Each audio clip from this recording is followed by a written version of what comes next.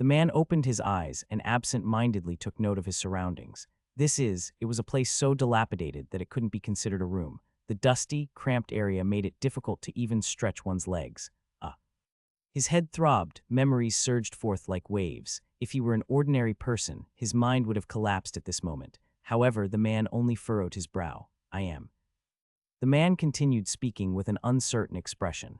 Frey Blake, third son of the Blake house and student at Westroad Academy, but at the same time. Taking a breath, he called out his true name, Lucas Trauman. If there was someone else present, they would have certainly looked upon him as a madman. Lucas Trauman, a name that was hailed as the greatest mage in human history. I'm finally out. A smile bloomed on Lucas' face. It was his first emergence since the great mage suddenly vanished from the continent 4 years ago. Frey might kill himself. Professor Dio felt a splitting headache upon hearing those words. It would be better if it were a joke, but not a single student at the academy was brazen enough to play this kind of prank on him. In other words, this student was telling the truth. Tell me what's going on. The student trembled at the frigid tone of his voice. It's about David and his group. David, when that name was spoken, Dio was barraged by a series of worsening headaches, adding to the one prior. David Stonehazard. Although he was only a sophomore, he was also a student whose decorum was closely being watched by Dio. He was not an individual with good intentions. The fact that his parents were counts bore no significance to the professor, as Dio's house also carried a notable reputation of similar standing. Moreover, since entering the academy, David couldn't openly defy him even if he was a duke's child. The problem was that David was very cunning. He knew how to use his parents' halo most effectively and excelled in finding various ways to exploit loopholes in the school rules. On top of that, he was vicious. In particular, he was even showing some kind of fanatical obsession with trampling on the weak. It was a public fact everyone was aware of but never mentioned. Frey, abandoned by his family, was the best prey for David to unleash his darkest desires to his heart's content. What did David do? He said he was going to break both of Frey's arms tomorrow afternoon during the practical training session. Both arms, that's not all. He plans on crushing the vocal cords and completely blinding him to make him incapable of using magic ever again. If both his arms were broken, vocal cords crushed, and his sight lost, it was evident that Frey would be unable to use magic unless he were an 8-star magician from the past era. However, yet another weakness remained after taking away all of those abilities. Frey Blake's mana sensitivity was so hopelessly low that it was embarrassing to even call him a magician. Even an illiterate commoner would respond better to mana. It was hard to believe that such a disaster came from the prestigious Blake family. As a result, his family treated him as filth, causing him to flee to attend the academy. For a year, the students, unaware of Frey's family situation, treaded carefully around him because he was a Blake. Some even pretended to be close out of fear of falling down the social ladder. Nonetheless, as Frey's history came into light, all the students ultimately turned their backs or mocked him, the disgrace of the Blake house. That was Frey's position in the academy. Dio rubbed his temples and sighed. He didn't think badly of Frey. Rather, he viewed him in a positive light. He was an exceptionally bright student, and his passion for magic was second to none. However, God had given Frey only passion and no talent. The practical training session was tomorrow. David wouldn't really make Frey a half-paralytic, but he'd probably break one of his arms. Not to mention David's family wouldn't need to bother to cover the incident up. The Stonehazard house had a particularly strong influence on the faculty of the academy. Perhaps the Blake house wouldn't make an issue of it either. Rather, they may have been hoping for such a result. Most aristocrats were already aware of the rumor of Frey possibly being an illegitimate child. What scum! Professor Dio's wintry gaze lowered, the bloodthirst in his eyes so fierce that the student in front of him hiccuped. It'll be curfew soon, so return to the dorms. I will go see Frey. Yes, sir. He nodded and hurried back. Like the student prior, many found David's wicked acts disagreeable. It was just that no one could show it openly. Dio rose from his seat. I need to hurry. He should be in the cheapest dorm next to the stable. Dio's pace hastened, hoping that Frey had not already seen it through. Lucas quickly regained his composure. For a moment, he was overwhelmed with his newfound freedom from the damned seal, but he should not be too excited. Lucas began to grasp the situation at once. It took much longer than I thought. He could determine roughly 4,000 years had passed since he was sealed away. For nearly 40 centuries, he had endured. Among all those long years, it was his first time gaining a physical body. All he could do was simply stare at his surroundings.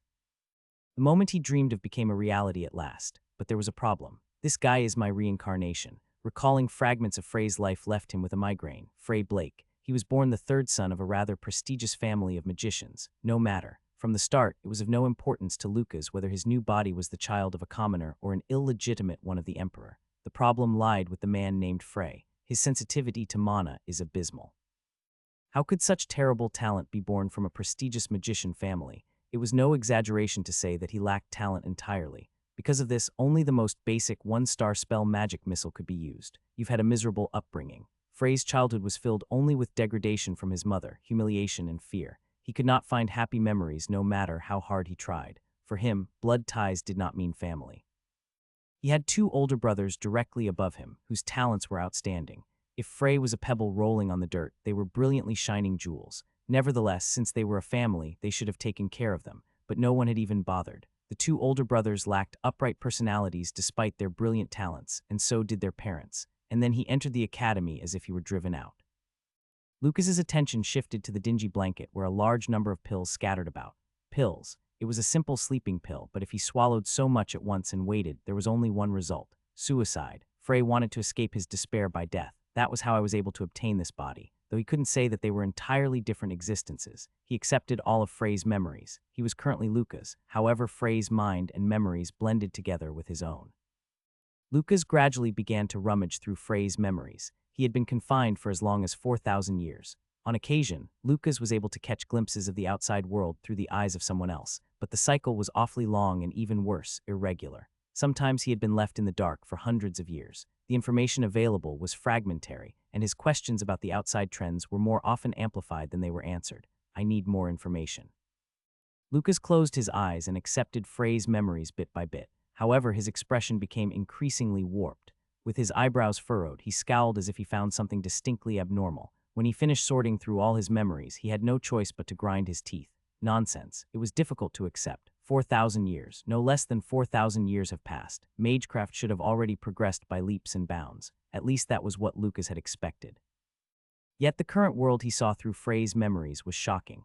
Is there no difference from those times? The development of society, the economy, as well as Magecraft was minimal. The same was true of technological progress. It was as if time had been frozen for 4,000 years. Even magic itself seemed to have regressed. 4,000 years ago, only the great mage Lucas could reach 9 stars, but there were quite a few 8-star mages just below him. Now, let alone 8 stars, it was as if there were only but a few 7 stars. Were they all gone? If not, perhaps hiding their existences. Nothing could be done for now, so it was pointless to erupt in anger. Sighing, Lucas cooled his emotions and thought about what to do first. For starters, regaining his former power was his top priority. Right now, Frey's mana reserves were less than a cup of water. If not an ocean like it was in the past, at least mana the amount of a lake should be collected. The sound of knocking abruptly filled the room. Who could it be? Lucas worried for a moment, then rose and opened the door. A cold-looking man stood before him. His blonde hair was slicked back while a monocle adorned his face, giving him an austere impression. I apologize for intruding so late. Lucas frowned and picked through his memories. It was not difficult to recall the identity of the man in front of him, Professor Dio Persman, one of the 3 most famous professors in the academy.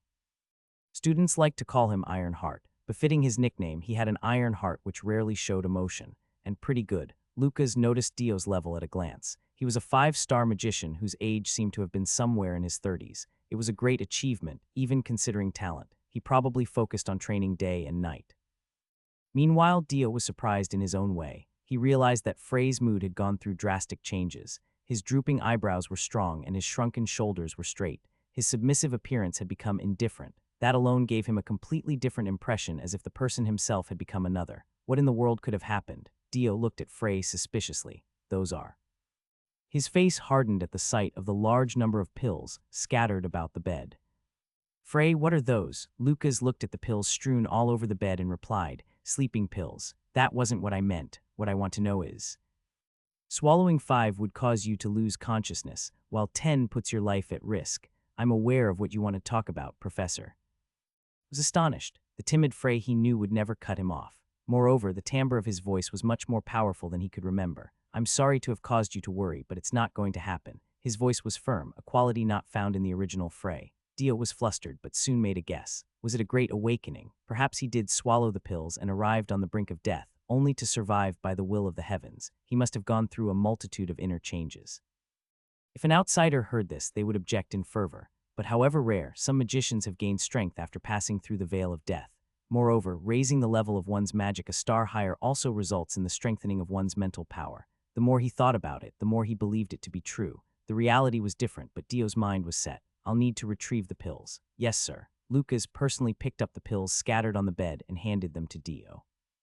Taking them, he nodded. Frey, I won't ask you how you got this many sleeping pills. However, keep in mind that I cannot allow such behavior twice. I understand, sir. Dio intended to leave at those words, but he turned his head and added, It seems like something fortuitous occurred. Congratulations. Lucas nodded with an unsure expression, but make sure to skip the practical training session tomorrow afternoon. What do you mean? It was really an honest question for Lucas, but Dio's expression became rigid as if he thought he was trying to feign innocence. You don't think you'll be able to defeat David just because you climbed a rank, do you? He's well known for being an excellent 3-star magician. You won't be able to do it as you are now. I'll tell the professor in charge of the afternoon class, so go to bed early. Dio parted with those words. Lucas remembered David's threat. I'm going to make you half dead in tomorrow's practical training session. Bastard of the Blake house. Ha ha ha, you can look forward to it. A contemptuous cackling brunette came to mind. His name was David Stonehazard. When he recalled David's face, sweat pooled on his palms. Frey was frightened, but the fear soon vanished without a trace his identity as Lucas forbade him to be afraid of such a teeny brat. Tomorrow's training session. Lucas was not worried. There was a mountain of work to be done ahead of him. In comparison, the problem of a little kid like David was not worth his effort. Deciding to head outside first, he opened the door and left the dormitory. Lucas breathed deeply, the brisk night air permeating his lungs. It had an unpleasant odor. Frey's memories let him know precisely where he stood. The student dorms. It was the worst dormitory among them. Because it was near a garbage disposal site and a stable, the air smelled foul. Even worse, it took as long as 20 minutes to walk to the main building. As a result, there were less than 10 people living in the large space. Lucas surveyed his surroundings and found an area where mana thickly concentrated. It took little effort since the area in question was the dormitory's backyard. It was a place hardly visited by others and was left mostly untouched. Hence, the nearby natural mana had been preserved to some extent. But what a shame, Lucas thought of the places he used to train at in the past. Glaciers that no human set foot upon, rivers of flowing lava, and summits that seemed to pierce the heavens, all of them were natural areas that allowed him to feel the purest mana. Regrettably, he knew that as he was now, he could not go anywhere near those areas without losing his life.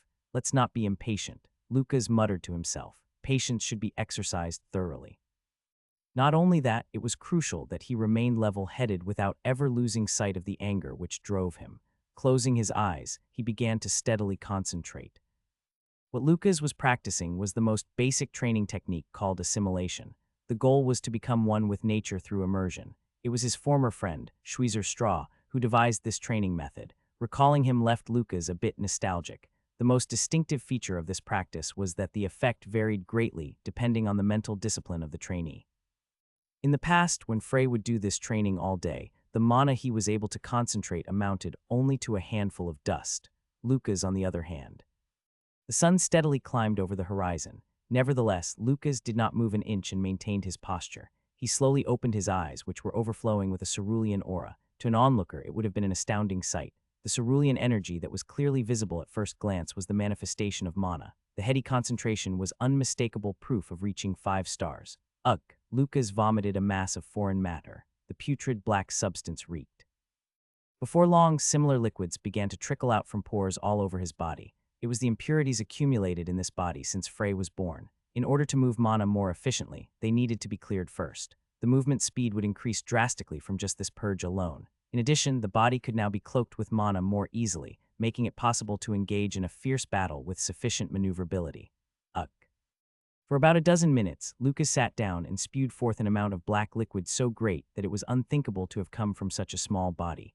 Once finished, he sighed with a satisfied look. Although he smelled dreadful and his clothes were drenched with the black substance, he was full of vigor. Looking at the mass of impurities that left his body, Lucas muttered, "This guy's blood vessels were blocked so severely, it's abnormal."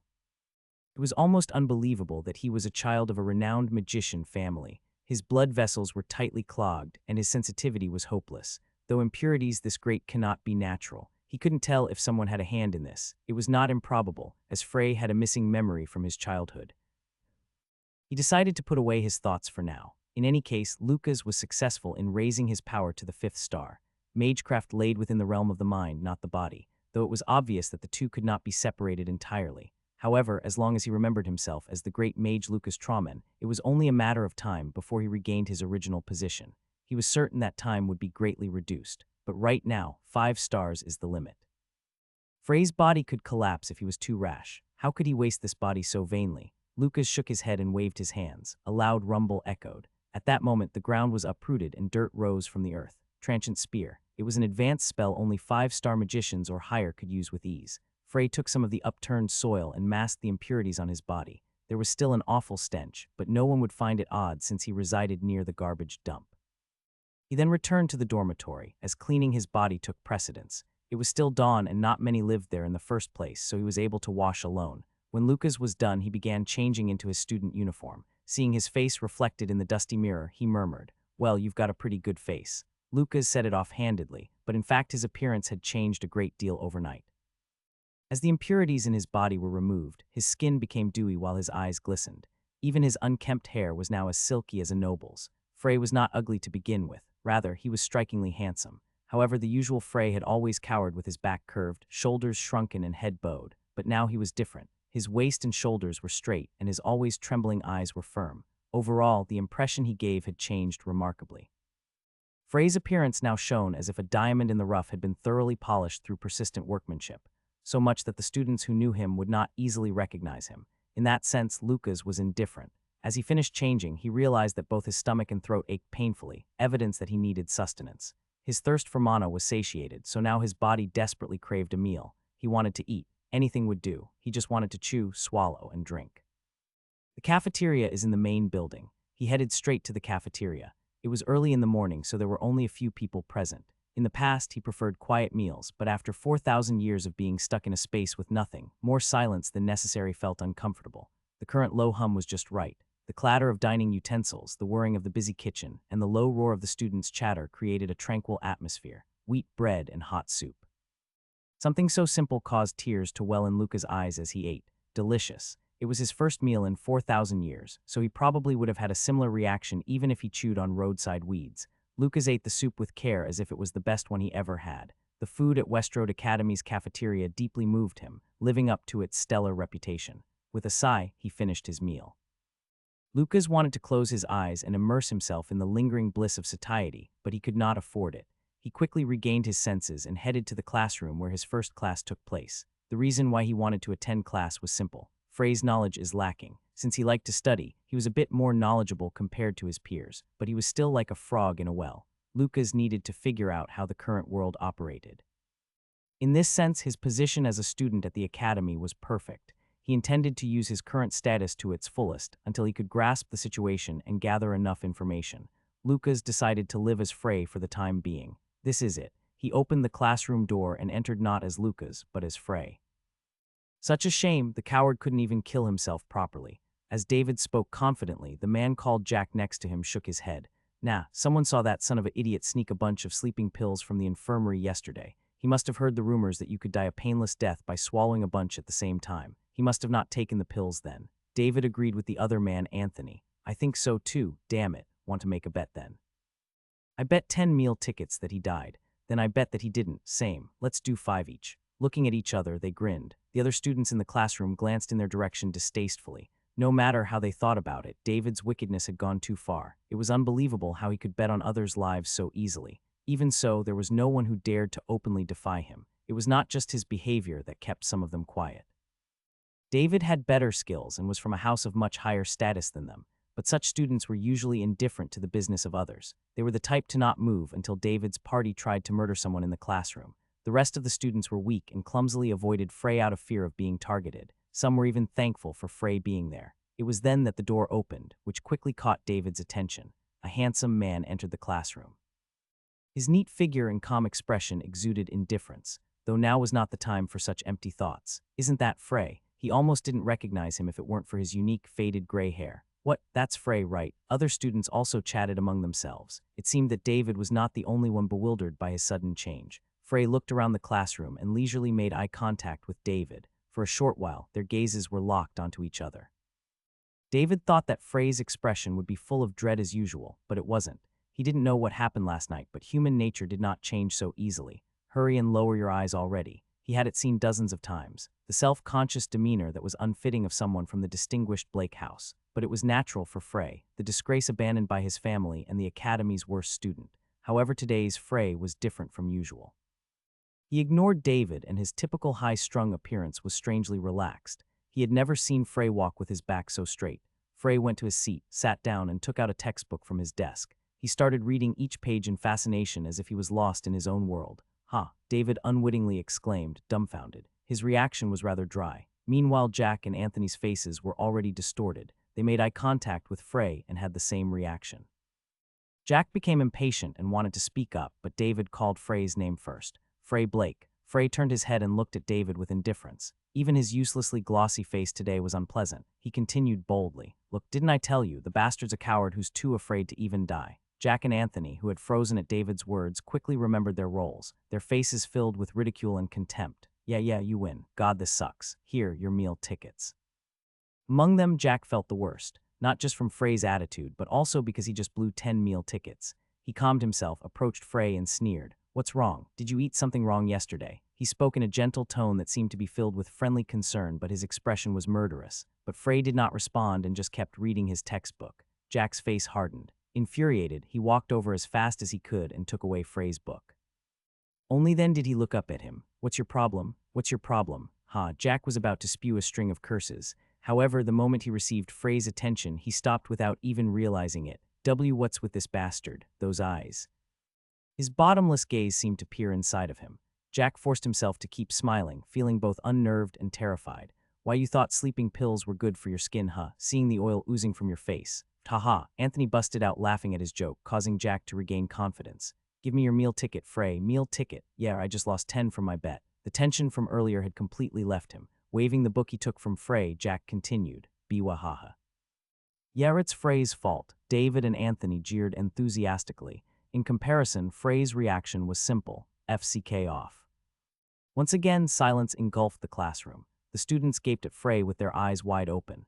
Of course, Jack's expression stood out the most. "What did you say?" His hesitation toward Frey disappeared in an instant and turned into anger. Jack had a very imposing physique and vicious impression for a magician. When seen by others, he would even be mistaken as a mercenary. When Jack grated his teeth threateningly, some of the weak-hearted students paled. Frey, on the other hand, remained calm.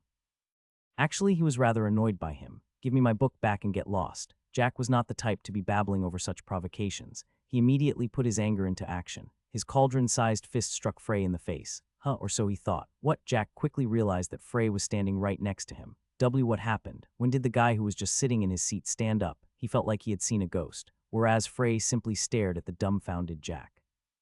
What the hell is up with this guy? As he scrutinized these guys in more detail, Frey's memories clearly surfaced from the moment he had entered the academy to the end of his life.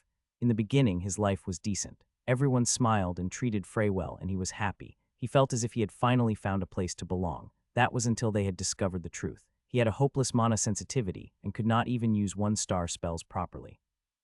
Even worse, he was a totally abandoned son of the Blake house. Trash. A bastard like you doesn't even deserve to attend the academy. I'm begging you, so just hurry up and die. In Frey's memory, David's horde were devils. Even Luca's impregnable mental strength could not prevent Frey's body from trembling so weakly. He could guess how much he had suffered until now. He had had a hard and painful life. Above all, it was due to the fact that he had no one to rely on. Frey accepted his memories completely, and at the same time he made a judgment. Frey did not intend to retaliate against David and his party. This was because the level difference was too great. It is like an adult getting involved in a playground dispute, but it was not the same. David's party's atrocious acts were as vicious as any other corrupt aristocrat. "I can't. What?" Jack was a little scared from the sudden change in Frey's attitude and how he vanished and reappeared like a ghost. But mainly it was his eyes. His eyes were like bottomless pits. Just by looking into them, he felt as if he was being sucked into his soul. Frey recalled his memories when he was Luca's. By the time he was hailed as the Great Mage, he had garnered another name, the Great Teacher. He raised, led, and supported many of his disciples. But now it was different. 4,000 years. He had been sealed in the abyss for a long time. Regardless of how much Lucas kept his reason intact, it was difficult to stay alone in a space where there was nothing. He had been on the brink of madness hundreds of times and had several occasions where his consciousness had nearly been consumed. But Lucas had succeeded in maintaining his self-awareness. How? There was only one way. He expelled his violent emotions endlessly. He constantly recalled the beings who had sealed himself away. His outrage neared bloodthirst. For months he would mutter words of hatred and curses so profane that they were difficult to say aloud. Clear mirror, still water, Chinese letter, Chinese letter, Chinese letter, Chinese letter was essential to increase the rank of one's magic, but Lucas at that time had no choice. Had he maintained only such static emotions, his consciousness would have been consumed by the abyss ages ago. PH whack, KGH, Jack was unable to make a sound.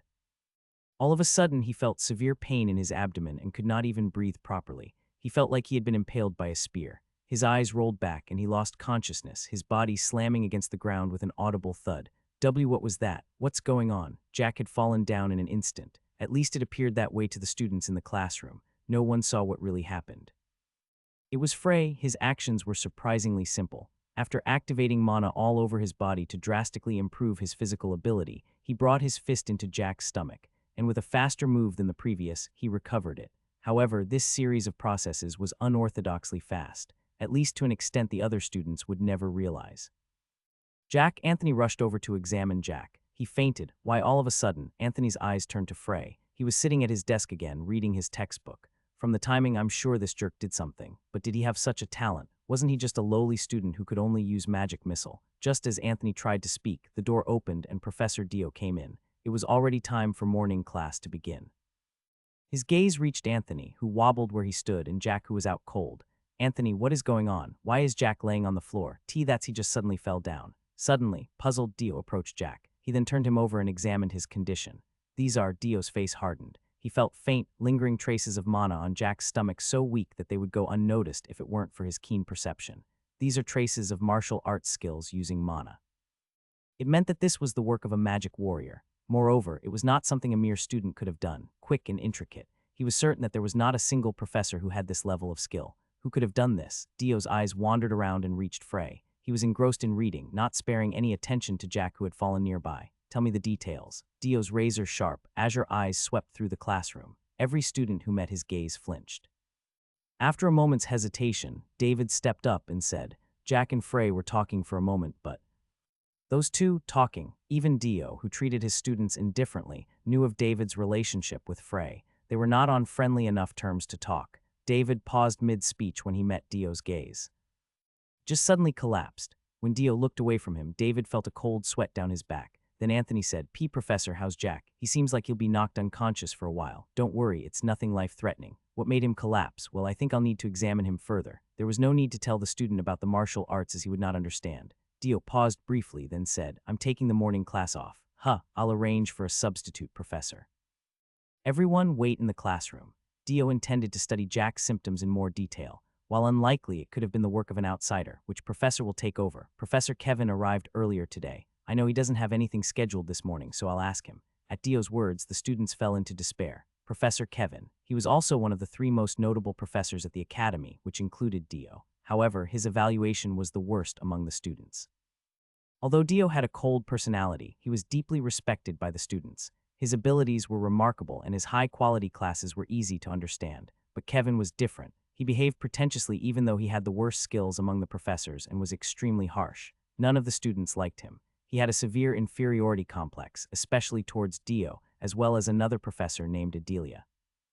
If Dio asked him to substitute, he would certainly accept to do so, thinking he got one over on him. Dio left carrying Jack on his back. The students sighed and prepared for Kevin's class. At that moment, David approached Frey and spoke bitterly. What did you do?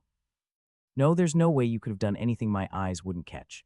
David concluded that it was just a coincidence and laughed to reassure himself. Don't ditch afternoon practice. Then he looked straight at Anthony and said, We should skip class. It's Professor Kevin's class, though. Will it be okay? It will. I'm sure Professor Kevin will understand. As David said so with a grin, Anthony also smiled. Kevin realized that he could not touch David. He finally looked at Frey. Even with the commotion that occurred just a short while ago, there was little change in his expression. Yeah, keep up that attitude. I'm looking forward to seeing what kind of face you'll make when I crush you. He was going to end it with breaking an arm, but now he thought it would be better to take an eye, too. With that, David and Anthony left the classroom. Of course, Kevin was a balding, middle-aged man with half his hair already gone. The protruding lower lip, slanted eyes, hooked nose, and bulging belly made him look more like a thief than a magician. I look forward to your kind cooperation. At Dio's words, Kevin burst into laughter. Don't worry. Professor Dio himself bowed and begged me to do my best. He made sure to strongly emphasize the begging part. Dio neither bowed nor begged, but he nodded once because he did not want to waste time childishly arguing with him. Kevin headed to the classroom grinning ear to ear. In the first place, he did not really hate teaching classes. Rather, it was more of a preference. Most of the students at Westroad Academy displayed trust and respect to their professors. Even if they were displeased, few people showed it openly. Kevin liked that. It was the reason he tried so hard to become a professor at Westroad. He struggled to the point of having nosebleeds, but the fruit was so sweet. If he lacked the same professor's position, he would never be spoken to politely from elites such as Dio and Adelia. He would be lucky to not be ordered around, let alone be asked for a favor. When Kevin opened the door and entered, most of the students looked up without delay. The grades for each subject could only be determined by the professor in charge. In other words, if a student displeased him in any way, they would receive poor grades regardless of their actual scores. The quick-witted students knew what expression Kevin liked the most. When he saw the students' bright eyes, Kevin laughed softly. "I'm not sure if you were already aware, but due to unavoidable circumstances, I will be in charge of the lessons this morning. Then everyone, open your textbooks." The students rushed to open their textbooks.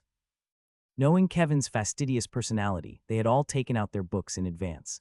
Frey was lost for a moment because he did not know what subject Kevin was in charge of teaching. He looked around and saw the title of a book taken out by another student, The History of Magecraft. Fortunately, all of his textbooks were already on the desk. He began to sort them out one at a time. His figure stood out and caught Kevin's attention. At first, he did not recognize Frey. But upon seeing his signature gray hair, he immediately realized his identity. Frey Blake, that bastard's back in my class. Frey Blake. He was a notorious student in the academy, so Kevin obviously knew of him. He disliked Frey. He wanted to be respected by the children of distinguished families who were carefully selected from all over the country. He did not have a speck of interest in what a lesser-born, illegitimate child thought of him. Rather, he thought that Frey was the one who lowered the quality of his classes. After letting him know that his efforts would never get him anywhere, Kevin had driven him out very cruelly. Frey Blake ran out of class with his face flushed and never attended since. Kevin thought he would never see him sitting there again. What kind of wind's blowing today for this to happen? Moreover, the air around Frey seemed to have changed slightly. Kevin naturally could not recall Frey's appearance in detail, but his frightened eyes and his shriveled shoulders were unforgettable. But the Frey now was imposing. There was strength behind his gaze and his back was straight. If it weren't for the color of his hair, Kevin would not believe he was Frey. It did not matter. Although he could not tell what was going on in Frey's mind, kicking that spineless brat out again was no big deal. Grinning widely, Kevin said, "Frey, it's been a while since I've seen you. Was there any special reason for not attending my class?" Frey found the textbook just in time and replied while putting the rest back. "I couldn't find the right time. Maybe there was something that you thought was more important than my class," Kevin said forcefully with his teeth clenched. Initially, it was the result of his harassment, but now Frey was speaking as if he had rejected Kevin's class on his own. The other students looked at Frey with half worry and half expectation. Most of them realized that Frey had changed a bit by witnessing how he had stood up to David's crowd. However, this time his opponent was Kevin, the most disliked of all the professors. He would not be able to rebel like before. "I guess so." Frey responded lightly. Someone among the students gasped loudly. They were not alone, as most of the others had similar reactions. Then, Kevin's face hardened. It would be meaningless to show his anger here. Frey was a student while he was a professor. If he stooped to his level, his authority would only plummet. Kevin smiled and clapped his hands. Good, all right. Some things are more important than class. I'm sure you wouldn't waste all that time. Certainly, you've got plenty to show for it. In that case, let's stop with the idle chatter and begin." Kevin opened and skimmed through the textbook. With a smile, he said, "Frey, here's a question for you." The students held their breath. Kevin's questions were notorious for being tricky. He never asked questions that could easily be guessed. Moreover, the punishment for not answering correctly was severe. In addition to docking grades, there were times when students had to stand until the end of class. To make matters worse, Kevin's target was Frey, who had never even attended his lessons before. What were the 3 artifacts used by the magic warrior king, Cassigen? Frey did not reply. The students thought the question was distasteful. The magic warrior King Cassigen was the greatest magic warrior in history, yet most of Westroad's magic-oriented students knew him only as one of the great Mage Lucas' companions. Some even had no clue who Cassigen was. Of course, it was not that he was omitted entirely from the history of Magecraft. Rather, his mention only encompassed a mere 3 lines, as he had walked the path of a warrior. Of course, the information about which artifacts he used was left out altogether. Kevin leered. "What's wrong, Frey? Didn't you spend all that time accumulating knowledge that you couldn't find in my class? Or is it that you thought the achievements of a magic warrior were not even worth your time?" Frey remained silent. Just as he began to answer, a student seated in the back spoke for him. "I object. As far as I know, the magic warrior King Cassigen has no place in the history of Magecraft." For a moment, Kevin was silent. If it weren't for her blood ties to the academy, Isabelle Trisnine would have been chased out of the classroom in a more terrible way than Frey. She had always interfered with his classes in every aspect. Kevin replied smugly. Cassigen was the first person to develop a method that used mana to enhance physical abilities. Although his pursuit was different, no one can deny his advancement of magecraft. But Kasijin was a martial artist who used mana solely to train his body. Such a person cannot be considered a magician. That was true. Isabel's knowledge was far ahead of her peers and was no less than a professor's, but a sly smile still remained on Kevin's face. Then are you choosing to ignore everyone who walks the path of a magic warrior, Isabel? That is an outlandish interpretation. Oh, that may be. However, whether or not magic warriors should be considered magicians is still a major debate in the academic community. It's a sensitive subject that can sometimes lead to a contest of pride between learned societies. While it's important to voice your opinion, do pay more attention to your remarks. If you want to succeed as a magician, that is. But the one I asked was Frey, not you, Isabel. Isabel bit her lower lip. She disliked Kevin to begin with and thought he was repulsive. He was the worst sort who enjoyed tormenting the weak for his own satisfaction. She was also well aware of his lecherous gaze that would often sweep her body. Even now, Kevin thought he was being discreet, but Isabel could tell. She felt horrible as he ogled her, as if 1,000 insects were squirming over her entire body. Kevin's eyes narrowed as he noticed the look on Isabel's face. What a shame, if it weren't for her relation to the academy. Frey, who remained silent throughout the whole exchange, finally replied. The Tiger King's glove, the giant's belt, and the Gale necklace. Kevin's eyes widened while Isabel gazed at Frey in astonishment.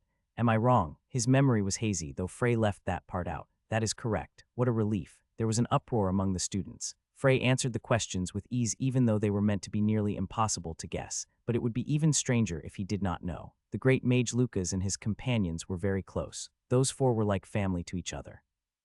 From their favorite foods to their most trivial habits, he knew them all. As Frey reminisced, his expression dimmed for a moment. Kevin became solemn at once. This was just a warm-up. I've still got more questions for you, Frey. All right. Frey was rather pleased with the situation. Unbelievable. Kevin openly gaped at Frey. His attention was absorbed in the book as if he was not the least bit interested in what Kevin had to say. He answered everything correctly.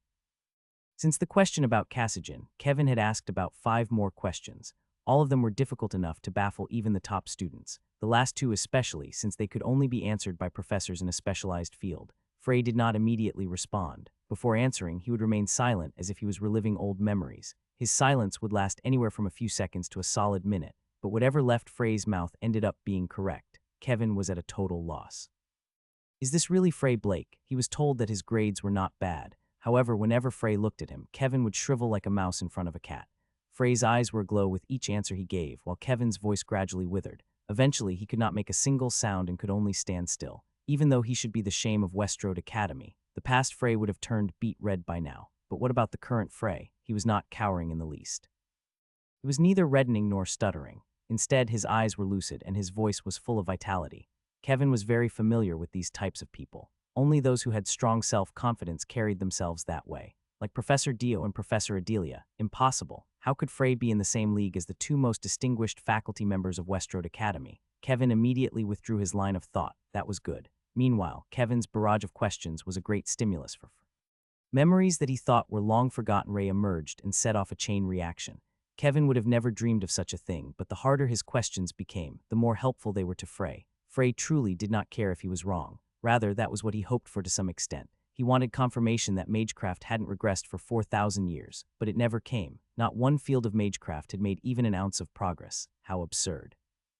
It was especially laughable to call the era when magecraft shone the brightest 4,000 years ago the Light Ages. Was there anything else you wanted to ask? Kevin was rendered speechless by Frey's question. For a while, he could only gnaw at his lips until his eyes lowered to the textbook. Page 131. Kevin could not hide his humiliation. He had just admitted defeat during his own class. Before long, it was time for the lesson to end. Kevin glowered at Frey, then took his leave. I should go eat lunch at the cafeteria. As Frey recalled the especially delicious meal he had there, his mouth began to water. Ever since his escape from the abyss, eating became very enjoyable. Frey rose from his seat and realized that the students around him had been watching him for some time. Many appeared hesitant to speak. Frey had already been targeted by David. Very few of them were in a position to be able to ignore David's warnings. Are you going to the cafeteria? One of them was Isabel. The power of the academy was much greater than that of David. She looked directly at Frey with an irresistible curiosity burning in her seemingly tranquil gaze. He seems like a completely different person. Isabel knew Frey. The Blake house was an esteemed family of magicians. When she first heard that a magician from the Blake house was admitted, she had expected a tremendous talent. But then Isabel's expectations were soon shattered. It was safe to say that Frey had no talent at all. If it weren't for the Blake family, he would not have even been allowed to attend the academy. That kind of Frey had changed overnight. The cowardice that plagued his every step vanished. He was no longer subservient to David and his crowd when they tried to toy with him. He was not even intimidated by Kevin's deluge of questions and instead answered them with ease. Frey swept past her and kept walking. For a moment, Isabel was dazed. Am I being ignored? At least it was her first time being ignored since entering the academy. Panicking for a moment, she hurriedly chased after Frey. This time she stood right next to him and spoke more clearly. Frey Blake. Only then did Frey spare Isabel a glance, rolling his eyes. Are you talking to me? Yes, I didn't know. I'm heading to the cafeteria. Frey did not slow down even when answering her. Naturally, Isabel turned to pursue him. About the last question that Professor Kevin asked. The last question. What was it again? Frey thought it over and soon came up with the answer. Schweizer's 3 training methods. Yes, that one. While talking, they arrived at the cafeteria. Frey took his lunch after exchanging his meal ticket and sat down. Isabel set her tray across from him. The surrounding people stirred up at once. Isabel was one of the most popular students. It was not just due to her relation with the academy. Her grades were outstanding enough to place her among the top 3, and her appearance was beautiful. Even David had expressed his favor to Isabel on several occasions. But there she was, sitting across from the worst student, Frey, eating her lunch. Isabel sitting with him. Except for those who were just in the same class as Frey, a majority of the students glared fiercely in his direction. I thought Schweizer had developed only 2 training methods, assimilation and amplification. You mentioned battling earlier. It's the first I've heard of it. Is that so? However, battling was also the most dangerous of the 3 methods. Frey cut a large piece of sausage and scoffed it down. It was extremely delicious. At first, I thought you were just saying whatever came to mind, but from the professor's reaction, the answer seemed to be correct. What are you trying to say? Isabel hesitated for a moment, then continued. What kind of training method is battling? It was what Isabel was most curious about. Frey replied lightly. What stage are you at right now? I have reached 3 stars. Isabel spoke humbly, but Frey was shocked and fell into deep thought. He then said with a nod, that's pretty good for your age. At that moment, Isabel felt as if she was speaking to a wise old magician instead of Frey, but then she remembered his situation and looked remorseful. It seems as if you don't have any grievances. That's right. Frey finished his meal in a flash, while Isabel had taken a mere 2 bites of her salad. I'll be going first then. Wait a minute, what kind of method is battling? Refer to the book. What I know may not be certain. His knowledge might be outdated, so he was not sure if any odd side effects would occur. Frey left the cafeteria, the conviction behind his gaze bewildering Isabel. Afternoon class had begun. David stepped onto the vacant lot, arriving early. Anthony, who just stopped by the infirmary, said, I heard that Jack will be all right. They say he'll be up by evening. What were his symptoms? The professor doesn't know yet, but knowing him, it was probably just mono-exhaustion. David was unsure. The other students were starting to gather. It was almost time for the lesson to begin when Professor Jane made her appearance. She was one of the few female professors at the academy, but was unmarried even though she was over 40. Students who attended her classes at least once were well aware of the reason. She had an awful personality similar to Professor Kevin and was not enthusiastic about this class. That last point was especially important to David. If Dio was the professor in charge of today's class, chances were high that he could not achieve his goal. He treated all students fairly. Perhaps there was no difference even in the way he treated the unparalleled genius Peruin and Frey the Disgrace. But Jane was different. David understood her personality well and had the confidence to use it to his benefit. But why hasn't he showed up yet? He didn't run away, did he? David began to think so, but soon shook his head. Maybe the past Frey would, but not now. Frey made it to the practical training field just in time. David was anticipating the moment he would kill him. When he saw Isabel accompanying him, his face hardened. Isabel Trisnan, what was she doing with Frey? They seemed to be absorbed in conversation. What was even more surprising was Isabel's expression. She, who rarely displayed emotion, was now more animated than ever. She gestured as she talked, and her admiration showed clearly on her face. She was even giggling. The very same Isabel who would not spare David a single glance despite his efforts to woo her. Professor Jane turned to Frey. Frey Blake, what could have happened to cause Professor Dio to say that he would not be able to supervise the class? She was puzzled but did not care too much about it. Jane looked around then spoke in a bland tone. I see you've all gathered. Then I'll call roll. Ian Durrett. Once she noted that there were no absentees, she continued with a nod. Today's class will be a practical training session. You will all compete one-on-one. However, the match may be suspended at any time according to my personal judgment. Only 1-star spells will be allowed for the sake of fairness. Any questions? David raised his hand. Speak. How are you deciding the pairs that will compete? The professor in charge will decide. Don't worry, I'll match only those similar in level. With an expression devoid of any ill intent, David spoke what was really on his mind.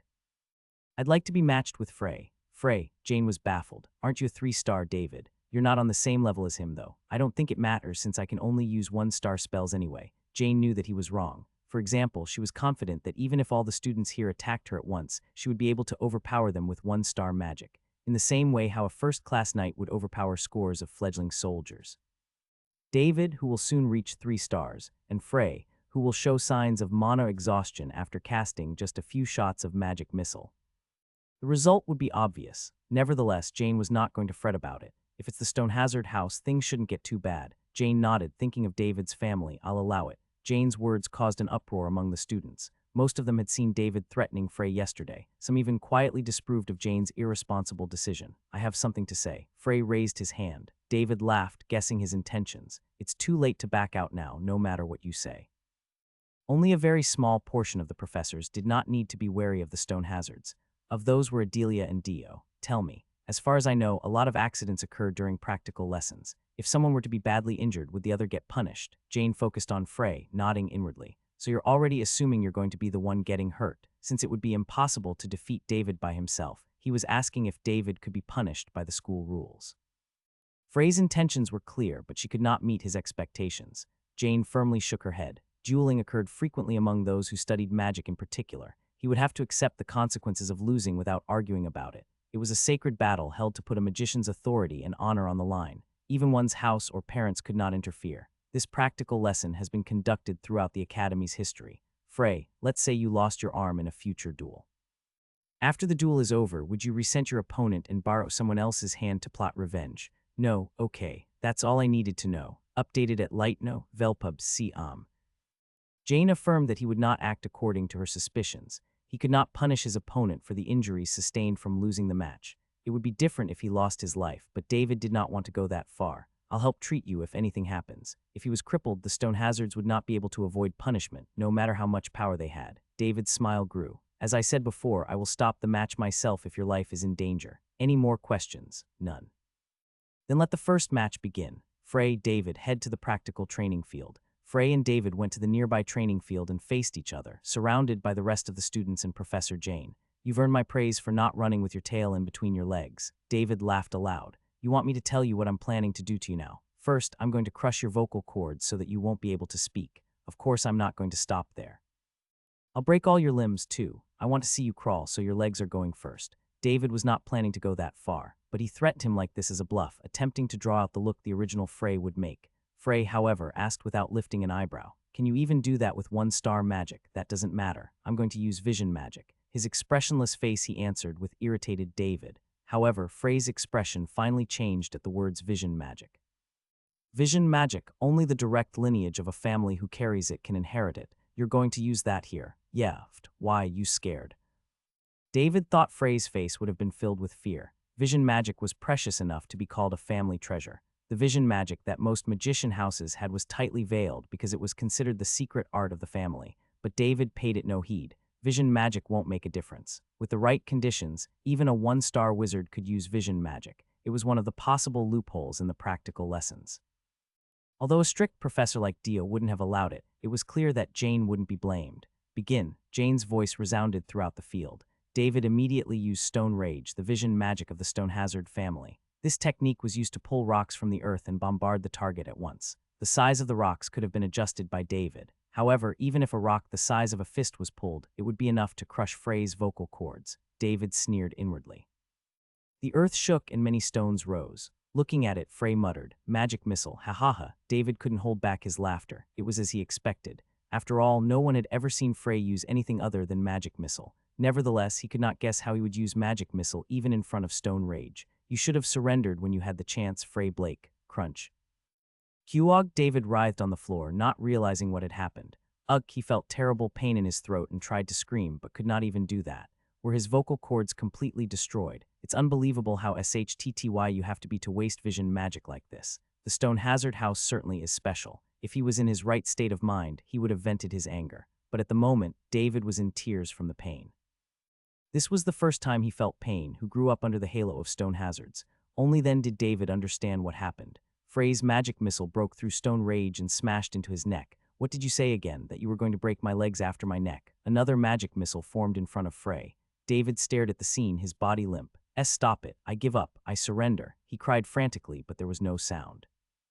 Only a powerless whistle came out, and even that was too weak to reach Frey. Crack Kuog, David's eyes rolled to the back of his head. He almost passed out. In fact, he wished he did. But the breathtaking pain kept his mind teetering on a thin wire. I get it now. He remembered what Frey had asked Jane before the match. It wasn't that he was worried about himself. Clearly, Frey wanted to know what would happen if he made David a half-paralytic. Is it really that painful? Having your vocal cords ruined and legs broken. Only. Frey was frighteningly indifferent. David was afraid of the look on his face, but his voice terrified him more, sending shivers down his spine. It had a light tilt. You're trash who doesn't even deserve to be called a magician. I'll give you a little help in giving up your miserable dream. That's enough. If that happened, David would be abandoned by his family. The past Frey had clearly shown how those who failed to use magic in magician families were treated. The vision magic would fall into the hands of his brothers, and he would have to live under the care of his family for his entire life. Magic missile. It was unbelievable that one-star magic could be so petrifying. David looked at the magic missile, his eyes filled with horror. Frey Blake had changed. The rumor quickly spread through the student body. Did you know he successfully faced Professor Kevin's barrage of questions? 5 times. Unbelievable. Isn't he the first person other than Perrin? Even 4th grade students might get them wrong. Besides, he even fought with David during a lesson and destroyed him. I heard about it too. Weren't his vocal cords and both his legs broken? Wow. If he doesn't get healed, then he's done being a wizard. Frey's environment also changed. It was the next day. After the lessons, someone approached Frey, who was reading a book in the library. These days he had been getting along well with Isabel, so he thought it was her, but when he raised his head, there was a man standing there instead. Are you Frey Blake? That's right.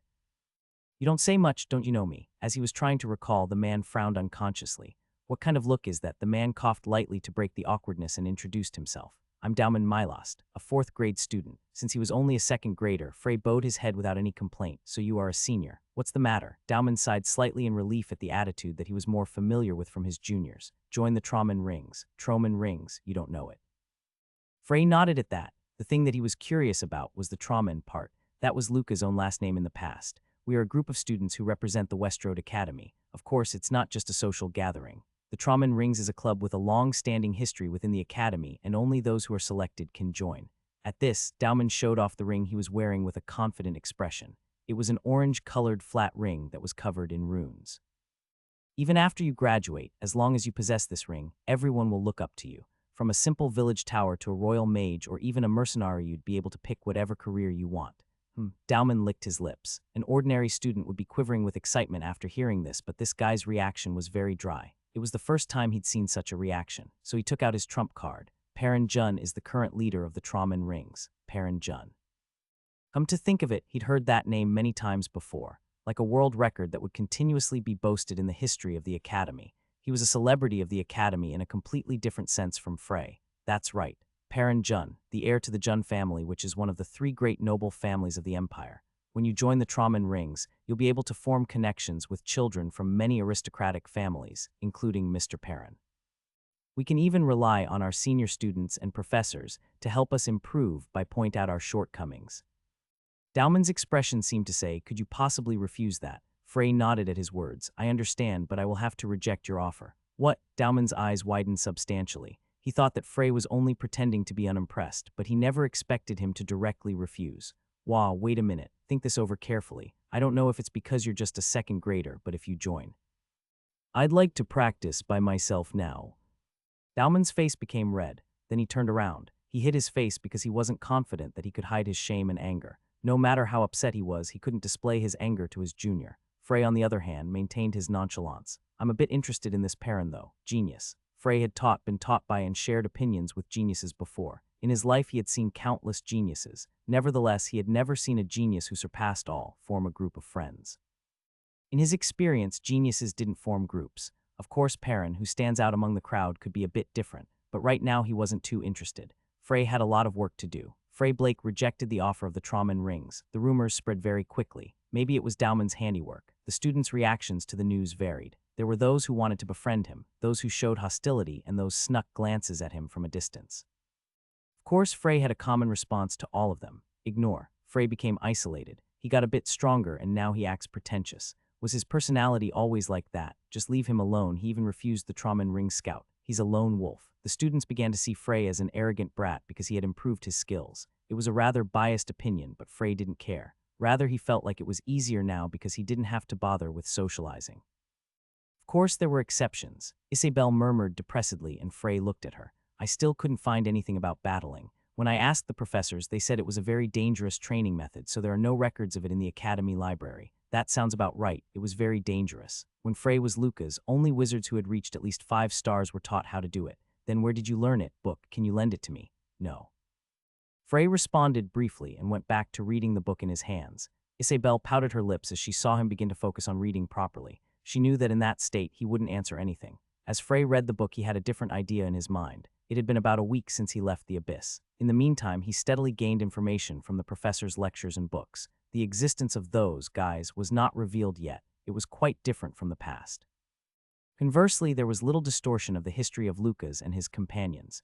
This was quite unexpected. We were a thorn in their side. If they gained complete control of human society, it would have been logical to erase all traces of our existence. That's why he came to a conclusion. It was likely that there were those who took up the will of him and his companions to fight against them. For a whopping 4,000 years. Finding them is my top priority. Who is the best wizard in this academy? You ignored all of my questions. If you answer in detail, I will answer one thing that you're curious about. At that, Isabelle's expression became extremely bright. She gathered her thoughts for a moment before opening her mouth. Among the students, Perrin Jun among the professors is Professor Dio or Professor Adelia, but the strongest overall is my aunt. Your aunt, yeah, Cirrus Trisnine, the head of Westroad Academy. She's a 6-star wizard who was granted the title Glacier by the Empire. 6-star. It wasn't a low level to attain, but Frey was confused. Something he'd realized while looking at the books was that there were no wizards who had reached the 9-star level in this era. The last 9-star wizard had appeared more than 3,000 years ago. 8-star wizards were called archmages and were praised as the strongest under the heavens. Fewer than 10 people had reached that point. The magic that protects the academy is not simply at a 6-star level. Frey hadn't realized it at first. But there was clearly magic surrounding the entire academy. There were also various types, from simple location tracking to alerts, defense, and power increments. If she's the head of the academy, then she should be the one who installed it. If it was a wizard of that level, then she might know something about them. However, she could be hostile toward him. No, it is very likely. I need to raise my level to at least 7 stars first. If Frey was at the 5-star level, then he would be able to defeat wizards at 6 stars. However, from 7 stars and up it was different. In the past, Frey classified all wizards at and above 7 stars as archmages. Mana reserve, casting speed, magic power, and mental power. There was a big difference in every aspect, because the difficulty to reach the 7-star phase could not be compared to what you experienced before. That meant that archmages had 1 or 2 mysterious means. It was power that David's vision magic could never compare to. In order for him to defeat a 7-star wizard, he had to at least enter the beginning state of the same stage. A month should be enough to reach 5 stars. It would be possible even if he only did morning training in the empty lot near the dormitory. However, it would be difficult to reach level 6 with the poor mana there, and it would be even more difficult to reach 7 stars. Should I just give up my status as a student now? Frey contemplated for a moment. In any case, he had already been abandoned by his family, so they wouldn't care if he went missing. He was sure that if he asked Professor Dio about the expulsion-related procedures, it would be easy, but he soon shook his head. It would be difficult to come back in if I leave. It was best for him to maintain his status as a student until he knew the true identity of Cirrus Trisnine. Then I'll just wait for a vacation in a month. When the vacation began, students usually returned to their hometowns to take a break.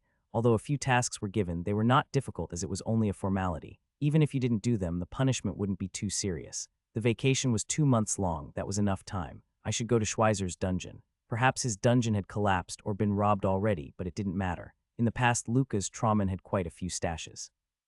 You could say that in his dungeons one could find books that he'd read in the past, a few golems he'd made out of interest, and other miscellaneous things junk. But Schweizer was different. He gave his dungeons a lot of care and affection. His dungeon shouldn't have collapsed yet. Moreover, the dungeon was positioned in a place unimaginable by ordinary people. If someone was able to find it, then they deserved to take some of the stuff inside of it. I'll need to go to the Hispania Mountains in the north.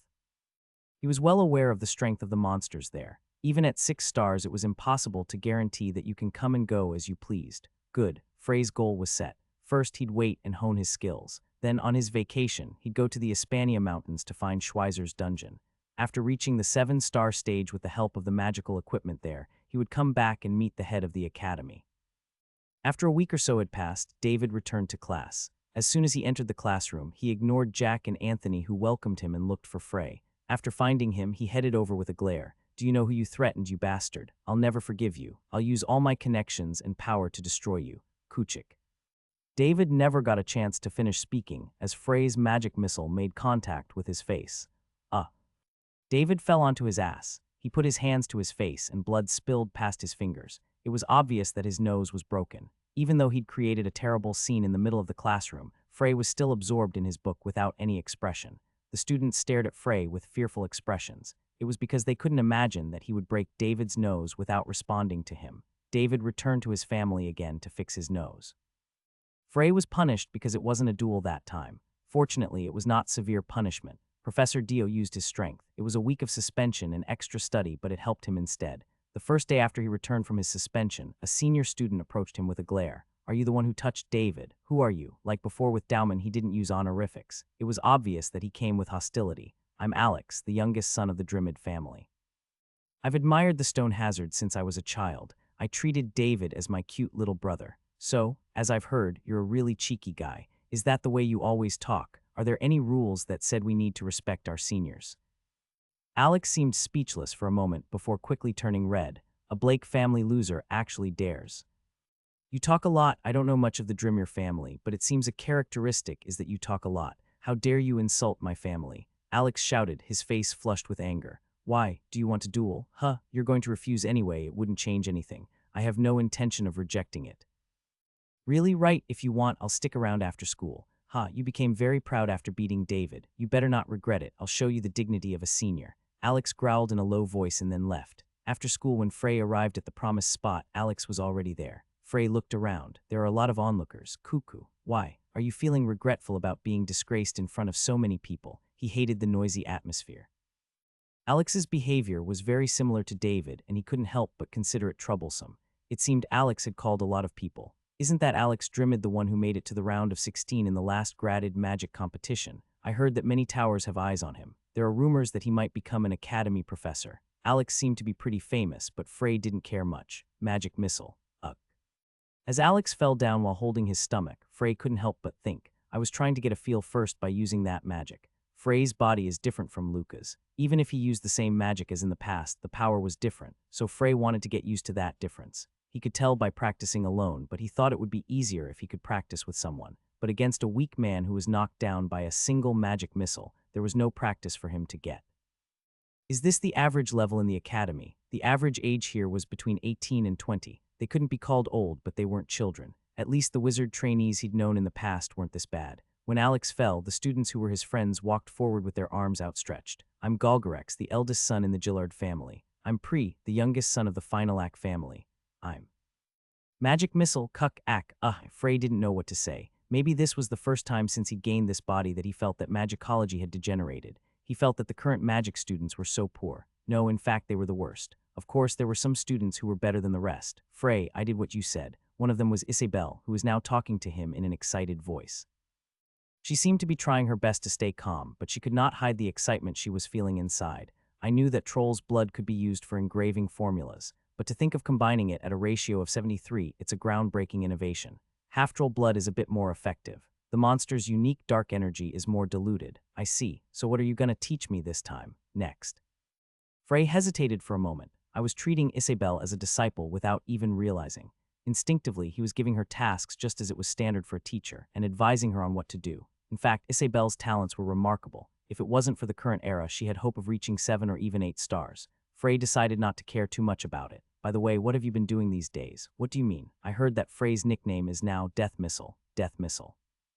Aren't you the Death Missile? It wasn't wrong, but he didn't like the name Death Missile because it sounded childish. Besides, it was a bit unfair because he didn't kill anyone. Their magic was just terrible. Come to think of it, you asked who was the strongest in the academy. I think you're a good candidate, that.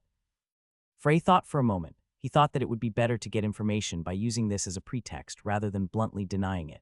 Maybe. So the guys I fought were the strongest among the cadets, I don't know. Were any of them wearing an orange ring, a golden necklace, or a blue bracelet? He thought back to his memories. There was no such person. No, the orange rings should be the Trauman rings. What are the golden necklaces and blue bracelets? Stroh necklaces and Fisponder bracelets. They are the most powerful clubs in the academy, alongside the Trauman rings. The relevant names popped into his head one by one. Lucas Trauman, Schweizer Stroh, Iris Fisponder. Frey listened to Isabel's explanation as nostalgic feelings swept through him. Most students are in a club. Are you? Isabel shook her head. I'm comfortable being self-taught. Doesn't seem like it to me. Isabel's face reddened as she realized that she had been asking Frey for help a lot recently. Anyway, if you're not in a club, then you're probably not very talented. Even the prestigious families have members with poor performances. Since he wanted to see how good he was, Frey began wondering how he could go up against them. Seeing as they are all silent, they're not as thoughtless as those ones before. If they were all like David, it would have been better. Frey wanted to test his skills, but he didn't want to go and cause trouble. I'll just wait quietly for the vacation. It was not that important for him to see the skills of the aspiring wizards. It was finally time for a vacation. After the ceremony, Frey returned to his room and looked at a map. It's a pity I can't teleport yet. He had to be at least 7 stars to use it. If he was lucky, then he would be able to use it come back. He even got the coordinates for the dormitory just in case. Let's think positively. He had to broaden his horizons by exploring around the world. His theoretical knowledge was solid, but seeing with his own eyes was better than reading books or seeing paintings. Firstly, he had to visit the capital of the Cascow Empire, Cosymphony. There were many other ways, but the fastest and safest way to get there was with a warp seat. The existence of the warp seats interested Frey greatly. This mode of transport didn't exist 4,000 years ago. It's expensive, but it's efficient and safe. He didn't know much else, but he knew that it was a good idea to commercialize warp seats. Of course, as he said, its only flaw was the price. At the moment, Frey's wealth was only about 1 gold coin. It was enough to stay in a relatively decent inn for about a month, but the capital was much more expensive. As a noble, his reputation was as non-existent as his fortune. Frey's situation was deplorable, but he was fine with it. Let's go to the capital first before thinking about this. Since it was a crowded place, it would be easier to make money there. If that didn't work, then he could just kill a few monsters. Frey went to the south gate of the Westroad Academy. After leaving there, he walked for a few minutes before arriving at a river. Taking a boat from the dock was the fastest way to get to Cosymphony. In addition, it should be noted that students could travel on the ships for free.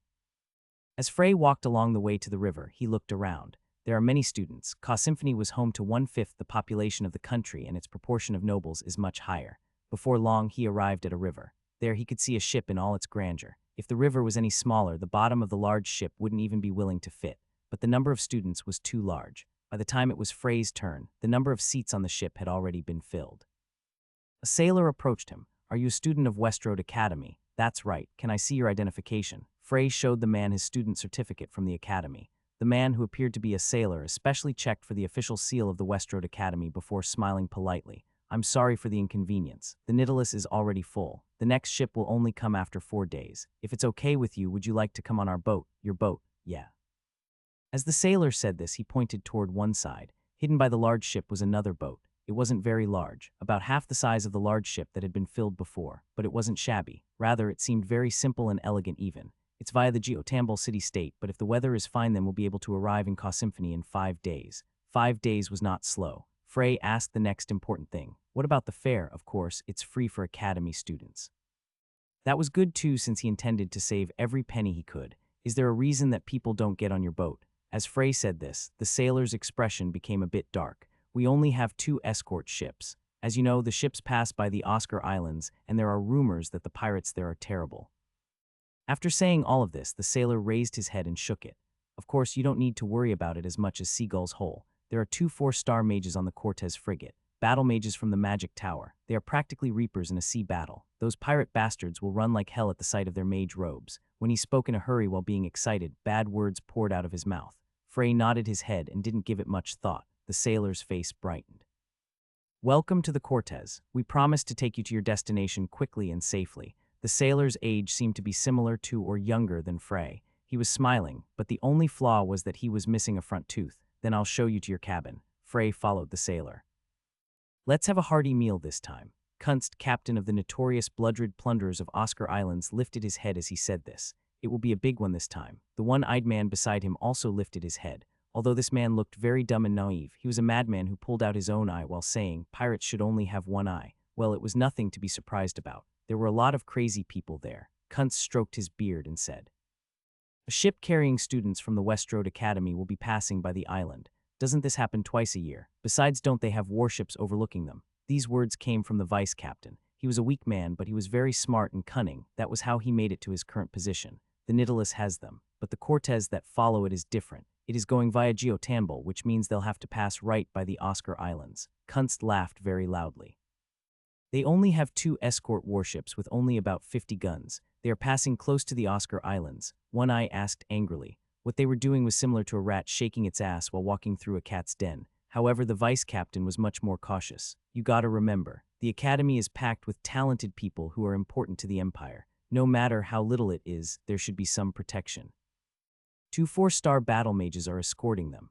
Battle mages. The one-eyed man couldn't help but shout at those words. Even a few pirates nearby turned pale when they heard that.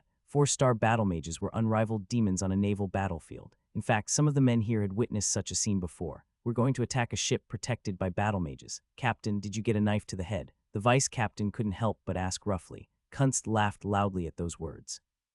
I've been hit twice. Of course, I'm fine regardless of that. My dear right-hand man, it's not that we don't have any chance of winning, because we have an old man who will help us in the future. Old man, cuckoo.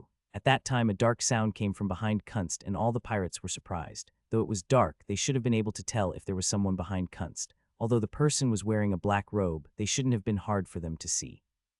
The faces of the pirates were struck with astonishment as the hood was pulled back and the face was revealed. Huck, a ghost, hic. It was a walking skeleton. It was a white skeleton without any flesh. In the place of its eyes, there were deep black holes filled with red flames. Seafarers usually had strong beliefs in superstition. In particular, they were especially afraid of the sea's evil spirits and ghost ships. The skeleton's appearance reminded them of both. Kunst enjoyed the expressions of his men with a triumphant look on his face. Let me introduce you to Dullard, a lick. Frey sat on the deck of the ship and looked around. There were few people there besides the sailors and a man who was giving orders here and there saw Frey before approaching him. Are there any inconveniences? Frey realized he was the captain and shook his head. I just came up to get some fresh air. Frey subconsciously spoke politely to the captain because of his age and title. The captain's eyes shined. He has a class. The captain was only a commoner that had been employed by the Empire, and since most of the students knew this, those who boarded usually treated him poorly. The captain was even used to it after experiencing it for a long time. For this student to use a polite tone when speaking to the sailors showed that he was someone with an amazing background. Of course, it wasn't a definite indicator that he had a good family. There were many students who did not have a trace of elegance or politeness even though they hailed from great families.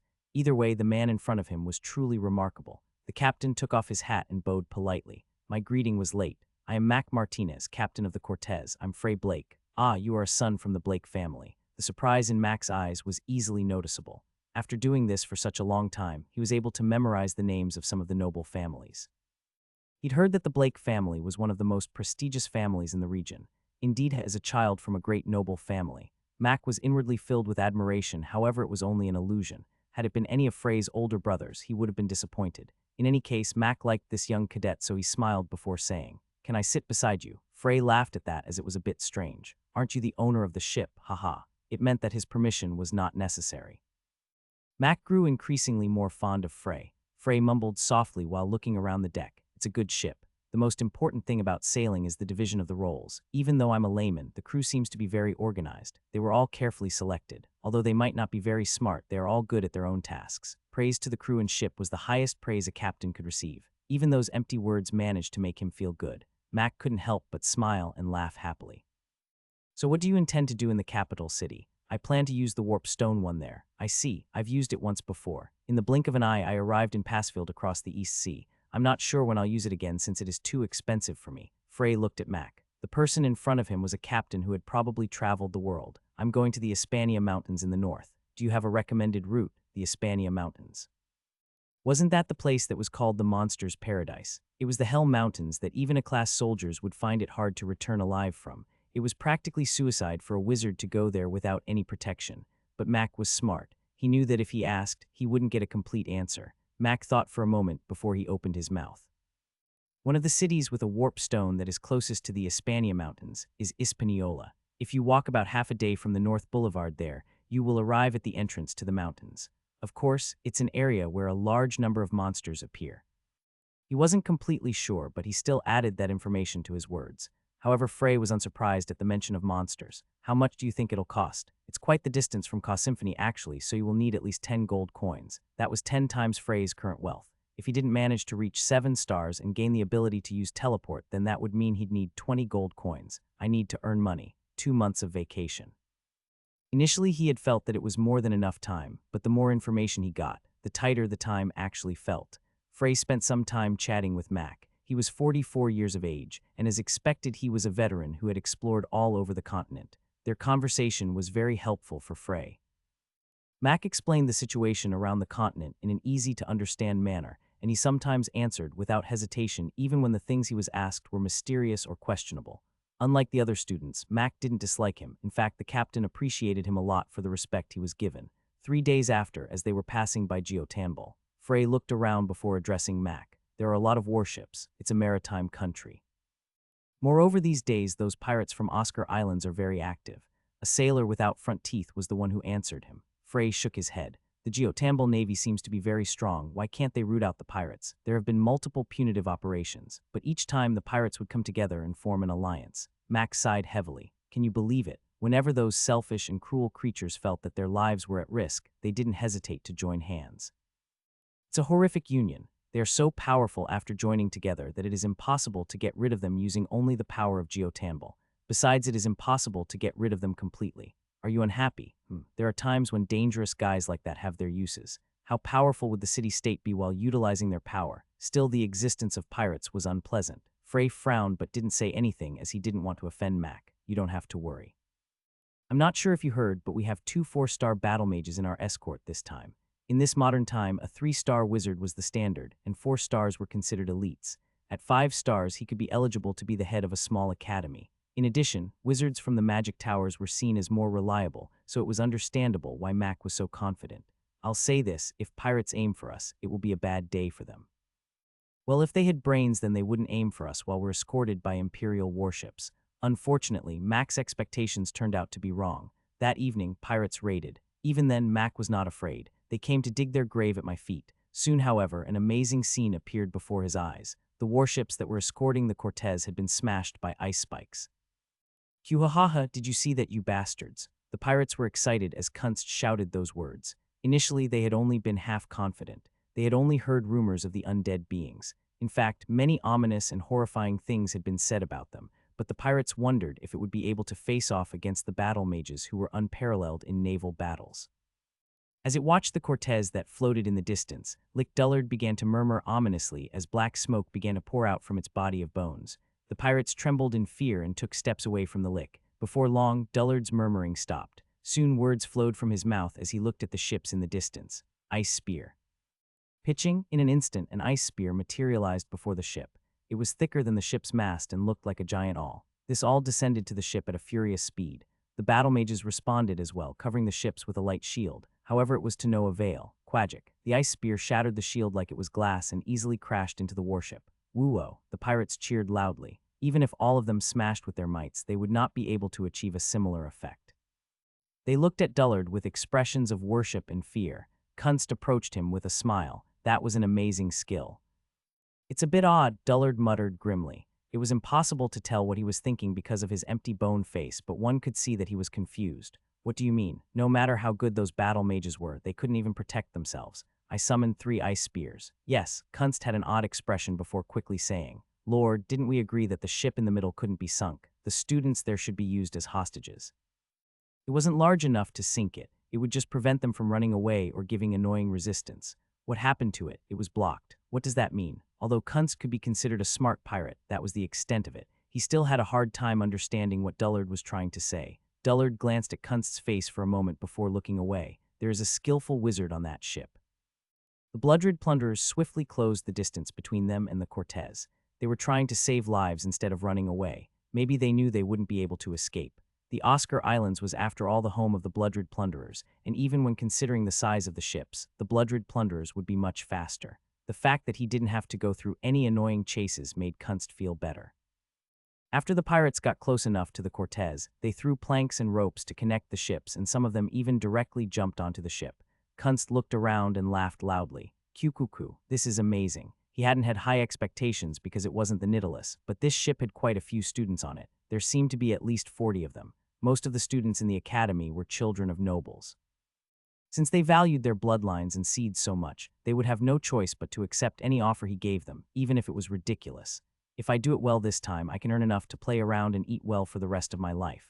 Then a middle-aged man with a stiff face came forward. It was Mac, captain of the Cortez. He quickly realized that Kunst was the leader of the group of pirates, so he addressed him directly. Do you know what this ship is? Of course I do. It's the treasure ship that's gonna make us rich. Kuahaha, kuahaha. The pirates behind him laughed as well. Mac realized that they had indeed encountered the worst situation. These pirates had intentionally attacked the Cortez. He'd had a rough idea when the warships had been destroyed before, but he couldn't believe that they dared to lay their hands on Imperial ships. Ice spears had destroyed the 2 escort ships in an instant. How did pirates get a wizard like that? The sky seemed to turn yellow. When the battle mages had suffered such gruesome deaths in vain, Mac knew that there was probably nothing he could do or say. You dirty pirates, you picked the wrong opponent. A student rose up from his seat. As soon as he saw the student's angry expression, Mac became flustered. He urgently turned to the student. Wow, wait a minute. Shut up. As the son of the Jalashan family, I can no longer tolerate these scum acting in such a manner. The male student who said that closed his eyes and began channeling a spell. No, more like he tried to. The moment the student tried to speak, swish, puck, cuck, a dagger flew out from nowhere and got stuck in the student's throat. The student grabbed his neck like he could not believe what happened, and it wasn't long before blood poured from his lips. Ku kuckuk. The wheezing student fell to the ground and soon stopped moving. He was dead. Kaira, hiik. The student all screamed in horror. All of them were fine-bred nobles, believed to be at the top of the food chain, but just a moment ago one of their own was killed in a bloody manner right in front of their eyes, which caused them to scream loudly in terror. The student's screams made the pirates laugh loudly in enjoyment. Puhahaha, do you think anyone will give you time to cast your spells? I guess you all haven't realized your situation yet.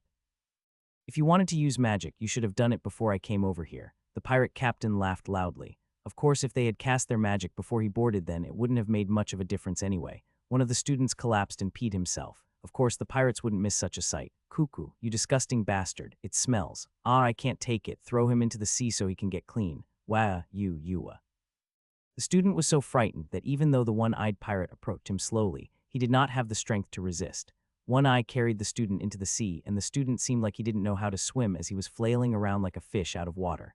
The student swung his hands, trying to find something to grab onto. However, the fragments from the broken ships were all quite a distance away from him. Poop, help, saw save me. The student eventually got tired and sank into the dark, cold water, never to be seen again. To the students on the ship, it looked as though he was buried in the darkness. Oh, Oak is dead.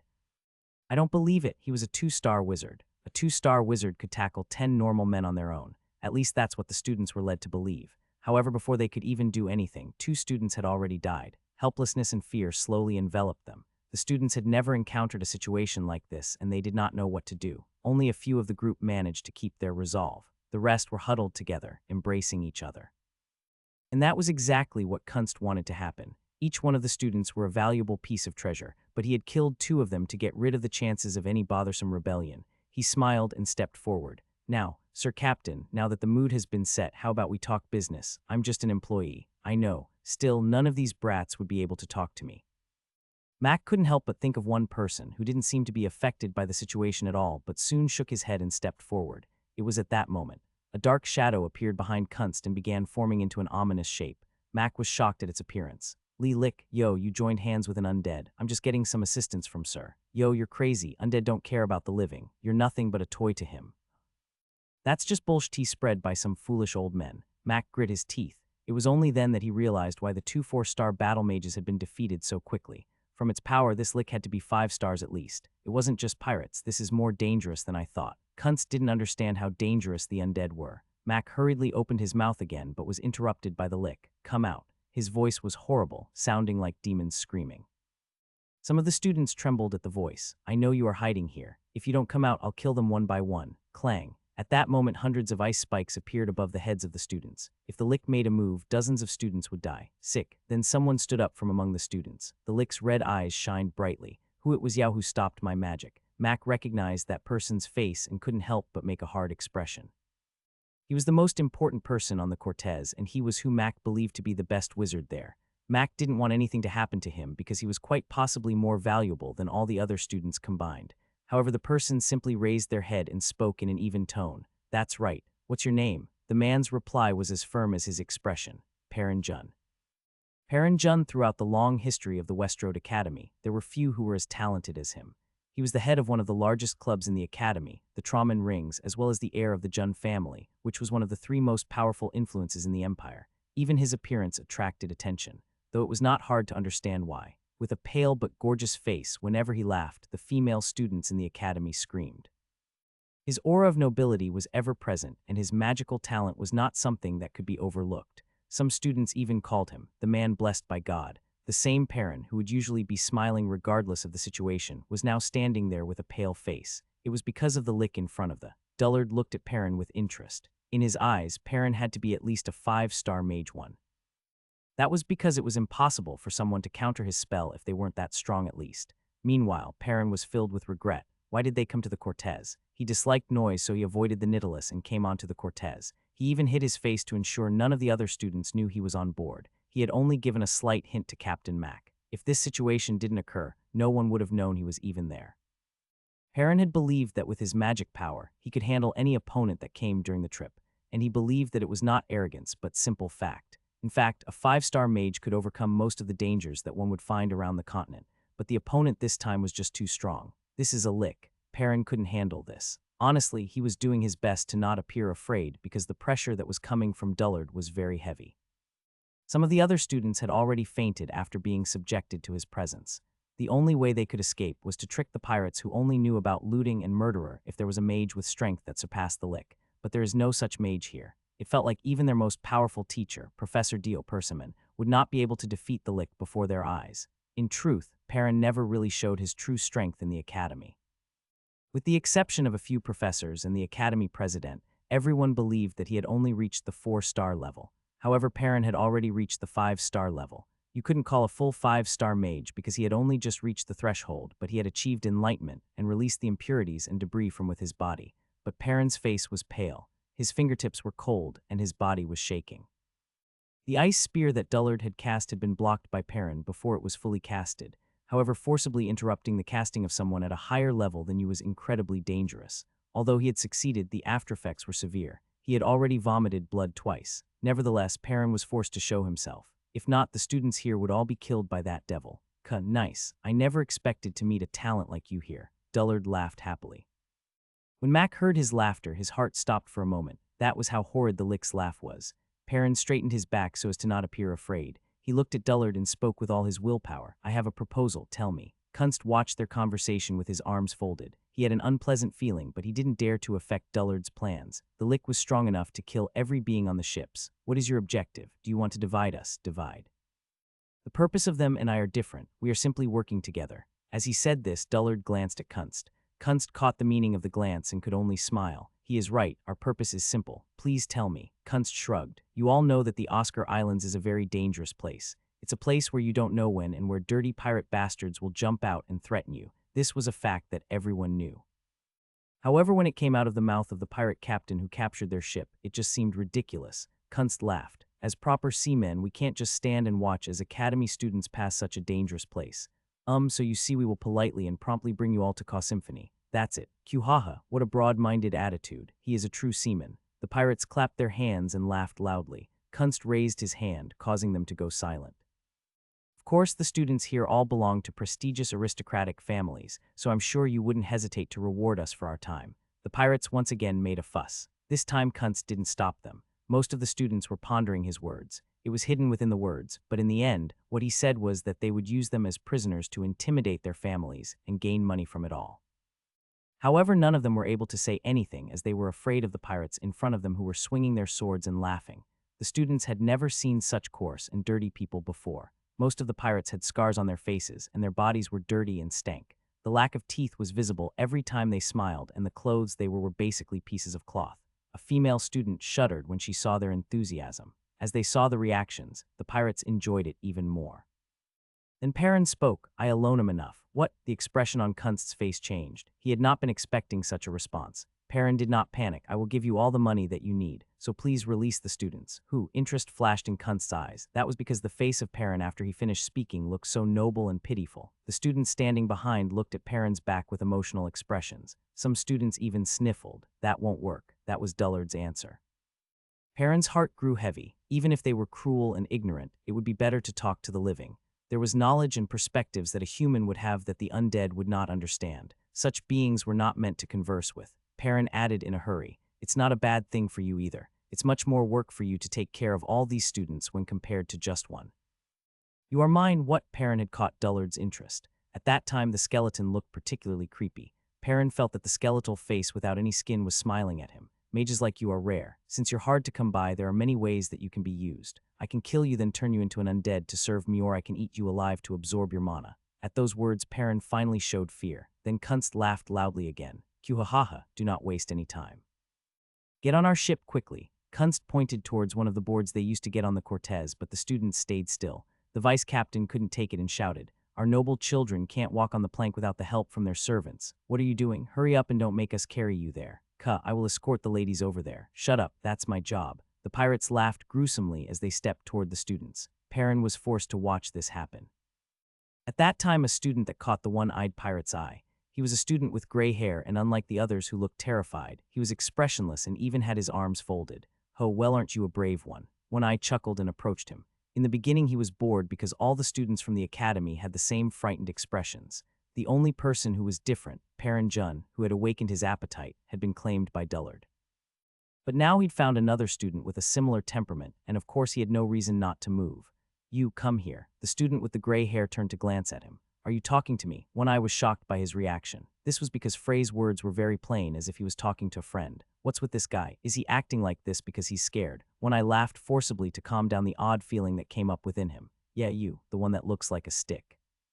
If you have business with me, then you should come over." At that time, not only One Eye, but even the students around him began to look at Frey. One of them was Jack, a member of David's group. He looked at Frey with amazement. "I don't know if this guy became crazy because he won a few times. Did he not see the previous student fail to cast a spell and die? As long as the pirates came close, the student-level wizards could do nothing to stop them. No, even if their skills were better, without experience it didn't make a difference. It could be seen from what happened with Perrin Jun, he's out of his mind. Definitely." Jack was convinced that Frey had gone crazy. One Eye shivered and lowered his head. Soon after, he pulled a knife from his waist and advanced violently. "This jerk." The students beside him shivered when they heard the knife being drawn, but Frey still didn't have any reactions. His facial expression was as blank as ever. "Ah, I don't know what great family you are from, but I'll see how you keep flapping your tongue after I cut it off." One Eye approached like he had already made up his mind to kill Frey. The students beside Frey shivered in fear, and the weaker ones even closed their eyes. Splash! But the students were surprised to see what happened next. It wasn't Frey that was thrown from the ship, it was the pirate. Vice Captain has been changed to First Mate, because that is usually what they're usually called. No one had been able to see Frey's movements. Not Perrin, who grew up watching royal wizards duel from a young age, of Kunst, who had fought dozens of naval battles. It was as if they blinked their eyes and the pirate was thrown into the sea. But Dullard had an idea. Magic martial artist, his actions were too fast. Dullard had been vigilant, yet even he hadn't been able to see what happened entirely. For the first time, his ever-present glare slightly subsided. Wah, what the hell was that? A single-armed pirate screamed and pulled out his sword. The other pirates also became alert, spouting out obscenities. One Eye was one of the higher-ups in the Bloodred Plunderers. He was very good at fighting, and more importantly, he was known for his cruelty, which allowed him to reach such a high position. So when he suddenly fell into the sea, the pirates became uneasy. Frey looked around with his ever-present nonchalance, and the first mate for the pirates gulped before saying, Be careful. There's something strange about that kid." Frey could easily tell at a glance that he was another one of the higher-ups. Unlike the other pirates, his clothes could actually be called clothes instead of being rags, and he had 3 pirate bodyguards around him. Shick! Frey's body suddenly disappeared before arriving before the first mate. He then raised his right hand and stuck it into the first mate's chest, above his heart. His flesh split apart like tofu, and his ribs shattered like old dry wood. The first mate's eyes widened in fear. Cuck. First mate, damn it, this monstrous bastard. The bodyguards beside the first mate swung their swords as they shouted.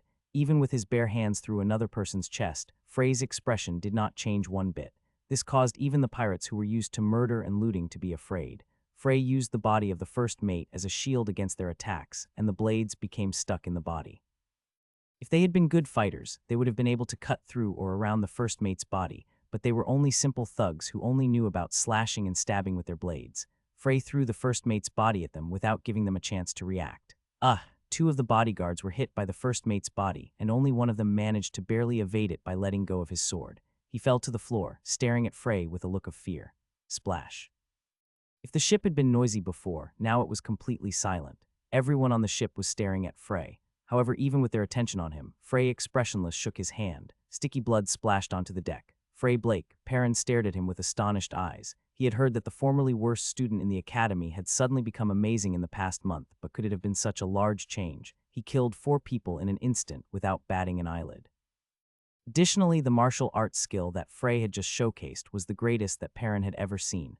Amazing. Kunst's voice had lost the mocking tone. He couldn't be described with the word grace, but he definitely showcased the charisma that proved him to be the leader of the Bloodred Plunderers. He only said one word and stopped smiling, but the aura around him had changed completely. Even Perrin felt uneasy, but Frey spoke without any agitation. You guys are just terrible.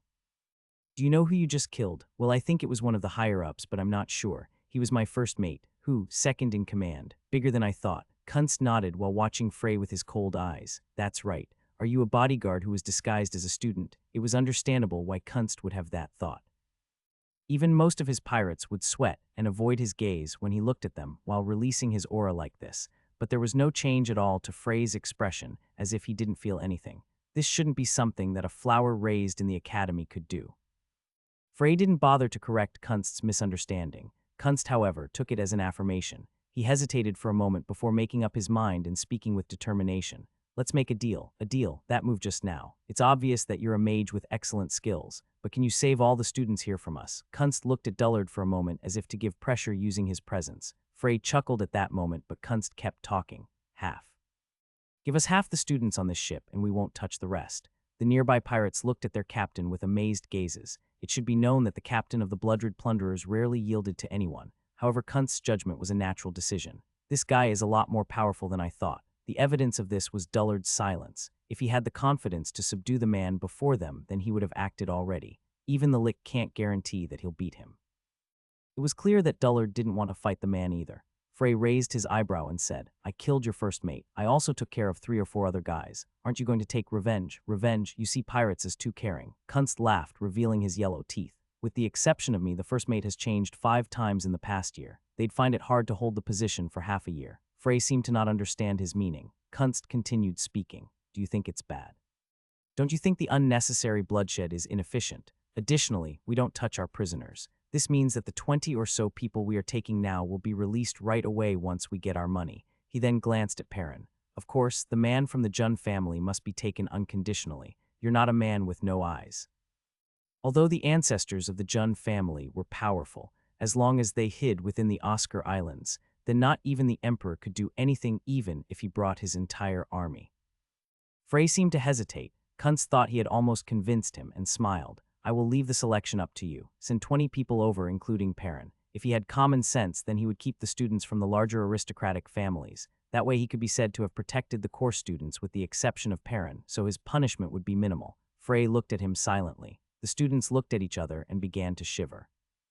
This was until a student couldn't take it any longer and shouted out, Me, pick me. Gee, when I go back to my family, I will give you a reward. She said this and stuck to Frey. Frey looked at her in bewilderment. She didn't seem to be making the proper judgment because she had been corroded by fear. 100 gold. I'll give you 100 gold. I'll give you more if you want. 100 gold was hard for ordinary people to collect in their entire lives.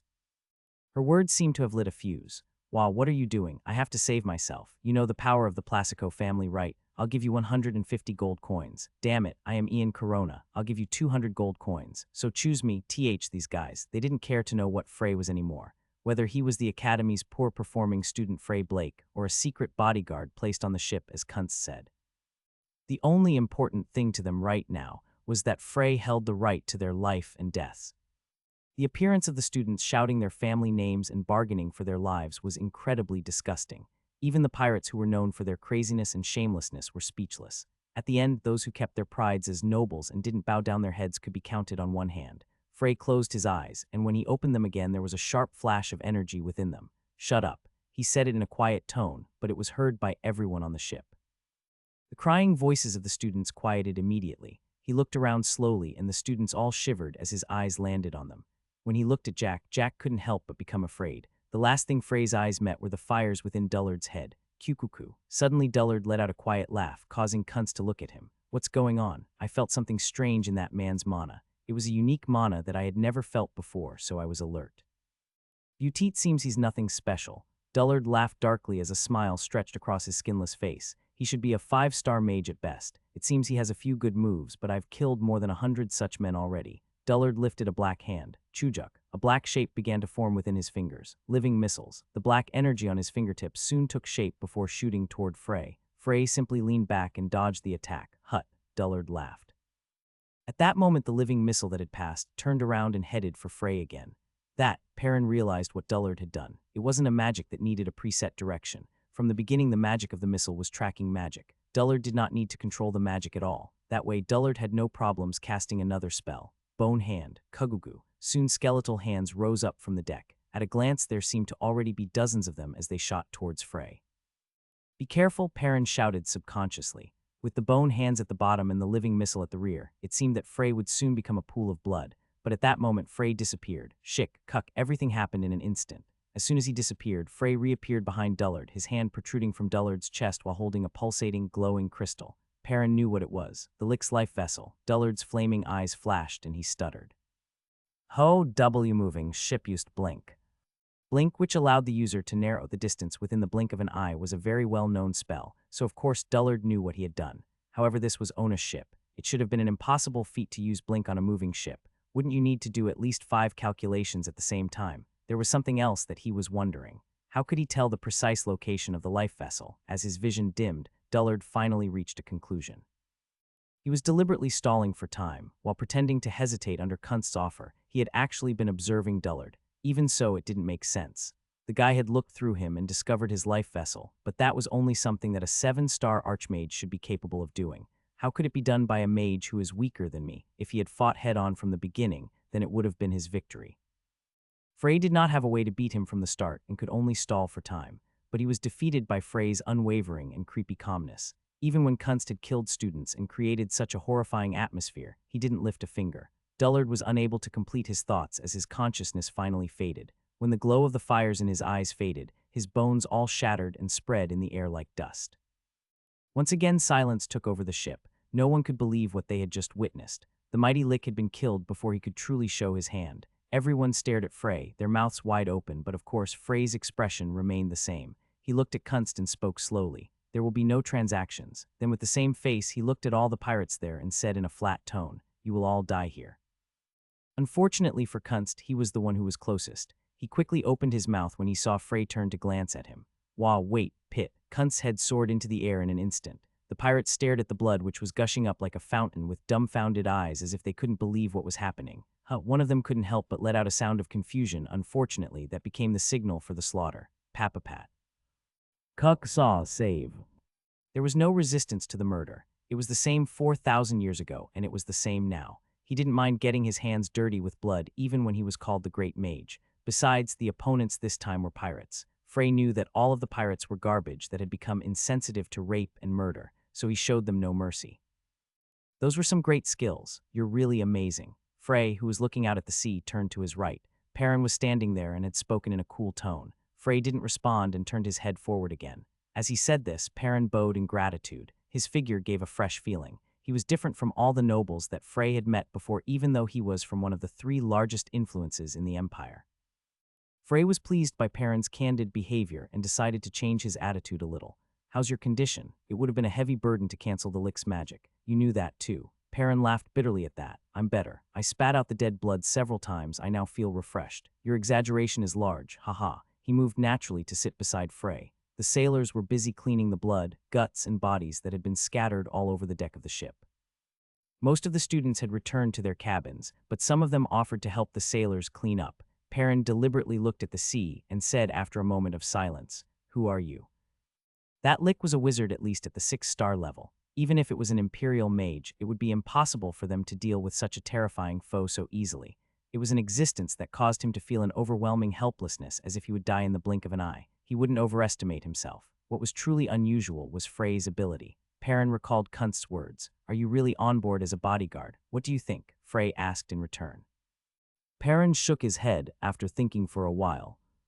"It should be impossible. It has been 2 years since you entered the academy. When the Blake family's scion entered the academy, it had raised a fuss. That was why Perrin knew that Frey was a grade 2 student, but it's only recently that you stood out. It's like you became talented and powerful all of a sudden. You are right." After saying this, Frey closed his mouth as though he had nothing else to say.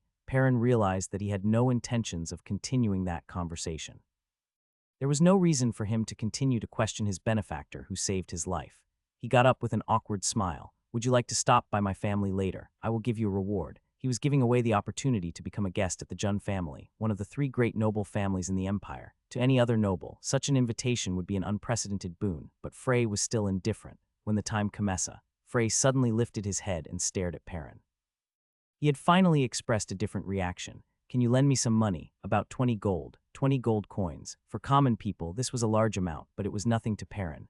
Perrin's eyes widened slightly because he would never have expected such a strong person to suddenly request financial assistance. 20 gold, it doesn't matter, but what do you need it for? To use the warp stone at Symphony. The price is quite high. Indeed so, that's why you're going to the capital."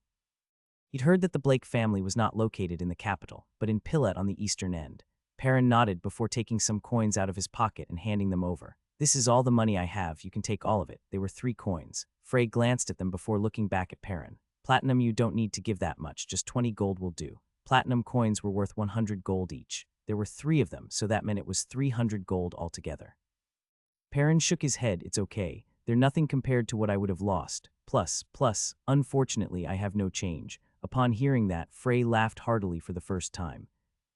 As the ship continued on to its destination, Frey developed a friendship with Perrin. He was a much nicer man than Frey had thought, and he turned out to be the best type of person to make your friend.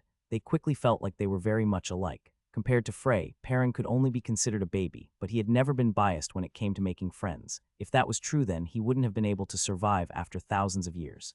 In the blink of an eye, the Cortez arrived in Symphony. As they disembarked from the ship, Perrin spoke seriously to Frey. "Frey, make sure you come to my family when you're done. Don't make me a coward without honor." Perrin laughed bitterly as he continued. "Actually, I'd have liked to invite you right away, but it seems that my family has been discussing an engagement recently. You're really popular, haha, that's not a good thing. I respect my father deeply, but I wish he'd fix the fact that he enjoyed throwing parties sometimes." I don't know how many times I've heard about engagements. As he said this, Perrin looked tired. This time it's with people from the Luinoble Kingdom. Luinoble Kingdom. Frey didn't know anything about it, but Perrin nodded and continued speaking since he didn't realize that. "It will be the young daughter of the Aquarid family. Honestly, I don't know if she'll like me. Her family is large and has produced countless knights with amazing skills, while her fiancé will only be a weak mage. Make use of your handsome face. Most women would be distracted when you smile. I'm worried it might seem cheap." The 2 of them laughed after sharing a glance. "Then I'll go now." "Frey, I wish you good luck." "Right." Frey nodded. Perrin left soon after. A group of 4 students approached Frey again. He thought they were coming to pick a fight, but their faces made him think otherwise. They didn't mind lowering their heads in gratitude. Only then did Frey realize that when he was supposed to screen the students, these few were the ones who didn't humiliate themselves. Frey shook his head. "It's not something you need to thank me for. We don't think so. When you have time, stop by my family. I will take care of you to the best of my ability." They were no longer treating Frey like the loser from the academy. Their clear eyes showed their deep respect for him. Frey nodded at them and made sure to remember their family names. He didn't realize it then, but they were actually the children of some very powerful families. Next came Mac. He took off his hat and bowed his head politely. "I owe you so much, Mr. Frey. It was nothing." "No."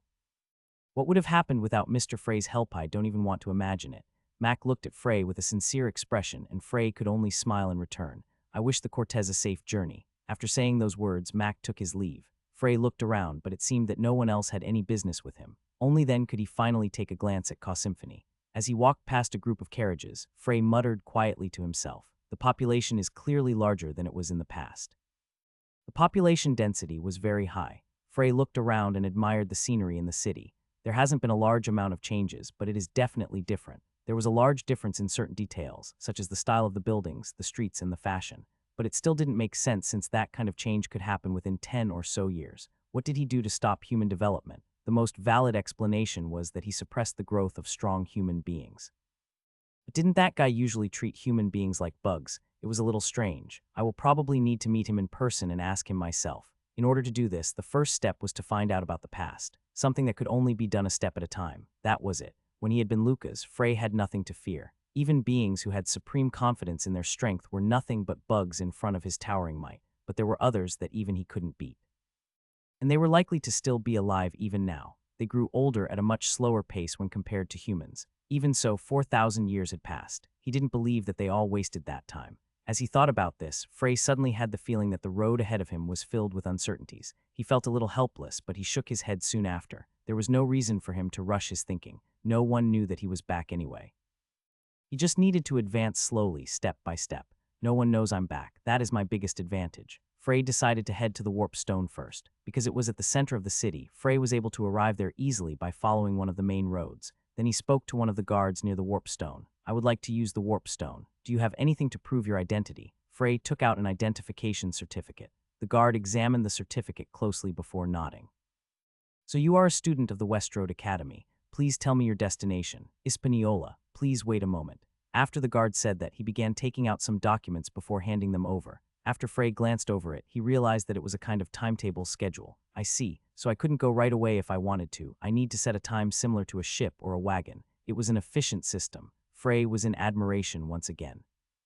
It was then that the guard looked up at him and said, the earliest departure is tomorrow afternoon. Frey nodded. I'd like to join then, please. The fee is 15 gold. You need to pay 5 gold in advance. It would have been some trouble if he had only had 20 gold coins. Frey took out a platinum coin. This was something that most commoners might not see in their entire lifetimes, but the guard wasn't surprised and accepted the platinum coin easily, giving him 95 gold coins in return. The warp stone was something that was often used by the nobles, so it really wasn't a surprise that the guard was used to seeing them. Tomorrow, when you come, make sure to give this to the guard stationed. Please keep in mind that it won't be reissued in the event that you lose it. Frey put away the yellow ball that the guard gave him as he walked away from the warp stone area. Tomorrow afternoon. There was still a lot of time. Frey looked down at his body. He was wearing the student uniform of the Westroad Academy. It wasn't uncomfortable, but it also wasn't comfortable either. Besides, there were some bloodstains on it from the pirates. It's not suitable for a trip to the mountains. The search for Schweizer's dungeon would only begin after he reached 6 stars, so all Frey needed to do was practice. After about a month of practice, he should then have all the mana he needed to advance to the 6-star stage. To stay in the wild, he would need comfortable clothes, tools, and food. Frey began searching for a store. The first thing Frey needed to buy was clothes. The uniform he was wearing was not very comfortable and would not be suitable for a long-term camping trip. He would also need to buy hiking shoes and a cloak. Some kind of leather armor for mercenaries would also be good. It was safe to say that the armor mercenaries who had to spend long amounts of time outdoors wore should be the most appropriate for outdoor activities. As he wandered around, Frey found a store that looked promising. It seemed to be a sort of general merchandise store dedicated to adventurers, since not only armor, but weapons, potions, and other tools could all be found there. The store seemed to be among the largest that one would be able to find in the entire city. Since it was so large, then Frey figured that he would probably be able to get all of the items he needed without having to search for another store. When Frey opened the door and walked in, a middle-aged man who gave a generous impression greeted him. Welcome, sir. How may I help you? I'm looking for a set of practical armor. The owner of the store, Dumped One, quickly scanned Frey's clothes. That's a Westroad Academy uniform. It was a well-known academy where only elites could attend. Dumped had received customers from there many times before. Maybe some guys with poor eyes might not notice, but Dumped certainly ensured that he treated these students warmly. They contributed a lot to the store's sales as they were easy to cheat. He knew what things they preferred to buy and how to deal with them. Dumped's eyes glistened as he inwardly admired his nose. Another duck walked in on its own 2 feet today. He laughed happily inside, though he hid it well. Before long, Dumped brought him over to a very colorful outfit. It could not be considered armor, more like something that a theater actor might wear. When he saw Frey's blank stare, Dumped couldn't help but smiled brightly. It's done. This is an armor made from the fur of a silver fox. It is gorgeous, but it is a difficult design for most people to pull off. However, I believe that it has met its fated owner today. I'm sure it will match your aura perfectly. Dumped continued, pointing toward the chest of the armor. The sapphire was personally hand-carved by a first-class craftsman. There is also cleaning magic on it, so even if it does get dirty after a moment. Owner, Frey's expression became cold. Are you saying that this armor is practical? Dumped looked slightly afraid. Yes, that's right. I think I've come to the wrong store. Then as he turned around without hesitation, Dumped realized that something wasn't right. Wow, wait a minute. Please tell me what type of armor you're looking for. Frey responded coldly without stopping. Excellent durability and elasticity. The type that is lightweight and that won't have much of an odor even if it's not washed for a long time. It would be best if it was easy to remove. Then he looked around and said, I don't think there's anything like that in this store. Dumped shook his head as he followed. And no, I was mistaken for a moment. Please forgive me. After that, he led Frey into the depths of the store, a thought coming to his mind as he passed a few rooms. He talks like a mercenary who has been through many battles. I've never heard of a noble who wanted to purchase such armor. Soon Dumped brought Frey to the very back of the store. When he opened the door, Frey looked around before his expression softened. There was armor like what he wanted. Dumped looked at Frey with a curious expression. Such a mysterious customer. In all honesty, he was only half confident when he brought him here. The armors here were all simple and aimed for practicality before anything else. However, from a certain point of view, they could be considered as shabby. At least they didn't fit the usual tastes of the nobles. He was preparing to be yelled at for showing such garbage, but after seeing Frey's face, he realized there was nothing to worry about. As Frey slowly began to browse through the room, Dumped took a seat and waited for him to pick the clothes and armor he wanted. This was because this customer seemed like the type who didn't like to be disturbed. Therefore, he waited in case he was asked any questions, and then he would go and answer them sincerely. Soon Frey pointed toward an armor. "Owner, can you tell me about this armor?" "That is leather armor made from the Hispanian bear." "The Hispanian bear?" "Yes, it's a monster that lives in the Hispania mountains. It grows to about 4 million on average, and its skin is so tough that most soldiers can't even scratch it." Frey took down the armor, carefully inspecting it, even smelling it as Dumped watched from the side in admiration. He checked in particular if the seams were correct and sturdy, and if the tanning process had been done correctly. I don't know who this student is, but he is choosing his equipment more meticulously than even the most well-known mercenary. A good mercenary knew that the quality of their equipment directly correlated to their lives. Overly cautious mercenaries could even spend a day doing inspections. The student in front of him was showcasing all the traits of an excellent mercenary. "You said that this was made from the hide of an Hispanian bear, so what if I wore this and encountered one? What, for example, would they become overly hostile?" "Ah," he nodded his head as he understood. There was a well-known tale of a mercenary who had been wearing armor made from an ogre's hide, who, together with his team, had been destroyed by a horde of ogres. And such attacks by monsters were not necessarily limited to ogres. While it was mostly a superstition, that didn't mean that the occurrence of a similar event was impossible. It wouldn't matter. The Hispanian bear is not known for its fratricide. Plus, because of the unique smell of the armor, they are more likely to mark their territory before leaving. Dumped laughed a bit as he continued. "Of course, that's only if you're going to the Hispania Mountains." The Hispania Mountains was a place that was called a haven for monsters. It should be known that in the wild the fertility rate increased by 5. No one would be insane enough to go there on their own. Frey nodded and pointed toward the armor. "I'll take this. What's the price?" "It's 25 gold. Dumped considered raising the price for a moment before deciding not to.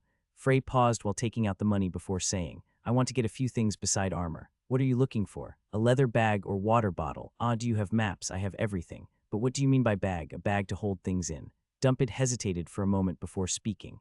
"Are you talking about subspace bags?" "Subspace bag? If not, then I'm sorry, but I've never heard of anyone asking for a normal leather bag." Frey asked about the subspace bags. Dumped explained patiently, even though he was inwardly curious how a noble didn't know about such a common magic tool. "I see, so there is something like that. A bag that could hold much more than its size would lead you to believe." This was the second time that Frey had been surprised after the warp stone discovery. "I understand now. Magic has penetrated deeper into daily life than I expected." Using subspace magic wasn't something he was currently capable of, but now he didn't have to do it himself. "How much does it cost?" "It depends on the storage size and durability. Of course, there were some bags that had extravagant appearances but small space. However, if he recommended any of those, then Frey would probably leave again. This is the recommended product." Dumped showed him a blue bag. "It is made with ice troll leather. The storage space is the size of one wagon, which is very large for its size. And it is very durable. I'm sure I don't need to tell you how tough troll leather can be." Frey nodded appreciatively when Dumped treated him as a proper mercenary. "Of course, the price is a little higher." "How much?" 50 gold. That was expensive. Still, it was a very large convenience, considering the price. So Frey decided to purchase the subspace bag while thanking Perrin for his generous gift. After completing his payment, Frey changed into the armor immediately and put his school uniform into the subspace bag. Afterwards, he left and glanced at his bag once more. It's worth it. In the worst-case scenario, Frey would have to stay in the mountains for at least a month, so he was very satisfied by the fact that he could store many of the items he needed in the bag instead of fetching it all. Frey soon found an inn and got a room before heading to bed, since the next day he would be traveling. The next afternoon, after he arrived at the warp stone, Frey handed the token to the guard before paying the rest of the fee. There were already a few people there. Including Frey, there were 5 of them. After waiting a while, several wizards came out of a building at the side. "The warp will start soon. All users, please don't leave the magic circle." Woo-woo, they divided it. "Excellent. We'll have more than enough mana for the warp." This way was efficient and safe. As Frey admired their wisdom, the magic circle shined beneath his feet. Woo-woo. The sensation from warping would cause those unfamiliar with it to probably suffer a bout of extreme nausea. A few minutes passed. pot. When Frey opened his eyes, he realized that his surroundings had changed. He looked around. So this is Hispaniola. Huge towering mountains overlooked the city. As he looked at those mountains, Frey couldn't help the complicated feeling that filled his chest. There are things that haven't changed even after 4,000 years. The Hispania Mountains. He'd arrived at his destination. Frey looked around immediately. Hispaniola was a small, secluded city. However, the residents' faces didn't have that general carefree feeling that was common to rural cities. The reason was a bit obvious. It's adjacent to the mountain range, so monsters must come down frequently. The guards' faces were solemn, and there were many mercenaries walking around. The city was as noisy as any other, but the atmosphere was filled with tension, similar to the feeling of walking on thin ice. As one would expect from dangerous geographical locations, safety was a priority. First off, Frey bought food and water. The bag he'd bought was quite large, so even when he bought more than he needed, there was still a lot of space. With this much, I can easily last 3 weeks. Then, he headed to a bar. The bar he picked was one in the center of the city that was filled with many mercenaries. However, contrary to what you would believe, the bar was not noisy. Instead, the mercenaries focused on drinking their alcohol in silence, and words were only spoken every now and then. What was also unusual was that the inside of the bar was dark even though it was the middle of the day. Frey glanced around once before heading to the counter. "Welcome." A bald giant of a man, who appeared to be the owner, greeted him bluntly. Frey sat down at the bar and spoke in his usual tone. "A glass of beer. And something to eat. What if it doesn't taste good? Bread and meat are good, as long as it fills my stomach." The owner nodded and brought the food after a while. It was a simple meal of bread and tasty sausages. Frey took a sip of the beer before looking at the owner and saying, "Are you familiar with the Hispania Mountains? Are you a mercenary?" Frey nodded at that. The owner glanced at his appearance before letting out a laugh. "From what I can tell, you just started working as a mercenary. Am I wrong?" Strictly speaking, he indeed was wrong. Frey shrugged instead of answering. Then the owner shook his head. "I already know. You think if you dress up in waterproof armor and wear a new sword on your waist, then you can beat a dragon. I don't mean to say that it's wrong. Passion is a privilege of the young, to be young and courageous. Maybe it had been so long in the past that he couldn't even remember what it was like, but you've come to the wrong place. The Hispania Mountains isn't a place that you should come to for an adventure. It's called the Monster Paradise. I know that already." "No, you don't know anything," the owner said as if he was chewing the words. When Frey looked at him with curious eyes, he shook his head. "Pardon me, I also had a son. He was around your age. He also wanted to become a mercenary from a young age. He was a good kid." Looking at the owner's face, Frey couldn't help but ask, "Your son is now?" "He's dead, died in the Hispania Mountains. It's been 2 years now, I'm sorry," he continued with a sigh. He was escorting a mother and daughter who went there to pick herbs. The daughter barely made it back to the town alive. The owner glanced over Frey. "No one will insult you, so just go home. I'm not trying to project my son onto you, but you must know that even the greatest mercenaries call that place the Hell Mountains." The owner thought Frey would understand if he said this. He sincerely hoped that this young man would not lose his life at such a young age, but Frey silently emptied his mug before saying, "I want to know what types of monsters appear in the mountains." You have no intention of bending. I have a reason to go there." Frey spoke in a calm voice. The owner could only shake his head. Even if he didn't tell, he would get the information from elsewhere. The owner scratched his head. "Don't blame me later." "Why would I blame the owner? I'm afraid I won't be able to sleep well tonight." The owner continued speaking. "The monster heaven, just like the nickname says. All kinds of monsters can appear in that mountain range. Goblins, ogres, trolls, drakes. There isn't a monster out there that wouldn't be in those mountains." Maybe the owner remembered something which scared him as his face became pale. "That's not all. Two-headed or albino trolls, goblins who are able to make poison. There's a lot of mutants everywhere." The owner explained as much as he knew. In fact, he was trying to show that entering that mountains was a hopeless idea. Nevertheless, he gave up on exaggerating when he saw Frey's calm eyes. "I see." After hearing the explanation, Frey nodded and stood to his feet. When he was about to pay, however, the owner shook his head. "I won't accept your money. When you come back alive, then I'll accept it." Frey paused the hand that he was about to pull out of his bag and laughed. "That is not an attitude suitable for business.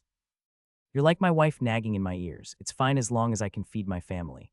Frey moved away from his seat. He had enough money now, but he didn't want to refuse the owner's favor. It was a great meal, especially the sausages. "You're different. Usually in our place, the conversations are about monster corpses or alcohol." The owner smiled. "I will remember your face. Please come back alive. When you do, I'll cook even more delicious sausages. I look forward to it."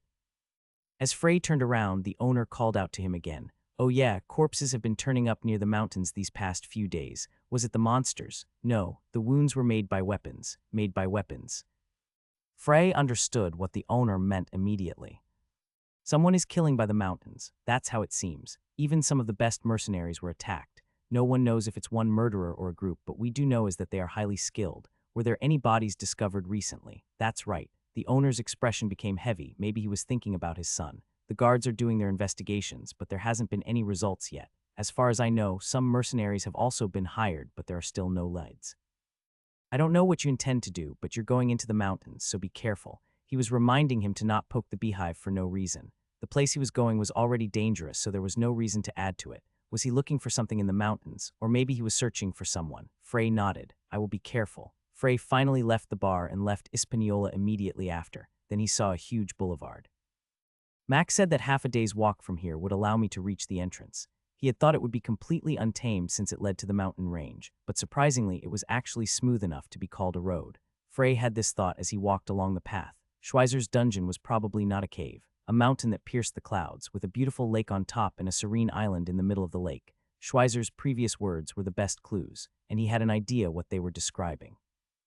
Nguanbang, the mountain known as Drake Mountain. At the top of the mountain should be a volcanic lake, and there was probably a small island in the middle of it, so he just needed to find the small island. The problem was that there was no easy way to get there. If it was at the outskirts, then even a newbie would be able to make it. But as you got to the middle, the levels of the monsters there skyrocketed. If he wanted to deal with them effortlessly, then he would need to be 6 stars at the least.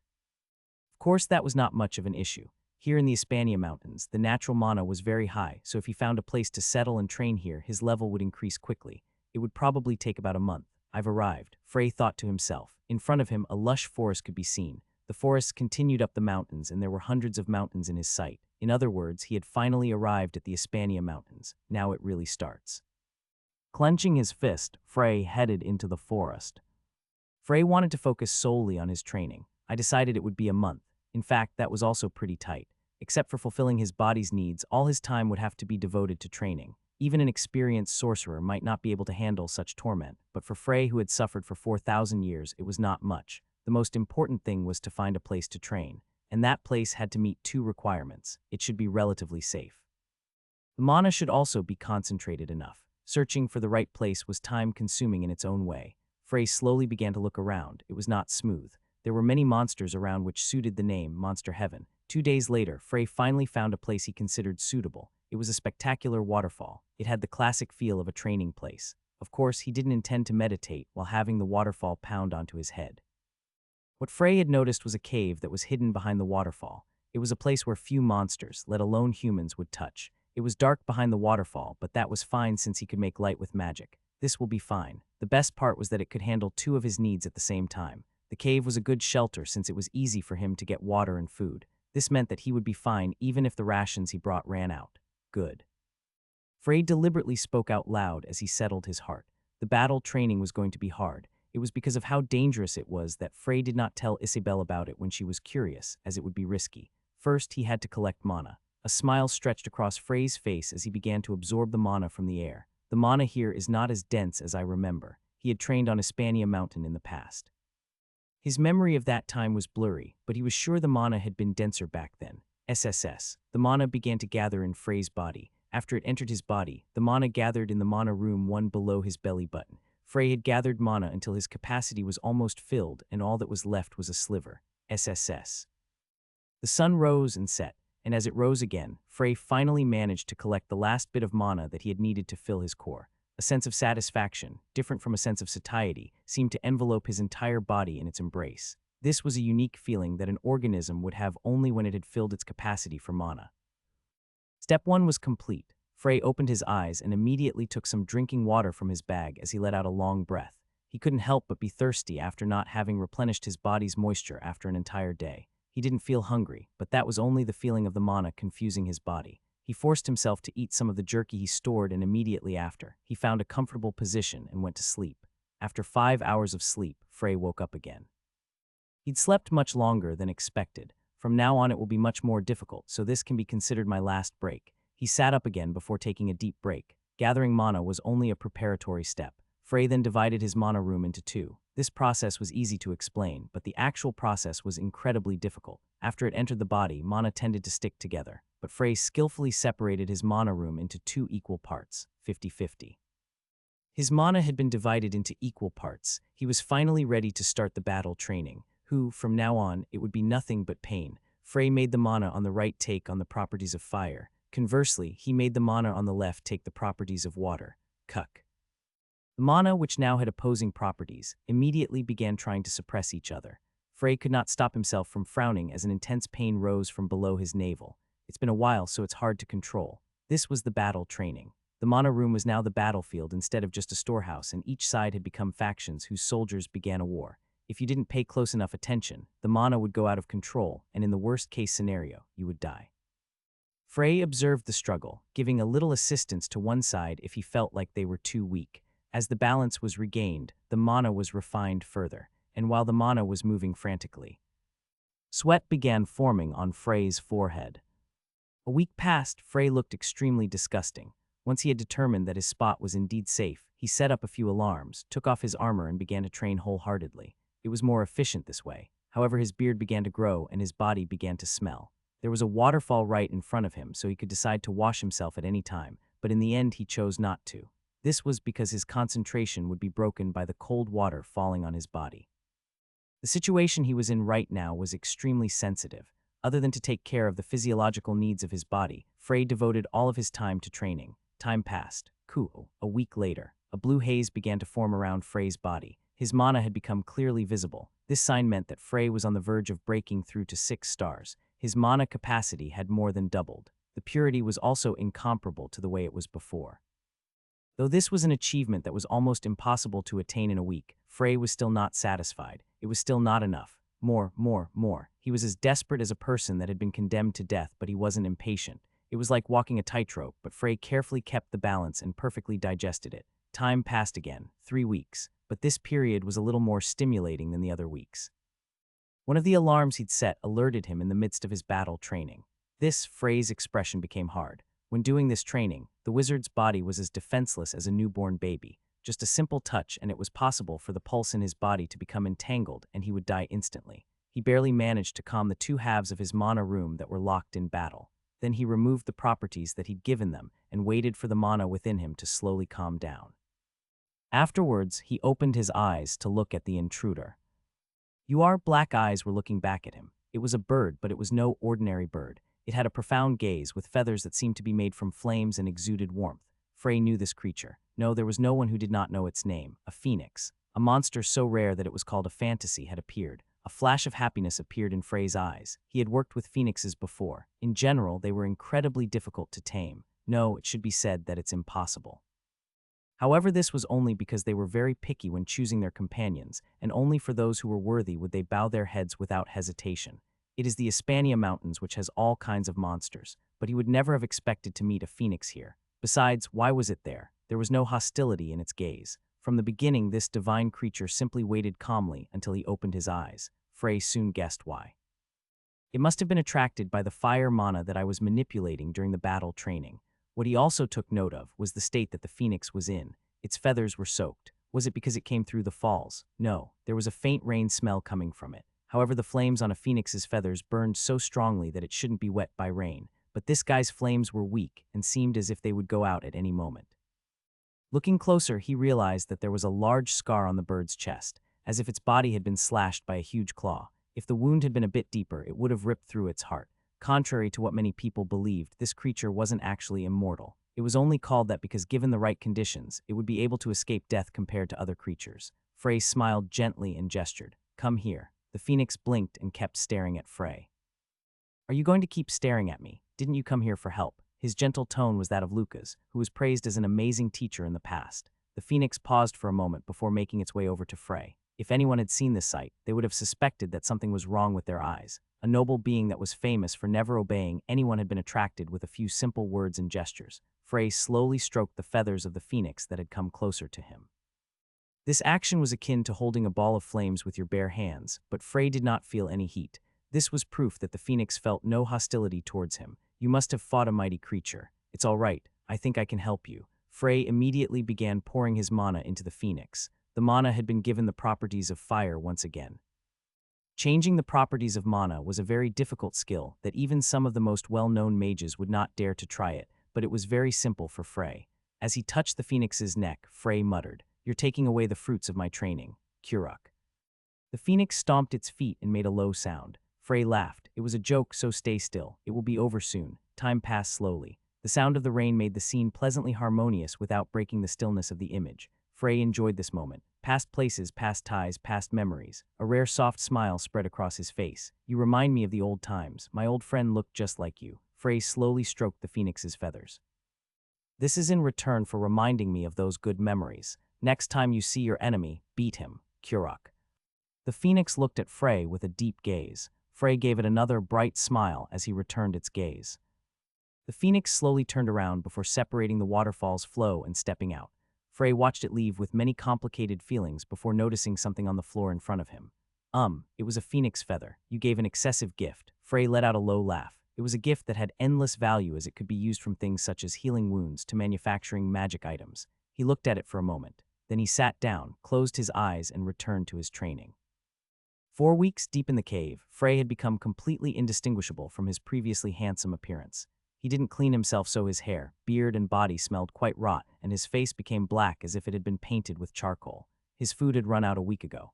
Originally, he had intended to go out to hunt for food if necessary, but Frey was so focused on his training that he decided to starve. If he hadn't drank any water, then he probably would have died. His cheeks were thin and seemed to be just skin. Looking at his appearance, it would be more believed that he was a beggar instead of an aristocrat. However, if there was anyone to see this scene, they would not have been able to open their mouths. This was because Frey, who was fully concentrated on his cultivation with his eyes closed, gave off a very mysterious feeling. SSSS. A long hiss came from his mouth. Anyone who had working eyes would be able to see the blue mist that came out of his mouth along with the hiss. Frey slowly opened his eyes. Unlike his gaunt face, Frey's eyes were brimming with life. He calmly accessed his condition. I became 6 stars. He had become a 6-star wizard. It was a dream that every wizard hoped to achieve, and it was the marginal line that everyone thought they could reach with enough effort. 7 stars and 8 stars. These were levels that could never be reached unless a person's talent, effort, and ability were all at a high level. On the other hand, the 6-star level was achievable as long as one had enough talent and was willing to put in enough effort. Of course, no one knew how long it would take. The age of the youngest wizard to reach 6 stars was 35 years. On the other hand, Frey Blake was just over the age of maturity. If this became known, then maybe all the wizards all over the continent would faint. They would all then fight a scouting war to take him away with all their might. However, there was no excitement on Frey's face. After all, he was simply walking on a road that he had already walked long before. Now I can collect mana simply by breathing. This was one of the skills that 6-star mages were capable of. It was definitely a big advantage to absorb mana simply by going through your daily routine. If he closed his eyes and concentrated, then he would be able to collect richer mana faster. Frey muttered to himself while looking at his skinny wrist. I've been starving for a while, so I'm in terrible shape. However, it wasn't too much of a problem since he could still be efficient even when he was not in his top form. In any case, the form he was in was not perfect, so he intended to eat until his stomach exploded when he was finished and gained some weight. Frey went out and suddenly let out a laugh. This guy. Bodies of monsters were piled outside the cave. There was a wide variety of monsters that had one thing in common. They all had burns on their bodies. Frey immediately knew who was behind it, the phoenix. You knew I was defenseless, so you watched over me. He had stayed in the cave for a very long time without seeing even the slightest glimpse of a monster. The service was a solid one. Frey looked around for that troublemaker, but he didn't know if it was hiding or if it had left already. If fate willed it, they would meet again. Frey made a light decision. Now then. It was time to achieve his goal in the Hispania Mountains, exploring Schweizer's dungeon, just as Frey was about to set off. Ah! A scream was heard from far away. The birds in the trees ahead were also startled by the horrible scream, so they flew away together. But it was not a monster's scream, not even a common beast. It was the scream of a human. Frey suddenly recalled the story he'd heard in the bar. Corpses had recently been found near the mountain range, and there was a high probability that it was done by other humans. Frey's form, which had been standing still for a while, suddenly disappeared, leaving nothing but a soft sound. It had been a month since they'd entered the stupid mountain range. Lawrence, a member of the Skeletal Axe mercenary group, missed cold beer, strong tobacco, and Amy's amazing body. Goddamn it, when is that idiot Sonya or whatever coming? If it wasn't for the high pay, he would have canceled this job already. It was okay if it was a bit dangerous. It wasn't a day or two since he started risking his life after all, but a boring job was the most unbearable. As mercenaries, the members of the Skeletal Axe group were all rather patient and brave when waiting for their objective. But in a forest without alcohol or women, it was practically torture for them to stay there for an entire month. As a result, they played games to pass the time. Now that's it. Juan, you lost. Shut up and wait a bit. Victor, Where do I hit to win? Adam's apple, heart, or should I aim for the space between the front teeth, forehead? If it's an instant death, then you get 10 points and you win. Lawrence clicked his tongue as he stared at his partners. The human darts that they were playing was a game they made to pass the time. It was a simple game where a person was hung from a tree and they took turns to throw daggers at them. The closer to the target, the higher the score. Sometimes they'd capture strangers from the mountain to be their targets. And if they managed to find a woman to use as a plaything, they would use her a few times before letting her go on the mountain, and the monsters would take care of her for them. Juan was one of the members who especially liked to play. Stay still.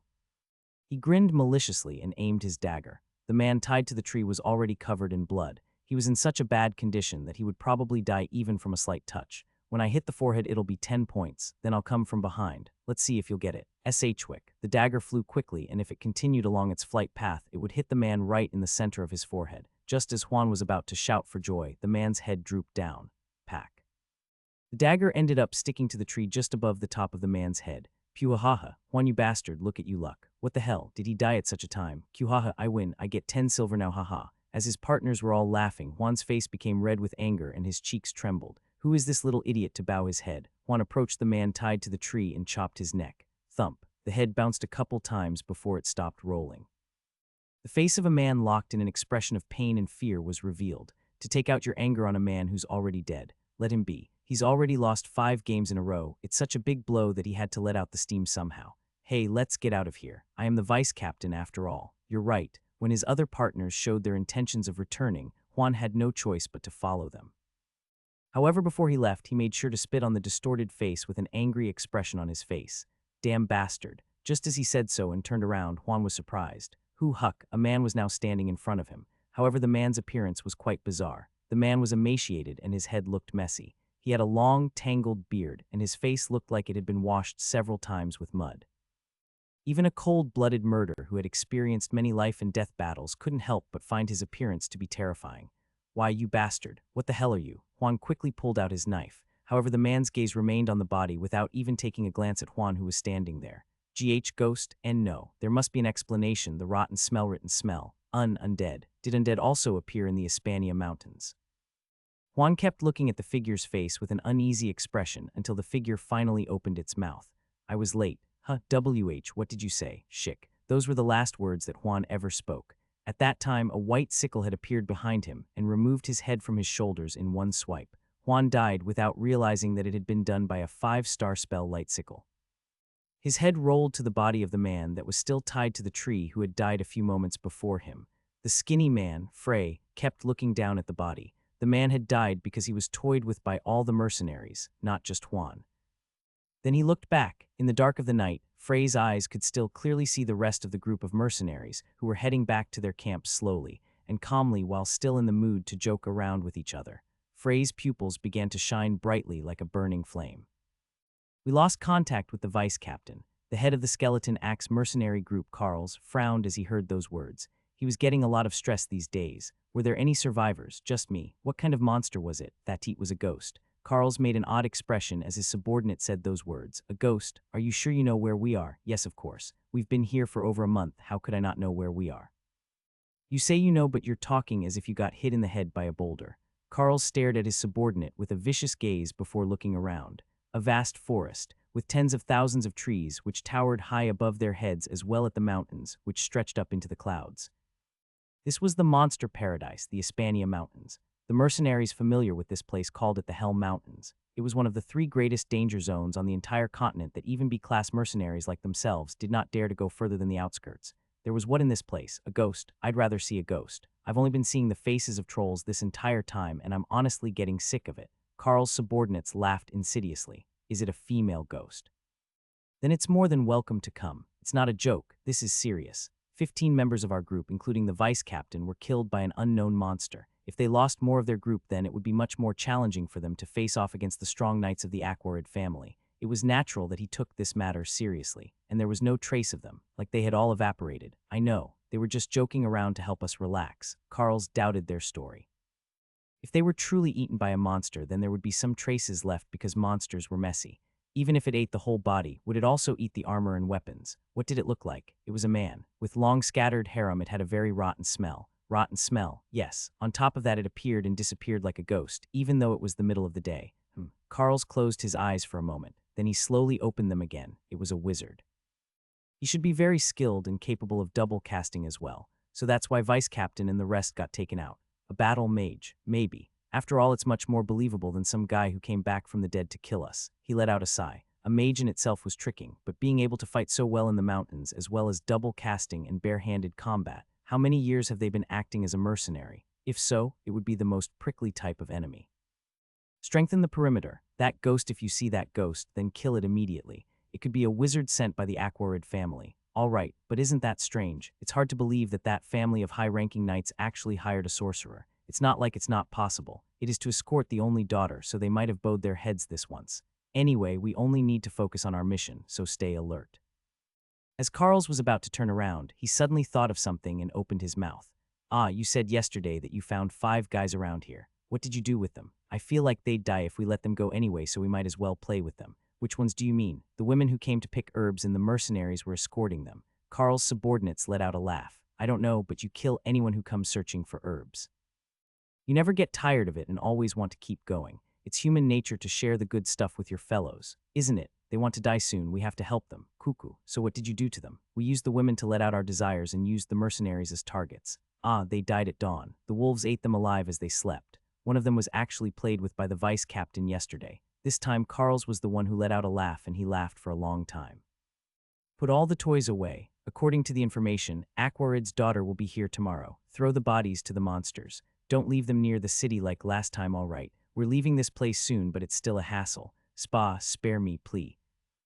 Quiet voice was heard. Carls turned and gazed toward the sound. There, dangling from a rope, was a man with blood all over his body. The clothes barely covered his private parts, and there were daggers in almost every bit of his exposed skin. I beg, things I saw here I will never tell anyone. The man looked pitiful. Carls looked at him for a moment before turning. Tian, what did I just say? Yes. Tian smiled and pulled out his sword. You said to dispose of it.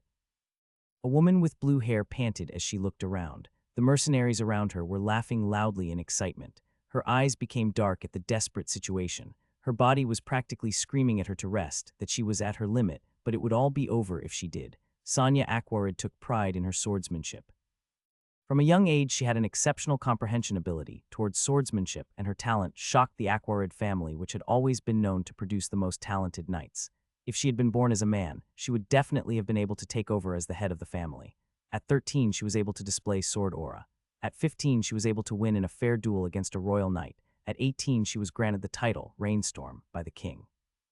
To be given a knight's title was one of the greatest honors in the Noble Kingdom, and it was also the first time in the history of the kingdom that someone was able to gain a title under the age of 20. Sonia felt that she couldn't find any more opponents, and in a way it was true. While she was dedicating her life to the sword, she suddenly got word of a marriage proposal with the Cascow Empire. The person was from the Jun family, one of the 3 great noble families of the Cascow Empire.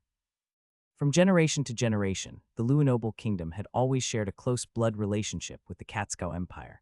There had already been several similar situations where great noble families were able to form bonds through marriage. However, Sonia did not like the choice that the family had made for her. All wizards are weak, at least all the wizards she had met. In all honesty, Sonia had never had a good opinion of wizards. The days when they stood in the limelight were long gone. In fact, it was the public's opinion that since the Age of Light 4,000 years ago, they had been getting worse. Even Cascow, which had formerly had the reputation of being the magic empire, was currently working hard to train its own knights. This was the era of the knights. She had fought battle mages from the magic towers before and won without much difficulty. This led her to believe that her thoughts were not wrong. Now she wanted to meet the people called magic martial artists. She had heard that they were people who were experts in close combat who strengthened their bodies using mana instead of aura. She felt that they would at least be more fun to fight than the boring wizards. Sonia didn't want to marry a man who was weaker than her, but she had no way to refuse her father's wishes. In the end, it was decided that she would go directly to the other family to meet them for herself. Originally, she was supposed to use the warp stone, but Sonia vehemently refused to do so. She had used a warp stone once when she was younger and ended up suffering from upset stomach, headaches, and vomiting for more than a week. Other than that, the only way to get to the Empire was by boat or by crossing part of the Hispania Mountains. However, the weather at sea was not good, and it would take much too long for her to wait for a ship when it calmed. Inevitably, this meant that she had to go through the infamous mountain range. With the knights from the Awakens family, the monsters that they would find at the outskirts were no challenge at all. After all, there were over 100 mountains in the range, so there were still ways to avoid the truly dangerous areas. Her convoy was made up of 10 knights and 5 servants. Sanya thought their presence was cumbersome, but in the end she decided to accept it instead of complaining. She thought that it would be a boring trip, but her expectations couldn't be more wrong. It seems the tales of the knights of the Luinoble kingdom are only rumors. A man with a scar on his face finally spoke. There were dozens of bodies around her, including those from his party, but the man's face was still relaxed. The reason was quite clear, however, as there were still around 20 of his men around. On the other side, there were only 4 survivors, including Sanya. Even then, the other 3 were only 2 servants and an old knight who had retired for more than 10 years already. I was careless, no. Even if she had been vigilant, they wouldn't have won. From the start, there were too many enemies. However, that wasn't the only reason. The main reason was how well prepared the enemies were. They aimed for the moment we were just about to leave the mountains when we had been the most relaxed. By the time they'd realized what was happening, 3 knights had already been killed. What are you after? Sanya tried hard to speak while panting, and Carls responded with a bright smile. You're asking me that. Your head, of course. He glanced over the body of the silent Sanya. Ah, of course I don't just intend to kill you. It's always been my dream to taste a noble woman. The only daughter of the Awakens family is the perfect partner to fulfill my dream for the first time. Sanya knew that her opponent was intentionally saying such things in order to affect her reasoning. But even though her head knew that, her body couldn't ignore it. Her face became red after being humiliated in such a way. I would take my own life before giving you that chance. Oh ho, well that would be worth seeing. Then we'll just have to take it out on the old man and 2 idiots behind you. I'm confident in my torture skills. They would all beg me to kill them before 10 minutes had passed. The man gave her another smile and bowed slightly. Sanya bit her lip, so that's why they kept them alive. It was now clear to her what their purpose was. Besides, their job was to only kill Sanya. She thought they didn't care about it, but now she realized that they did it to stop her from killing herself. Don't worry, Sanya. We would never be a burden. Luther, the retired knight and a father figure to Sanya, spoke to her with a smile. It was a smile that showed that he was already prepared for anything. Sanya's eyes shook. Then she closed them. Then she looked towards the 2 maids. You will lose your lives because of my incompetence. I'm sorry, it's okay.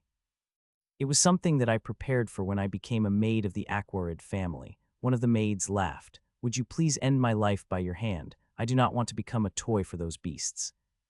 Okay, Sanya bowed her head. The maid's lips were shaking slightly. Though she spoke casually, it was obvious that she was afraid to die. Carls clicked his tongue. It truly is a prestigious noble family. Even a simple maid has such a strong willpower. He ordered his men. Stop them. The mercenaries rushed towards them, but Sanya's sword was much faster than their movement. Chick, and something was even faster than her sword. Ah, Sanya looked blankly at her hand. The sword was not there anymore. Someone took my sword, but it did not take her long to realize what happened. As a knight, this was the greatest humiliation, but Sanya was so focused on what happened that she did not think of that.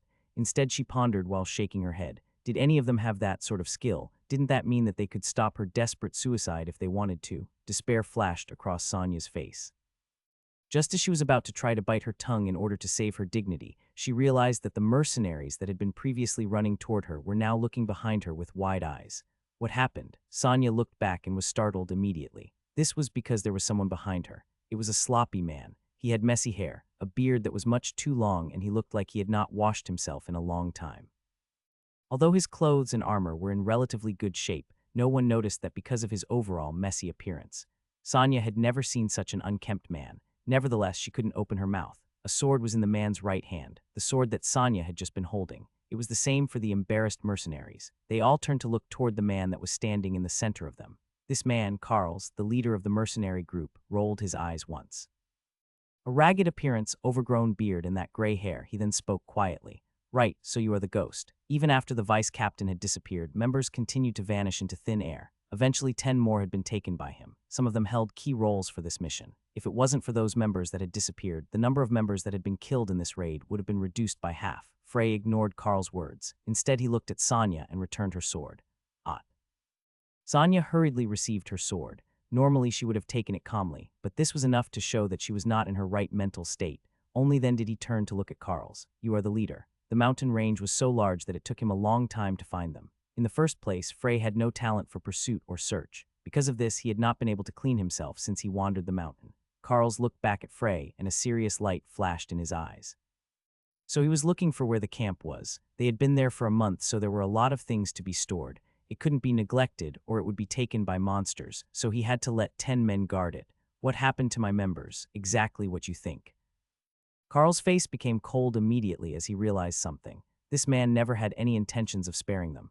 The member's description that he was cruel was accurate. We shouldn't give him time to cast spells. Carl's gestured quickly. Aim at the wizard. Don't approach from the front. Use the trees. The mercenaries moved immediately. A battle mage power is usually equal to 5 B-class mercenaries. We can defeat him with the amount we have now. Kehuk. At the end of his thoughts, blood splattered from a mercenary. Carl's blinked in shock. What just happened? For a moment he could only stare blankly. Then his instinct told him that something was coming to him. His body reacted before his mind could, and he pulled his 2 swords up to block. Clang! It was a spell. It was a spell with so much power that Carl's wrists began to throb after he managed to block it. It seemed like he would lose grip on his swords, but he gripped his teeth and endured it.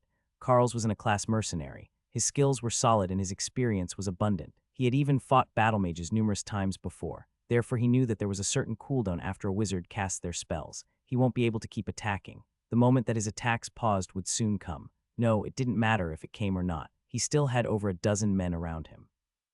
He was sure that they would chop off the mage's head while he had to take a break. That's what was supposed to happen. However, something was strange. Clang, clang. Cold sweat covered Carl's entire body. His legs shook and his wrists throbbed as if they were broken. Nevertheless, he refused to let go of his swords. The moment he let go was the moment he died. Why hasn't the spell ended? It was as if dozens of wizards were alternately shouting spells at him.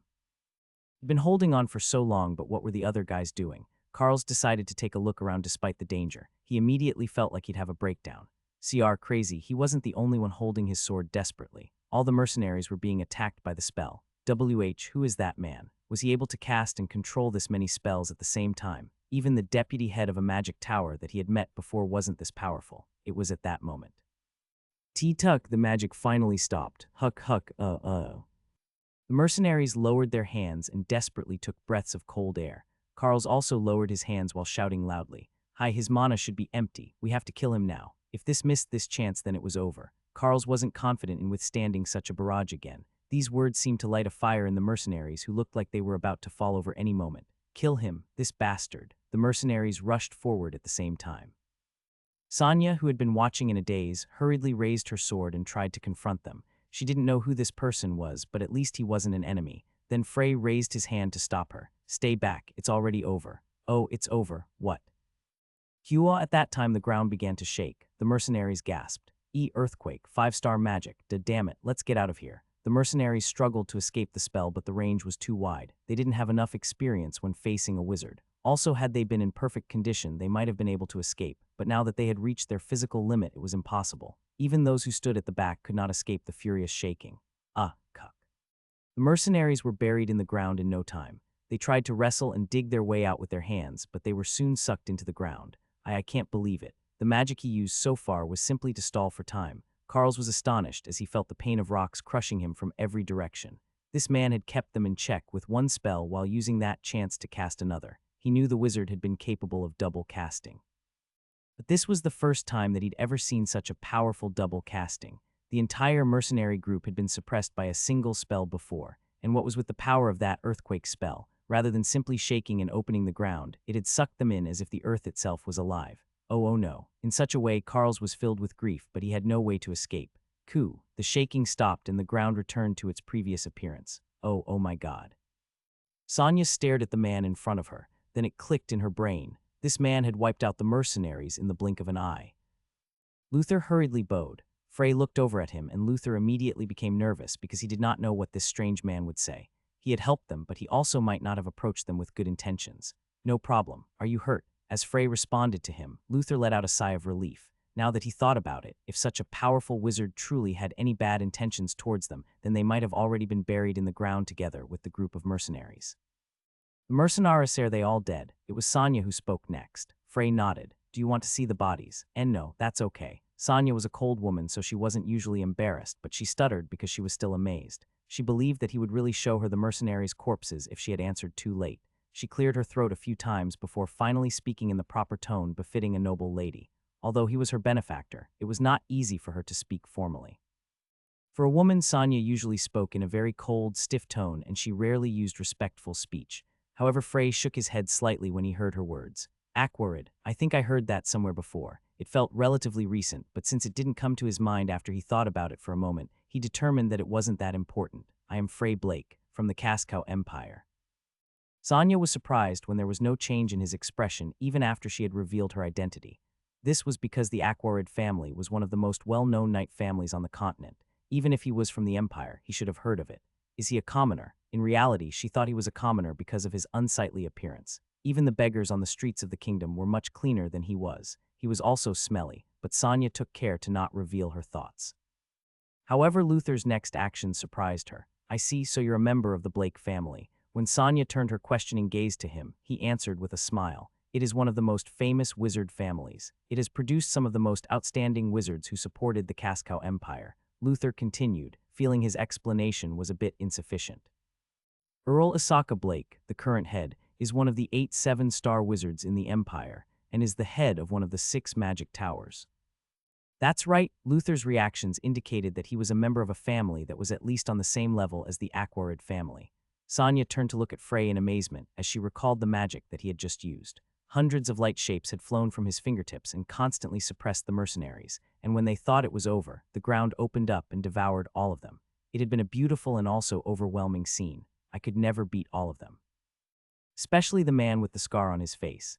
It was the first time that Sonia had been confronted by such an anomalous and unconventional swordsman. Even if she was to duel him one-on-one, she could not guarantee her victory. To deal with such a group without getting a single scratch. This is definitely a first-class wizard. It was at that moment that Sonia's impression of the wizard changed greatly. After a while, she tilted her head. But why does such a person look so terrible? Frey looked toward where the mercenaries had been buried and opened his mouth. They must have been waiting in the mountains for more than a month. It seems that you are their target. Is there any reason for that? How did you know that they stayed for a month? That was when corpses were first found nearby. They seem to have captured people from the city who were wandering nearby and tortured them. Sonia nodded at that. Their speech and behavior were very vulgar and lowly. Luther also nodded.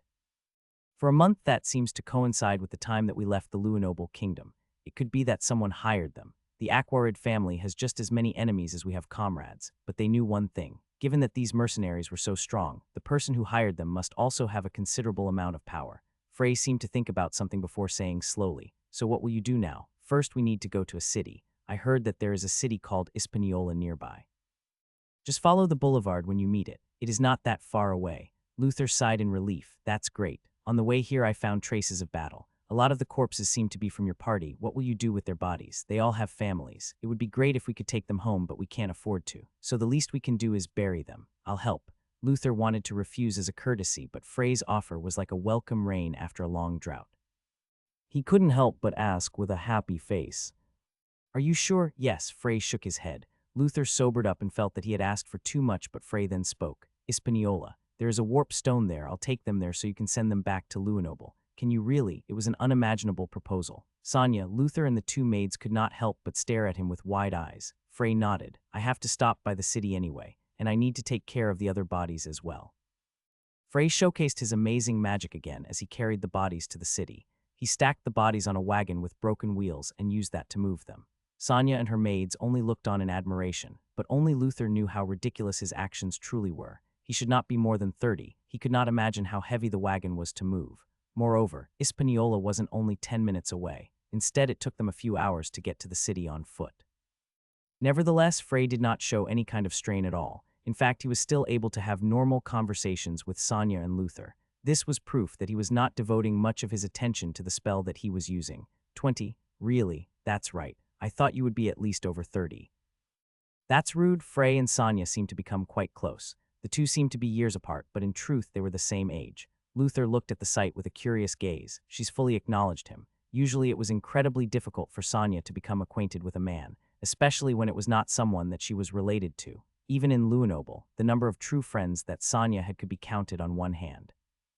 So the sight of her chatting with a man, and one from another country, was a very unfamiliar sight for Luther, who had watched her from a young age. That's fine. With the amount of talent that this Blake boy has, it would be fine for her to marry him. After all, the Blake family was comparable to the Aquarid family. If the agreement with the Jun family didn't go well, then Luther would suggest this to the head of the house himself.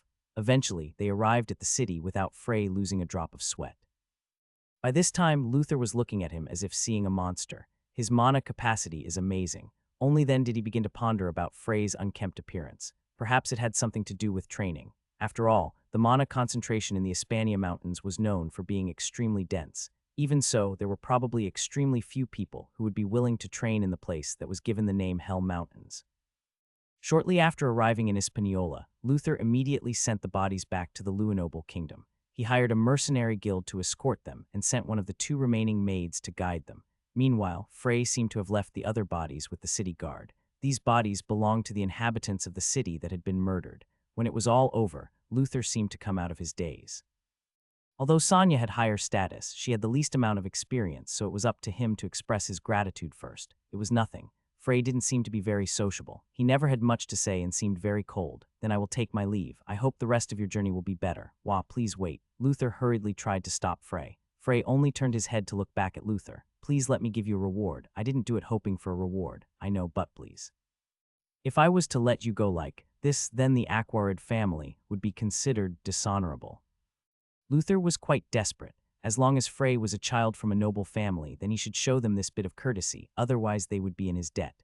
No, the political implications aside, Luther really wanted to repay Frey for all that he had done for them. Please, Frey, let me repay your favor. Sonia also bowed her head. It was very rare for her to bow. Frey was lost for words for a moment before he let out a sigh. I'll only accept dinner. They were lucky if he had decided to be stubborn, then he would have left without hesitation. Luther's face was shining with happiness and Frey spoke after a moment. I know a good place, let's go there. All right. The place they arrived at was a bar. At first Luther was quite embarrassed, but he quickly schooled his expression. He could not understand why Frey had brought them to this place. This is not a place for nobility. This was the sort of place that mercenaries who had vulgar mouths and behaviors would come to. But Frey opened the door without any hesitation. Immediately, the smell of tobacco and beer were prevalent. The bald giant behind the counter, who was the owner, seemed to recognize Frey immediately. He observed Frey for quite a while before he burst into a loud, pleasant laugh as if he was filled with joy. After a short conversation with the owner, Frey came back to the group. They will prepare the food while we go wash up and come back. Ah, I see. It seemed that now that he had the chance, he wanted to immediately clean himself. Despite not showing it on their faces, Sonia and Luther quite agreed with Frey's decision to go clean up. As soon as they had opened the door, the faces of all the people in the bar had become sour. There were bathrooms upstairs since the bar seemed to also function as an inn. Quite unexpectedly, even warm water was prepared for them to wash their bodies much more comfortably. Sonia soon returned to the first floor after a pleasant bath, but she found a man sitting at their table. Did he sit here by accident? Sonia narrowed her eyes at the man. The man that was sitting there had very handsome features. Sonia had seen many handsome men in the Lewinoble kingdom, but this man seemed to have a sort of charm. What she noticed in particular was his slightly long gray hair that was tied behind him and his deep-set eyes. The only blemish was that he was a bit too skinny, but that wasn't a really big deal. Sonia couldn't help but tilt her head. The man's appearance was extremely similar to someone else. The skinniness, the gray hair, the deep-set eyes. If you're done, why don't you take a seat? The moment she heard the voice, she realized. Nevertheless, a confused expression appeared on her face. Frey. Is something wrong? And no, you just look completely different from before. I looked a bit old after not taking care of myself for a while. Frey laughed and Sonia blushed while complaining in her mind, that's not a bit. She couldn't even compare the current him to the beggar-like appearance he had before. For the first time in her life, Sonia felt a tingling sensation in her chest. Why, your clothes look good. Sonia, who was not used to praising people, turned her head away as she said that. What he was wearing at that moment was his Westroad Academy uniform, which was made for its appearance instead of practicality. It went very well with Frey's current appearance, though he would look even better if he gained a bit more weight. I didn't have any other clothes to wear. My armor needs to be washed since it is so dirty. Ah, right. Are you going to keep standing? The food will be here soon. Ah, I'll sit down. How many times will you stutter, you idiot? Sonia scolded herself inwardly as she hurried to take a seat. She was nervous. Seeing Frey's indifferent face seemed to make her feel worse somehow. Sonia felt it was unfair that she was the only one who was embarrassed. Thinking quickly, she desperately tried to find a topic. Your spells were amazing. It was the first time I saw such an amazing wizard like you. It was nothing. While he said this, Frey's face showed no signs of being flattered. This was proof that this was what he really thought, that his present level of skill was truly nothing. When he thought of the guys he'd have to face in the future, his current power was like he was holding a dagger as small as a pebble in his hands. However, Sonia felt even more admiration when she saw his humility. He's completely different from all the wizards I've met before. All they knew was how to boast, about how well they could develop magic, or that they had ongoing research that was going well, or that they were one of the top 10 mages in the tower. In a fight, they were only a group of children who knew how to recite spells. They didn't even have time to finish their spells before Sonia had drawn her sword, closed the distance between them and pressed it against their Adam's apple. Why do they want to duel when they were no good in the first place? So where are you headed? Frey's voice brought her out of her thoughts. I know you were heading to Cascow, but I'm curious about your destination. Of course you don't have to answer. Is he concerned? It felt like he had brought up the topic when the conversation had paused, so Sonia interpreted it favorably.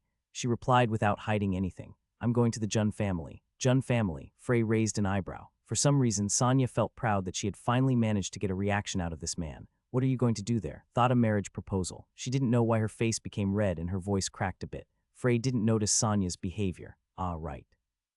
The daughter of the Aquarid family that would become Perrin's fiancé. So that's you. How did you know? I heard it from Perrin. Are you familiar with Perrin? Luther came down from his bath and interrupted the conversation. Frey could only give a smile as Sonia looked away in embarrassment. I'm sorry to interrupt your conversation. That's fine. Sit down, let's talk. I'm sorry again, but I can't join you. I'm sure you understand. Luther and the single remaining maid stood behind Sonia. Luther and Sonia shared a pseudo-father-daughter relationship, but even then there were strict protocols and a master-servant relationship that could not be ignored. This was their house's business, so Frey did not interfere. He simply took a sip of water before answering Luther's previous question. Perrin is my friend, I see. Both of your families are famous wizard families in the Empire. Have you been friends since childhood? I met him for the first time on a ferry to the capital. It was only for a short while, but I appreciated his character, and so we became friends. I see. Luther was relieved. A good way to tell a person's character was to look at the friends he kept, and from what he had seen of Frey, Luther believed that he was a man of good character. If a young man like Frey could accept him as a close friend, then that meant that he was a good person. Soon the food arrived. Venison with mouth-watering spices, fresh salad, and lamb soup. Luther admired the quality of the food. Finally, a sausage was placed in front of Frey. Frey looked up at the owner's face, and the owner returned his gaze before they both burst into loud laughter. Sonia and Luther could only watch their interaction with confusion. Frey spent a day in the inn to get rid of his fatigue. He intended to rest for today before heading into the mountains again tomorrow. Early the next day, Sonia's party left. They seemed to be headed right to the Jun family residence in Cascow. By the way, will you come to the house to visit? Sonia tried to speak as casually as possible, but she was unable to hide her expectant and anxious expression. Frey did not notice her behavior. He was only thinking about the fact that Perrin had asked him such words before. When I find what I'm looking for, if you are still at the Jun family, then we'll meet. Right, though Sonia spoke plainly, her face was practically shining. Frey watched them as they left the city before turning around. It was finally time to go to the dungeon. I have about 3 weeks left. He would use the last week to travel back to the academy. Of course, this wasn't because he was willing to learn in the academy. He was curious about the identity of Cirrus Trisnine, but it wasn't just that he wanted to uncover her identity. Frey had a habit of setting a deadline for himself when he had to work on a task.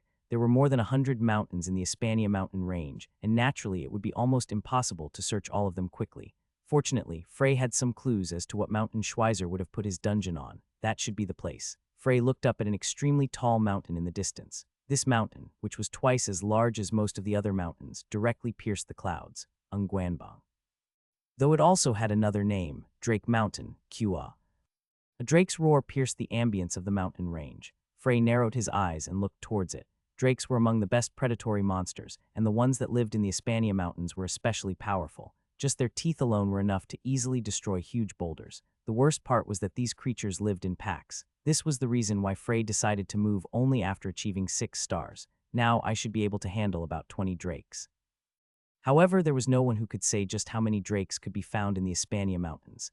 There was also a chance that a mutant that the bar owner had told him about could also appear. Frey calmly began to climb the mountain. Drake Mountain was very tall, but the danger was beyond imagination. Even a 6-star mage could easily lose their life if they were negligent. After climbing for about an hour, Frey finally encountered his first monster. It was not a drake, but an ogre. But unlike normal ogres, this one had red skin and 3 eyes. In its hand was a huge tree for a club, and there was a mass of flesh and blood nearby. The mountain was called Drake Mountain, but that did not mean that other monsters couldn't be found here. To enter their territory, one had to reach the waist of the mountain. Below that was the area where all sorts of monsters lived. Frey narrowed his eyes as he inspected the ogre. That should be fire-resistant skin. So it had evolved to survive against the drakes. From what he knew, since it was strong against fire, then there was a high chance that it was also relatively weak against ice. Frey quickly chanted a spell. Ice Spear. Chang. 3 ice spears appeared in front of him. When the Lick Dullard had attacked the Cortez, the spears he created were much larger in comparison to the ones that Frey created. However, the difference in the concentration of mana was not something that could be compared. Schick, Pupuk, Kirk. Frey clicked his tongue. The skin and bones of the ogre were much stronger than he had anticipated. The spear aimed at its head had been blocked with just his skull, and the one aimed at its chest had been blocked its ribs. To block my ice spears means that its bones are as hard as steel. For these types of monsters, it was most effective to burn them with fire, but this one happened to be fire-resistant. Frey realized that the ogre in front of him would be more annoying than the mercenaries that he'd faced the other day. Drake Mountain lay in the center of the Hispania Mountains. This meant that the monster one would find here were much stronger than those that could only live in the outskirts. I could kill it if I used Earthquake, but that's too loud. If he made too large of a fuss, then other monsters would surely flock toward the sound. The same was true for wind magic. While it might be helpful, the disadvantage of that was that it had a very large range. There's nothing else I can do. He had no choice but to choose a slight foolish method. Ice Spear. Cha-cha-chang. 10 ice spears materialized in front of him and a bone-freezing chill could be felt. Kua the ogre roared at him and it was so powerful that it destroyed the ground. If you make so much noise, what reason would I have to keep quiet? As he muttered this in a low voice, Frey lined the spears up. Papapat, Tudutuduk, Cuck.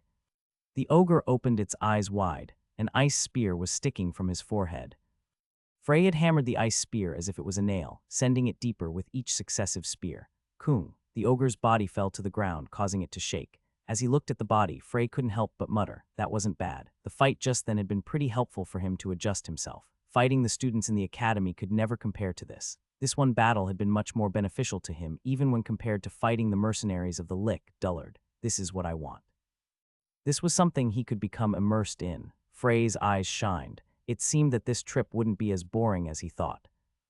Magnificent, Frey sat on a large boulder and looked down from his position on the largest mountain in the vicinity. He could see the other mountains, the buildings in Hispaniola City which looked like nails sticking into the sky, a large flowing river and a vast meadow all at once.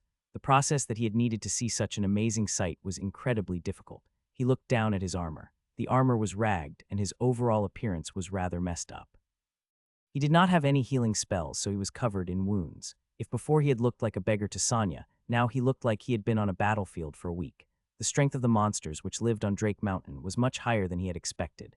The drakes which he'd met after he entered the mid-levels of the mountains were strong enough to make his blood run cold. Especially that guy, an enormous drake that he had only managed to see once. It had the body of a dragon, completely with scales that looked harder than steel and a roar that shook the entire mountain range.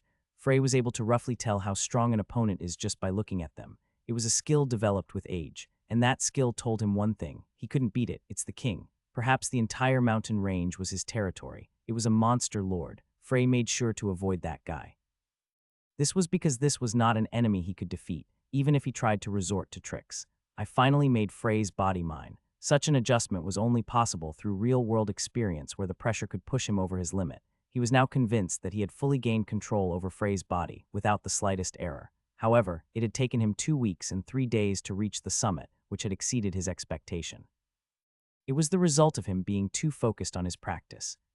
Frey realized that his mana was once again full. At the top of the mountain, the air was thin, but the mana concentration was incredibly dense. He turned around and looked at the volcanic lake behind him. As the size of the mountain was beyond imagination, the volcanic lake at its peak was not a joke. What Frey truly paid attention to was the island in the middle of the lake. Fly, Wu-woon. He flew over using the flight spell.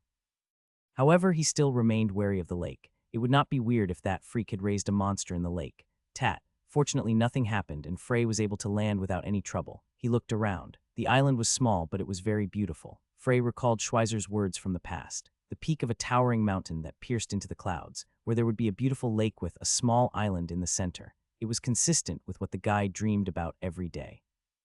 Frey looked at the ground. Then he closed his eyes and concentrated for a moment. I knew it. His lips stretched into a smile. No matter what that guy did, he liked to make it big, so there was absolutely no way that such a small island would be able to fit his dungeon. And just as he had expected, there was an enormous space below the island. The only entrance is this island. If someone tried to force their way in from any other direction, the entire mountain would collapse. That tricky guy. Frey thought it was troublesome, but he was glad to have found a trace from one of his best friends after such a long time. Frey looked around. The entrance to the dungeon wasn't that hard to find. It was the largest tree on the island, literally a giant tree. There was a large hole in the tree that served as an entrance. Frey went into the hole without hesitation. The fact that he had been nice enough to build stairs showed that he intended for the dungeon to be found. It wasn't too dark as there were soft lights in the stairwell. After walking for a while, Frey stopped and looked ahead of him. In front of him was a gigantic door that was covered in magical runes. With a quick glance, Frey had already noticed a few things. I can't open it by force. It was a magic technique that Schweizer himself had created. Maybe if he was in Luca's body, but at the present, Frey's body would explode like a firecracker the second he tried. That meant that he had to follow the rules. Frey's gaze was drawn to a small marble that was on the front of the door. After dusting it off a bit, he realized that it seemed to be a jewel of some sort. Placing his hand on it, Frey began to send his mana into the gem. Woo-woon. After a moment, white smoke began pouring out of the marble. Soon the smoke began to take shape. It became a gray-haired, golden-eyed boy, Tata. There was a mischievous smile on his face, and he was wearing a funny white robe that was free of any dust.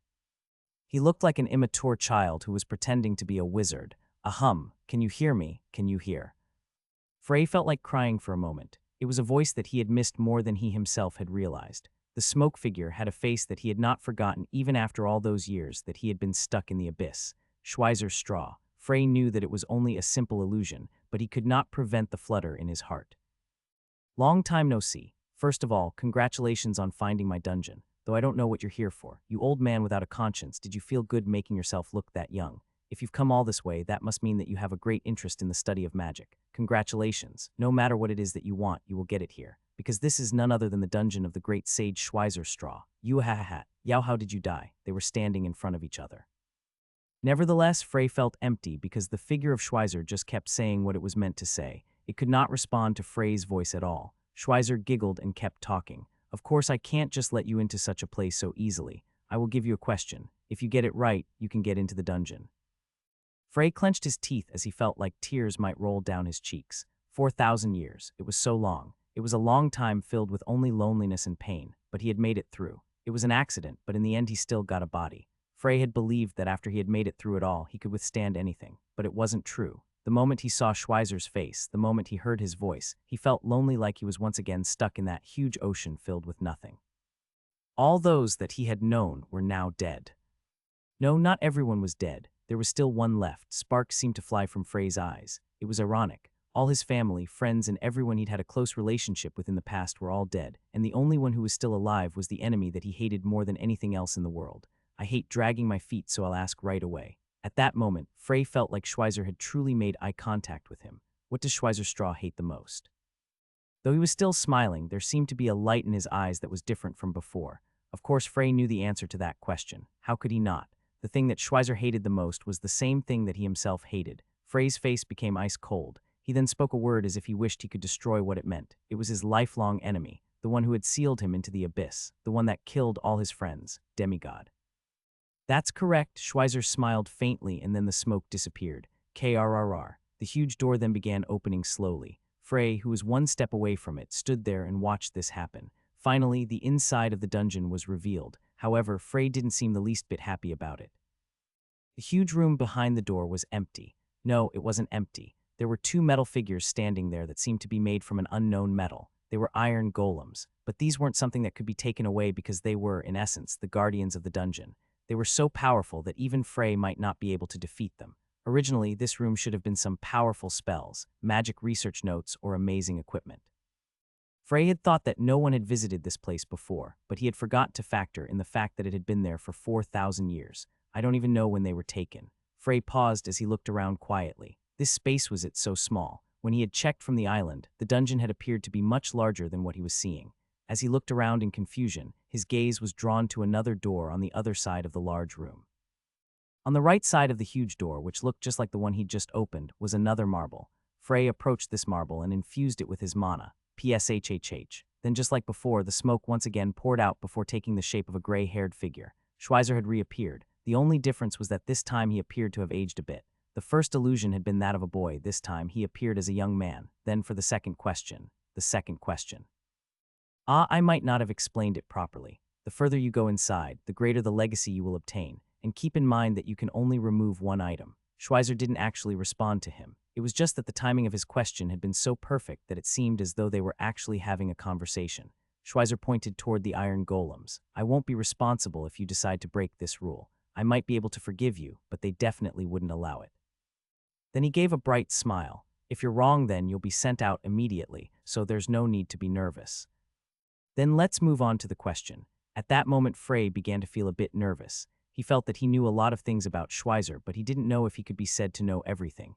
Everyone had something that they might not want to reveal. This was the same for Lucas, who was called the Great Mage, and Schweizer, who was hailed as the Sage, the Black Witch. Iris Fistfounder 1. I really disliked that woman.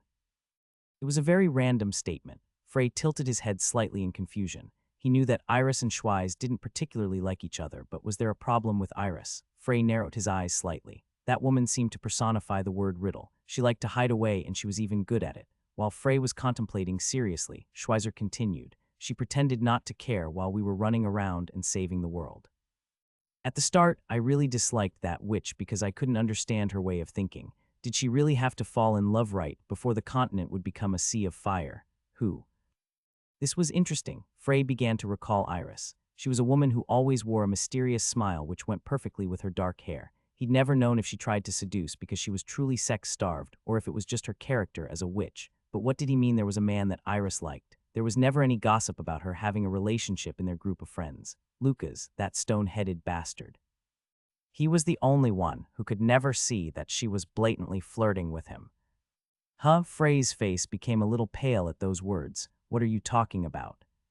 Like I said, I really disliked Iris, but when I saw Lucas' face, who didn't even raise an eyebrow at her obvious affection, even I got mad at him. I'm sure a stone golem would have noticed it faster than him. While Frey was still in shock from the revelation after 4,000 years, Schweizer continued speaking in a leisure tone. My mouth is sore. If I kept talking like this, I'd feel bad, so that's all for that little chat. Anyway, about this woman named Iris. There were 3 powerful demons that she was contracted to. Among them, there was one who held a different weapon in each hand and represented the existence of good and evil. Usura, that's correct. KRRR. The huge door slowly opened and dust rose. Schweizer's figure once again disappeared after giving a bright smile. Instead of stepping forward, Frey hesitated while wearing a complex expression. Don't tell me he is going to keep going like this. It felt like sneaking a peek at his friend's diary. Whether to go in or not, Frey was seriously feeling troubled. The next room was also very large, but unlike the first room, it was not empty. However, there was only one thing that seemed to be a magic item: Bracelet of Perpetual Snow. It was a magic tool that let the user cast the 7-star spell, Blizzard, once a week. It could be called an amazing item, yet Frey passed it immediately without a second glance. It was not what he wanted. Frey approached yet another door. After infusing his mana, Schweizer appeared again. A cheerful smile was on his face and he appeared to be a few years old. Then the next question. The dungeon was very long. Fortunately, there was no question that Frey was unable to answer. However, most of the questions were not things that many people would know. He knew Schweizer was weird, but Frey hadn't expected him to make the questions in his dungeon like this. They had nothing to do with magical knowledge. When he arrived in the 5th room, Schweizer spoke again. You're the first to have come this far. That was right. In this room there were Schweizer's many magic items, spells, and research books that would be extremely valuable if taken outside. There were even martial arts books and scrolls that could be used by knights or magical martial artists. Lava shoes, flying cloak, iron golem summoning stone, moonlight sword. Even if it was a wizard, mercenary, or knight, the items that they could find here were things that they would even sell their souls for. However, Frey only continued walking as he took a glance at them, passing through the room, passing through again. At one point, Frey had lost count of just how many rooms he had gone through. This is the 10th room. This is the last room. Schweizer was wearing his usual smile, but Frey couldn't help but stare at him. This was a Schweizer that he had never seen. The long white beard, the numerous wrinkles, and now his white robe seemed to match his overall appearance. When Frey had seen Schweizer last, he was only middle-aged. He had never seen his old friend this old. Frey couldn't help but mutter even though he knew that Schweizer couldn't hear him. But this means that you lived longer than I did. Frey's body died at the age of 50 and his soul was trapped in the abyss. Now, Schweizer appeared to be in his 70s. His previous mischievous attitude was nowhere to be seen. He was still smiling happily, but now it appeared more like the kind smile of the elderly.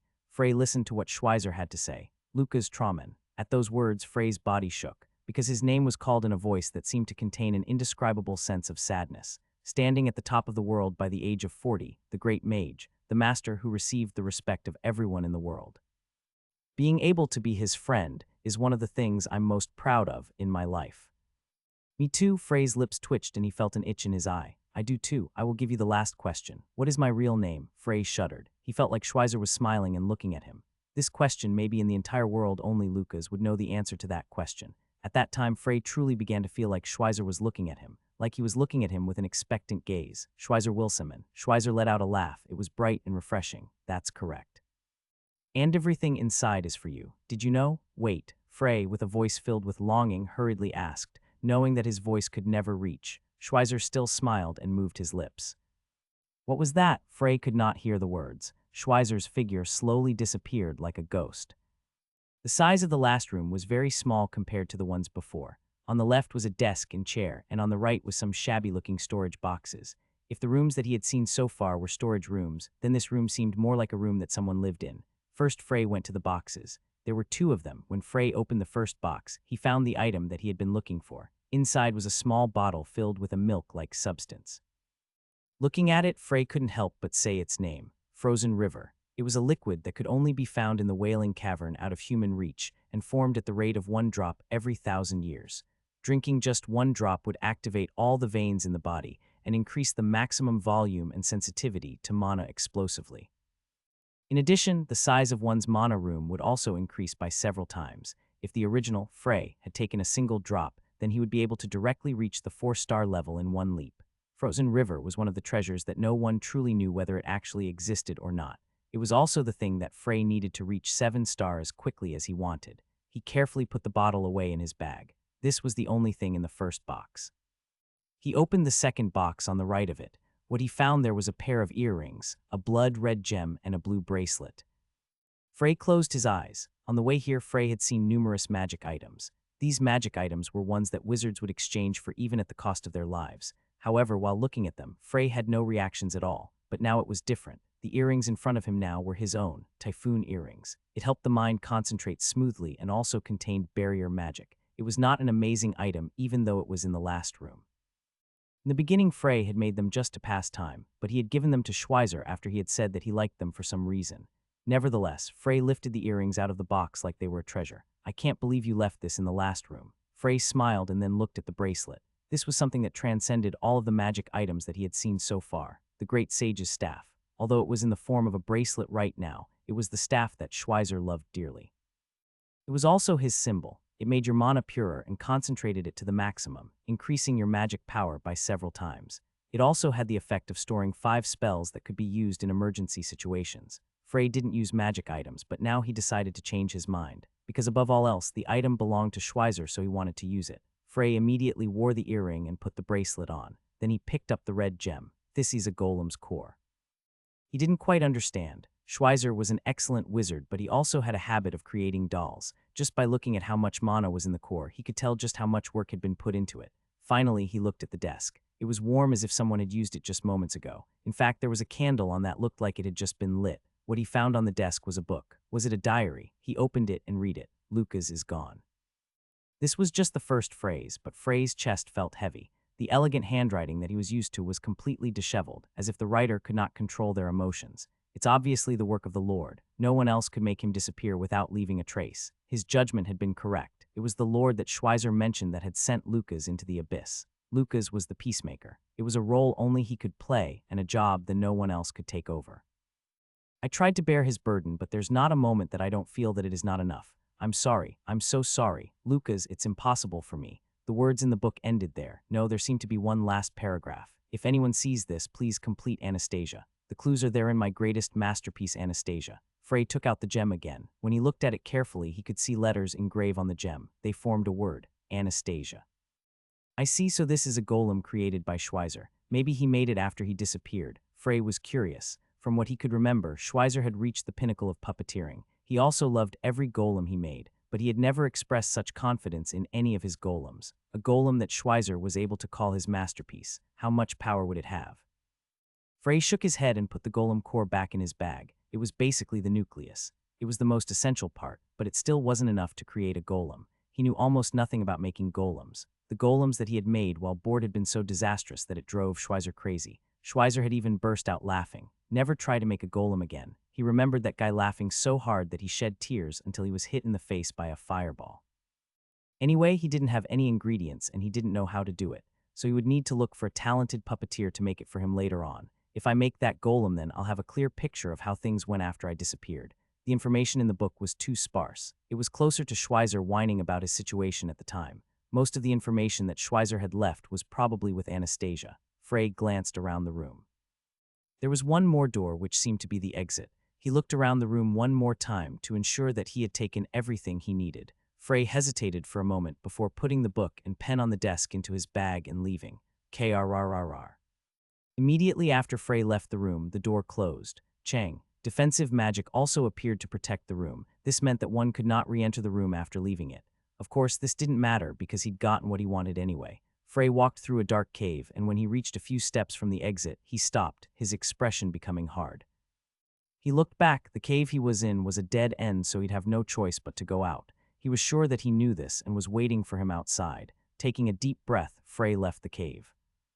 It was a drake, dozens of times the size of a normal drake, staring at Frey with its fiery red eyes.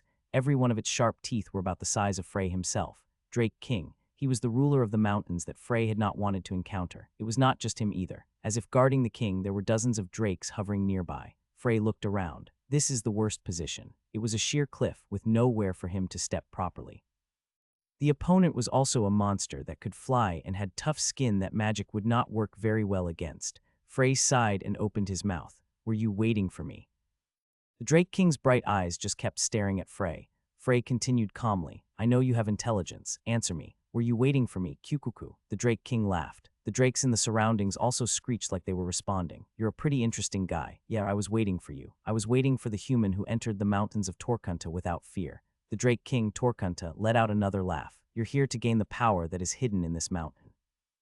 You know about the existence of this dungeon. Oh, of course. It has been 1,000 years since I've ruled over this place. How can I not know even this? 1,000 years. Frey frowned. He had felt it from the moment he saw it, but after hearing those words from the drake itself, he was sure. It has transcended its race. The ridiculous size, the human-like intellect, and the long lifespan. It must have taken a lot.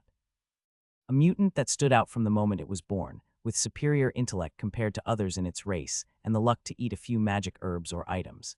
If you were to compare him to an ordinary drake, then Torkunta's existence could only be attributed to a bunch of overlapping miracles that were impossible to replicate. Frey realized it once again. The monster in front of him was the first one that he had met since his return that had the ability to kill him. At first I wondered why humans that weren't from around had come. I was curious about what they wanted, so I let them have their own way for a while. Those who came before Frey were probably looking for the remnants of Schweizer. I searched many places before I noticed this mountain. It was pretty easy to notice. I also knew that there was a space hidden inside. Torkunta spoke in a slightly offended way, but I couldn't get in there. I couldn't even break it. Of course, this would be the case. No matter how smart Torkunta was when compared to normal drakes, there was no way for him to compete with a human sage Schweizer Straw who had created the dungeon on this mountain. He wouldn't have been able to solve this mountain unless a dragon decided to give him a hand. So I waited. I watched what the humans were doing. They either got some kind of weapon from the hidden space or directly got stronger as they came out. From the very cave you just walked out from. Torkunta's eyes curved into half moons. Of course, since they were human, majority of them became my prey. At that moment, a faint hint of displeasure appeared on Torkunta's face. It was because he'd remembered a woman who had escaped his grasp. She had purple hair and an ice-cold gaze. Torkunta kept talking to chase away the humiliating memories.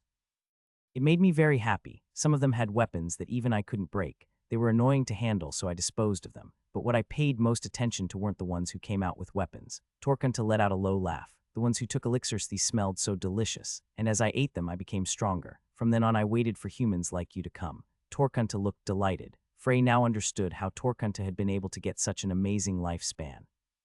When he ate the humans who chose to take elixirs, he also ate the elixirs that were in their possession, or he ate the humans who had already consumed them. Either way would have the same result. Torkunta was fishing humans this way. He couldn't go into the dungeon, so he waited for the humans who went into the dungeons and took elixirs, then he killed and ate them. Frey became angry. His hair almost became white from anger. This filthy monster was using his best friend's precious dungeon as bait.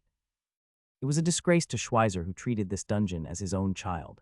At the same time, it was necessary for him to remain rational right now. He quickly assessed his current situation. My spells can't kill Torkunta. He could not defeat it. It was just like how a 6-star wizard could never defeat a 7-star wizard. Even if he used his strongest spells, he would not be able to kill it. Using the staff of the great sage would not help his situation at all. Damn it. Frey tried his best to not show any expressions on his face, but the Torkunta's presence was very shocking. From a human perspective, this being had transcendental powers and was not impatient at all. His cunning matched his age as he was in no hurry for his meal.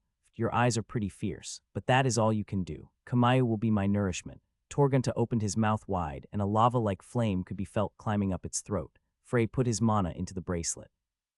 At that moment, the staff of the great mage materialized in his hand, and he used one of the stored spells without hesitation. Earth Wall, Krrrr. It was a simple spell which raised the ground in front of the caster and created a wall, but Frey was utilizing the terrain. He used the angle of the sheer cliff to stab towards Torgunta's neck like a spear. It was so powerful that it no longer seemed like an earth wall, Quagic, but it didn't work. The spear-like earth wall, which should have been stronger than even a steel spear, couldn't even leave a scratch on Torgunta's neck. Now it was Torgunta's turn and his breath was coming. Even the cliffs would melt like ice in a desert under his breath.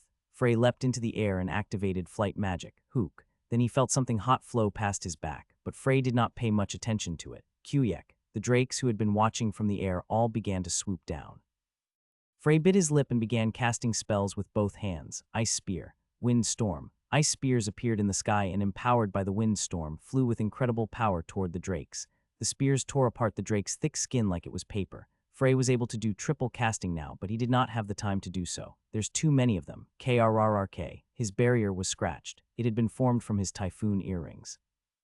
If it wasn't for the barrier, he would have been forced to cast defensive magic. He didn't want to waste time focusing on these little minions. Unless he did something about Torgunta, who was the core, the pack of drakes would keep attacking him indefinitely. Frey looked around furiously while killing the drakes that were nearby. Could I cause an explosion within its body? If I coordinate it properly, I should be able to do it somehow. Maybe I should block his sight with fog or smochino. A simple flap of his wings would be able to get rid of such small tricks. Additionally, even if he was able to cause an internal explosion, he could not deal enough damage to knock it out of the air. Torgunta was much too big for that. He needed to escape, but the moment he thought about it, he knew it was impossible for him to get away. They would never let him get away, and he was still not at the stage where he could use the warp spell. No, even if he could use it, he would still need 10 minutes to activate it. Magic won't work. Otherwise, the others he hunted wouldn't have been eaten. It was an absolute crisis. To take Torgunta down, he would need one large, powerful spell, not a bunch of small, weak ones. But at this moment, Frey was unable to use any such magic. If I can't do it, I'll need to take the frozen river. But it would take at least a week for the frozen river to stabilize. He had come out because he would die if he didn't get food and water. I don't have a choice. Frey made up his mind. He didn't know how stable it would be. If he made a single mistake, his body would be badly damaged, but anything was better than dying here. With that thought, Frey took out the frozen river from his bag. Keek. From the distance, something flew toward them with a screech. All the drakes, including Torgunta, turned to focus their gazes on the figure that was coming. Frey couldn't help but mutter when he saw the creature's shape. It was the phoenix. The same guy that Frey had healed using his mana was now screeching at Torgunta while exuding heat fueled by extreme rage. The phoenix's feathers burned brightly, and soon a wild flame covered the whole area, and the flames that came from the feathers formed smaller phoenixes. These small phoenixes then screeched and dashed toward the drakes. Frey clenched his teeth. He knew what this skill of burning its feathers to make clones meant. What it cost, he's using his own life as fuel. This meant that the phoenix was risking its life. Nevertheless, it didn't have much of an effect since the drakes were resistant to fire. They could be considered natural enemies of phoenixes, but the flame phoenixes did not give up and clung to them anyway. There was only one reason why it entered a fight that it couldn't win, yet continued to fight so persistently: to draw time. Are you telling me to run away? Frey was filled with a sense of guilt. This might not have happened if he had been a little more calm and composed. After he had returned, everything had been a flash. Nevertheless, he had believed that he hadn't slackened or let down his guard. Now it seemed like he was only convincing himself. 4,000 years was long enough to drive anyone crazy, and the world he met when he came out was very different from what he knew. The poor wizard's ability dulled his senses, and his failure to experience any crises became a poison. Frey finally realized there was no despair or pressure in the life that he had started this time, so in the end he found that he wasn't decisive enough. Frey bit his lip and blood rolled down his chin. Humiliation, anger, regret. The biggest thing he felt was disappointment in himself. Pathetic. You're pathetic, Lucas Trauman. Frey inspected his situation. He could not waste the time that the phoenix was desperately buying for him. Nevertheless, he didn't plan to run away. Frey looked around. The drakes all had their attention focused on the phoenix. This moment might be the only chance he could get. He soon saw a cave that was formed by a collapsed part of the cliff and flew into it without any hesitation. The entrance might get blocked at any time by one of Torgunta's attacks, but he did not have the time to care about that. The cave was dark to a certain extent. Frey sat without any delay. Frey looked at the frozen river in his hand for a moment before drinking it all. Hum, cuck. Immediately after, his eyes flashed like thunder. Frey felt a terrible pain as if his body was being torn to pieces as it pierced through him. Blood began to pour from Frey's eyes, nose, mouth, and ears at the same time. It was not something that should be taken without preparation, but he had no other choice. Frey's eyes that were dripping blood shone with a venomous light. The roars and screeches of the phoenix and drakes could be heard from outside. Please don't die. Just hold on for a little longer, wait for me, it won't take long. The phoenix had known from the moment he was born that he was meant to be alone. This was because he also knew that he was far superior to all others. He looked down on all the monsters that lived in the vicinity, including those that had lived for a long time or those that were much larger. But in the state of looking down on everything, the phoenix looked around and suddenly felt lonely. There was no concept of parents, since phoenixes were creatures birthed directly from nature. There was also no group or family, since they were rare enough to be considered mythical creatures, but the others were always together. They got along with others who looked like them and didn't have to feel lonely. But not him. The phoenix was lonely. So one day he decided to wander around the continent to find something similar to himself. However, he could find none. After wandering around aimlessly for a while, it arrived at the Hispania Mountains. The phoenix had learned that there were many beings with transcendental strength in this place, so he felt that if it was here, he might be able to find others of his own kind. He wandered about excitedly. There was none. There was nowhere else he could search. He was truly alone. His loneliness then devolved to become anger. Torquato appeared one day while he was flying in the sky filled with rage. He hadn't come there to have a conversation. A phoenix, that's rare. Then I'll eat you too. Kiek. So he fought, and for the first time since his birth, he lost. If he hadn't been a phoenix, instead of being gravely injured, he would have died right then. So he fled, feeling afraid and threatened for the first time. This place was not where he belonged. He had to go back, but where could he go? Slowly, he could feel that his body was cooling down. He could feel that this meant his death was approaching. Then he felt warm energy. His phoenix feathers could easily make flames, but he never felt any warmth from them. He didn't know what it was, but for the first time in his life he felt a bit of comfort. So the phoenix struggled to move its wounded body and headed toward the place that the feeling originated from. He found a man in a cave behind a waterfall, a messy, dirty, stinky human. The phoenix knew what humans were. They were a race of covetous, selfish, lowly creatures who were only blinded by their own desires. Perhaps the most harmful out of all the creatures that lived in this world, but this human was different. The man had looked at him in amazement at first before his expression slowly became more gentle and he gave him a gentle smile. He had been attracted by that smile, and so a magnificent phoenix had bowed its head to a man. The human had treated him like he knew him. The phoenix couldn't help but feel some affection. It was a feeling that he had never felt before, that he had never known he could feel. For the first time, he felt that he had found what he had been searching for all along. You remind me of my past memories. My old friend was like you. Then the human poured in energy similar to his own, into his body. This caused his failing body to become energized once again. It was enough to help him escape the clutches of death. The phoenix took a careful glance at the man who had saved him.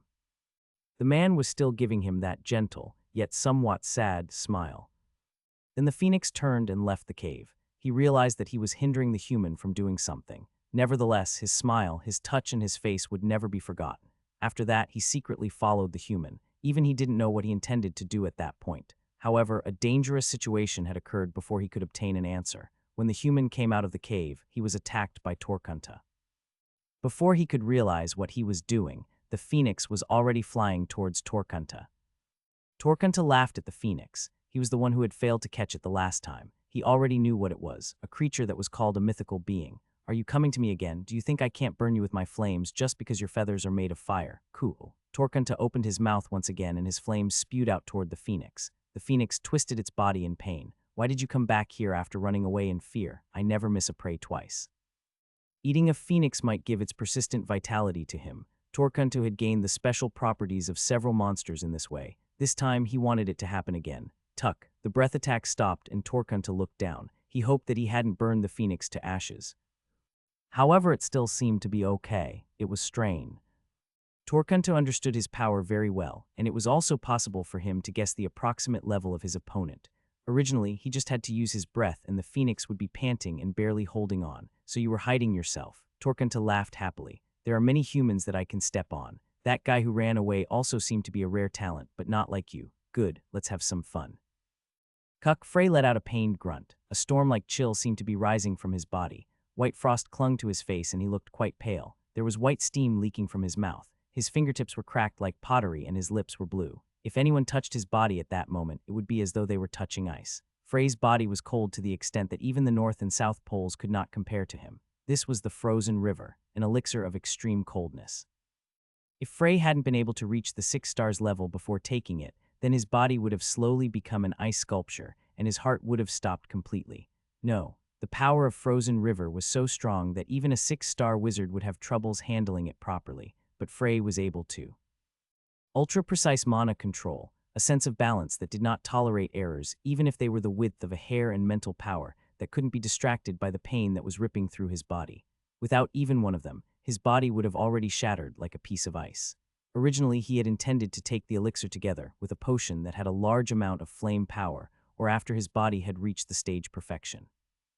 Even then, it would still take him a week to fully digest the frozen river, but now he couldn't afford to do so. Jerk, blood poured out of his nose. Frey could feel nothing but pain and cold throughout his body. Such horrific pain would have caused the mind of any other person to stir and twist, but Frey's mind remained the same, as though nothing was happening. This is nothing. This pain, this cold, it was nothing. He'd suffered much more than this numerous times. The problem was that the time was too tight. Little bit, just a little bit more. The cold air that was surrounding Frey's body began to spread to his surroundings. Crack, crack. The rocks around him became white before cracking and splitting into pieces. The ground slowly began freezing over. The range slowly extended outside the cave. This caused Torkunta to notice the chill. At that moment, he was very relaxed. This was because the phoenix could not hurt him no matter how much it struggled. Simply his skin was able to fight against the flames. But he was weak against the cold. What the hell is that? Torkunta felt a chill down his spine. He noticed its existence immediately. His instincts warned him that that cold could kill him. I have to deal with it immediately, just as Torkunta turned his gaze away. Keek, ack, the phoenix struck Torkunta's left eye with its beak. Torkunta struggled with the great pain. For him, this was the first injury he received in decades. This, how dare you? He roared in anger and smacked the phoenix to the ground. Even then, he could not get rid of his anger and trampled on it repeatedly. Quang, quang. When Torkunta's massive body trampled the ground, the surroundings shook as though there was a major earthquake. Soon, Torkunta's stomping stopped. The phoenix, whose body was a mess, spat out some blood, yet it still managed to forcefully raise its head. At the moments that their gazes met, it provoked Torkunta's anger once again. He felt like this bird was laughing at and mocking him. Impudent, it was at that moment. Crack, crack, ice poured out of the frozen cave. The ice was like a plant growing at a tremendous rate. Moving as if it was alive, it then pierced the bodies of all the drakes around Torkunta. This happened in an instant. What? Torkunta looked around. His offspring groaned and spat out blood. Kiek, cuck, crack, the ice broke apart. The drake's blood and flesh rained down together with the pieces of ice. Meanwhile, Frey walked forward. Frey's gray hair had become white and cold air seemed to be billowing from his body. Torkunta felt his heart sink as he saw this scene. He's dangerous. It was the first time in hundreds of years that he'd felt scared when looking at a figure that was so small it seemed like he could crush it with just a fingernail. He attempted to fly straight up into the sky. Frey quickly closed the distance between them before Torkunta could truly get away. Clang. Behind him, numerous ice arrows began to form. Torkunta couldn't help but steal a nervous glance at them. Those arrows of ice are strong enough to pierce my skin. He knew he had to stop them somehow. However, he had just used his breath, so he wouldn't be able to use it for a short while. As Torkunta hurriedly tried to think of a way to escape this predicament, an ice arrow shot into his body with unstoppable momentum. Ka. The shard of ice seemed to dig into his bones, and it was at that moment that Torkunta, who had never been dissatisfied with his large body, couldn't help but feel that he was unnecessarily large. Where did he go? Frey had moved behind Torkunta, taking advantage of his left eye that had been blinded. Crack. In his left hand was a spear that was made of ice, which he then stabbed into the Drake King's back. Kishik, cuck, you little rat. As soon as he felt the pain in his back, Torkunta spun and swung his tail to smash Frey aside. Frey's body flew at an enormous speed and smashed into the rocky mountain behind him. Boom! The impact was so powerful that the mountain collapsed, but Torkunta's expression was not better. He kept his eyes on the pile of rocks. Patter. As expected, Frey walked out looking like nothing happened. When he had seen Torkunta move, Frey had put ice spikes in front of him like a shield.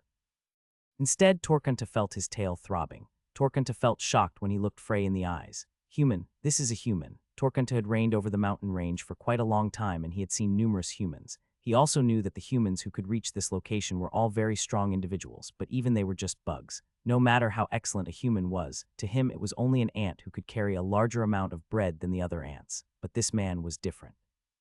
Human, what the hell are you? Frey didn't respond. Instead, white breath came from his mouth. Torkunta hadn't seemed to notice, but Frey's body was currently in a state that was infinitely close to collapsing. The longer I drag this on, the worse it will get. Crack, crack. In Frey's hands, a piece of ice slowly began taking the shape of a spear. The gathering mana, which was visible to the naked eye, was shaking. Torquunta realized that the man in front of him was preparing to unleash a strong attack. This is exactly what I wanted. He could not use his breath, and in a head-to-head confrontation, he refused to believe that his breath would lose. After all, not even a phoenix had been able to withstand his breath. No matter what power this human awakened or what spell he used, Torquunta was confident that he would win. Krrrr. Torquunta began gathering his breath to the maximum. He planned to bet his life and death on the one attack. Then, quang. Frey's spear and Torquunta's breath soon met, causing an explosion of fire and ice that spread in the surroundings. Beyond that, a mighty gust of wind and an indescribably loud sound shook the entire Drake Mountain. At first, they were even. However, as more time passed, it was Torquunta's breath that gradually began to overpower the ice magic. Torquunta realized that he was winning. "This is my breath, Tuck." At that moment, Torquunta's head fell from his body, his eyes still showing his conviction in his victory. It was an unexpected and empty end to the king who had ruled over the mountain range for over 1,000 years. Was he lucky to have died while thinking that he'd won? Huck. Frey sank to the ground. Panting from exertion, he fixed his eyes on Torquunta's decapitated body. This was the Drake King that had lived for 1,000 years, a mutant who was several times more superior to others. It was unknown just how many elixirs he had consumed to reach his current level.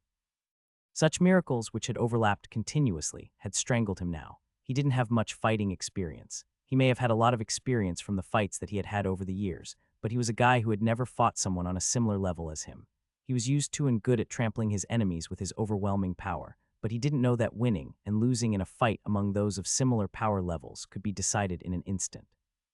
Torquunta had failed to put away the confidence in his power that he had gained over 1,000 years at the end.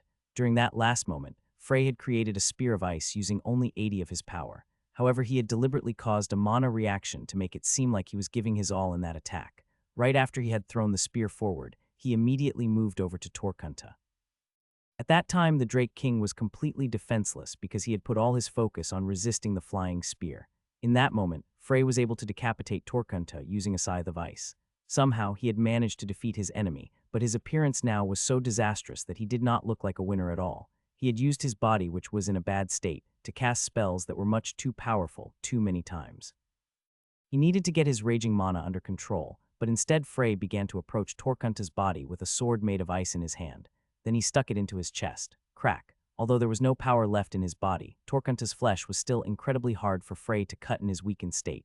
If he let his guard down for even a moment, he would lose his mind. Then he'd die. Frey managed to endure with his superhuman mental strength, and he finally saw the thing that he was searching for. The heart. It was the heart of the Drake King, Torquunta. A strong heat was being exuded by the heart. In fact, the heat was so high that it would burn anyone who touched it, but Frey was too desperate to care at that moment. He immediately sat with his legs crossed beside Torquunta's heart, his closed eyes trembling slightly. The ice energy flowing from his mana room seemed to carry enough force to crush his entire body. It was already to the extent that Frey could no longer control how it spread. This was why he needed Torquunta's heart. Whoosh. On its own, Torquunta's heart contained an enormous amount of flame energy, and Frey was drawing this energy into his body to counteract the cold from the frozen river. However, this was a dangerous act that had a high chance of causing death. This was because neither of these forces actually belonged to Frey. In addition to the unrefined frozen river, the flame energy from a Drake King's heart was extremely dangerous. I need to balance them. The method he used was similar to the battle training, but the amount of risk he faced was tens of times more than that. If he made even a single mistake, his body would either burn or freeze, so Frey couldn't afford to be careless. He didn't know how much time passed. Frey put all his focus to perfectly controlling the forces in his body. The crisis this time was greater than before. This was because his mental strength had already been greatly depleted by that point. But Frey, no. Luca's trauma had overcome it. He slowly opened his eyes. The most pressing moment has passed. It was safe to say that the mortal crisis had finally passed. The chill of the frozen river had finally subsided, and there was a slight flush on Frey's face as his blood once again circulated all over his body. Of course, it was not perfect. To completely dissolve the ice energy, he would need an elixir with strong flame energy. When he calmed down, he felt that it was very hot, so the first thing that he did was climb out of Torquunta's body. When he had first entered, it was daytime, but now it was a dark night. How many days has it been? He wondered how long it had been since he left the dungeon. No, before that, there was another priority. Frey looked around and soon he found what he was looking for. It was the phoenix. The fiery feathers had long become cold, and there was not even the slightest movement from its body. It was dead. Its body had been trampled by Torkunta until it was almost flat. Frey looked down at its body with a face filled with sorrow. Frey grieved for a while. Then he lifted the phoenix's body and carried it over to Torkunta's body. When he reached it, he placed the phoenix's body into the hole that he had made while he whispered, "The conditions have been met. There are few places better than this to revive. You should be able to come back to life. You'll have power incomparable to how it was before, so you might look a bit different." He paused for a moment before adding, "Of course, that's not necessarily a good thing." He looked around. This was the monster paradise, the Hell Mountains. Frey didn't know how many beings here were on Torkunta's level or higher. Torkunta was the ruler of this region. His death will cause a drastic shift in the ecosystem. All the monsters will fight for that throne. Torkunta's heart slowly began to be absorbed by the phoenix's body, and a small light began to shine from within it.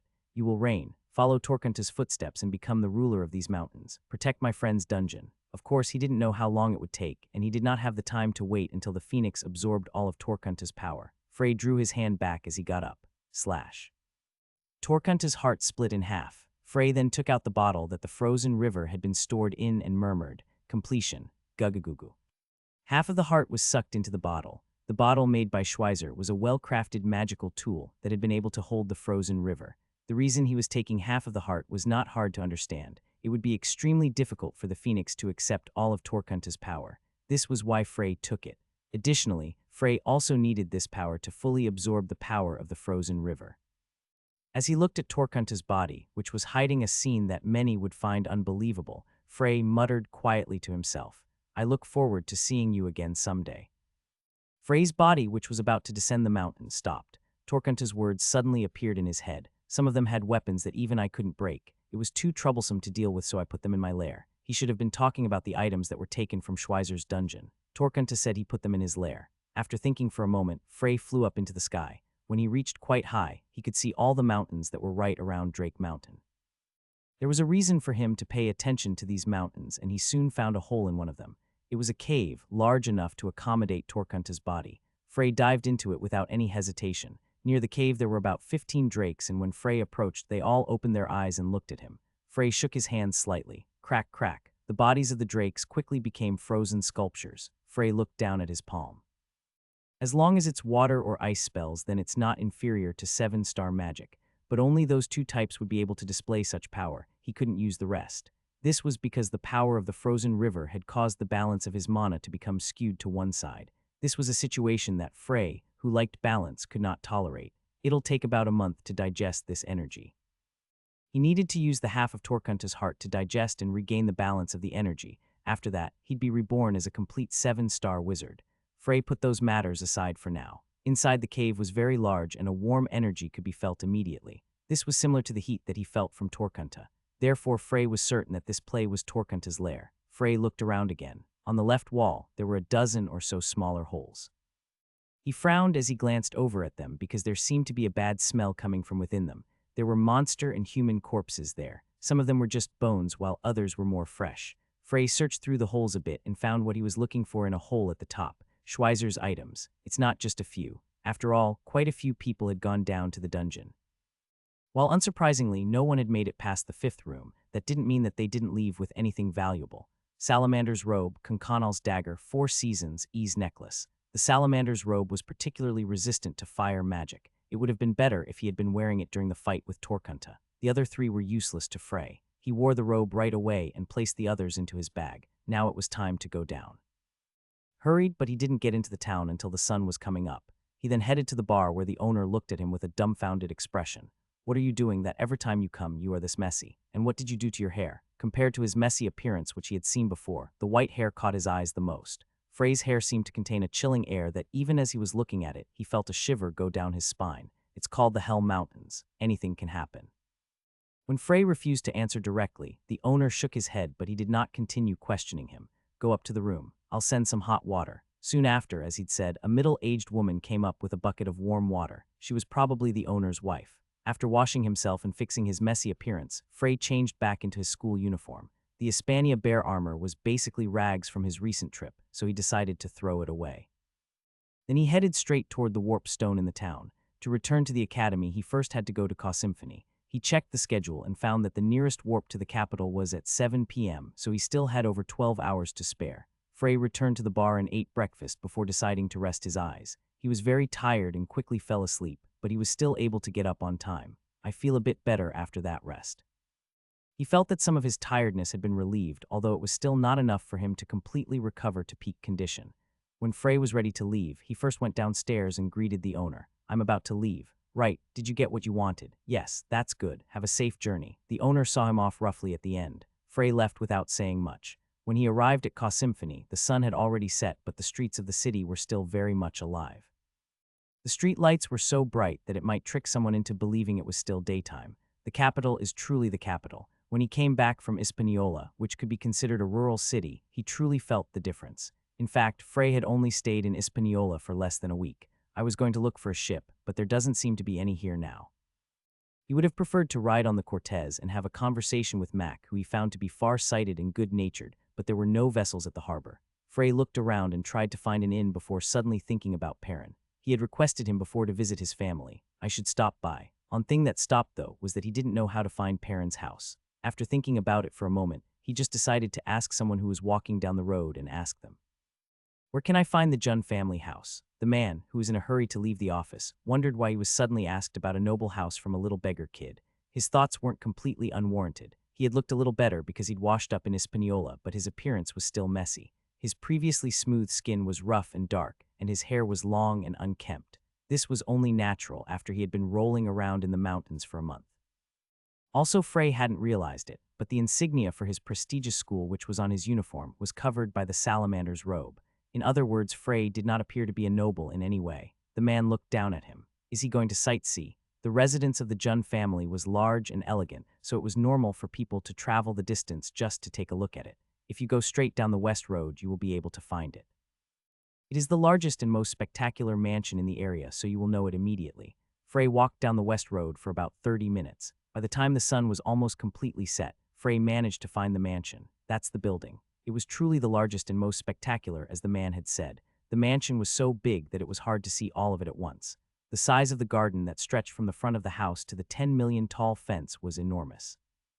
Frey approached the guards who were standing at the gate. "What are you doing here?" Even the guards were superb. They spoke with a respectful tone despite Frey's appearance. This proved that they were well-educated and well-trained. "I came to see Perrin." Frey spoke calmly. He came here to see his friend. He didn't have a need to be intimidated or feel nervous. If he left a bad impression on the Jun family, then it might affect Perrin's status. The guard's eyebrow twitched. This was because Perrin, the name of the young master of the Jun family, was just casually called by a little beggar boy. "What is your relationship with Perrin?" "He's my friend." The guards looked at each other. "Friends? Did he say friends?" "A friend of the young master who was known to like being alone. Please tell me your name." "Frey Blake." Huck, at that moment the guards' eyes widened, and they immediately remembered something that Perrin had told them as he entered the compound. "My friend may come here before the vacation is over. His name is Frey. He's one of the 3 sons of the Blake family. If he visits this mansion, be sure to be as polite to him as you would to me." But he appears to be a little different from what he said. They had been told that he was gray-haired, but the person in front of them has stunningly white hair. This child is not trying to cheat us with something he picked up, is he? However, was there anyone who dared to impersonate Perrin's friend to enter the Jun family? The guard could not help but feel conflicting emotions. Tack-tack. The sound of a horse-drawn carriage could be heard coming down the road, and the guards couldn't help but release sighs of relief. This should be enough to send him away. They first politely asked Frey, whose identity was still unclear, to step aside. "Please wait a moment." Then they hurriedly opened the iron gates, but the carriage stopped right in front of the guards instead of continuing through the wide open gate. Soon after, a woman got out of the carriage. She was a beautiful girl with golden hair who looked to be about the same age as Frey. She was wearing a white dress which seemed to complement her beauty perfectly. She, the eldest daughter of the Jun family, slowly turned to the guards and opened her mouth. "What is it?" That. A friend of the young master came." "My brother's friend?" Lilia recalled what Perrin had told her. He said that he had made a close friend on the ship when he was on his way home. As her brother was someone who had a hard time getting along with people, Lilia was delighted to hear that. However, she still had some doubts, because for Perrin the word friend might not have the same meaning. Her gaze turned to Frey, who was standing still. Is this the man who defeated the Lick? On their way to Symphony, they had been attacked by pirates, and it was said that the pirates were backed by a great Lick. At first, many people didn't believe it. However, an investigator sent by the Empire soon proved that Perrin's words were indeed true. Still, Lilia couldn't fully believe it. especially when someone defeated a lick that even Perrin couldn't beat. He's said to be 2 years younger than my brother.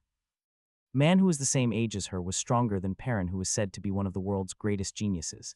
She knew that Perrin wouldn't lie for something like that, but she couldn't help being skeptical. Lalia hid her feelings and smiled. So you're Frey. I heard a lot about you from my brother. If it's okay with you, you can take my carriage with me. Yo, young lady, that's dangerous. The guards hurriedly tried to stop her, but Lalia let out a laugh instead. What is dangerous? Sir Nihad is with me. Frey saw a gloomy-looking man who came to stand beside Lalia. He seemed to be a knight, considering the sword that hung at his waist. The guards took only a single glance at him before swallowing their words. The young lady's guard, Sir Nihad, was one of the strongest knights in the capital, maybe even in the top 5. But we are not yet sure. You said he was a friend of my brother. All we need to do is take him to my brother first, and if he is lying, then it wouldn't be too late to punish him then. After she said that, there was nothing else that the guards could say. In the first place, Lilia had the most capricious and stubborn personality out of all the children of the Jun family. If they kept pushing like this, then it might lead to trouble, so the guards reluctantly closed their mouths. Lilia gave a bright smile and turned to Frey. Then would you like to go? Lilia stared at Frey, who tilted his head slightly and asked, is there something you'd like to say? You're a bit different from what my brother said. Frey touched his hair and mumbled, a lot has happened, I see. Ah, please speak comfortably. You're a friend of my brother's and a child of the Blake family. Sure. Lilia looked at Frey with a slight expression of bewilderment as he immediately agreed to her polite suggestion. Nevertheless, Frey kept staring into space with an expressionless face. What is with this man? All of the children of noble families that she had met before either tried to flirt with her or make some kind of connection somehow. Lilia knew that she was very beautiful, and she also knew how men usually acted in front of her. Her beauty was one of her weapons after her family's prestige. But this was the first time that she had been treated like this by a man from outside of the family. She had some slight misgivings about this, but she hid her innermost thoughts and instead gave a beautiful smile. I heard that you are attending Westroad Academy. How is my brother in the academy? I don't know. Perrin is a few years above me. I've never run into him at the academy. Ah, I see. So it turned out that they had met for the first time on the Cortez. While the conversation lapsed into silence, the carriage stopped. They had arrived at the building. The door slowly opened and revealed a very welcoming face. Haha, you came. It was Perrin who had arrived in front of the carriage.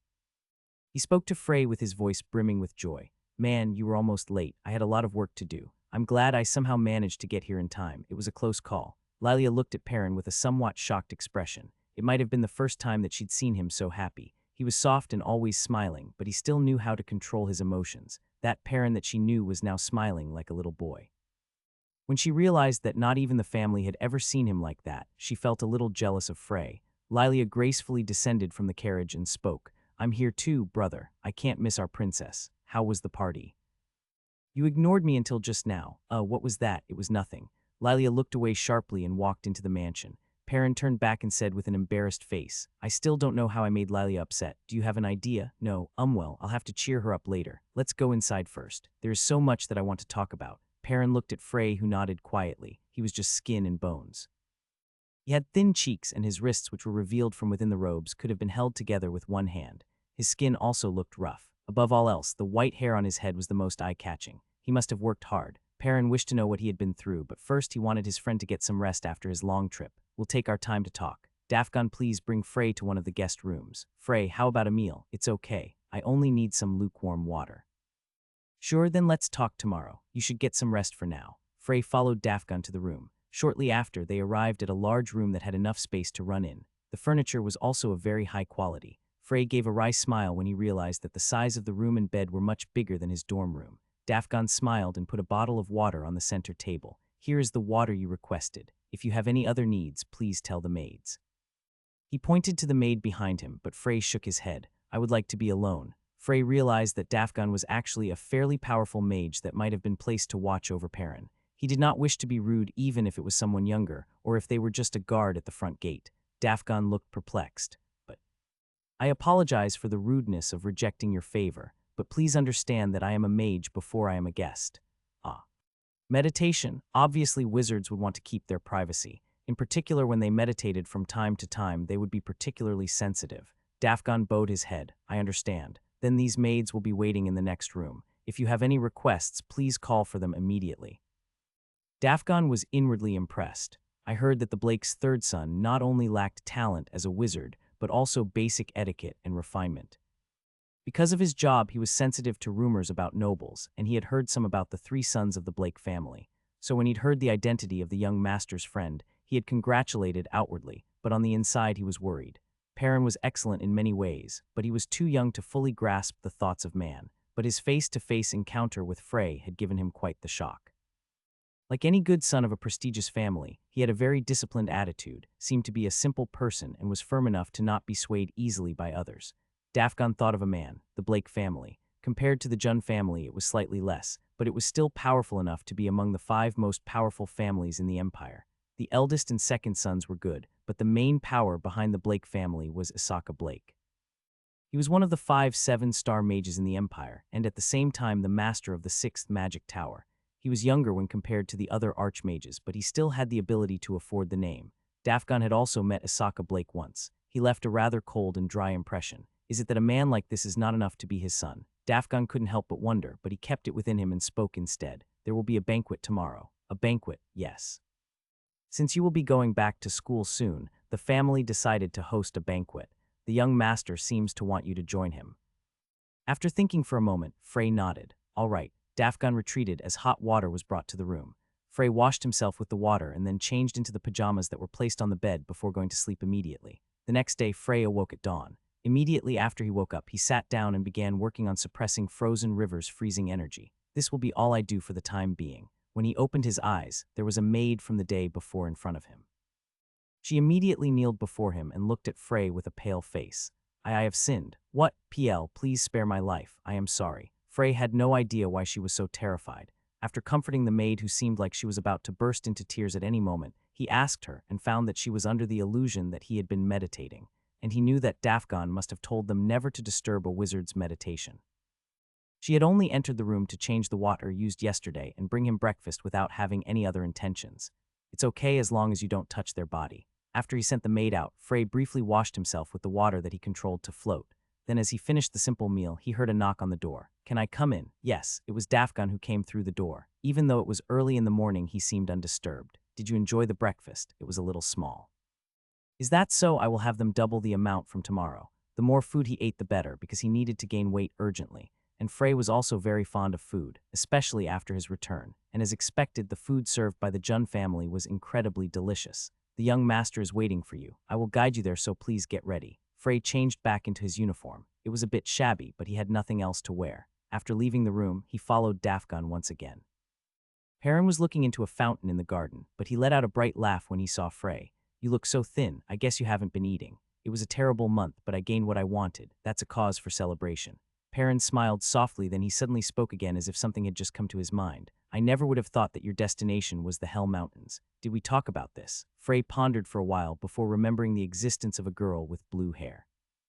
You must have heard it from Sonya. That's right. Where is she? Her room or the training grounds? She swings her sword right after she opens her eyes and right before going to sleep. It's the first time I've ever met such a tough girl. And I'm not joking. Frey let out a laugh as Perrin shuddered. Without a lot of effort, she would not be that skilled. Talent alone was not enough. It could even be 4 people, but for Miss Sonya, you're the only one who... Oh. No, never mind, I can't say it. Perrin smiled bitterly and shook his head for some reason. Frey felt that he looked quite depressed. Then Perrin opened his mouth and changed the topic. I told you right that I wanted to introduce you to my family. Right. If it's okay, then how about now? Especially my father, I really want you to meet him. If it was Perrin's father, then he should be referring to the head of the Jun family. His name was Shepherd Jun. He was also one of the 5 7-star mages in the empire. This was what Frey gained from his memory. Someone I should meet. The more powerful the wizard, the more likely that they knew something about the demigod. Any time is fine. That's a relief. Actually, there aren't many times when my father is at home. He's got piles of work to do at the tower. Shepherd Jun was also the head of the 4th tower. Perrin looked very excited while Frey simply nodded his head. Frey then followed Perrin back to where Shepherd was. In a large room, there was a long table with a white cloth over it. On the left and right sides of the table sat those who seemed to be Perrin's family. The younger sister Lilia that he saw yesterday, 2 men of similar age, and a beautiful woman. They should be Perrin's brothers and mother. Which meant that the strong, middle-aged man sitting at the end was Shepherd Jun. I am Frey Blake, one of the 3 sons of the Blake family. I would like to express my belated gratitude for the generous treatment of the Jun family. Nice to meet you, and we welcome you as you are Perrin's friend. Frey raised his head and looked at Shepherd. At first glance he seemed to be cold, but his expressions and voice were soft, so the impression didn't stay. but Frey was paying attention to something different. There was a tattoo on Shepard's face. That tattoo is Count Blake doing well? Frey stopped his pondering for a bit at Shepard's words and gave a formal answer. That is correct. It is a pity, hoo-hoo, have a seat. I want to hear about how you became friends with my son.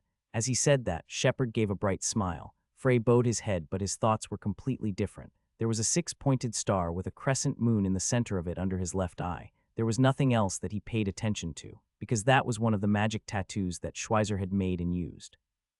Except for Lilia, everyone else seemed to have a very good impression of Frey. Shepard let out a low laugh. Come to think of it, you know Sonya, right? I met her in the Hispania Mountains. I heard about that. She said you wiped out a band of mercenaries by yourself. From a lick to mercenaries, and I know you are 2 years younger than Perrin, which makes this achievement even more unbelievable. It was not just a compliment. Frey narrowed his eyes slightly as Shepard continued speaking, as though it was simply a passing statement. But what kind of business could you have in the Hell Mountains?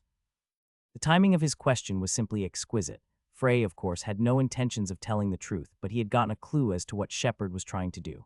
Everything the Duke had set up to that point was to ask that question. Frey responded without expression. I had personal business. Who? Personal business. It is only a trivial matter, not something that would be of interest to my lord. When Frey smiled and said those words, Shepard didn't continue to dig. He simply looked at Frey with a slightly interested expression and no longer mentioned the topic. For a while there were conversations about many different things. Things about the academy, the magic tower, and other families. As their conversation progressed, Shepard once again spoke as if he had just remembered something. There is some magic I was working on recently, and I'm curious to hear your views. After an awkward moment of silence, Frey finally responded, I don't think I'd be of any help. That doesn't matter. What I need now is a new perspective. I just realized it through our conversation. The way you look at the world differs greatly from me. I'm sure you'll meet my expectations. Of course, I wouldn't blame if you didn't get the results I expected. I'm not forcing you, and I'm not trying to put any more pressure on you. He wanted to speak privately. Frey exchanged eye contact with Shepard for a moment. There was one thing that was clear to him, and that was that Shepard had an interest in him, and it was the same for Frey. Therefore, he nodded without worrying about it for too long. If it's fine. The conversation ended there. Perrin and Frey soon left the room and walked the hall. My father seems to be very interested in you. Don't be too nervous. He is strict, but he is not the type of person to play tricks. Well, I don't think you'd be nervous anyway. Perrin added in his head before letting out a laugh. The training grounds are at the back. Miss Sonya should be there so you can go say hello before coming back. What about you? I think I need to appease Lilia. Frey nodded and went straight to the backyard. The training grounds were very spacious, but it seemed that only Sonya was there practicing with her sword. Of course, there was one other person there with her. It was Luther, who was watching Sonya practice from a distance. He spotted Frey and he approached and turned to face him. Mr. Frey, long time no see. Ah, you're finally here. Luther seemed very happy. Frey had a little reunion with him before turning back to watch Sonya train. As she swung her sword, her face appeared to be as sharp as a sword. Frey realized that she was more outstanding than he'd thought. Luther looked a bit proud. It is very rare to be conferred a title by His Majesty at such a young age. A title, yes, it is Rainstorm. Frey listened to Luther's words and paid more attention to Sonya's sword. However, the trajectory of the sword was somewhat familiar to Frey. Lucid swordsmanship Dreadmeat, no. It felt similar, but it was a bit different. Frey frowned. Is this really it? There were parts that seemed a bit clumsy. It seemed that the flow unique to Dreadmeat was not established properly. He didn't master swordsmanship, but he had good eyes. Since 4,000 years had passed, it was understandable that lucid swordsmanship could not have been passed down fully. After being spread out into different branches, it was quite possible for each of them to develop in different directions. Now that he thought about it, the current location of the Luinoble Kingdom was the former location of Lucid's homeland Icalium. Was the Luinoble Kingdom the successor of Icalium, or had it been absorbed after being invaded by another country? Frey began to ponder. Frey, Sonya was looking over at him with surprise. Frey lifted his head and looked at her. It was good swordsmanship. He hadn't been trying to compliment Sonya. It was just an honest opinion about Dreadmeat. In any case, there was no reason for him to point that out and spoil the mood.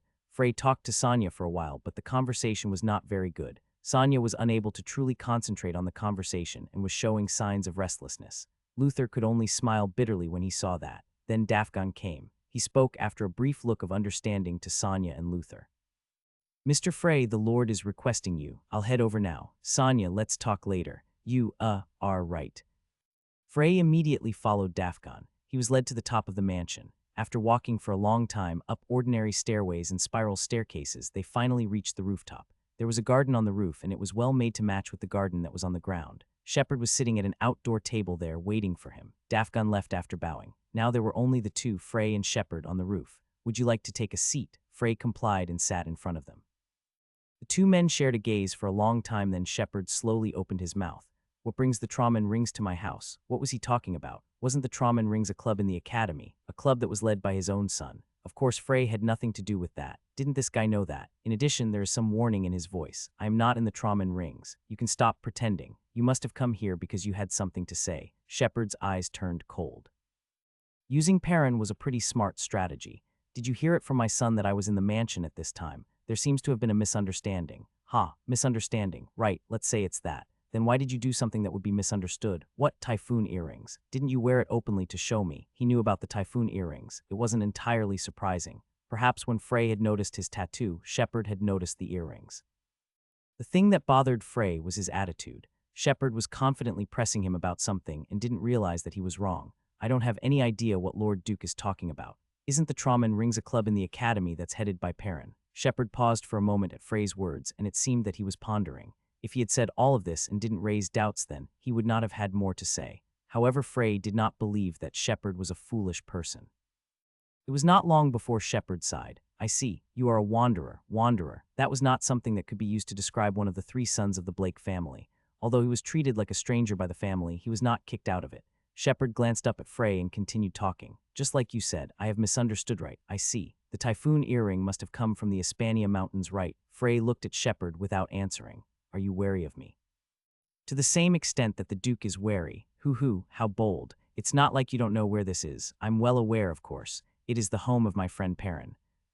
The reason that I came to the Jun family was not to see Lord Duke. I came here to see Perrin." At Frey's firm response, Shepard had no choice but to hesitate once more. What he'd said was right. After all, it was he himself who requested to see Frey. "I don't trust you completely yet, but I will give you an explanation for my rudeness. I won't treat you like an outsider since you have those earrings." He once again mentioned the typhoon earrings. Frey glanced down at the staff of the great sage that was in the form of a bracelet.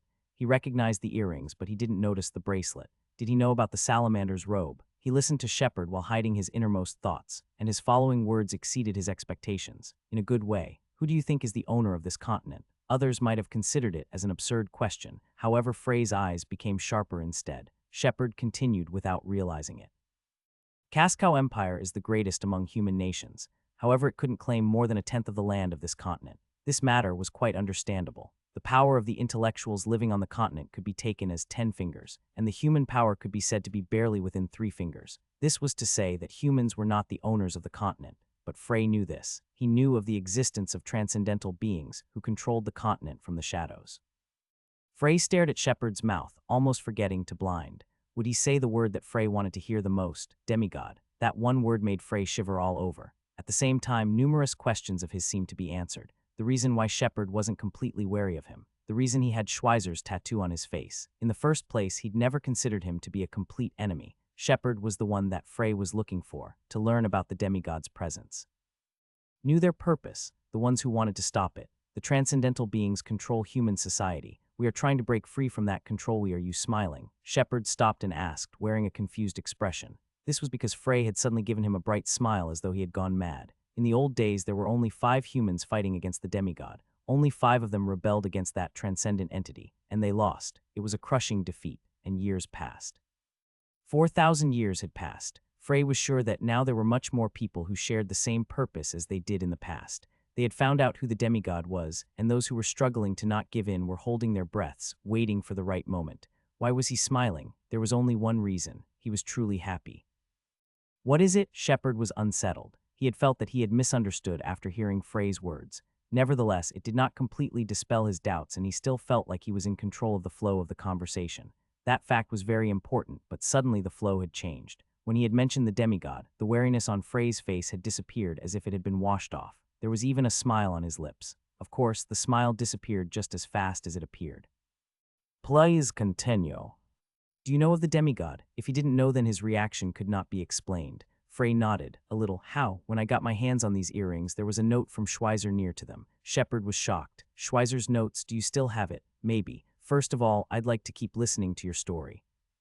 Shepard was forced to admit that he'd lost the initiative. He could only swallow his questions for now and continue his story. Fine demigods, half-god beings that transcended humans. There's no way for us to know just how many of them exist or how much power they can exert. However, the tip of the iceberg is, they have revealed enough to dominate the entire continent. It was certain that there weren't many. Frey knew that their numbers didn't surpass 100. However, every one of them was so powerful that it wasn't an exaggeration to call them a disaster.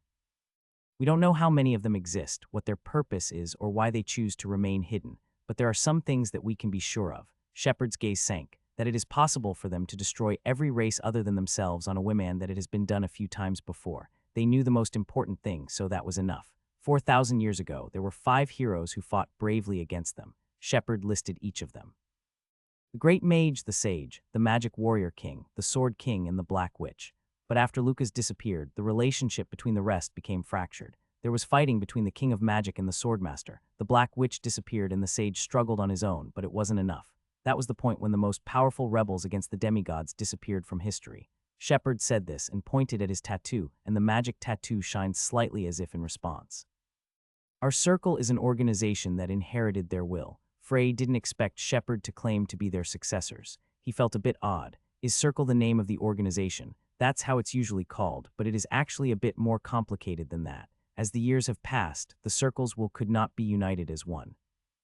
So there are multiple circles. In a way, they're basically keeping each other in check. Frey didn't know what to say, he was speechless. What were they doing in this time where the odds of them winning were low even if they gathered together? Shepard sighed as if he had noticed his thoughts. There are many big and small circles, but 3 largest at the present are the Stro necklaces, Fistfounder armlets, and Lucid swords.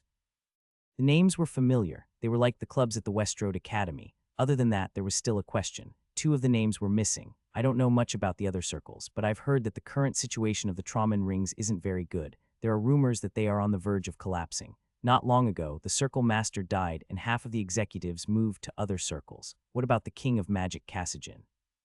King Cassigen's inheritance is said to be passed down to one person at a time, but no successors have appeared in a long while. We are looking for the whereabouts, but so far we haven't found anything. What is the relationship with the clubs in the academy? Shepard laughed at that. Most of the club members don't know of our existence, but we know who all of them are. The circles are always in need of talent. If anyone stands out in a club, we approach them first. Was it necessary to pick the same names? It looks pretty simple at first, but it's actually pretty effective. In fact, there are many groups with similar names around the continent, and there is a benefit to it. After all, the demigod's eyes and ears could be anywhere. He spoke calmly, but in truth his heart was a bit restless. If the demigods had any misunderstandings, then their lives would be ended as easily as bugs. While recognizing that fact, Shepard's expression remained unchanged. As I said, the circles keep each other in check. Just a decade ago, there weren't 3 large groups, but 4. It included the Trauman rings. After saying that, he looked at Frey with a complicated gaze. That was why I was confused. You have the Typhoon earrings, so I thought that you were a member of the Trauman rings. From what he'd heard, Frey knew that it was a natural misunderstanding. Nevertheless, Frey clicked his tongue. It was certainly good news that there was a group called Circle who were against the demigods, but it was not good news that they were not united as one. The demigods weren't something that they could handle with decentralized power. I've told you everything I could. Now it's your turn. Did you obtain those earrings in the Hispania Mountains? Yes. Shepard sank into thought, and Frey made a guess from looking at his attitude. Do you know about it? I heard rumors that there was a high probability that there were artifacts of the heroes there. But among those who went there, only a handful made it back alive, and none of them had anything to show for it. This was natural. Frey knew that there was a dungeon under the volcanic lake on Drake Mountain, but others didn't. Even an ordinary mountain would take a long time to search, even with over 100 people. But the Hispania Mountains were called the paradise for monsters, and even if they were lucky enough to find the dungeon, there was still Torquemada waiting for them when they left. Frey spoke after a moment. The Typhoon earrings are the legacy of Lucas. If I had these, would that mean I am a member of the Trauman rings? It's not like that. Then why did you mistake me for one of you? You were wearing them with such pride. Most of us feel a strong sense of belonging to our circles. Frey looked at Shepard's tattoo, which caused the man to laugh proudly. I admire Sage Schweizer more than anyone else in this world. Congrats, Schweizer. Frey was lost in thought for a moment, offering heartfelt congratulations to his long-dead friend. Circle, I don't need to go back to the academy now that I've found them. In the first place, the reason he continued at the academy was to gain an understanding of the current world, and he had intended to find out the true identity of the academy's dean, Cirrus Trisnine. Now that he thought of it, wouldn't Shepard know the answer? Cirrus Trisnine, the dean of Westroad Academy, her abilities are much higher than is revealed to the public. Is she also in Circle? I believe she is an executive of the Fistfounder armlets. I don't know more than that. He had even learned the identity of the dean. His only real reason for returning to the academy had disappeared. Frey tried to organize his thoughts. He could feel that Shepard was still looking at him with a suspicious gaze. "Is there anything else you want to ask? I must say that I am curious about your reaction. I'll tell you in advance, I still don't trust you fully." It was rather sudden. Frey looked on curiously as Shepard slowly opened his mouth. "First of all, I want you to show me one thing. Try using the typhoon earrings." Was he asking him to use the barrier magic? Frey was curious about Shepard's intentions, but it wasn't difficult, so he played alone. Woo-woo. He activated the barrier spell. Then he could feel the glimmer of doubt fading from Shepard's eyes. Okay, it's not the worst case. What are you talking about? It wasn't because I mistook you for a member of the Trauman Rings that I was wary of you. There's a bigger reason for that." Frey didn't rush him and instead simply looked at him. Shepard opened his mouth slowly and spoke. "Isaka Blake." This was Frey's father's name, but why had it appeared now? After carefully checking the reaction of Frey, who simply tilted his head, Shepard continued. "After the tower meeting a month ago, I heard reports that he had been in contact with the demigods. That evening the banquet was held. Members of the most prestigious families in the capital made sure to attend, and the addition of the finest drinks and food made the atmosphere in the banquet hall very warm. Frey looked around at all those who came dressed in stylish clothes, but his gaze was only drawn to certain items. There were a lot of people there, but eventually, he found what he was looking for. Those who were from the circle organizations were the ones that he was looking for. But the situation wasn't too good. Other than that, he still had a few scattered problems. Manufacturing Anastasia, fully digesting the frozen river. What kind of place was the circle, and just how far could he trust Shepard? There was also the news about Isaka Blake.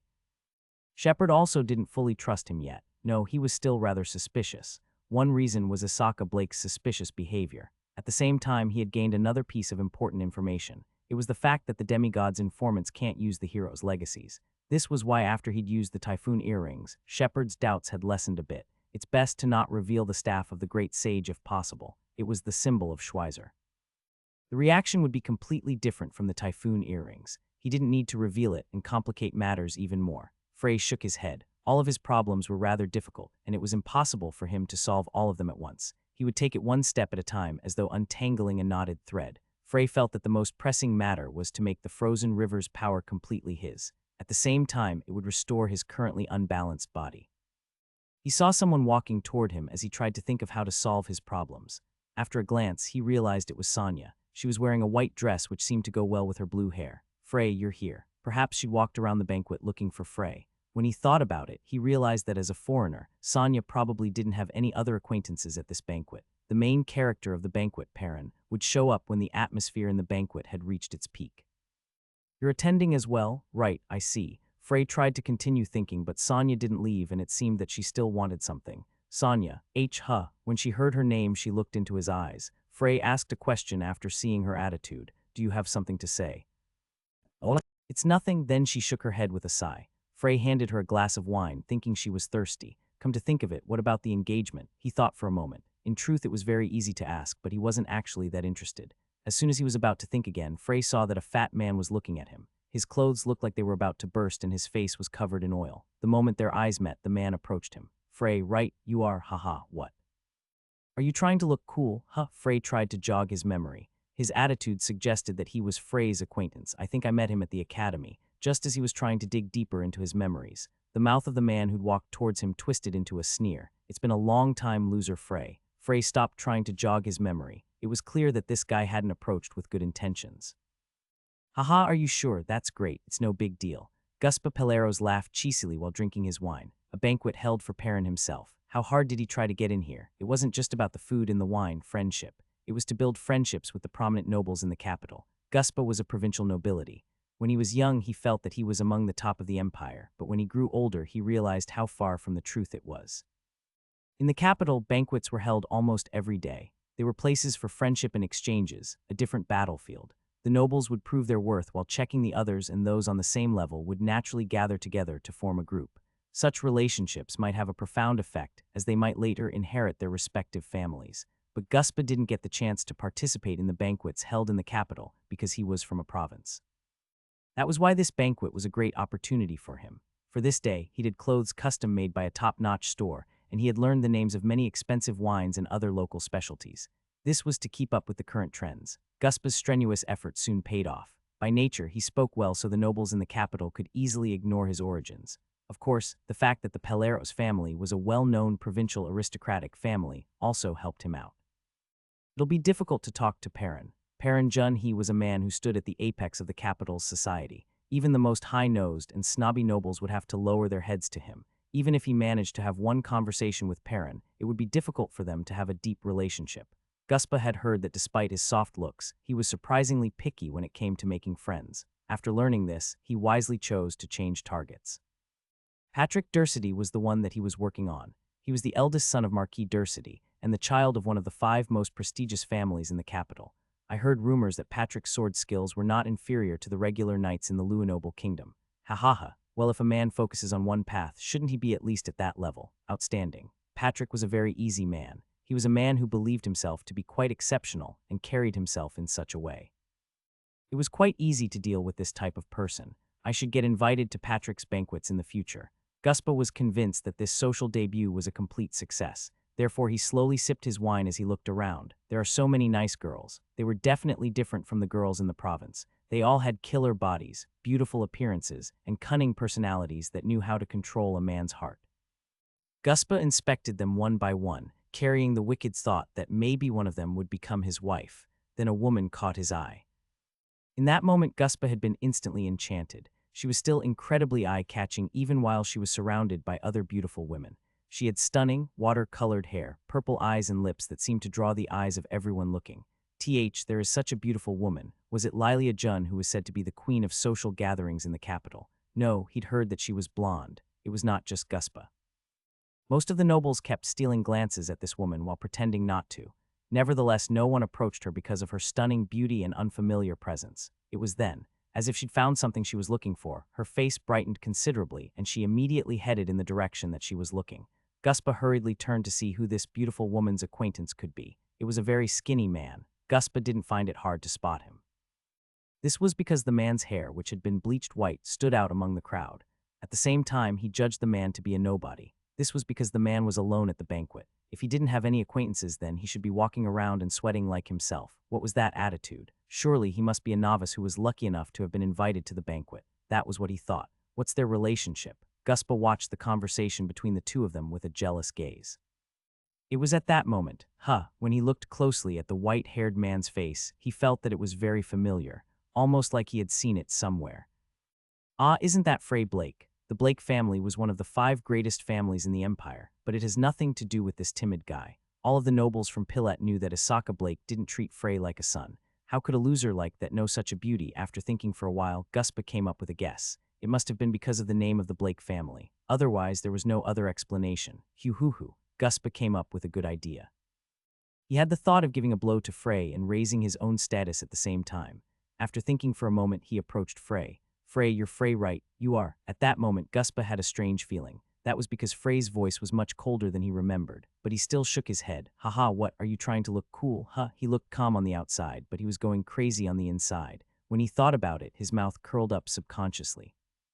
Long time no see, Blake family's loser. Guspa thought that if he said this, Frey would have some kind of reaction, but it was not so. Instead, Frey looked away from him as if he was no longer interested. It was obvious disregard. Guspa's face turned red for a moment, but he still managed to hold back his anger. I heard you got into the academy. The Blake family is really powerful. I can't believe that you, who is less talented than me, could be admitted. Get lost. Guspa had no choice but to open his mouth subconsciously at that moment. What did he just hear? Get lost. Did this guy just tell me to get lost? Frey, who could not even make eye contact with him before, had just told him to get lost. Why, you. Frey, do you know him? Just as Guspa was about to explode, Sonia intervened.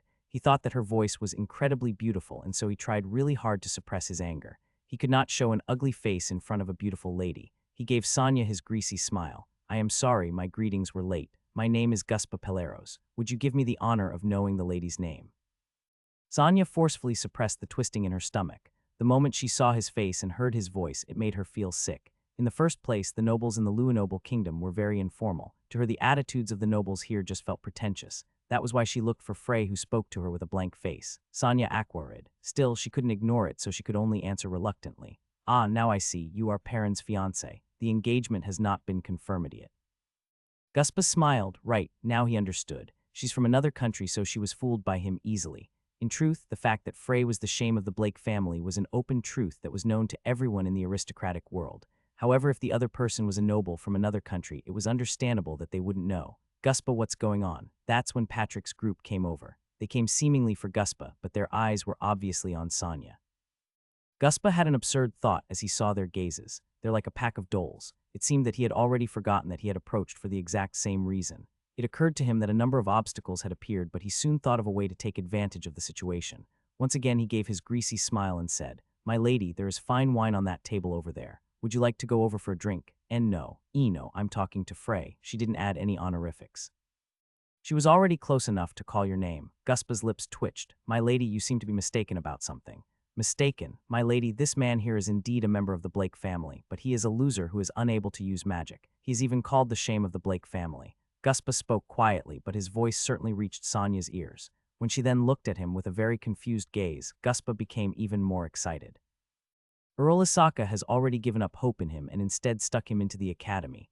"Ah, is that friend Frey Blake? Cuckoo. I heard he was disgracing himself in the Westroad Academy." As expected, Patrick and his friends played along with Guspa. In this way, the plan was almost complete. Patrick gave a smile as he said, "Frey Blake, I know your older brothers, Miss Gale and Hines. They are both wizards in the Magic Tower. Miss Gale recently even became a floor master in the Magic Tower. So they are both incredible people who share your blood. No, I might have made a mistake. I don't think they have the same bloodline as you. Kick.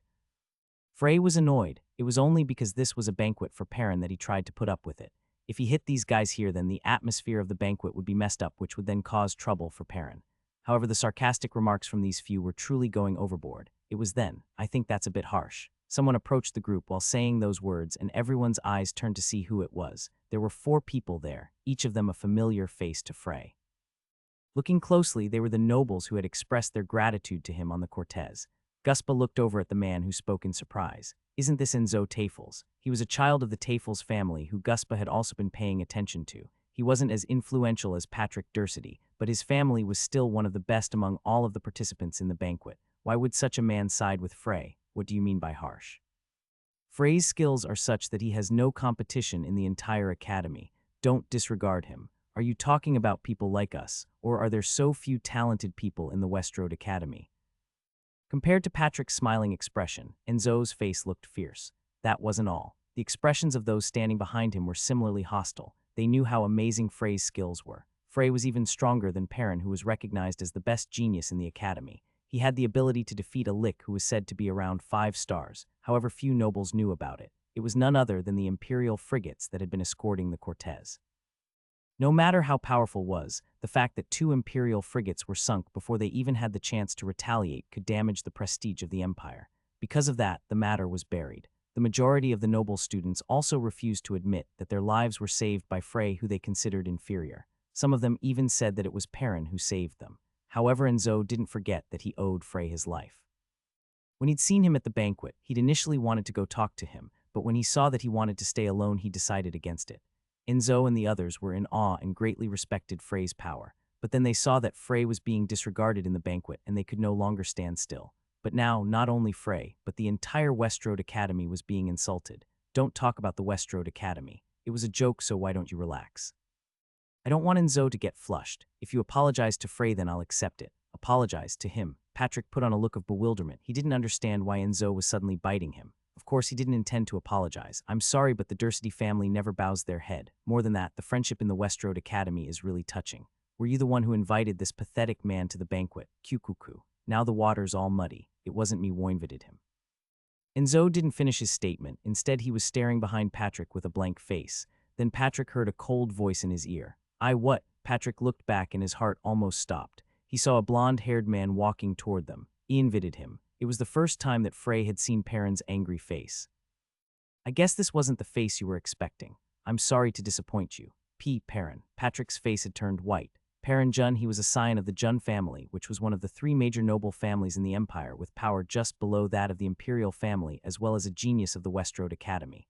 When he reached the 4-star level below the age of 20, it caused a buzz in the Empire for a long while. Patrick had no memory of ever feeling so intimidated. The Dursity family was so powerful that they did not have to bow to anyone, but the Jun family was an exception. Perrin was a noble among nobles, and just his followers would easily exceed half of the nobility in the capital. At least in the social world, making him an enemy was the same as biting your own tongue to commit suicide. Patrick's face became white. He had to say something, but his mind was blank and he couldn't think of anything. Perrin continued to speak with his freezing tone. But since when did I need to get the permission of the Dursity family before inviting my friends, also to a banquet held in my name? That's not. The Westroad Academy has no talent. That's also a weird statement. As far as I know, you didn't pass the entrance examination to the academy. Aye. His mouth was open, but no words came out. The other nobles also chattered to each other while looking at Frey in surprise. Perrin Jun's friend? Who? Frey Blake. How? Was there anyone who Perrin would call friend? As Patrick stood there stuttering without saying anything, Perrin's cold eyes turned to look at Guspa. At that moment, Guspa unconsciously hiccups before hurriedly closing his mouth again. And you, goo, Guspa Pelleros. At that moment, Guspa saw the clear confusion in Perrin's eyes. It was clear that he had never heard the family name before. Originally, he would have felt humiliated by that fact, but Perrin's eyes were so cold at that moment that he couldn't even think about it. What about you, we? Just to the lady here, that we just wanted to talk. The voice faded after. They were just like doles after all. They knew 100 ways to suppress the weak, but when faced with the strong, they only knew how to bow their heads. They couldn't say anything in front of Perrin, who was the owner of the banquet hall. Perrin was going to say something more, but instead closed his mouth slowly and looked around. He became a bit embarrassed when he noticed the tense and cold atmosphere. It seemed that he had finally regained some of his composure. He took a few small breaths before smiling right after. I would like to express my gratitude to everyone for attending the banquet today. He raised his chin and leisurely walked to the center of the hall. As Perrin continued to speak, the cold atmosphere in the hall began to soften. No one dared to make any comment on the angry display just a moment ago. Patrick and his followers, as well as Guspa, hurried to a corner of the banquet and hoped that they would be forgotten. Frey turned around and Enzo, who was near to him, approached. He shot a cold look at the fleeing Patrick's back. HMPH. The Dursity name is wasted on someone like him. Are you okay? Enzo and the others laughed a bit awkwardly at that. I just didn't want to be a coward who didn't know how to repay grace. As Frey gently bowed his head, and Enzo couldn't help but be surprised at the unexpected situation. Frey looked so cold that he had expected to be rebuked for intervening in a situation that he wasn't needed. Enzo's expression softened considerably as he saw this. I will remember. Rather comes Perrin, so we'll get going. Enzo party stepped away and Perrin, who had just finished his speech, walked over. I knew you'd get angry. Because I'm human. Was the atmosphere ruined because of me? What did you do? It's been a while since my head was filled with blood like this. Perrin sighed. He was a bit disappointed because he had not been able to control his anger. Frey took a sip of wine before mumbling. If you hadn't intervened, then the banquet would have become a mess and I would not have been able to face you. Would it have evolved into something that would cause a huge commotion? Perrin let out a laugh, clearly in a better mood. Sonia was unable to interject while listening to their conversation. It was as if there was a space only for men, so she couldn't even open her mouth, no matter how much they didn't notice her. The incident on the Cortez, if it had been widely known, then those guys' attitudes would have been very different. What do you mean? Perrin sighed again. The story had been blocked at its source, so only a few nobles truly knew what happened. In particular, nobles from the provinces and people like Patrick who didn't pay much attention to the goings-on in the Empire would have only heard stories. It doesn't matter. He knew that it wouldn't remain hidden forever, but Frey felt like he did not need to stick out too much at this point. Perrin looked at him with a strange gaze. You are really weird. If the truth was revealed, your status would jump up by a few dozen times at least. It's because I don't want such a situation. I thought so. As he said that, Perrin let out a laugh. What did you talk about with my father? He asked if I was a part of the Trauman rings. Perrin's hand that was about to lift a wine glass to his lips stopped. He sent a strange glance at Frey, but changed it when he saw Sonia beside him. Right, are you finally interested in joining our club? Maybe. I'd like to go into more detail, but it's too noisy here. Frey nodded, then he spoke about his plans for the future. I'm not going back to the academy. There's nothing more for me to learn there. It was a bit unexpected, but Perrin wasn't surprised. He stroked his chin for a moment while pondering before saying, Then where are you going? I haven't decided yet. Right, first I'll need to recover my condition. Frey said while looking at his thin wrists. I think I need to gain some weight. That's a good idea. You're too skinny right now. Perrin pondered for a moment before speaking. Then what about a magic tower? A magic tower, right. Although it's a bit expensive, there are various training centers and also many valuable books that couldn't be found outside. There are also many great wizards, so if you have any questions, you would be able to get an answer right away. Frey thought that Perrin's proposal was quite attractive, in particular the fact that there were many valuable books there. Perrin's lips curled up a bit as he continued. Of course, you have to take a test. Test, it's not a big deal. It's really nothing, especially for you. It's a shame that I can't see the faces of the wizards when they see your results. Frey was curious, but he didn't ask because he knew that Perrin wouldn't tell him even if he did. If you use the name of the Jun family, you will be treated well. I don't need to. I thought you'd say that. The two of them bumped their wine glasses. It was at that moment that Perrin flinched before looking at Sonia. Ah, such rudeness. We didn't pay any attention to Miss Sonia. I'm sorry. No, it's fine. Sonia, who had been listening to their conversation, could only give a bitter smile and feel very envious of the relationship between men. After that, the three of them had a good time together and shared personal stories, and the banquet ended without any more problems.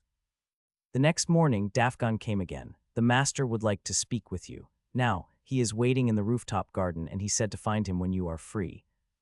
Those were his words, but it was impolite to make the master of the house wait. Since he had nothing else to do, he headed to the roof of the mansion right away. Shepard was sitting on the terrace sipping tea. Where are you going to go now? Did you not hear it already from Perrin? It's not polite to ask him about you. Frey told him honestly since he didn't have anything to hide. I'm going to enter a magic tower. A magic tower? At your level it wouldn't be hard to get in. Shepard made a rough guess about Frey's current power. He probably guessed him to be at the 5-star level. I heard that there were many books there that I couldn't find outside. I'm also curious about the training centers. Then, I'll recommend the 3rd magic tower. Its power isn't as good as the other towers, but it is the best out of all the towers when it comes to books. The 3rd magic tower. There was a big difference in the wizards from each magic tower. The 3rd magic tower was the place which held the most alchemists from what Frey could remember. This also meant that it had a calmer atmosphere when compared to places like the 1st magic tower, which had the most battle mages, the 2nd magic tower, which was devoted to the development of new spells, or the 4th magic tower, which was considered the holy land for wizards. There was no other tower than he could spend his time quietly. I'm glad to help. And now for my business. His expression became serious. Do you know why I don't suspect you as one of the demigod's subordinates? Isn't it because I can use the typhoon earrings? That is one reason. I still had some doubts, but I was assured yesterday that they were irrelevant. Someone proved his identity. Who the hell? Shepard revealed the name of the person. It was Heinz Blake, the 2nd son of the Blake family. He observed Frey's reaction before adding, by the way, he is a member of the Stroh necklaces like me. Heinz Blake, at least in Frey's memory, he was no different from Misaka, Miscale, or his mother Aini. Of course, he couldn't be sure. Frey could be called a late child. Miscale was 12 years older and Heinz was 10 years older, so there was a possibility that something happened during his childhood that Frey couldn't remember. Shepard let out a bitter laugh, perhaps realizing that Frey's expression had become a tad more distant. I know how your family treated you. I have no intentions of defending Heinz in that matter, but I do want to tell you that he is different from Earl Asaka and Miscale. It may sound like nonsense to you, but there is a story. What story? It is not something that I should tell you about, but I trust you because he guaranteed your identity. Just keep that in mind for now. It was unexpected information. The fact that Heinz Blake belonged to a circle and that he had guaranteed his identity. Shepard continued with a serious expression. In the future, you will probably become entangled with the circles in some way or form, but I don't think you intend to do that right now. Right, that's right. Shepard's words were true. Frey thought about coming into contact with the circles after reaching the 7-star level in the Magic Tower. He had heard that they were a group against the demigods, but he could not be sure until he saw it with his own eyes. He had to find out how much power they had at their disposal. In truth, he was looking forward to it. He wondered if there were any great talents among them. For example, a wizard with potential to reach 9 stars, or a knight who could rival Lucid, or a magic warrior who could surpass Cassigen. How much does Perrin know about the circle? He knows a little more than you do. Shepard's eyes narrowed slightly. There seemed to be a slight hint of disapproval in his eyes, but when Frey looked at him in askance, he simply waved his hand and continued. Well, Height seems that he is trying to get into the Traman rings. It is a circle that is falling apart, but it doesn't seem like he will change his mind. Is there any specific reason? I'm not too sure about that. I know that he idolizes Lucas a lot, but... Anyway, that was all I had to say. I apologize for calling you here so early in the morning. It's fine. Frey felt that it was time to leave the Jun family home. Instead of returning to his room, he requested Dafgon to call Perrin. After a while, they met each other on the bench in the garden. If you are absent without reason for more than a week, you will be automatically expelled from the school. Are you okay with that? Yeah, that place no longer held any importance for Frey. He looked at Perrin and brought up the reason that he'd asked to meet. I'm leaving the family tomorrow. Are you determined to go to the tower? Right. The Duke said that the 3rd magic tower is fine, so I'm going to go there. The 3rd magic tower, it is a good place. Perrin hesitated for a moment. Did you learn about the demigods in the mountains? Frey had no choice but to go along with this convenient excuse. That's right. My father didn't ask you to join the Stroh necklaces. He didn't, yeah. I was sure he'd want a talented guy like you. Maybe it was because he knew that Frey wouldn't accept the invitation. Shepard seemed to be a quick-witted man. I'm glad. I wanted you to join the Trauman Rings. Ah, it's just a wish. I wouldn't force you. I heard that it's not a good place right now. The circle had inherited his name, but Frey didn't feel any attachments to it. That's right, but we can't let the great mage's legacy crumble. As he said this, Perrin clenched his fist, which caused Frey to look at him strangely, while an awkward smile came on his face. Because Lucas is my hero. But I don't like Lucas because he is a great mage. Then, a great teacher. Perrin's expression became serious. Lucas said that he would never reject a disciple one he had accepted them. Even those who would have become wicked and evil became noble heroes under his hands. Legends always tended to get misinterpreted because a lot of the information was bluffed or exaggerated. Frey didn't do anything so grandiose. He simply comforted, advised, and guided. That was all. Do you want to be like that? I don't have a good enough memory to be a teacher. Perrin's face looked a bit sad as he said this. When Frey kept looking at him without saying anything, he laughed bitterly. I feel at ease whenever I talk to you, like the weight on my shoulders was lessened. Frey gave him a level of comfort that even his family never did. He never rushed him. He didn't try to pry further. Whenever he released the heavy problems that were bothering him within, Frey only looked at him with his deep gaze. There were moments when he needed such things. I first felt mana when I was 5 years old. Even Frey could not help but be surprised at that fact. He looked at Perrin in a new way. He really is a genius. Even Schweizer and him only felt mana for the first time when they were about 7 years of age. Of course, he could not say that Perrin could become an archmage with certainty, but to call him a true genius was no exaggeration. And when I was 17, I became a 4-star wizard. Though it was revealed externally that it was at the age of 20 at that time, I had a teacher. A teacher, right. He was the wizard in charge of the 5th tower. He was a 6-star wizard who had a long white beard growing down his chest.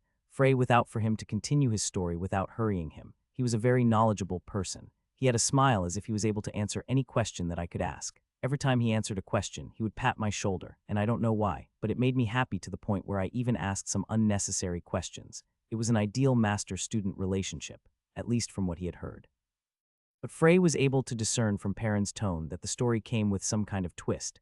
Perrin hesitated for a long time before forcing himself to speak. I was the one who ruined the relationship. I was too excited. I didn't consider my teacher's position and went too far asking questions one day. My teacher couldn't answer my question.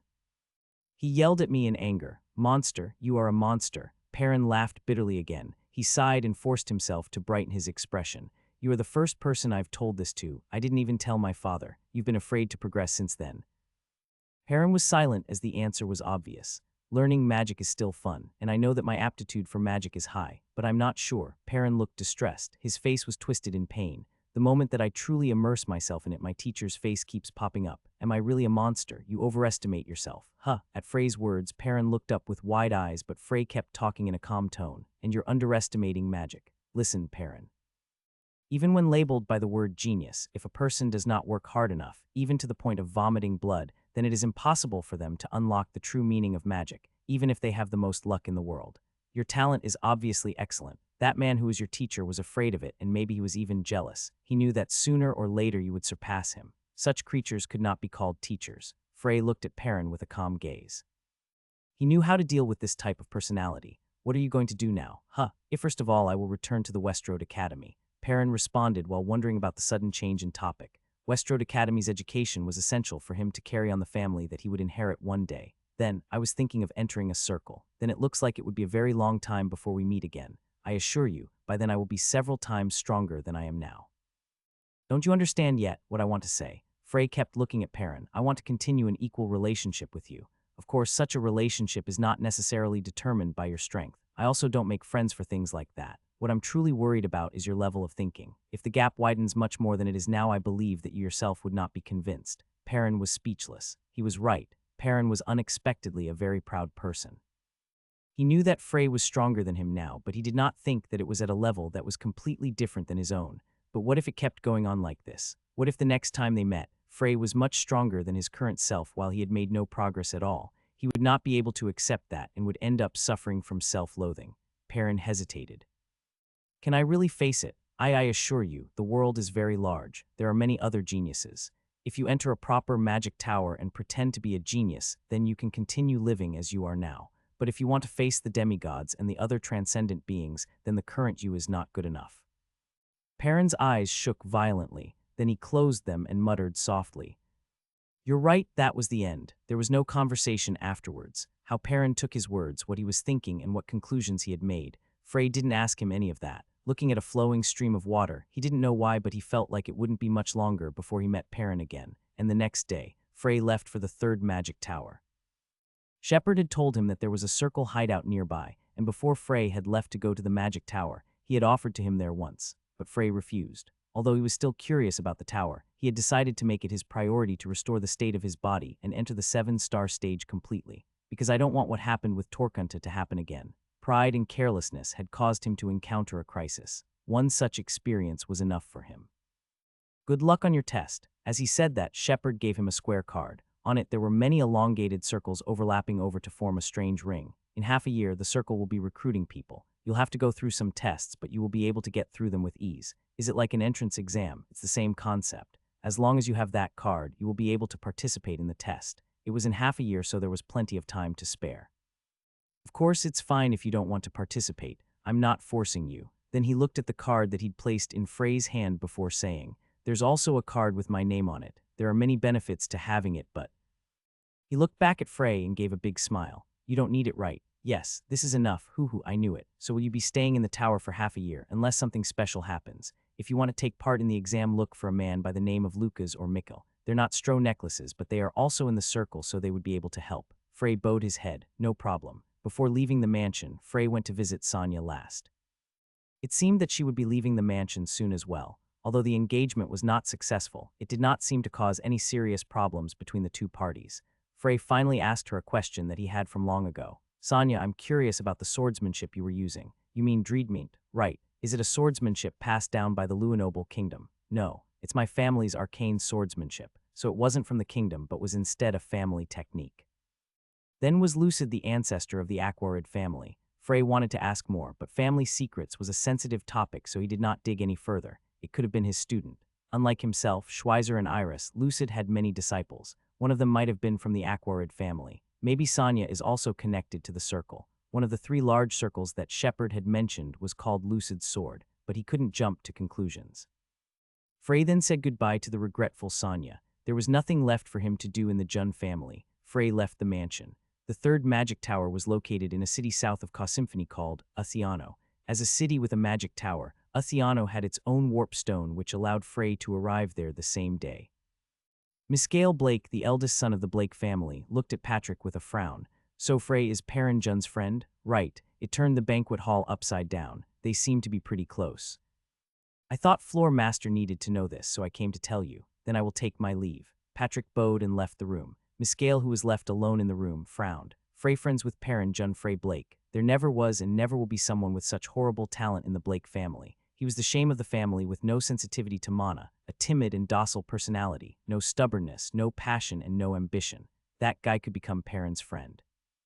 Miscale had met Perrin before. Even though they were both great nobles, he couldn't help but feel a bit of respect. No matter how much he thought about it, he couldn't imagine that person hanging out with the timid Frey. "What do you think, Heinz?" Heinz Blake, who had been leaning against the window listening to the conversation, responded as if he had no interest in Miscale's words. "They both go to Westroad Academy. There's nothing strange for them to have a relationship if he got lucky. That loser has done quite well." It seemed that there was a good result from a guy he would have never expected it from. Miscale thought for a moment before getting up from his seat. "I should tell father. Maybe there was something they could use from this." Miscale slowly walked out of the room. Heinz stared at his back with an indifferent expression.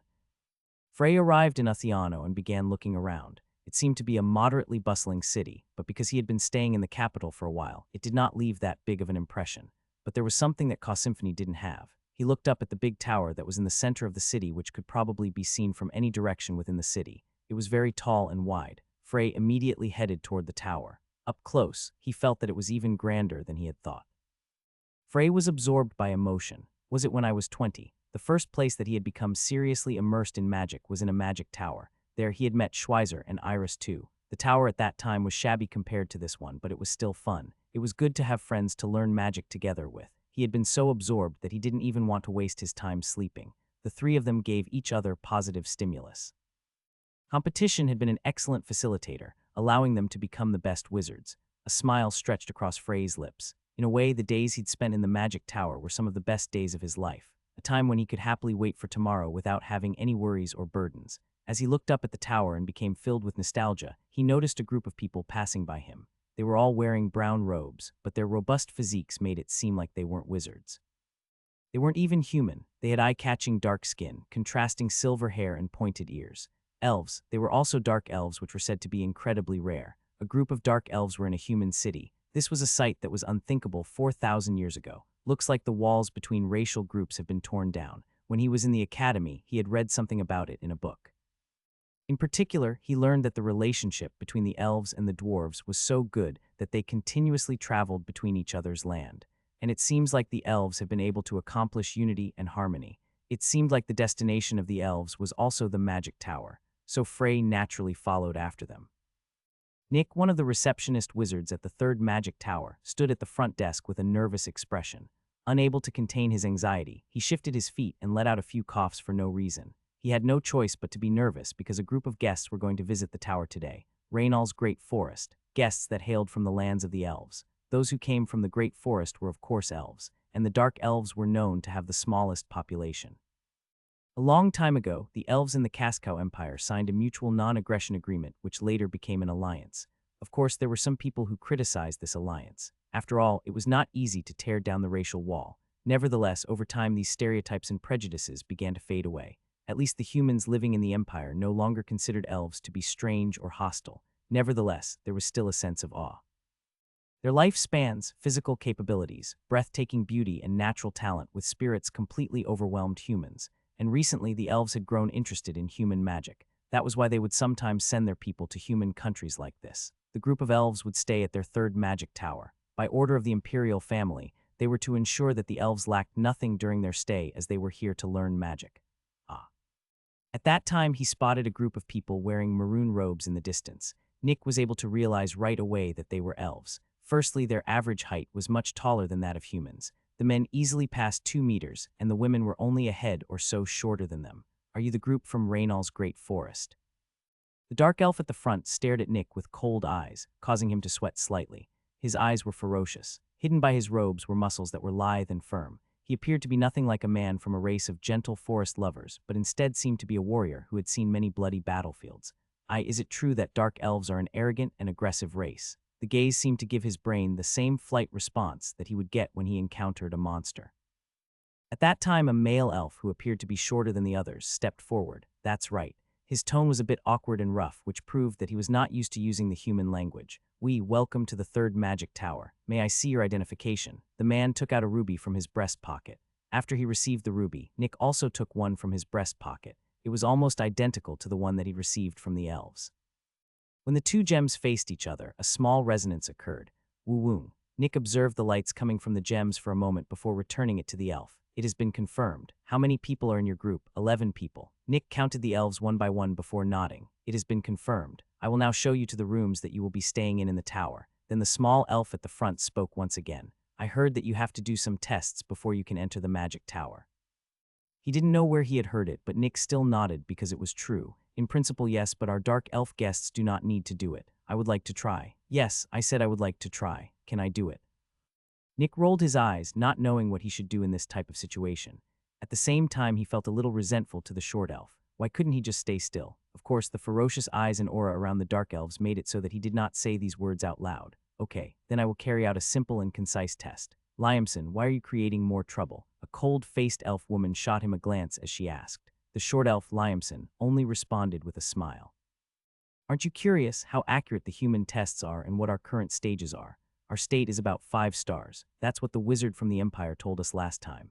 Nick was inwardly surprised by the conversation between the elves. Were all of these elves 5 stars? Even in the tower there were not many 5-star wizards. Then there's only one test. He thought that he would just do something simple because they wanted it, but now he realized that there wasn't much that he could test them on. With his innermost thoughts hidden, Nick guided the elves to the training ground on the first floor. It was the sturdiest and most spacious room in the tower. The test is simple. Make an energy ball. 1-star spell energy ball. Is that a test? It's too lame. Liamson looked disappointed, but Nick shook his head slowly. If you were only making energy balls, yes. This test is not just about the spell. I'll give an example. Energy ball. Woo-woo. An energy ball appeared about Nick's right hand. It was about the size of a human head, which was the normal size. Nick narrowed his eyes. Tsutsu. The energy ball began to get smaller and smaller. A drop of sweat rolled down Nick's face. By then, the energy ball had been compressed to the size of an adult male's fist. Woo, you have to compress the energy ball to at least this size before you would get accepted into the tower. Nick raised his chin proudly, but Liamson let out a laugh. So it's compressing the energy ball. Size decreases, but the power increases. It is not that difficult. This is the historical test of the magic tower. It not only tests one's understanding of mana, but also their sense of distribution and their ability to make adjustments. Liamson ignored Nick's words and instead made an energy ball. His mouth didn't even move, which caused Nick to be surprised at the wordless casting, which he did easily. Tsutsu. And he was even more surprised when he saw what happened to the energy ball. Huck, the energy ball that Liamson had made had been compressed down to the size of a human's eyeball. Nick knew that there were probably no more than 10 people on this floor who could compress the energy ball so much. There were rumors that elves had a terrifying understanding of mana. It seems that they were true. The other elves also tried the test. A feeling of emptiness seemed to flash within Nick as he witnessed this scene. It was not only Liamson, but all the elves who were able to perfectly pass what he considered a challenging test. The human wizard's test doesn't seem to be much. The tall elf spoke indifferent. There was no ridicule or amusement in his voice. His voice was calm, as though he was only stating a simple truth. Still, his gaze was locked onto Nick. Nick bit his lower lip, but he couldn't say anything. I can't believe that they came the day that I had to work. He could tell just from looking at those eyes. The elves now looking down on him, no. They were looking down on all humans. He really wanted to tell them no, that he was the only one who was inferior and that they should not look down on humans. However, he couldn't open his mouth. Nick had never been so upset and helpless because of his timidity. It was then. Is that the test? The pronunciation was fluid, so it wasn't an elf. Nick raised his head, and at the same time the elves turned to see who was talking. Standing there was a man with white hair. You are, Frey spoke calmly. I would like to join the tower. Please wait a moment. After I'm finished guiding them. We are fine, we'll wait. Yes, did you not understand? We'll wait here until that man is tested. Liamson said it one more time, slowly and carefully, as though he thought his words were not clear enough. Of course, it wasn't that Nick didn't understand what he was saying. It was that the statement was so unexpected that he had asked before he himself had realized. Very well. They said that they would wait, so there was nothing more that he could say. Nick turned to look at the white-haired man in front of him more carefully. He's young. He was 20 years old at best. His appearance was a bit strange for his age, but for some reason it seemed to suit him. If you reduce your energy ball to the size of my fist, then you'll pass. Frey knew what the test was because he had been following the elves since the beginning. It's a simple and efficient test. If a person with a good eye did the screening, then they would be able to have a rough idea about the examinee's capabilities. Frey looked at the elves with an interested gaze. Elves learning magic, that was quite unusual. At least 4,000 years ago, that was not something that he would have even been able to imagine. Magic was exclusive to humans, and the ancient, proud, and noble elves had intentions of learning human skills. And now even dark elves who preferred to fight with their bodies had decided to learn magic. Frey shook his head slightly, then muttered, "Energy ball, woo-woo." An energy ball appeared in front of him. Frey immediately compressed it down to the size of a fist. It is stable. You've passed. The energy ball disappeared faster than it appeared. Nick was disappointed. This was because he'd inwardly hoped that Frey was an excellent wizard. If so, it wouldn't squash those elves' egos. It was only his delusion. He remembered from their previous conversation. All of the elves were around the 5-star level. The young man in front of him wasn't their match. If he was truly talented, then he would have gone to the first or second magic towers instead of coming here. You will need to fill out the paperwork. Please wait at the front desk. I need to guide these. Hey, it was Liamson's voice. Nick shuddered subconsciously because the voice was very sharp. Yes, not you. He was pointing at Frey. Only then did Frey turn to look at Liamson. Don't you have the ability to compress it even more? Frey raised an eyebrow. Why do you think that? Just a feeling. The idiotic answer actually made him smile. It was actually the first time that he'd encountered a dark elf. 4,000 years ago, the ones that he dealt with were usually high elves. These guys were more like warriors than people of the forest. Compressing an energy ball to the size of a fist is the condition to pass. Show me more. I want to see just how far you can compress the energy ball. Don't bother me. I have to go do my paperwork, so get out of the way. Frey frowned as he looked at Liamson sharply. Liamson observed him for a moment before stepping aside. Nick could only look at their conversation without being able to do anything about it. Frey's words seemed to have awakened his nerves, although it seemed that he hadn't realized that all his hairs were standing up.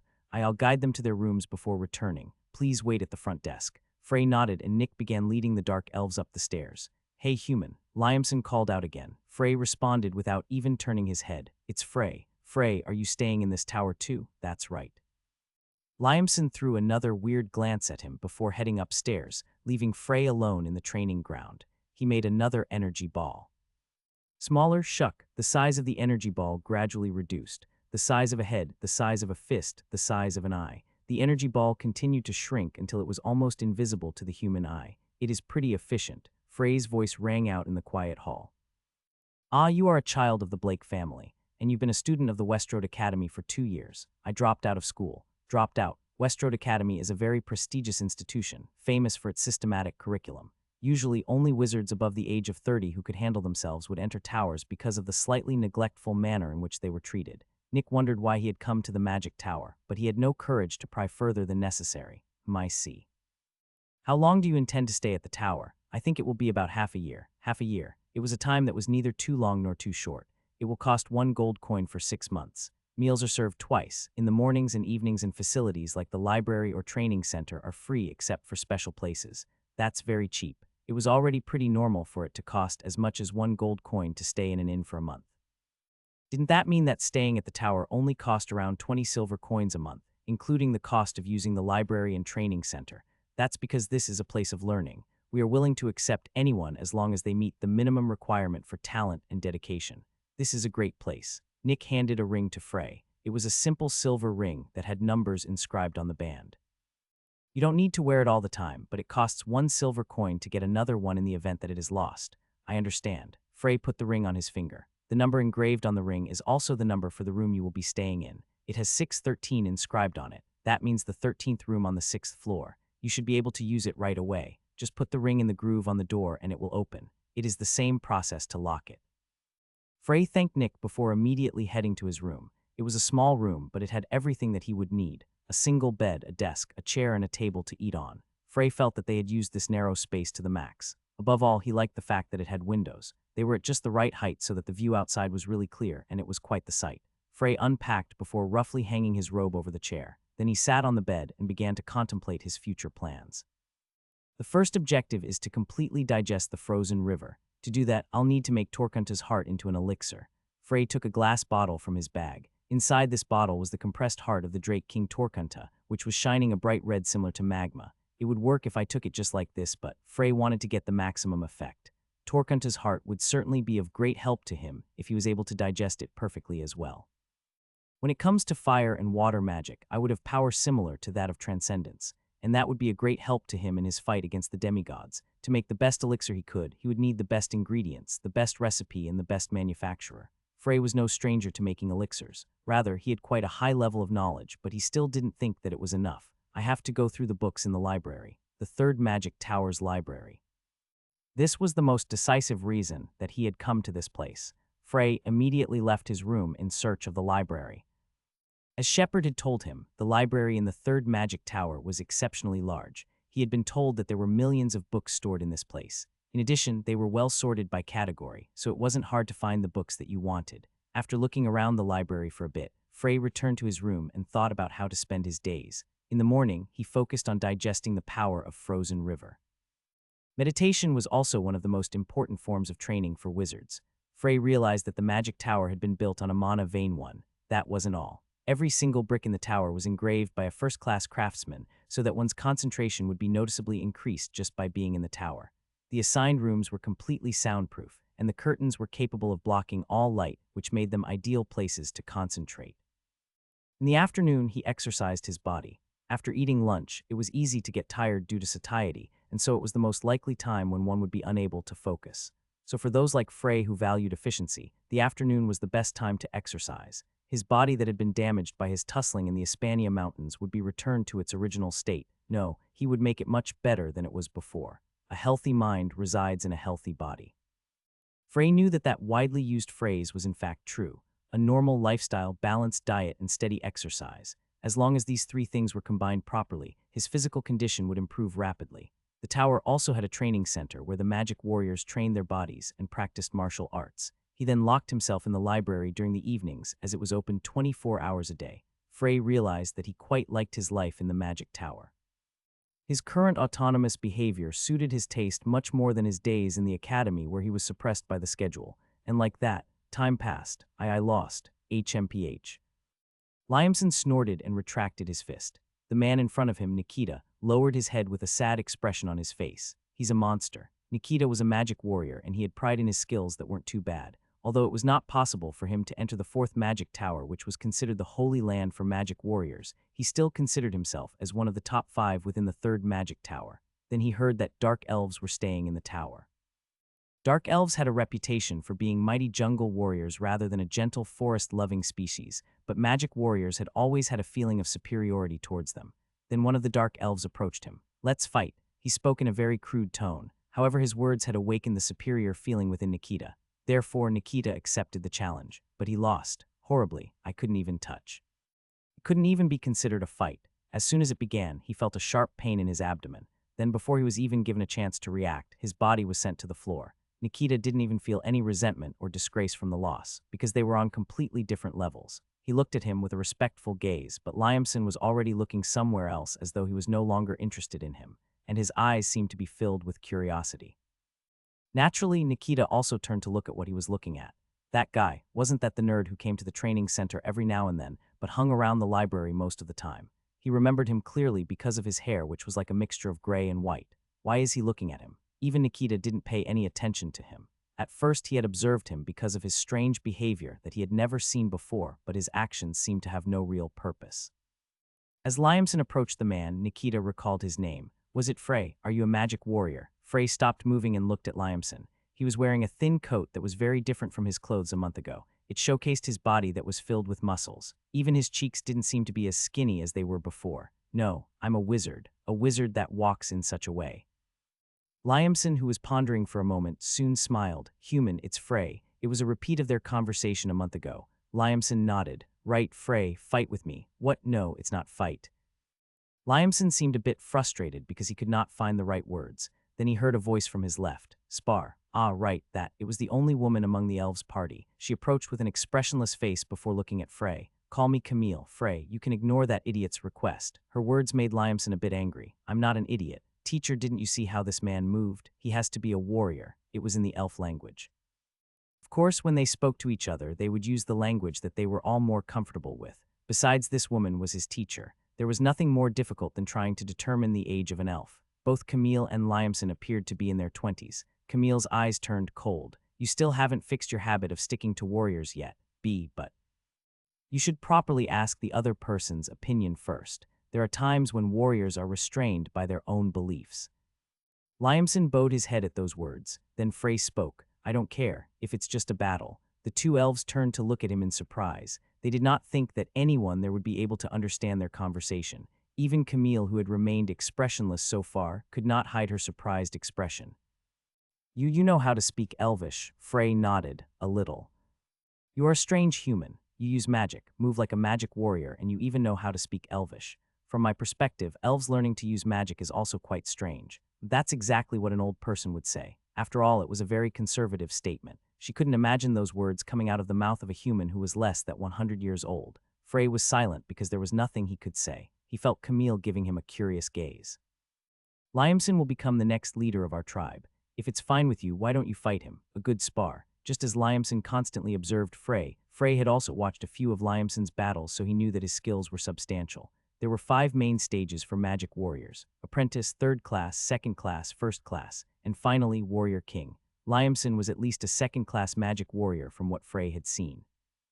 This kind of fight against a strong warrior was a good way to increase experience. Also, after doing nothing but training for a month, Frey felt a bit sick of it. "Let's get on with it." They then stepped to the center of the room and faced each other. All of the people who had been in the training center stopped moving and instead turned to watch their fight. It was Liamson who made the first move. Swish. At that moment, his figure seemed to become a blur. The first thing that Frey noticed was his unique gait. It reminded him of fireflies swaying in the dark. Smack. He felt a heavy feeling on his wrist. Frey's right hand had reached behind him and accurately blocked Liamson's attack. A look of surprise flashed past Liamson's face. This easy. It had been a month since he had entered the magic tower. In that time, he had fought many magic warriors, but he felt that they were all trash. To put it bluntly, they couldn't even withstand his first attack, but Frey had managed to do it. What was more important was how easy the action seemed to be for him. Frey gave him the same feeling he felt whenever he fought his teacher. "How did you know?" "Because this is a bright and open location. It would have been many times more difficult if we were fighting in the dark." That was true. Shadow attack was an incredibly terrifying skill when used in the dark. Liamson narrowed his eyes and looked down at his hand. For a moment he recalled the wrist, which felt a bit weak. QQ, good. This will be fun. Liamson let out a laugh and rushed forward again, only this time, Frey also made his move. His eyes were fixed to Liamson's feet. The key is in his foot movements. As long as he did not miss his foot movements, then, he would be able to roughly guess what kind of move Liamson would make next. Pa-pa-pa. The fight went back and forth. As they continued, Frey felt that Liamson was not used to fighting barehanded. It seemed that his main focus wasn't his fists, but some kind of weapon. Liamson was visibly puzzled. This is hard. Dark elves' movements usually didn't leave any sound. Even another dark elf would not be able to hear Liamson's footsteps. That was why the most effective means of reading their movements was to use your eyes. Liamson had realized something. The eyes of the man in front of him were sharp enough to transcend common sense. Does he have experience fighting against dark elves? Liamson moved faster, hiding his innermost thoughts. He could see it after fighting him for real. This man was not a magic warrior. There was no way that a magic warrior would have such a weak body. He was certain that he only needed a chance to land one hit to secure his victory, but it seemed like that one chance was incredibly rare. This guy has a lot of fighting experience, but from what I can tell, this human should only be about 20 years old. Liamson was 74 years old. It had been 30 years since he had become a warrior, and in that time he had fought tens of thousands of times. He was confident that his experience was second to no one, and never in his life had he met someone like this human who was able to read all of his moves. He felt restless. This was turning out to be more fun than he had initially expected. A smile appeared on Liamson's face. This doesn't make sense. Nikita and the other people who were training in the hall couldn't help but open their mouths as they witnessed the fight unfolding before them. Even if the levels were different, they were too different. They realized that this was how a real battle between the strong looked and that they were simply frogs in the well all along. How on earth can you react to such movements? They were not the only ones surprised. The dark elves were quite shocked as well. No, their surprise was even more than that of the humans. This is impossible. He can hold out like that against Liamson, who is being groomed to become the next tribe leader. Other than the teacher, we couldn't hold out for a few. Is he really human? Among the dark elves, Liamson's skills were particularly prominent. Except for Camille, the current chief sister and the training instructor, no one could last more than a minute against Liamson.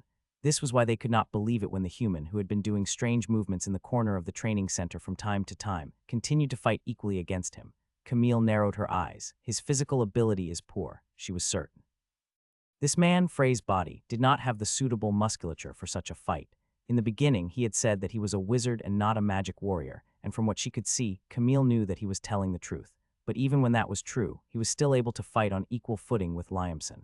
Unbelievably precise mana distribution and experience. Even if he could do the former because of natural talent and senses, what about the experience?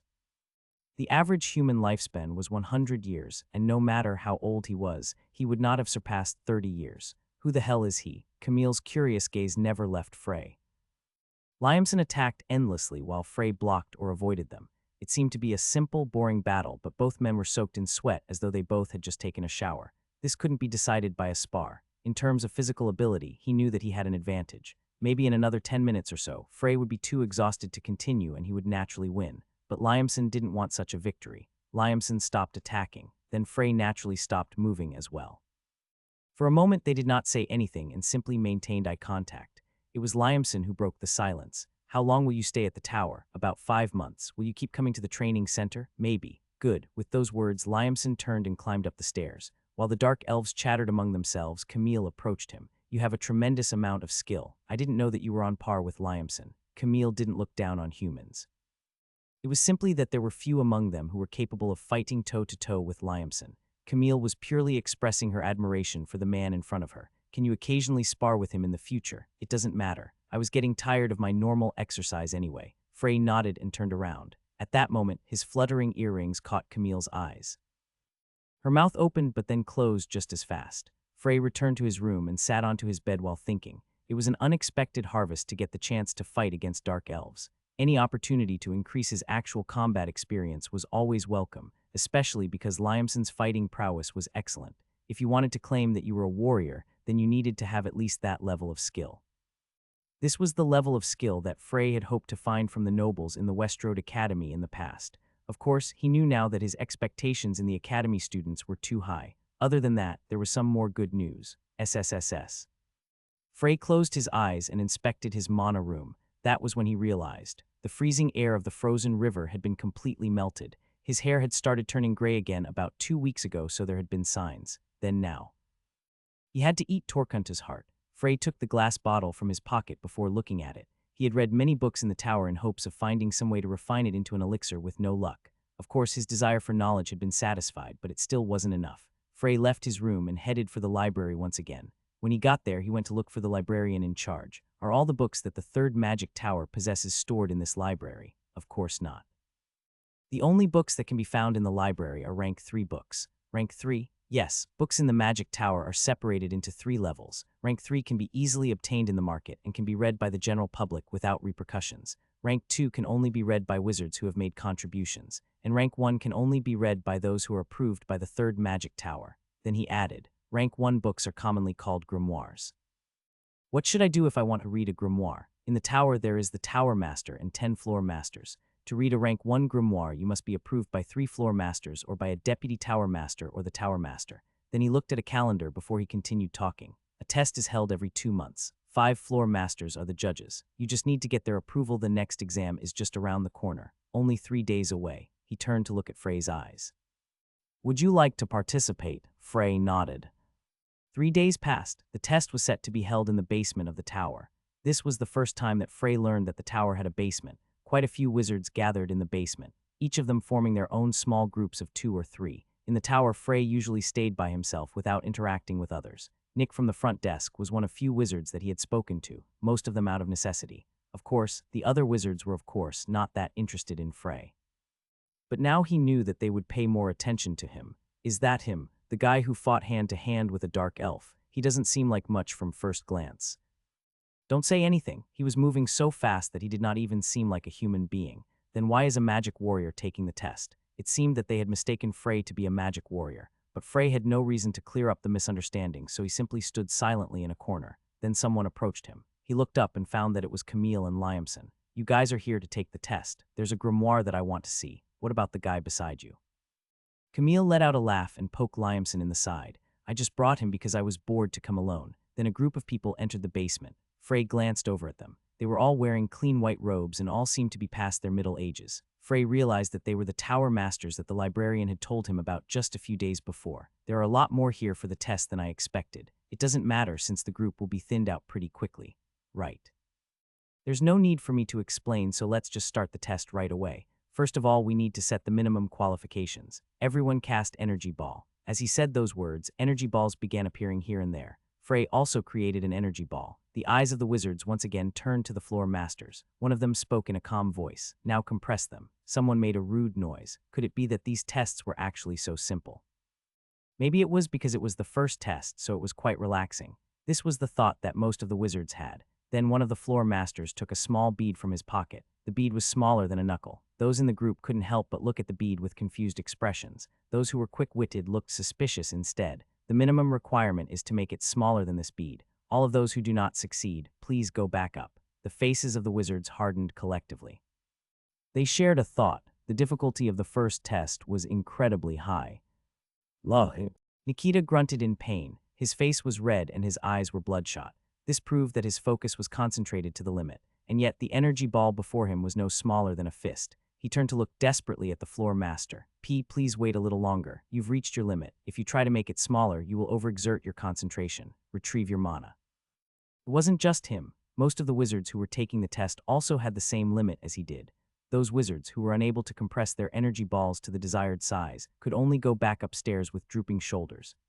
Pass. I did it. Of course, there were also those who were successful. Several of these sweaty people cried out in delight while the Floor Masters simply nodded their heads and calmly announced that they passed. It was understandable that they would be happy. One of the Floor Masters of the third Magic Tower, Mikkel, looked around the room while thinking. This time the level of the test was below average. Then Mikkel's gaze landed upon the 2 dark elves. When he saw the sizes of the energy balls in front of them, a feeling of admiration could not help but appear in his heart. The energy ball in front of the male elf was excellent, but the energy ball in front of the female elf was the size of a fingernail. Mikkel could not conceal his surprise at her precise control. How long have you been learning magic? 20 years. Magnificent. You pass. Then he added, I don't think she needs to take any more tests. She should be allowed to read a grimoire. Do you agree? I agree. Excellent. The other Floor Masters nodded in succession. Camille and Liamson only shrugged and accepted the decision. After waving at Frey, they headed back upstairs. I'm jealous. Damn, those without talent can only live in sorrow. As the other wizards watched the elves leave with eyes filled with envy, Mikkel turned to gaze at the next in line. It was Frey. At first glance, there didn't seem to be an energy ball in front of him. Mikkel stopped in front of him without saying anything. The wizards began whispering among themselves as they saw this. What? Did he give up? I think so. Then why is he standing there so confidently? Looks like he really is a typical magic warrior. There is no way a guy who was strong enough to fight toe-to-toe with a dark elf is a wizard. It was then. Mikkel approached Frey while saying, I can't believe it. Mikkel wasn't looking at Frey. What he was looking at was the empty space in front of him. No, it wasn't empty. The curious wizards began narrowing their eyes one by one. Gradually, looks of shock began to spread across their faces. That. I am impossible. Only then did the wizards realize. Floating in front of Frey was an energy ball the size of a speck of dust. Even Mikkel was not confident that he could reduce it that much. Not only that, regardless of which floor master you asked, the answer would be the same. This was not possible without extremely precise mana control. What is your name, Frey? Frey, I see. Mikkel pondered for a moment before speaking with clear eyes. You don't need to take any more tests. What do you mean, you passed? He glanced around for a moment before continuing. If it's okay with you, why don't we talk for a bit? Frey followed Mikkel to the 9th floor of the dungeon. He had been staying in the tower for a month, but this was the first time that he had come to this place. That was because only important officials of the tower were able to enter past the 7th floor. Mikkel stared at Frey for a moment before he finally opened his mouth. Where are you from? He asked a very ambiguous question. At the same time, he deliberately looked at the typhoon earrings dangling from Frey's ears. If he didn't want to continue such a line of questioning, Frey could simply answer that he was from the Blake family. However, he didn't do so. Duke Shepard was the one who introduced me to the 3rd magic tower. Mikkel frowned when he heard the name Shepard since he knew that he was a member of the circle. Then he let out a heavy sigh. I see. This time Honor Shepard has managed to find an excellent talent. It seemed that he had misunderstood something. I currently have no intention of joining the Stro necklaces. Ho, that means you're a wanderer. Then would you like to join us? Frey was speechless for a moment as he had not expected him to suddenly throw out such an offer. Us, the Fistfounder armlets. Frey shook his head. I have no intention of joining any groups right now. That's unfortunate. I don't think that's why you called me here. Mikkel hesitated for a moment before opening his mouth. You seem like a wizard who's reached at least 5 stars. Am I right? I won't deny it. Even though he could be considered as halfway to 7 stars, it was not wrong to say that he was at least 5 stars. Frey nodded. Mikkel's gaze became more intense. How much do you know about the demigods? A little bit, then the conversation won't be too long. Not long ago, traces of the demigods were found in Athiano. Frey's eyes became cold. What trace, to be precise? They were the traces of fanatics who worship them. They are people whose lives and consciousness are controlled by the demigods. Of course, most of them are small fry, so we don't pay attention to them. But there is a high chance that there was an apostle among them. Ah, you don't know. They are people who were chosen directly by the demigods. They call them apostles. They are able to use the power of divinity, which was originally exclusive to demigods. It was the first time that Frey had heard about them. At least they were not around 4,000 years ago. Athiano is the area under the control of Honor Lukes, and what is an honor? You really know nothing about the circle. Mikkel shrugged and explained, Force Honor. To put it simply, they are executives in the circles. The only positions higher than that are the Circle Master, who could be considered the head, and the Circle Rounder, who is second in command. He had just heard that Shepard was also a Force Honor. He was at the 7 stars level, which meant that one had to be at least at the same level to be an executive. Then the Circle Master and Circle Rounder are likely to be stronger than that. Frey decided to ask the thing that he had been most curious about after his return. What levels are the Circle Masters at? Mikkel observed Frey for a moment with a speechless expression on his face. I have nothing to say about that. The level of the Circle Master is not something that I would know. In Frey's eyes, Mikkel was not a wizard who would kneel to just anyone. It was clear that he had reached at least the 6 stars level. He was curious. Half a year, no. The test is in 5 months. If he went there, then he would have a high chance of meeting the Circle Masters, those who carried the names of him and his closest friends. They were the people who probably knew the most about the demigods in the current era, and there was a high probability that they also had the power to confront them. Therefore, they were the people that he had to meet. Frey did not believe that they used those names purely out of admiration for the heroes of the past. The heroes from 4,000 years ago were mythical figures to humans. Frey had read about it in many books already. Schweizer Stroh, praised for being wiser than anyone else in the world. Iris Fistfounder, who completely changed the world's perception of witches. Cassigen, who is said to have paved the road of magic martial arts. Lucid, who ascended to the throne of King of Swords. and Lucas Trauman, the only man in history to be given the title Great Mage. There was no bait better than those names to attract attention and people. Of course, he didn't blame them. To fight the demigods, they had to use every method that they could think of. Frey was also in favor of that method. But it should not exceed a certain extent. This was why Frey intended to see them with his own eyes. If he met them in person, he would be able to learn the extent of their power as well as their true intentions. Why did you tell the news of the apostle to me who hasn't even joined the circle yet? There is no other circle member in the magic tower currently. Honor Lukes was called to the hideout for an emergency meeting. Meanwhile, traces of an apostle have been found. After he had said so much, Frey understood his intentions. So you are asking for my help? To be honest, yes. Mikkel continued speaking while clasping his hands in front of him. Honor Lukes has given me orders to not leave until he returns, but this situation is worse than anticipated. If we leave it alone as it is, a few villages could evaporate without a trace. The reason that you're asking for help from an outsider like Mage because there are no other circle members in the tower. That's right.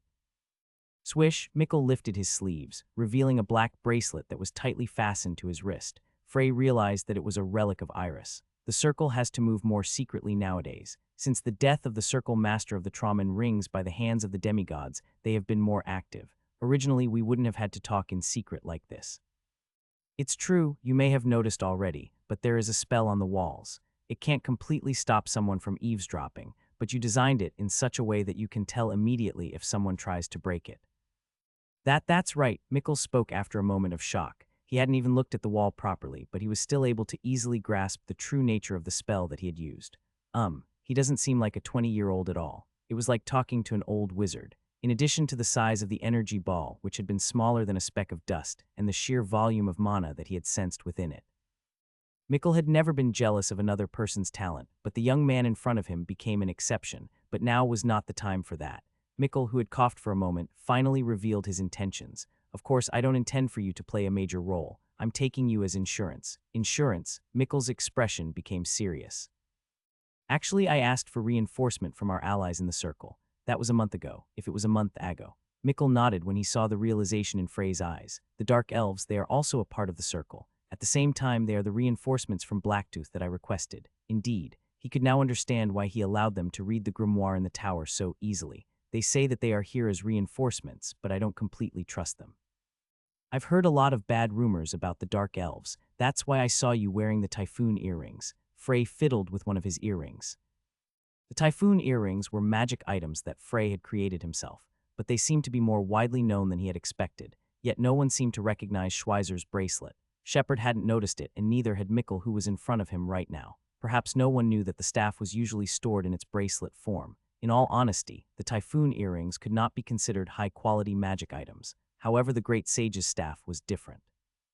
This was Schweizer's symbol, and its utility and power were at a level that all other artifacts could not compare to. If the presence of the staff was revealed, then there would be a great disturbance in the world, especially in the circle. In particular, the reaction of the Stroh necklaces who proclaimed to be Schweizer's successors could be easily imagined. Originally, I would not have reached out to you, but to be properly prepared for the situation this time, it would be best to have at least 2 wizards, apostles. Questions arose about their existence. Human beings who were selected by the demigods and given the ability to use their divine power. Could he think of them as agents? Frey slowly opened his mouth. I can help you, but when do you intend to take action? I'm not sure, but I believe it will not take more than a week. I think I still need to gather more information. 1 week, that was enough, but of course there were conditions. I would like to start reading the grimoire from today. Is it urgent? Yes. What book are you looking for? There was no reason to hide, so he answered honestly. A book about alchemy. Alchemy, there is an elixir that I want to refine. It would be better to ask for her help in refining it than for the book itself. I think she might'll be staying at the tower for a while. Mikkel nodded. Adelia. She is an authority in alchemy, and you would be hard-pressed to find someone on a similar level. I have not encountered anyone better than her, especially when it comes to creating elixirs. Adelia, Frey's eyes narrowed. It was not familiar, but he had definitely heard the name somewhere before, and after hearing Mikkel's next words, he understood where he had heard the name. She's staying at the tower for a while, but she's a teacher at the Westroad Academy, so I don't know when she will leave. So if you're going to ask, you'd better hurry. Adelia. It was a name he'd heard several times in the Westroad Academy. She was an elite who could stand shoulder to shoulder with Professor Dio Persimmon, who was regarded as one of the best among the faculty, but Frey had never met her in person. This was because Adelia's subjects did not match up with any of the classes that he had been taking at that time. He knew very little about her since he rarely paid attention to rumors. Among the professors, she was one of the young ones and she was a woman. That was all he knew. Adelia's stage isn't very high, but even the floor masters in our tower would often request her help when it came to alchemy. I don't know what it is that you want, but it should save a lot of time instead of having to rummage through books. With Mikkel, one of the floor masters in the tower, boasting so much about her, Frey could not help but be a bit curious about this woman called Adelia. Frey looked at Mikkel for a moment before asking, "Where is she?" Frey was standing in front of Professor Adelia's room. It was the 20th room on the 6th floor. He hadn't expected to be staying on the same floor as her, but had he ever encountered a woman other than Camille on the 6th floor? Frey tried to jog his memory but found that that was truly the case. He decided to knock on the door. Tack, tack. There was no response, so he decided to knock once again. Tack, tack. There was still no response. Frey knocked a little harder on the door. Thump, thump. Only then did he hear some sort of noise from the inside. There was a rumbling sound followed by what appeared to be a curse in a woman's voice and the sound of something breaking. Frey took a step back and waited. Click. The door opened and from there a woman looked out. The woman had messy hair and puffy eyes, and those eyes were staring at Frey filled with irritation. "What do you want? You're Professor Adelia, right?" "Yeah." "I came after receiving a recommendation from Floor Master Mikkel. I heard that you are an authority in alchemy, and I'd like to ask." "I don't know about that. I'm busy, so go away." After saying that, she tried to close the door, but Frey put his foot to stop it. He hated to be such a nuisance, but he wasn't in any position to let it go. For a moment, the two of them made eye contact. Adelia pulled the door a few times before sighing after realizing that it was impossible to do it by force. "Who are you?" "Frey Blake, Blacketh Blake family." "Yes, I don't think you're the first one, Miss Gale." "Ah, come to think of it, Heinz did tell me that he had a younger brother." It sounded like she knew Heinz Blake. She narrowed her eyes for a moment, but soon after she sighed and scratched her messy head. "Nothing has been going well since yesterday. Can you tell me what you want and then leave? I'm very busy." Frey followed her into the room. Adelia's room was very large. It seemed to be about 10 times larger than the room that Frey was staying in. This was not a room, but a lab. However, there were mountains of books, magical materials that gave off weird smells, and glass bottles storing liquids of suspicious colors scattered everywhere, which made the space feel much smaller than it actually was. Above all, it was dark and carried the smell of dust as if it was not well ventilated. Frey followed Adelia, who cleared away some dust with her hand. "Sit wherever you like." Where did she want him to sit? Frey forcibly made a seat and attached his ass to it. Adelia then spoke with a rather open attitude, "Though I'm curious as to what you want. I'm busy, tired, and irritated, so cut the unnecessary back and forth and get to the point. I heard that you are an authority in alchemy, especially when it comes to the creation of elixirs." When it comes to elixirs, even the master of the third magic tower, Julian, could not compare to me." She said this without showing any expression of pride, like she was simply telling the truth instead of showing off. Only those whose self-confidence had turned into conviction could display this kind of attitude. Frey pondered for a moment before asking her a question. "The creation of mana fluid. Can you do it?" "Of course. It's not just about if you can create it, but if you can extract the true, purified liquid." Delia's eyes changed, and the gaze she gave Frey was now one of interest. It seems you know something about alchemy." The liquid refining process that Frey had just mentioned was a complicated task that frustrated even the top alchemists. In addition, if he had no knowledge of alchemy at all, then he would not have been able to even mention it. Adelia shrugged. "It's possible. I've extracted up to 100 ml of pure liquid by myself without any assistance." "Did it take about half a day that time? 100 ml. What a woman!" Frey couldn't help but feel some admiration. For a normal wizard, it might be possible for them to extract about 10 ml in half a day, even with the help of 2 assistants. It seemed that her statement about being ahead of the Tower Master when it came to alchemy was not an empty boast. At the same time, it was easy to see what kind of person Adelia was. She was the incarnation of an inquisitive mind with a strong desire for knowledge. The public would probably treat her like a geek, but Frey was used to people like this the most. Frey was certain. Tack. He took out the bottle which contained Torkunta's heart and placed it on a dirty table. Adelia looked at the bottle with an uninterested expression. "What's that? Why don't you check for yourself?" Adelia narrowed her eyes slightly and slowly examined the bottle. Then slowly her eyes began to widen. No, surely, wait a second, really. Perhaps she didn't realize the things that she was saying. Adelia looked at the small bottle with an expression filled with disbelief. Can I touch it?" As soon as Frey nodded, she gently lifted the bottle as if she was holding a great treasure before slowly opening it up. This beautiful color, such dense mana, yet it can still be held in one hand, the warm heat exuding from it. What the hell is this? That's the heart of a 1,000-year-old drake. The estimated mana energy ME is about 100,000. 100,000. Adelia's heart seemed to pound in her chest. If it was 100,000 then, that meant that it had 100 times the energy of an average wizard. How could so much mana fit into such a small bottle? Glass bottle is an amazing magic tool as well, but even more amazing than that is the fact that he was able to transfer such pure and sensitive energy into a glass bottle. Although it seemed simple, it was the same as moving a broken glass jar while keeping its original shape. Adelia looked at Frey with a little doubt, but she was unable to tell anything from his expression. She carefully placed the bottle back on the table, her previous lethargic appearance seeming to have been given a burst of energy.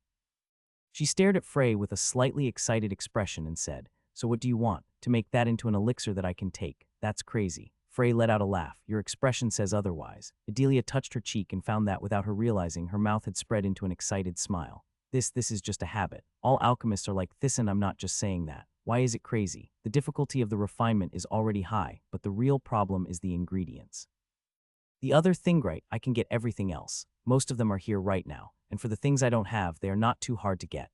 Adelia looked around her room as she said that. It seemed scattered and messy, but it was actually organized in her own way. From the moment she'd heard of his intentions to make an elixir, she had begun to recreate the refining process in her head. But there is one thing that we wouldn't be able to find, something that can't be found. Adelia looked to him with a stern expression, the feather of a phoenix. Seeing that stupid expression on your face, you know how hard it is to get right. It's not something that you can get just by meeting or killing a phoenix. You can only barely get it when they are in a good mood. But they are called fantasy creatures because no one knows where they are on the continent. Frey pulled out the phoenix feather that he had in his bag. Thaw. Adelia's pupils shook. She kept stuttering, and it seemed like she was unable to form coherent sentences, as if she had been broken. "What else do you need?" Adelia closed her mouth for a moment before speaking in a slightly weak voice. "An assistant who is excellent enough to assist me. Apart from their stage, they must have a natural talent for mana control. They at least need to be at the level of easily compressing an energy ball to the size of a fingernail." An energy ball suddenly appeared in front of Adelia and began compressing until it was just smaller than a fingernail. Adelia opened her mouth for a moment before speaking in a voice that sounded like her soul had left her body. "When do you want to start?" What are you?" Adelia looked at Frey with a tired expression on her face, and yet her hands were still moving busily. Frey didn't answer her and continued mixing an elixir. "Where did you learn alchemy? It's kind of old-fashioned, but definitely on the level of a professor. It's all from books." "Right, it's all in the books. Do you think I don't know? But it's completely different to do it in practice." Adelia paused for a moment before continuing. "You know what?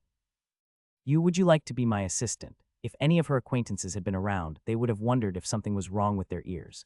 Adelia, what kind of woman was she? Regarding alchemy, she had boasted that she would neither request someone's assistance nor advice, and when asked for collaboration, she would usually frown openly, causing that person to feel embarrassed. Was she really making an offer first when she was the one that usually said that assistants were hindrances? Sorry. Of course, Frey, who did not know the conflict that was happening inside her, simply shook his head. But even if he did know, he would still have refused. Adelia froze for a moment. This might have been the first time that she had willingly lowered her head to someone else. Since she was always the one who was being asked, she didn't know how to coax the other party or what words to say to leave a good impression. Why don't you think about it a little more? As my assistant, you can make a lot of money too. And I'll teach the formulas that only I know. Those old guys in the magic tower couldn't even get me to teach them if they begged. So what do you think, Professor? The one on the left is not mandrake extract, it's troll blossom. Oh, oops. Adelia hurriedly changed the glass bottle that she was holding, but not before she glowered at Frey for a moment. It would be really comfortable if I had him. Adelia usually felt that assistants were cumbersome and would get in the way, but Frey was the exception. He noticed things quickly. If there was a material that she needed, he would bring it to her before she had even opened her mouth. This was proof that he did not stop paying attention to Adelia's actions, even while completing his own tasks. This was an impossible task unless someone was able to have multiple thoughts at the same time while also having a large field of view. She didn't intend to get an assistant primarily because they did not have a high enough understanding of alchemy.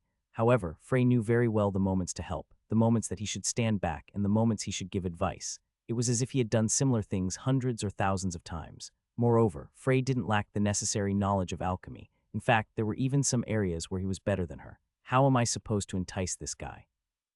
Adelia glanced at Frey, revealing her greed for talent for the first time in her life. No, wait a minute. Why are you calling me professor? Because I went to Westroad Academy.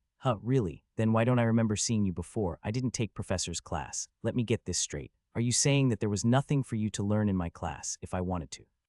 That's not important, I have something to ask. What is it? He had to open his mouth so many times to finally get to the point. Frey felt like Adelia was not a suitable conversational partner. Are you skilled in creating golems? To what extent? I should be better than those guys who call themselves puppeteers. It's one of my areas of expertise. Adelia shook a bottle in her hand as she answered.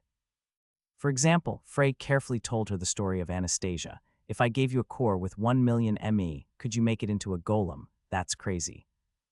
Adelia spoke coolly. This time her expression was much more determined than when she had talked about Torkunta's heart. Then she shook the bottle some more and raised it to the light to inspect it before speaking. First of all, you said it was a core with 1 million ME, right? How would you make that? No, well, in theory it's possible, but it would probably require an archmage who is crazy about golems to spend decades working on it. He couldn't refute that. When he had first measured the ME in Anastasia's core, he himself had doubted what he was seeing. His doubt had then turned into astonishment. Frey had realized then that it was something that was beyond a golem core, and even if you could somehow make it, there were still problems. In order to contain that much me, the entire body would need to be made from orichalcum, and the nervous system would need to be mithril. And what about the plating? Right. Then let's say you collected all of the materials somehow. To create the golem, you'd still need dozens of experts in the field to design and form the body, inject the commands into it, as well as input the ego. The wrapping paper of Schweizer's last gift to him was much more difficult than Frey had anticipated. Adelia's ability was obvious. Frey had certainly realized that fact while helping her manufacture the elixirs. When it came to alchemy, it certainly wasn't an empty boast to say that she was better than the Tower Master. That was why the situation was even more helpless. But why do you ask? You don't have a 1 million ME golem core, do you? It would be too much of a shock if he was to take out the golem core after already showing her Torkunta's heart. Frey shook his head. That's ridiculous. Time passed, nothing really changed. Instead of meditation in the mornings, physical training in the afternoons and reading in the evening, Frey spent his time with Adelia making elixirs. Adelia had a strange personality, but her skills and knowledge were top-notch. In particular, it was safe to say that there was little that she did not know when it came to alchemy. If Schweizer was alive, he would have made her his disciple no matter the cost. Perhaps the two of them could have had a really good master-student relationship. As he thought this, Frey paused for a moment and smiled bitterly. The frequency of which he projected the past onto the present was increasing. Did that mean he was old now? It's been 4,000 years. Had he really been stuck in the abyss for 4,000 years? Frey had found himself questioning this fact a lot lately. He knew that a long time had passed. But he didn't truly know how long it was because he hadn't been counting. It was a space where only his consciousness had floated without really affecting anything. It was not unreasonable for him to mistake 400 years as 4,000 years. But the reason I think 4,000 years have passed is because that's how much time passed in the outside world. However, it couldn't be confirmed whether the time in the abyss and the outside world were the same or not. Frey clicked his tongue. This is a difficult problem. It was also not the kind that could easily get an answer.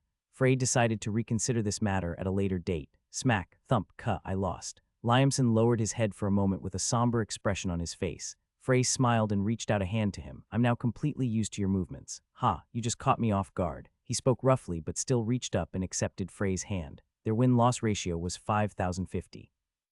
If it had been a real fight, then it might not have even, but this result was possible because it was a simple competition.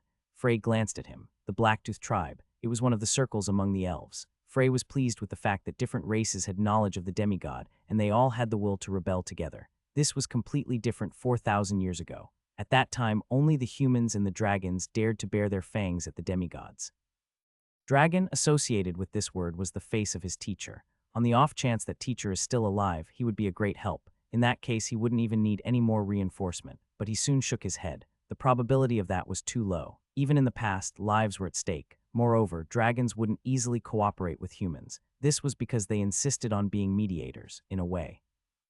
They were quite similar to the demigods, who had many restrictions on their use of their transcendental powers.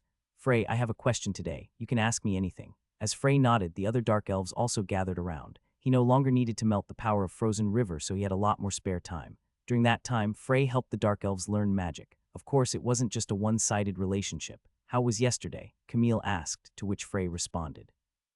There was still no response. Don't be impatient. It usually takes at least 3 years to sense the spirits. If you continue to practice after we leave, then you might be able to sign a contract someday. Frey learned spirit magic from Camille. It was also the darkness spirit magic that only dark elves should be able to handle. This couldn't exactly be considered as a deviation from standard magic. Once one reached the 7-star level, ordinary training would have little effect on them. Therefore, it made more sense to learn something else in that time. I'll use whatever I can, but there was one problem. As Camille had said, he tried to call the spirits, but there had been no response. Isn't it something only you guys can use? I don't think so. I've taught a few open-minded friends of mine before. Although they were only low-level spirits, they were still able to successfully sign a contract. Well, it won't work if you hurry, so just take it slow. Frey could only nod at Camille's words. After parting from the Dark Elves, Frey headed to his room to wait for Adelia. Today was an important day. This was because it was the day that the elixir would finally be completed. Adelia said that she wanted to do the finishing touches alone, and she had emphasized that he shouldn't come till sunset. Frey listened to her words. He didn't even think about the possibility of her running away. Even if she did run, he had the confidence to catch her. Of course, Adelia had no reason to take it in the first place. If she drank it at her current level, then instead of digesting it, her entire body would melt into a pool of blood. Most importantly, Frey had gained some degree of understanding of this strange human called Adelia. She was rational and had little interest in anything other than satisfying her own knowledge and desire to learn more. The sun set. Frey was about to get up, but he soon felt someone outside his door. Knowing who it was, he simply walked to the door and opened it. As he stepped out of the room, he saw Adelia standing there. However, there was a rarely seen serious expression on her face. "Are you done? I want to ask. You're going to take this, aren't you?" Frey nodded. Adelia hesitated for a moment before she spoke again. "I don't think you should. Did you fail?" He assumed the worst, but Adelia shook her head. "It's the opposite." "It is very well made." Then she took out a small bottle from her pocket. The ME increased to double the previous amount. "It would be difficult for even one of the floor masters to consume this. I know that you are very powerful compared to your peers, but you should take care of yourself first. It's fine." Frey collected the elixir from Adelia and gave her a rarely seen, genuine smile. "I was lucky to have met the professor. No one else could have made this elixir so perfectly. Of course. I'm a genius. No, that's not the point. Didn't you hear me? It's dangerous. It's fine. I have the confidence to handle it." Adelia seemed like she wanted to say more, but in the end, she sighed and gave up. Just as Frey had gained an understanding of her, she had also done the same for him. He was not someone who told lies. "Take care of yourself. I'm going now. If you need anything else, come and see me. I'll help you if I'm not busy." Frey took out an item from his bag and gave it to her. "I hope that professor will accept this." Ease's necklace. It was an item that could increase its user's concentration as well as allow them to precisely measure the ME of a material. Not only that, but it was incredibly helpful to an alchemist like her, because it allowed her to manage her mana more efficiently. Above all, it was made with the finest rubies by a first-rate craftsman, so it was beautiful enough to captivate whoever was looking at it. But Adelia was thinking something else, which caused her face to turn red. What are you thinking? No, not a chance. You are a student and I am a professor." "Yes, no, not a chance. No means no." Adelia blushed and ran back into her room, but she still made sure to take the necklace with her. Frey shrugged, then looked down at the elixir in his hand. It was finally time for him to completely reach 7 stars. 7-star wizard. The meaning of those words was by no means simple. It was in fact the first step into the realm of archmages, and they were guaranteed to be given at least the title of Earl in any country on the continent. The Cascow Empire, which was also called the Magic Empire, listed the names of every 7-star wizard on a stone tablet in the Imperial Palace, an action that was considered by the wizards to be one of the highest honors. Frey walked into his room. Then he scattered frozen crystals that he had made whenever he had free time around the room. These were made with Adelia's advice, and the effect was excellent. Cold air immediately spread across the room as if it was winter. Frey waited for a while and then sat when it was cold enough that he could see his own breath. Then he took the elixir made from Torkunta's heart and drank it in one gulp. Frey's face immediately turned red. It felt like he had swallowed a ball of fire. The sensation of it going down his throat was as clear as if he was holding it in his hand. The first thing that had a reaction was the frozen river that had been stored in his mana room. Saa, fire and ice. Similarly to when he was on the Drake Mountain, the two energies began clashing again and again. However, this time, the frozen river was gently enveloping Torkunta's power. Frey couldn't help but give a small smile. It was different from the last time. At that time, he could not control the power of the frozen river, and he had only been able to use Torkunta's unrefined power. However, the cold energy was now stable, and Torkunta's heart had been refined to make it easier to digest. As Adelia had warned him, the refinement had greatly boosted the ME, but that wasn't much of a problem. He was rather pleased. Cool. Frey sank into meditation and time passed slowly. And by the time Mikkel came to visit him, he had already made the power of Torkunta's heart his own. In other words, Frey was now a 7-star wizard. Hallbridge, this was the name of a small village that was located not far away from Athiano. Mikkel seemed to think that there was a high possibility that the apostle was there, and the moment that Frey set foot in the village, he was sure that Mikkel's assumptions were correct. divine power. Just feeling it makes me nauseous. He felt so disgusted that he had goosebumps. More importantly, the village was too quiet. Even though it was still the middle of the day, somehow the village carried a dark feeling. It's a really small village. There are fewer than 500 residents here, and because they are basically self-sufficient, they rarely interact with other villages. The perfect place for the apostle to play some tricks, exactly. At Liamson's words, Mikkel gave a nod. Then Camille's ears pricked. Several young and middle-aged men were approaching them. A middle-aged man at the front looked at Mikkel's robes before bowing his head. "Are you a wizard from the magic tower?" "That's right. And you are?" "I am the mayor of Hallbridge, Allard." Allard answered him with a fearful expression on his face. "May I ask why Sir Wizard has come to our village? Have any strangers come to this village recently?" "Strangers, you say?" Allard tilted his head to one side and seemed as if he was trying to recall to the best of his ability. Soon he shook his head. "At least, not to my knowledge." "Are there any dangerous criminals hiding around here?" "Well, there is a possibility." Allard seemed like he wanted to assure them, but it was dangerous to conclude that it couldn't happen. Allard began to look more frightened. Then Frey stepped forward. "I only want to ask you one thing. Please ask. Where are all the villagers?" "Yes." Allard had a puzzled expression on his face. Frey simply turned his indifferent gaze to the village. "I can't feel the presence of any villagers. It's as if the village is deserted with no one in it. It seems like there is no one but the five of you. Adade Isthi have work to do, in the forest nearby." "All of the villagers," Allard broke into cold sweat. "Not all of them, some." "Liamson, check it out." "Got it." Liamson's figure disappeared. Mikkel watched this scene in astonishment. This was because a dark elf, who were known for being a warlike and prideful race, had followed Frey's orders as though he was a loyal subordinate. After a while, Liamson returned. "There is no one in the village, and—" He looked at Allard without any expression on his face. There were large pools of blood. KQ. Allard's expression changed instantly. Then a change began to take place. His back became hunched, the nails on his curled fingers began elongating, and his mouth ripped all the way to his ears. He became a monster that looked like a wolf. It wasn't just Allard, but also the men who were beside him that also began to transform. The demigod's creatures. Mikkel shouted and used a spell. Flame wall, a wall of fire rose up in front of him. Keek, but the monsters easily broke through the wall and pounced at Mikkel. Oh my god, he didn't expect them to break through a 4-star spell so easily. Mikkel's entire body stiffened. He was a wizard who didn't have much practical experience, but Frey had already finished casting his spell by then. Wind cutter. Pa-pa-pat. Blades made of invisible wind tore the bodies of the monsters into pieces in an instant. The easily crossed flame wall was immediately overshadowed. Most of the monster's blood and body parts fell into a puddle. Only Allard was left. He stared at Frey with an unbelievable expression.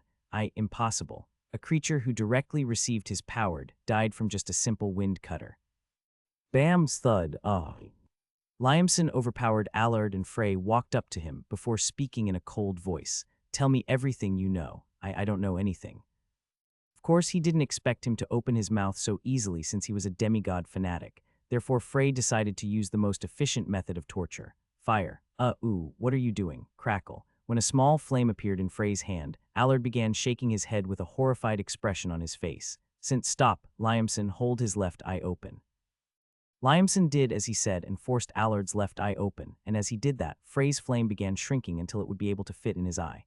Allard's already pale face paled even further. Can a wizard from the Empire do something like this? There's no law that says I can't. In my eyes, you've already become livestock. Don't expect to be treated like a human being. Just as Frey's flame was about to reach Allard. "Stop." It was Camille's voice. Frey simply threw her a glance.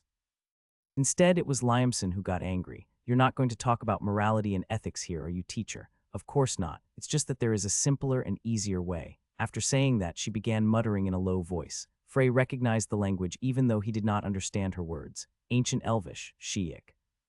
Something bizarre then appeared from Camille's shadow. It was a creature with a round body and a single eye. Only then did Liamson realize what she meant. I see. You're thinking about stealing the information using the spirits of darkness. Is that a spirit of darkness? That's right. It's a dark Goron, a high-class spirit. The dark Goron rolled its eye around. Then Camille spoke in a calm voice. "Take control of that man's mind." The dark Goron spoke in a weird voice before transforming into steam and being sucked into Allard's head. Huiik. Allard shook, his eyes closed, and drool began pouring from his mouth. He was like a man with a damaged brain. Mikkel couldn't help but ask anxiously, "What if he dies? I can control that much. It might look like it's going wrong, but it's fine." As he saw this, Mikkel got the feeling that even if he had to die, he shouldn't get captured by a dark elf. After a while, Allard, who looked completely muddle-headed, spoke quietly. "Words to it." Camille glanced at Frey, hinting for him to ask his questions. Where are the villagers? All are dead. Mikkel shivered. Camille and Liamson, on the other hand, did not show any emotion. Why did you kill them? The offering we needed to. What offering? Create the creature resto. Liberate the power of the apostle. Liberate? What are you liberating? Us. Allard began to shake and Camilla cried out in haste. Get back. At that moment, Allard's body swelled. His eyeballs popped out like they were about to fall out of his head, and a strange sound could be heard from inside his body. Boom! Allard's body exploded, his flesh, bones, and blood scattering everywhere. Frey didn't receive any damage as he activated the spell in his typhoon earrings. Camille approached with a stiff face. His mind was already being controlled.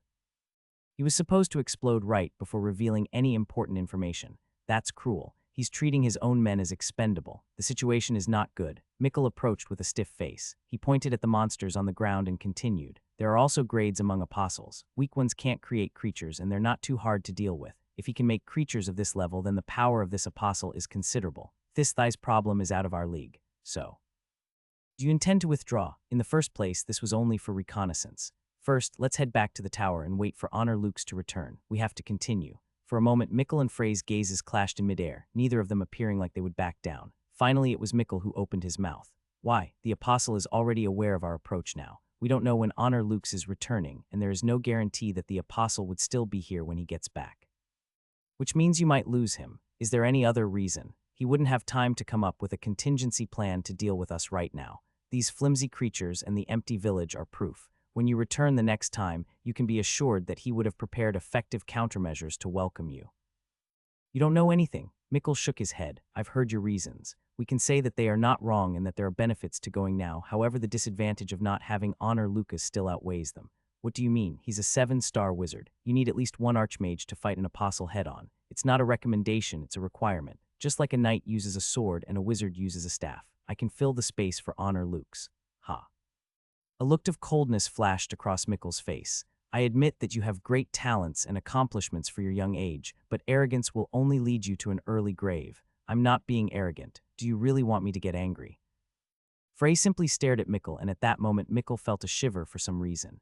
What was that? He had an indescribable feeling. Then Frey held out one palm. As Mikkel looked at it in confusion, flames appeared over his hand. Crackle, what are you doing? Frey didn't answer. Instead, he held out his other palm, and on this one, cold air began to form. Crack. As Mikkel's expression became strange, Frey slowly began combining the flames and the cold air together. What? Mikkel was startled. The fusion of two opposing elements. That was crazy. It was a suicidal act, and it wouldn't be strange if it caused an explosion. It was then that Mikkel tried to stop him. What are you doing? The two elements merged together smoothly. A small storm of fire and ice had been created above Frey's palm. Mikkel's expression hardened like a stone. Perfect fusion of opposing elements. That's only possible after reaching at least 7 stars. The storm disappeared from Frey's hand, and he spoke in his usual indifferent tone. I'll fill the space of Honor Lucas. Liamson pointed to the village and said, I forgot to tell you, but there's a strange body in the center. A strange body. Led by Liamson, they immediately went directly to that place. As he'd said, there was a charred body in the center of the village. Camille squatted down and began examining the body, but she didn't touch it in case it was a trap. The cause of death was immediately apparent. It wasn't burnt. I think they were struck by lightning. It seems the demigod's apostle might have the power of lightning. At those words, Frey turned to look at Mikkel. You said that the apostles can use the demigod's powers. To what extent can they borrow their powers? Well, come to think of it, I was never told in detail. Mikkel inwardly realized that he was treating Frey as a superior. He managed to keep his composure without being disturbed by the things that were happening, so it was impossible to treat him like a newbie. It's true that the demigods have transcendental powers, but they can't fully utilize them on the continent. We don't know for sure, but if certain conditions aren't met or they aren't in specific areas, then their power is limited. That was all he knew. The thing to note, however, was that they did not know what those conditions were yet. There were some things that they had noticed, but even then they couldn't be certain. Frey focused on Mikkel's words without expressing any opinions of his own. It's through the existence of the apostles that they are able to bypass those limits. Every demigod is able to create one apostle to follow their will. Is one the maximum? As far as we know, it is, and the created apostles can use the powers of the demigod they serve. Frey's expression became serious. Then doesn't that mean that the circle's situation is quite desperate? Not exactly. The demigods have their own risks. Frey's gaze became sharp. What risks? If you kill an apostle, it will affect the demigod. Mikkel continued his words with a serious expression as well. The circle has some information on a few demigods who are hiding in the Cascow Empire. It is valuable information that took us as little as a few decades and as much as a few centuries to gather. This was great news. If the demigods truly wanted to disappear then, there was no way that the circle would be able to find any traces, but they did not do that.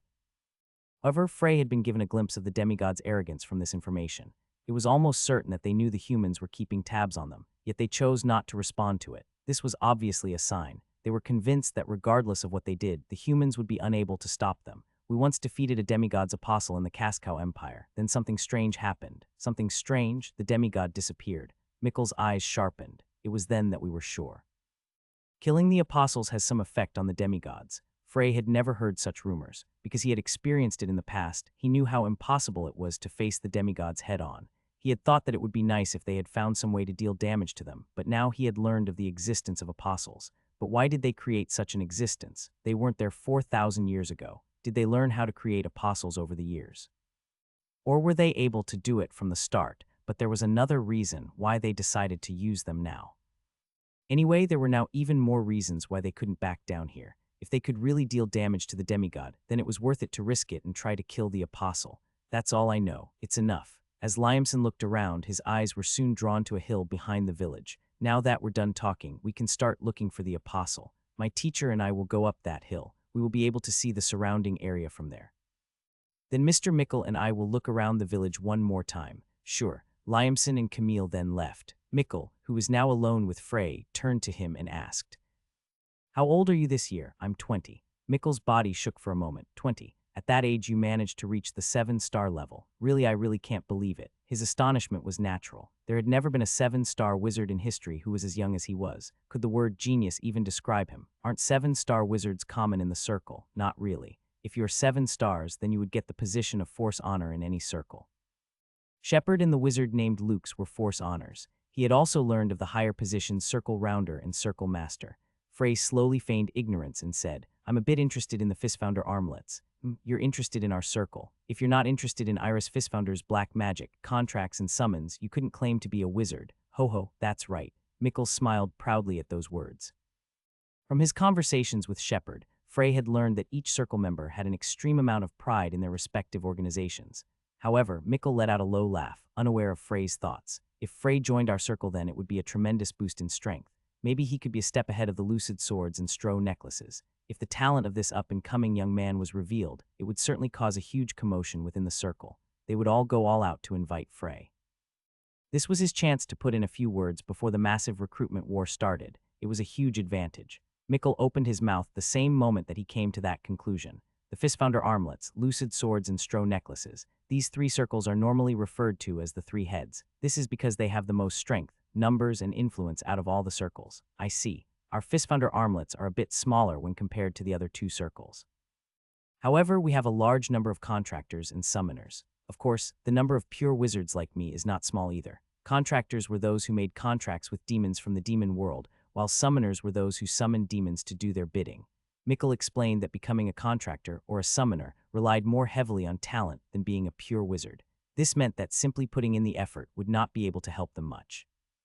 Our leader, Master Alton, has signed a contract with Barbados, one of the Grand Dukes in the demon world. Demon of Greed Barbados. Frey couldn't help but be surprised at that bit of information. The Grand Dukes of the demon world were very cunning and incredibly dangerous. It was a well-known fact that it was incredibly hard to sign a contract with a Grand Duke-ranked demon because they all viewed humans as nothing more than bugs. Mikkel's face was shining with pride.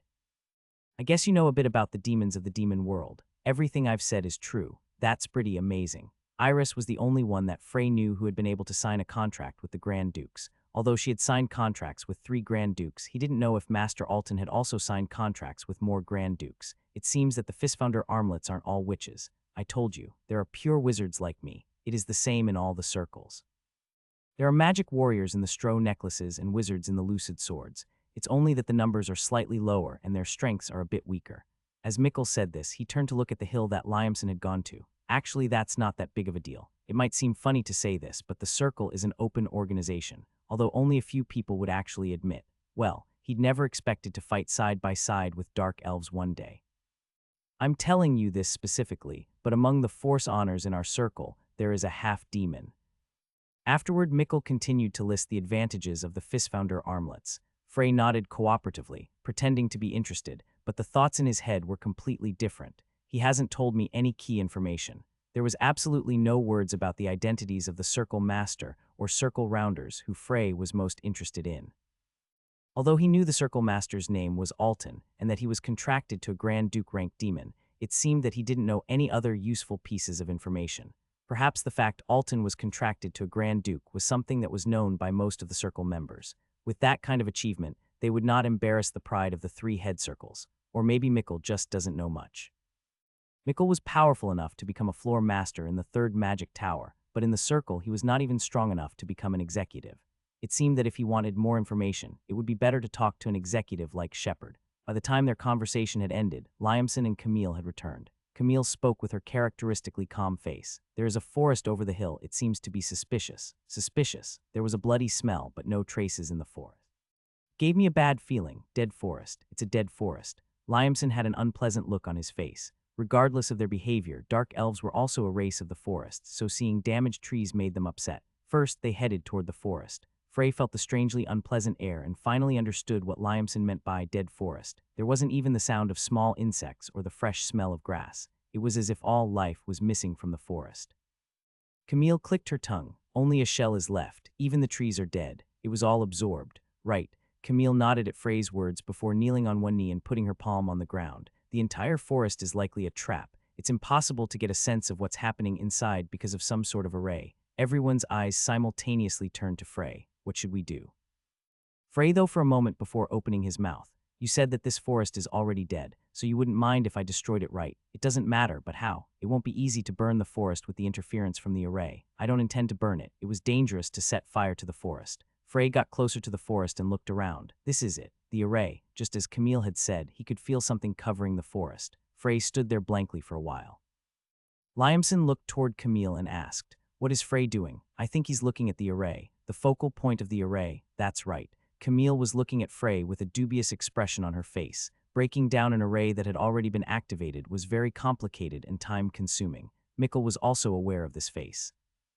It would take at least 2 days to break down this kind of array. In order to destroy the array, not only did the wizard's level need to be high, but their brain must be extraordinary. This was because one had to find the answers for dozens or even hundreds of intertwined equations and expressions using only mental arithmetic.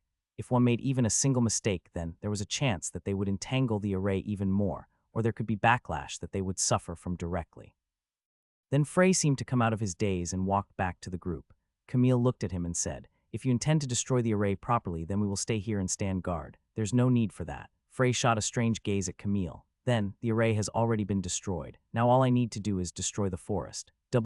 What? You should step back." Camille, Liamson, and Mikkel all stepped back with confused expressions on their faces. Frey looked at the forest once again and cast a spell. Windstorm. A violent wind suddenly began blowing in the area. Mikkel hurriedly cast a barrier spell. This was because the winds were so strong that he felt that his body would be blown away. Liamson and Camille also hurriedly entered the barrier. Frey's robe fluttered violently. The huge storm that was happening in front of him had already reached the level where it could be considered a natural disaster. Mikkel opened his mouth wide as he witnessed this incredible feat of magic. Unbelievable. The fluctuating mana, and the storm. Mikkel had thought that Frey was just a wizard who had recently reached the 7-star level, but the magical power that he was currently exhibiting was beyond imagination. It was not enough to say that he already had great achievements. The storm literally smashed against the forest. Trees were uprooted, and huge boulders were thrown into the sky as though they were small pebbles. Even Camille's normally calm expression could not help but change when she saw this seemingly transcendental sight, and when the storm stopped. In the completely decimated forest, a man could be seen walking. Frey realized that that man was most likely the apostle. It was then. Mikkel's face became overcome with grief when he noticed this man. I don't believe it. This is impossible. You know who that is? Honor Lukes. What? Liamson's face twisted and Mikkel kept speaking with a trembling voice. That's Honor Lukes, the deputy head of the third magic tower. It was a middle-aged man.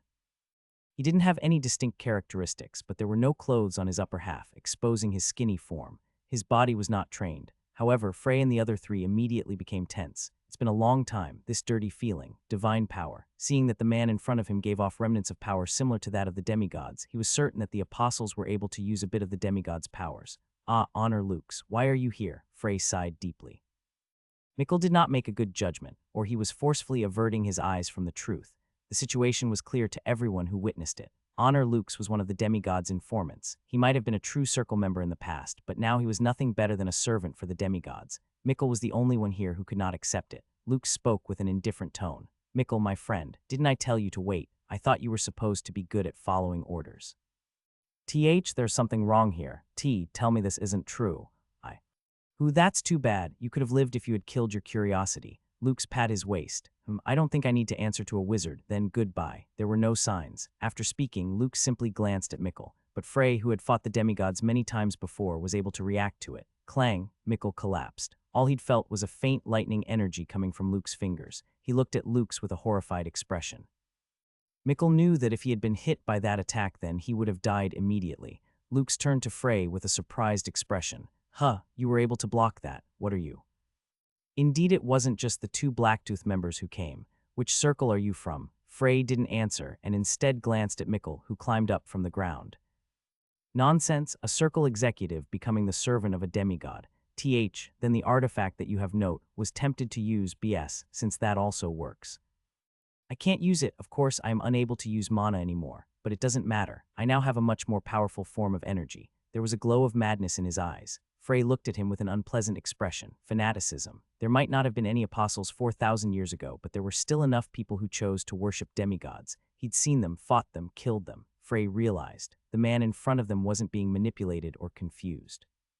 He had already pledged his allegiance to a demigod of his own free will. Frey turned to Mikkel and muttered, "You need to pull yourself together. It is clear that he doesn't intend to spare us."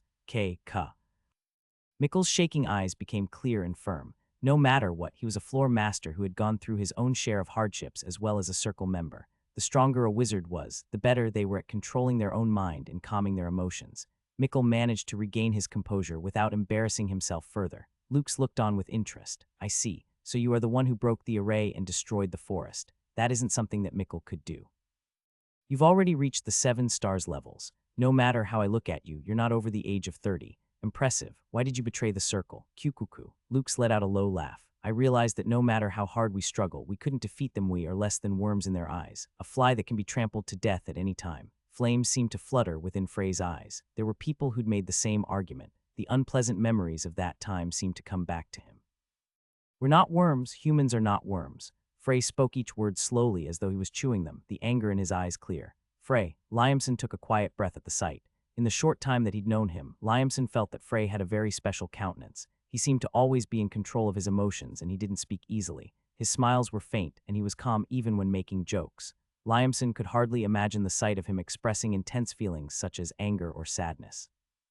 That Frey was now showcasing anger so fierce, he felt like he could see it. You gave in. I gave in. I know that the demigods are transcendent beings. Everyone in the circle knows. Still, they don't hesitate to confront them. Why do you think that is? He said circle, but in fact, Frey was talking about himself and his friends. Do you think they aren't scared? Do you think it's because they are ignorant of the demigod's true power? Not at all. They know everything, but they still have the courage to face it. To overcome it without running away. People in the world see them and think they are foolish. Frey let out a cold laugh. It's better to be an idiot than a coward. You don't deserve to speak ill about them, you piece of garbage. Hoo-hoo-hoo. A young man who knows how to make use of his mouth. Then what was I supposed to do? Quagic. A huge thunderbolt formed in Luke's hand, letting off small sparks of electricity. There seemed to be excitement in his gaze. Look at this. This is power. The power of lightning. Pure lightning that could never be made with magic. You don't need to learn a mind-breaking formula or worry about how to efficiently distribute your mana. Just by accepting his power, it became mine. I have more power than any 7-star wizard. Kurung. Dark clouds began forming in the sky. They were no ordinary clouds, but thunder clouds filled with lightning that were able to instantly turn a human into ashes. Quang. Lightning struck the ground, scorching it black. The sheer power of nature itself caused Liamson's face to stiffen. He realized that if he was hit even once, he would become a corpse like the one in the village. Frey checked the power of his team. Liamson was a true warrior. Although his talent in magic was high, he would only be able to showcase 100 of his strength by fighting with his body. On the other hand, Mikkel was an atypical wizard.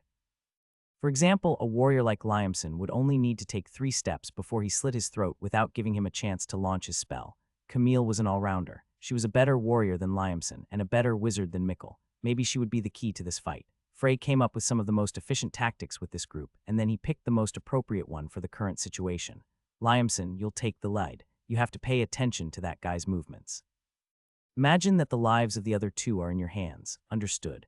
Mr. Mickle, please block that man's divine power from the back. Of course, you shouldn't face it head on. You have to stop before reaching your limits. Magic and divine power were two opposing forces. If they went head to head, then the side with the most power would overwhelm the other side. But depending on the wizard's ability, they could make it annoying for the opponent to utilize their power. You understood. Mickle wondered how Frey, who was meeting an apostle for the first time, was about to make such accurate judgments, but now was not the time to ask. Finally, Frey turned to Camille. Camille, you have the most important role. I need you to help fill in the gaps left by Liamson and Mickle. You'll need to have a wide view of the entire battlefield, and understanding the situation at all times will be your top priority. Can you do it? I can. Good. Liamson looked at Frey and asked, what about you? I'll move separately. It was more efficient to use 2 units than to come together for an all-out attack. 1 unit had just been completed. There were only 3 of them, but they would be fine as long as they worked together. The other unit would be made up of Frey alone. Camille anxiously asked. Will you be okay? This will be the last time you can afford to worry about someone else, I assure you. As he finished his words, Frey began running straight to Luke's. Liamson, Camille, and Mickle began running in the opposite direction. Luke's let out a short laugh. At that moment, indiscriminate lightning began falling from the sky. Kung. The lightning either scorched the ground black or sent bits and pieces flying. This destructive power kept Frey from feeling relaxed in any way. The barrier from the typhoon earrings could only take 3 hits. No, I should assume that it can only take 2. Frey decided that it wasn't the time to hide any cards. Woo-woon. Staff of the Great Sage, which had been in the shape of a bracelet, revealed its true form. With this, his magic power increased by several times. He didn't know the defense of the apostle, but he was sure that he could at least do some damage. First, he would check the enemy's reactions. Burning Ground, 7-star magic. 10 of his total mana disappeared in an instant.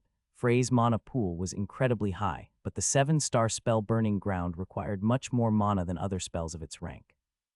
Massive flames covered the area as dozens of fires sprung up at the same time, the heat of these flames converging upon Luke's. Because of the reinforcement by the staff, the magic power of the spell was now comparable to Torkunta's breath. However, Luke's wasn't troubled at all and instead scoffed softly. HNG, pot, the attack didn't reach him. Frey realized it even though his vision was blurred by the flames. He didn't feel the sensation that would have occurred.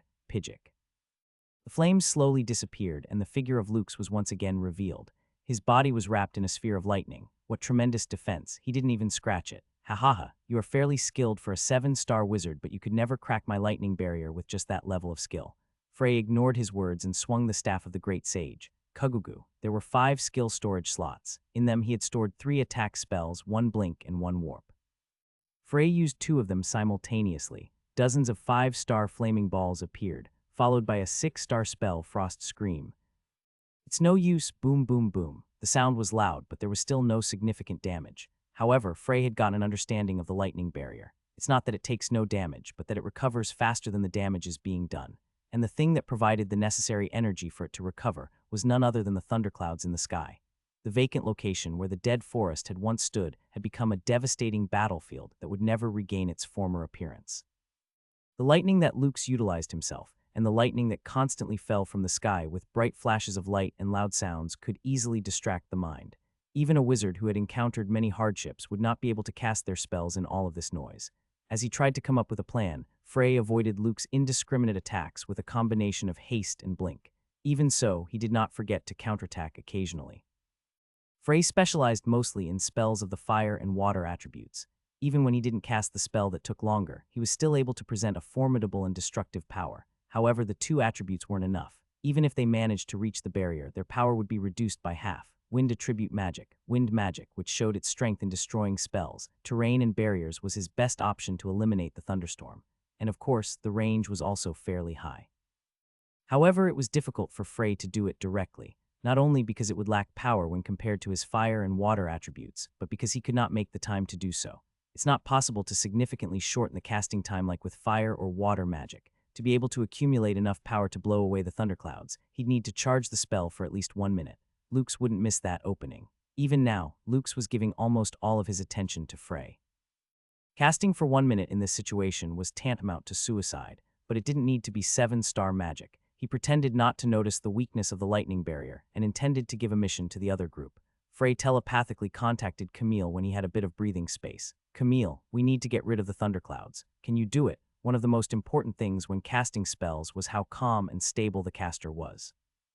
Rather than a 7-star spell that had been cast unstably, The 6-star spells cast by the three of them together would be much stronger. I can do it if Mikkel helps me, but we'll get Luke's attention. Frey subconsciously gave a small smile. I'll take care of that.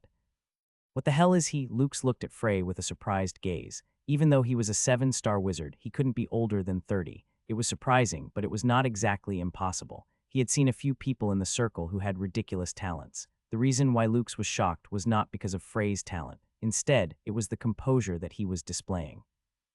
Luke's had seen a few geniuses before and felt that he knew more about them than other people. Basically, they were arrogant. They might not think so, but to Luke's, who had a lot of experience, there was always a flaw that he could find. Whether it was carelessness stemming from their hubris or from their lack of hands-on experience, there were always flaws, but Luke's couldn't find any of that now. Frey did not show any carelessness. There wasn't even space for him to insert a needle. It was ridiculous. Furthermore, Frey was a child who didn't even have wrinkles on his face. He was at an age where he couldn't have much real-life experience. It's like I'm dealing with an old archmage. As long as he had the divine power, the fact that his opponent was a 7-star archmage made no difference. In fact, with the power of his lightning, even if 3 archmages tried to face him, they would still not be enough. After all, he was once an archmage before becoming the demigod's apostle. Therefore, he knew the strengths and weaknesses of wizards. He knew dozens of ways that he could use that information to improve the war situation or to even pressure the opponent. But Frey seemed to always be one step ahead of him. Am I really losing this fight? Luke's had no choice but to admit it. Otherwise, there was no reason to explain why he couldn't take down a single archmage, 2 dark elves and floor master. Boom, boom, boom. The flame balls crashed down once again. The spell couldn't break through the lightning barrier, but Luke's couldn't help but have a bad feeling inside. He could tell just by listening to these sounds that the power of this magic had already surpassed that of a 7-star wizard. Without the lightning barrier, he would have already been covered in blood. Luke's kept an eye on Frey's behavior and paid attention to his seemingly unending attacks. He is deliberately using loud spells. Is he trying to hold my attention? So what was his real purpose? Luke's turned his focus to Mikkel's team, who were moving in their formation. They tried to hide it, but he was able to feel that the mana around them was shaking. It felt like wind-attributed mana. Luke's eyes flashed. These guys, they're thinking of getting rid of the thunderclouds with wind spells. Bang! At that moment, the strength of the thunderstorm seemed to have doubled in strength. Frey clicked his tongue. He figured it out faster than I expected.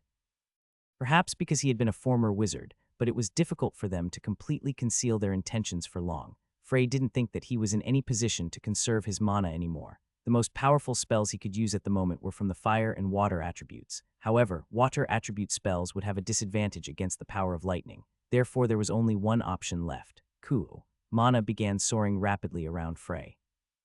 Thousands of red threads seemed to be flying around him. Luke's, who had been focusing on Mikkel's group, let out an involuntary shiver. That much mana. Newbie, who the hell are you? Frey didn't answer him. The spell that he was preparing to use boasted the highest destructive power among all 7-star spells. Frey wanted to maximize the damage caused by this spell as much as possible. Luke swung his hand. Boom. A thunderbolt struck down from the sky and spears made of lightning formed within the thunderstorm before flying toward him. But just before the attacks hit, Frey opened his mouth. Lava blast. Boom, boom, boom. There was a huge explosion, followed by Luke's screams as he felt the horrific pain of his right hand getting burned. Kuok, pain. Was he feeling pain right now? This was the first time since he had become an apostle. Luke's couldn't even believe that his lightning barrier had been breached. Luke bit his lower lip so hard that it bled in an effort to forcibly keep control of his mind, which felt like it would fly away because of the intense pain. Lava blast. This spell is dangerous. His right arm was already almost completely gone, but he could feel the heat spreading from that area. At this rate, his body would soon be covered in horrific burns, and he would lose his ability to control the lightning. With a fierce look on his face, Luke's cut off the rest of his right hand with a thunderbolt. Kayu through the lightning barrier. It was something that was so powerful that it could never be breached with 7-star magic. However, there was something that Luke's couldn't know. Frey's fire magic had been boosted by several times by the consumption of the elixir, and his power had then been amplified by the staff of the great sage. Frey wasn't in a good condition either. Instead, he felt incredibly dizzy at that moment. Not only that, my nervous system is overheating. He couldn't use magic at the moment in his current condition. It felt good to smash the lightning barrier and actually hit him, but now he wouldn't be able to use magic for a few minutes. However, that didn't mean that his ability to continue fighting had completely disappeared. Frey assumed the posture that he'd learned from the magic warrior king. Luke shook the one hand that he had left, and lightning began arcing over his fingertips. It'll be too late even if he sees this attack coming and tries to avoid it. However, he didn't know that Frey was paying attention to his fingers. Pat. As Frey avoided a series of successive lightning strikes, Luke's eyes widened. The moves that he'd just displayed were so fast that he could not believe they were done by a wizard. Lux could not even begin to imagine the identity of the man in front of him. 7-star archmage, with skills and composure that didn't match his age and was skilled at magic martial arts. What the hell are you? I'm human. Are you really human like me? Don't misunderstand. What? You're not human. Frey quickly narrowed the distance to Lux. The lightning barrier was still recovering, and as long as he was close enough, then it would be easy to attack through the gap. Pock, irk, Frey's fist hit Luke's chin. Crack. The sensation of his jawbone becoming like powder was vividly felt. If it was an ordinary person, then they would have long since lost consciousness from that one blow, and they'd live the rest of their lives only able to eat porridge. It was a truly sad life, but Frey would not feel any pity for the man in front of him. Pock, pock, pock. Frey's attacks slowly hit Luke's. These were not light hits at all. There was a lot of weight behind each blow. Frey didn't know how long this man had been an apostle, but he knew that he would have lived most of his life as a wizard. So he wouldn't have much experience when it came to close combat fighting.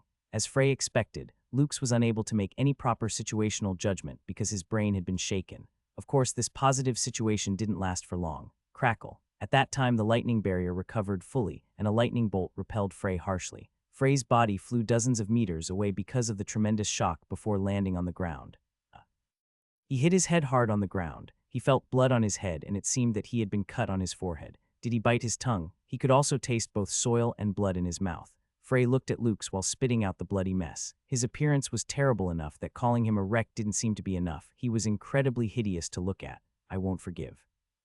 It was great that he could even say so much with his smashed jaw. Although the pronunciation was a bit off and it was more raspy, it was not hard to understand what he said. Frey inwardly praised Lux for his mental power. Every time his chin moved, he would definitely feel a horrific pain. It's already too late. What? We've won. F-whoosh. At that moment, a heavy torrent of air flew into the sky. Frey's eyes shined at the sight. Howling tempest. It held great power. This was natural. 3 people had been casting the spell together for a few minutes. It would instead be strange if it didn't have at least this level of power. The thunderclouds were swept away by the powerful winds, and at the same time, the lightning barrier that had been protecting Lux faded before disappearing completely. Lux fell to his knees with a blank look on his face. This doesn't make any sense. The thunderstorm faded away, and the sun's rays once again reached the ground. Frey did not take his eyes off of Lux, who had his head bowed in exhaustion. We won, Liamson shouted in delight. Camille simply let out a sigh of relief, and Mikkel had mixed feelings. Honor Lucas, it didn't have to be like this. Frey walked slowly to honor Lux, who was drooling with dazed eyes. Ian apostle like me lost. Lux, why did you betray us? Lux glanced at Mikkel before letting out a crazed laugh. Hoo-hoo-hoo, you don't want to know. Anyone who sees them with their own eyes is bound to be discouraged. Circle, inherited the wills of the heroes. So what? In the end, humans are only mortals. So you chose to wag your tail. You chose to give up your pride as a wizard and your duty as a member of the circle to become a dog. As Liamson looked at him in contempt, Lux simply shook his head. Yow, you all don't know anything. His mad eyes turned to Frey. Compared to them, the powerful humans are nothing but bugs, but they don't treat us like bugs. He promised me salvation. He said that he would evolve humans into a higher existence. Do you see? You are the ones that are truly hindering the progress of mankind. Maybe there's a demigod like that. Frey said these words coldly, which caused Lux to shiver involuntarily. Even the light of madness within his eyes seemed to be stalled by the anger he could feel. There might be a demigod who thinks, as you said, wants to develop and wants to protect humans. But do you really think it's because of their love for humans? Do you think they reached out because they truly want to understand humans? That's right. You are the one who knows nothing. Crick. Frey ground his teeth together. For the demigods, this is all just a game. They just enjoy raising and developing humans as a form of entertainment. So what do you think will happen when the game has ended? What do you think will happen to that advanced civilization when they finally lose interest? As Frey stepped forward, Lux backed away. Nevertheless, Frey didn't stop. They will overturn the game. It's more accurate to say that they would reset it. The transcendental beings are the fences with promises of progress in the future. That sounds great, but you have to think about what will happen once the demigods grow tired of being the guardians of humanity or they become bored. What would happen to the race that obeys them? Frey had once tried to understand the demigods before. There was a time when he really believed that there might be good ones among them who were really looking out for the human race. But there wasn't. For them, everything was entertainment. How many civilizations and races had disappeared in their hands? Even if you were bored enough to count, you would not be able to do so before you became dust. The demigods' whispers were lies. They probably don't even know that they completely cheated the humans. Crackle. A flame appeared above Frey's hand. Mikkel was startled and stopped him. What are you doing? We cannot leave him. We have to end it here. Capture was only possible when you could afford to do it. Frey had no confidence in his ability to capture Lux while dealing with his unknown divine power. Of course, it would be more efficient to capture, torture, and extract information from him, but the risk was too high. Frey had no intention of gambling. You don't have to do that, do you? He's already lost his will to fight. You're not making good judgments because you are angry. Come now, Floor Master Mickle. Who do you think is the one not properly judging the situation right now? What? Frey's cold eyes turned to Mickle. You're still looking at him as Lux, the Deputy Tower Master. How many humans do you think he killed to become an apostle? I'm sure you forgot the scene in Hallbridge. It was then. Lux, who had been silent until now, grabbed a hold of Mickle's wrist in an instant. Mickle and Lux had been so close that Frey, who was paying attention to his movements, wasn't able to react in time. Mr. Lux, this, what? I will take you and you down with me. Damn, get away. Frey grabbed the napes of both Liamson and Camille before activating his typhoon earrings. Boom, a huge explosion sounded immediately after. Crackle. In the spot where Lux and Mickle once were, there were only flames. The smell of burning flesh in the air was strong enough to make one's stomach twist. Frey sighed as he looked at the black residue that was once flesh and blood. There was nothing more to see. The two of them had died instantly without even leaving complete corpses. Mickle had been in a bad position. Had he been any closer, Frey might have been able to save him. He blew himself up, such horrific power. There wasn't even much of the body that they could retrieve. Frey sighed again. He couldn't accept Luke's betrayal till the end, so it seems. After a moment, Frey shook his head and turned around. Wait, there should be a crystal, right? It said that if you kill an apostle. Liamson walked to the spot that Lux had self-destructed. Then he began rummaging through the charred pieces with his hand. It would have been normal for him to receive burns on his bare hand, but seeing that his facial expression was fine, he must have protected his hand with mana. Soon he found something and took it out. This is it. Frey's eyes narrowed as he looked at the crystal in Liamson's hand. At first glance, it appeared to be a simple white jewel. It was more transparent than a diamond, and there seemed to be a mysterious light shining within it. It was more beautiful than the finest jewelry, but what Frey paid attention to wasn't the shell. Is that a power source? That must be why Lux was able to use divine power. Frey looked at Liamson. What is this crystal used for? I don't know either. But the chief said that it was very valuable and important. Then he turned to look at Camille. Would she know something about this? Liamson's right. It's something helpful. It's not dangerous. Frey, you're the one who defeated the apostle, so you should take it. Frey decided to accept her words and put the crystal into his bag. Then he looked around. It was an intense fight. There was no place around them that was untouched. The entire area had been destroyed by Frey's spells and Luke's thunderbolts.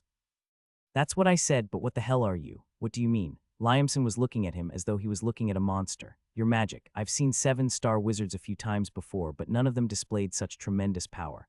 Are you an 8-star wizard? Frey shook his head. Of course not. I'm just better at fire and water magic than others. He couldn't call himself an 8-star wizard with just that. Liamson nodded in realization. That's true. If you could use powerful wind spells, then you wouldn't have needed to ask for our help. Frey, you haven't joined a circle yet, right? Camille suddenly spoke out in a friendly tone, which caused Frey to let out a short laugh at how strange it was. You'd like me to join Blacktooth. We are small in number, but we treat each other like family. I'll have to politely decline.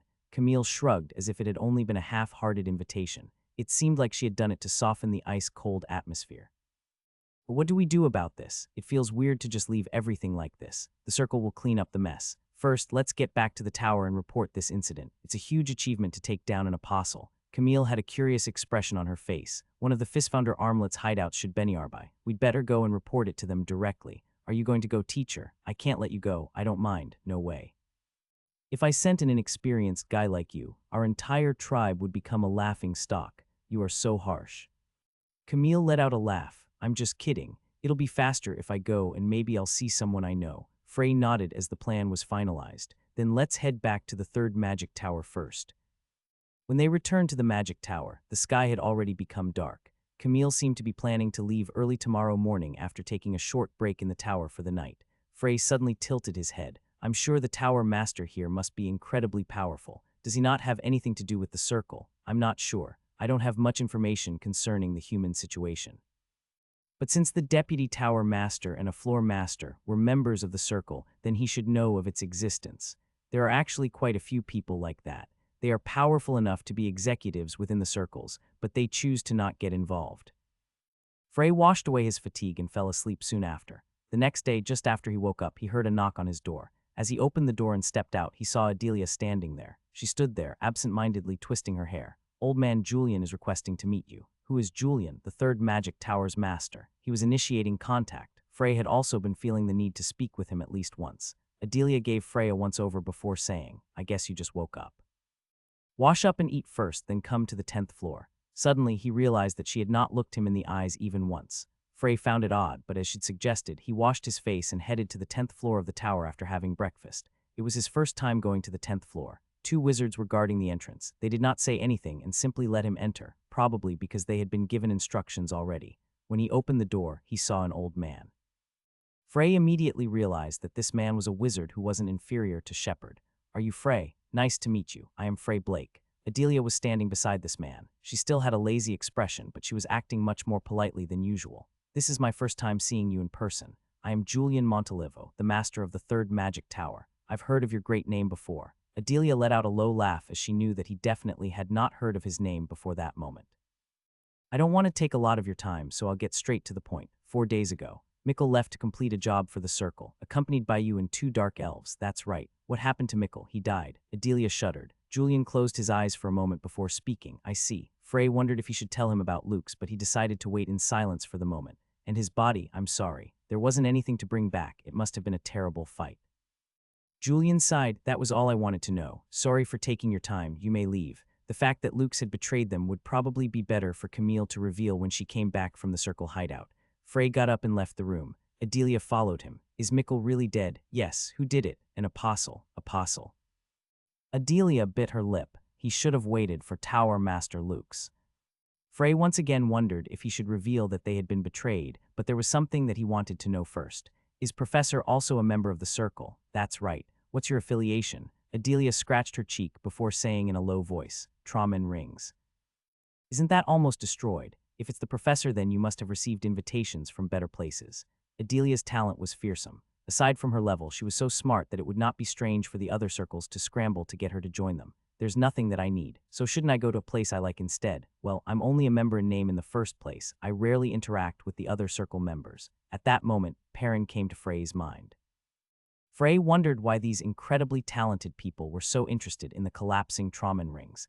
At the same time, he grew concerned about the situation that the Tramen rings was in. How many members did they have? Who was their leader? And what was the current situation that they faced? But Frey knew that circle members were usually very reserved when revealing information about their own groups. Mikkel was like that, and so was Shepard. Maybe Adelia was like that too. Frey decided not to speak about it anymore. As he looked back at Adelia, Frey suddenly remembered the Apostle's crystal that he had in his bag. "Professor, do you know how this is used?" "Huh." Adelia's eyes narrowed as she observed the crystal. Then, shock spread across her face. Huck. Frey felt that she was even more surprised than when he'd shown her Torkunta's heart. Is this an Apostle's crystal?" Did you defeat the Apostle?" "Didn't I say that? You didn't say anything. I thought that when Uncle Mikkel died, you all managed to escape." Now that he thought about it, it was easy to understand her reasoning. As far as she knew, several 7-star archmages were required to defeat a single apostle. Adelia knew that Frey must be astonishingly powerful, but not even in her wildest dreams would she have thought that he'd reached 7 stars. She took a few breaths to calm herself, then invited him to her room so that they could talk about it. Adelia's room was much cleaner than before. "This is a pure crystal that holds divine power. It's useless in this state, but if you process it, then it would transform into an incredible elixir." "Elixir? Maybe one even better than the Drake's heart that you gave me." Hehe. Adelia laughed in a similar way to that day. "Then can I ask the professor to make it? This crystal is yours?" "Yes." Adelia looked at Frey as though she was looking at a monster before shrugging.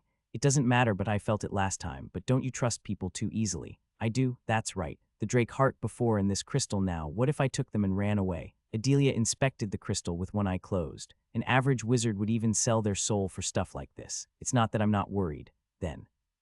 But I have my own way of looking at people." "Huh, I trust you, Professor." Then Adelia trembled.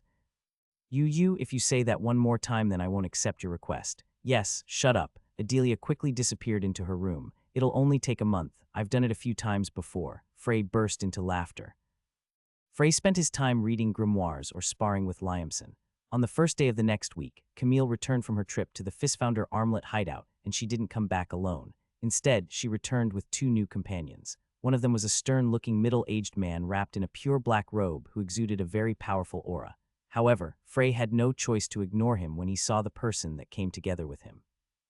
The other man was also staring at Frey. Uncommon gray hair, hollow eyes, and a cold expression. It wouldn't be a complete exaggeration to say that it was like looking at a mirror. Frey didn't avoid the man's gaze. The man opened his mouth first. "Long time no see." Frey nodded and replied, "Long time no see." One of Camille's companions was none other than the second son of the Blake family, Heinz Blake.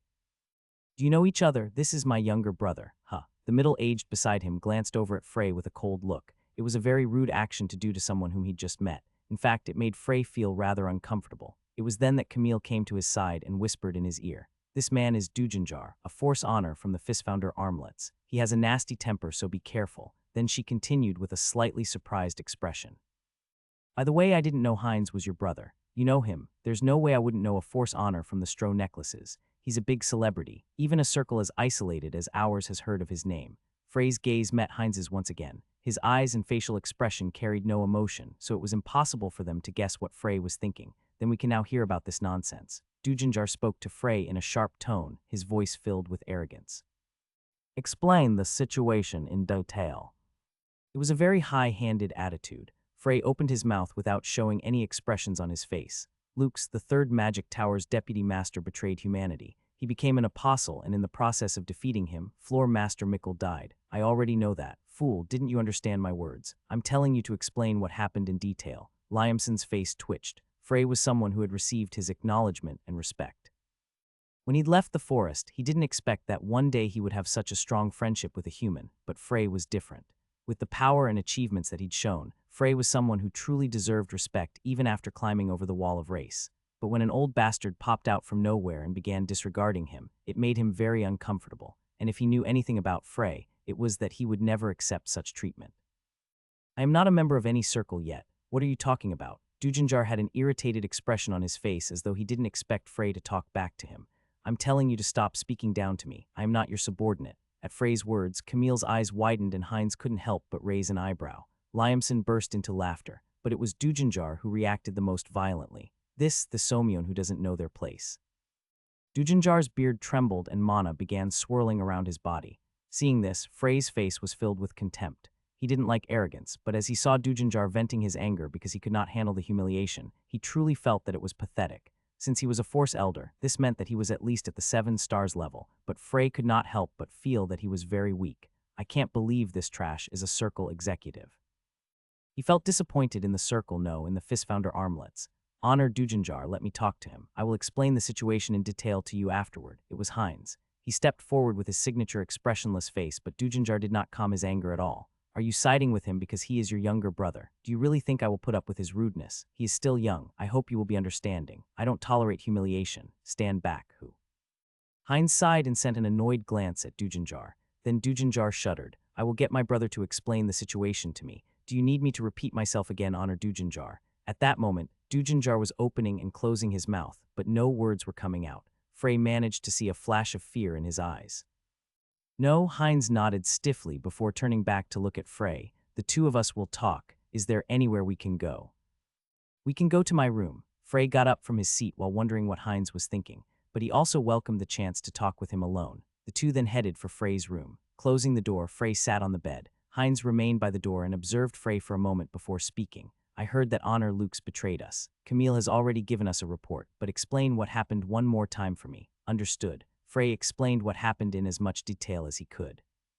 While hearing the story, Heinz's expression didn't change much. I don't think he was like this. He felt like a completely different person than the Heinz who used to bully Frey. Did he change over the years? There was a possibility of this, but Frey felt like this man in front of him now was the real Heinz Blake. So why did such a man treat Frey in that way? That's what happened. Heinz had finally shown a reaction when he heard that Frey had reached 7 stars. However, he didn't interrupt Frey, nor did he react violently to the information. "What about the Apostle's crystal? I left it to an alchemist I know. That's a very difficult item to deal with. It's Professor Adelia. She's an authority in alchemy, and she should be able to handle it. Looks like she's also in the 3rd Magic Tower." Now that he thought about it, Adelia had once hinted that she knew Heinz. What exactly is the relationship between them? Heinz looked at Frey with his hollow eyes. "The crystal is yours. You are the one who subjugated him, so it is your reward. Adelia will be able to make it into an elixir. Though rumors about you haven't spread yet, the larger circles are already watching your movements, including the big 3. I'd like to say don't take the elixir made from the crystal, but you wouldn't listen to me even if I did, so just go ahead. But you'll have to be prepared for whatever happens after you take it." Frey didn't know what he was talking about, and instead of answering the question in his eyes, Heinz sighed. You've changed a lot. You must have awakened. Right. You also have the blood of the Blake family inside of you, but don't get conceited. Dujanjar, he's a dirty guy, but his position in the circle can't be ignored. It's good to raise your self-esteem, but sometimes you have to face reality. This time he gave off a weird feeling. It was like he really wanted to talk and give advice to his younger brother. If Frey had been the one hearing this, he might have become emotional. In time, people from the family will come. They will tell you to return to the house for a while, but his expression and tone did not change. Reject them. Going to the Blake family manor is dangerous right now. You heard about your father from Honor Shepherd, didn't you? What are you doing? Heinz was not surprised by the sudden question. In fact, it seemed like he was expecting it. Their eyes met once again. I don't know why you're suddenly acting like an older brother. Are you trying to atone for what happened in the past? Frey didn't think he deserved forgiveness. The third son of the Blake family was already dead, and the man in front of him was partly responsible for that.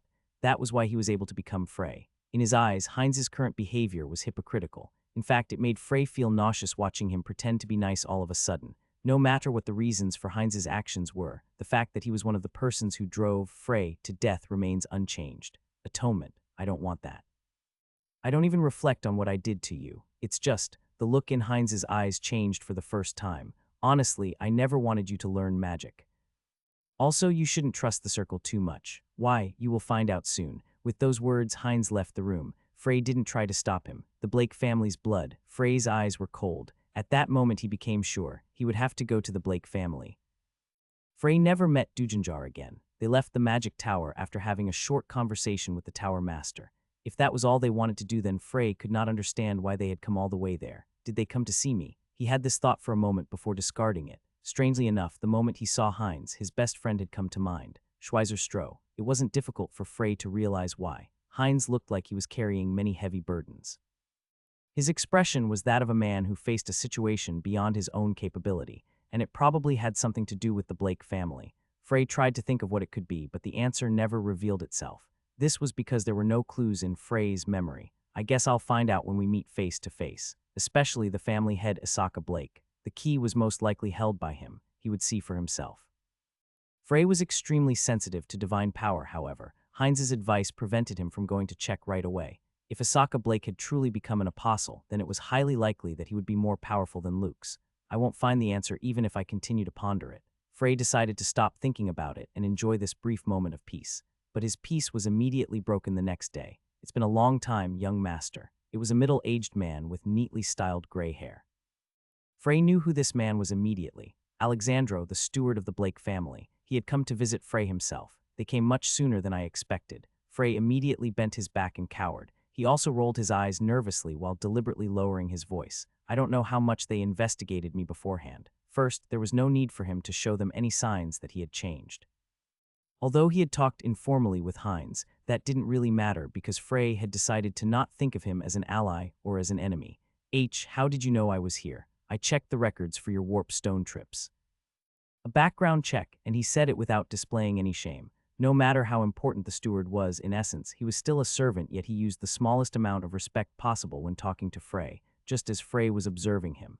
Alexandro was also taking a good look at Frey. Not much has changed. Except for his slightly bigger physique, he seemed to be the same as before he was sent to the academy. There were rumors circulating that he had destroyed a band of pirates, but it seemed that those were just nonsense. What kind of luck did he have to become friends with someone like Perrin Jun? Alexandro concealed his thoughts and explained the purpose of his visit. The Lord is summoning you back home. He says that there is something he needs to talk to you about. What should he do? Frey felt that he had reached a crossroads. Should I accept Heinz's advice or go meet Asaka? Depending on the choice he picked, the actions that he took would also change. Frey was lost in thought, but he could not remain silent for long, because Alexandro's expression was slowly changing. Now, is there something I need to do so it's impossible? Frey decided to put the meeting on hold for now. It was partly because of Heinz's advice, but also because he wanted to see what the circle was like first. This caused Alexandro to have a troubled expression, but it's a request from the Lord. It's something that can't be helped. Tell my father that I'm very sorry. Alexandro couldn't help but be surprised because he had never expected Frey to refuse Asaka's order. Has he changed a little? It looked like he was too scared to agree. However, this was still an unexpected situation for Alexandro. No matter how the family criticized Frey, he couldn't actually force him to do anything. He had no choice but to bow his head. I'll wait. With those words, Alexandro took his leave. If Alexandro had looked back at that moment, he would have seen a shockingly cold gaze that didn't leave him until he disappeared from sight. The refinement of the crystal seemed to take longer than expected. Whenever Adelia appeared, she looked quite emaciated, yet there seemed to be an aura of excitement that exuded from her otherwise unsightly appearance. Feeling of curiosity, Frey couldn't help but ask, "Haven't you been away from the academy for too long? It's fine. In the first place, I accepted this position as a professor on the condition that my freedom wasn't limited," Adelia answered coolly. Naturally, if you wanted to hire a talented person like her, certain provisions needed to be made. Frey spent his time constantly training his body. One regret, however, was that Liamson and Camille had left. In the first place, they were sent here to help the Fistfounder Armlet, so after the Apostle was defeated, they no longer had a reason to stay. Before they left, Liamson went up to Frey. "You said that you were going to take the upcoming test, right? I'm not completely sure." "Well, passing is a given, and there will definitely be a scouting war for you. Hopefully, we can also participate. If we're lucky, we'll meet then." He raised his fist to Frey. "I'll win more the next time we meet." Sounds absurd. Frey and Liamson bumped fists and laughed. Before Camille left, she gave Frey a black stone. "This is a dark stone that's only found in the spirit world. This should help you feel the dark spirits better." "It's fine." Camille had only let out a gentle laugh. The Blacktooth warriors had left the magic tower the very next day. Frey didn't see them off. Afterwards, Frey simply began training on his own again. This was because none of the magic warriors in the third magic tower caught Frey's eye. He simply passed his time by training his magic martial arts or reading books in the library, or while holding the Darkstone, he would try to contact dark spirits. When a month had passed, it was Julian, the tower master, instead of Adelia, who contacted him first. "What did you call me for?" "I have a proposal for you." "A proposal?" Julian was not a member of the circle, or did he want to trade something? Before long, he continued, "Would you like to be a floor master?" Floor master. It was a position that almost every wizard longed for. Simply becoming a member of a magic tower was already something that would cause wizards to walk around with their chins raised, not to mention a floor master who could be considered an executive. Regardless of which tower it was, those in that position were admired and respected by all wizards. It was a hard-to-come-by opportunity. Julian simply continued calmly, "Mikkel's seat is currently vacant, and I think that you are a very talented person who is fit to take his place. Are there any floor masters as young as I am?" Miss Gale of the Blake family became a floor master at the age of 28. "You are much younger than him, so you might be the youngest in history." Frey remained silent. Julian spoke in a persuasive tone, maybe assuming that he was unsure of what to do. "If you become a floor master, you would get many benefits. As soon as the documents are filed, the Empire will award you with your own mansion, lab, and a research grant. You can trade or request knowledge and information about magic sciences from other floor masters. Depending on your achievements, you could even get some hard-to-find materials or rare magic tools." It was an amazing proposal that most normal wizards would not be able to resist, but Frey shook his head without hesitation. "Well, have you considered joining the circle?" Julian laughed bitterly, but Frey remained silent. It wasn't just for that reason. It was mostly because he had no need for any of the benefits offered for becoming a floor master. "I understand. Then please forget what I said. I won't forget the kindness that the tower master has shown me." Frey went back to his room, and just as he opened a book to read, he heard a knock on the door. He knew who it was. The people that Frey interacted with in the tower were very few, and with the departure of the Blacktooth group, it became even less. "It's open." Creak. As expected, it was Adelia who opened the door. She looked at Frey with a strange expression on her face. "Did you really turn down old man Julian's offer?" "Yeah, you threw away such an amazing opportunity. If it's because of the circle, then you have the wrong idea. Just like Uncle Mikkel, it's possible to hold two positions at once." "No, instead I should say most circle members are like that. The floor master of a magic tower is the perfect identity to show the outside world." What she said wasn't crazy, as it could be proven simply by looking at tower masters like Shepherd or deputy tower masters and floor masters like Lukes and Mikkel. But Frey didn't have any regrets. "I just judged that I wasn't ready to take on the position of floor master. I still have a lot of work to do." There was nothing that she could say when he said that. This was because, as Frey had said, there were still things that a floor master needed to do after they took their position. They had to report their achievements and findings to the Empire regularly or teach wizards in the tower. "If that's what you think, then I have nothing more to say." "Did you just come here to say that?" "No way." Tack. Adelia put 2 glass bottles onto the table. Well, not one but 2. One of them was filled with clear liquid, and the other was difficult to see through. After receiving Frey's puzzled gaze, Adelia explained, "If that's the case." No, I just wanted you to know how hard I worked, so I complained a little." Adelia patted her chest slightly, and Frey realized that she'd taken care of him once again. "But why are there 2 bottles? One is a mana elixir. The other one is a bundle of extracted lightning energy." "A bundle of lightning energy." I can't think of a suitable word to describe. Anyway, don't just open it. I had to force it in there, so it's pretty dangerous. Frey had a strange expression on his face. Why are you giving me something so dangerous? It's only a feeling, but I thought that you would be able to use it. As she said this, Adelia seemed a bit doubtful of her own judgment. Still, it was a waste to just throw it away. If it was Frey, she was sure that he would find a use for it. She shrugged her shoulders. Well, if you're uncomfortable with it, you can just throw it away. No, I'll take it. And thank you. Frey let out a quiet laugh. I don't tend to forget my debts. I'll definitely pay you back. Debt, hee hee. I like that. Adelia laughed darkly at whatever it was she was thinking, and seeing her playful expression also made Frey smile. I'm leaving soon. You mean from the tower? I've been away for too long, I think. If I goof around any longer, then that hag Cirrus will nag about it for months. It seemed that she also had a special relationship with the dean of the academy. Frey nodded. Have a safe trip. I don't know what your goal is, but be careful. Ah. Even if you take the elixir right now, there will be no problems. With those words, Adelia waved her hand and left. Later, Frey heard that just after she met him, she packed up her things and left for the academy. That was when Frey realized that the reason she had stayed away from the academy for so long was to help him, and his appreciation for her deepened. Then, Frey decided to inspect the lightning elixir later, and first picked up the mana elixir. Outwardly, it appeared no different from water. It didn't appear to be as extraordinary as Frozen River or Torkunta's heart. However, Frey could clearly feel the essence of mana that was contained within this liquid. I can feel the tremendous power inside of it. 3 more elixirs like this. No, even 2 elixirs like this would help me reach 8 stars. Frey gave a slight smile as he discovered one more reason to attack apostles. Heinz's words appeared in his head once again. Didn't he say not to drink the elixir? Frey couldn't guess why. However, he wouldn't think too much about it. Heinz was not a reliable source of information, and there was nothing wrong with the elixir. He was certain of this. Adelia, a genius alchemist, had also confirmed this. So what was Heinz thinking? Was he talking about the situation I'd be in by taking the elixir rather than a problem with the elixir itself? Frey didn't know, and he didn't make it a habit to worry about things that he could not find the answers to. Without any hesitation, Frey uncorked the glass bottle and raised it to his lips. Gulp, gulp. He felt a coolness as though he was drinking ice water. He clearly felt the elixir slide down his throat as he drank it. Woo-woon. The mana was denser than he imagined. Frey realized that if he managed to make all of this mana his, then he'd be able to increase his mana capacity by at least 1.5 times. Frey was convinced that there would be no 7-star wizard who could beat him when it came to pure mana capacity. Good. Soon his body was dripping with sweat like a waterfall. It wouldn't be strange if this caused him to be severely dehydrated, but Frey's mouth was curved into a smile. With this concentration on mana, I can extend my mana room to my entire body. This was because it would allow him to expand his mana storage. If it was completed perfectly, then his mana veins would expand like rivers and allow him to maintain his top condition at all times. This was a great advantage to wizards whose magical power varied, widely depending on their condition during the day. Hook. Frey quickly calmed his mana. His body had already succeeded in absorbing great amounts of mana again and again.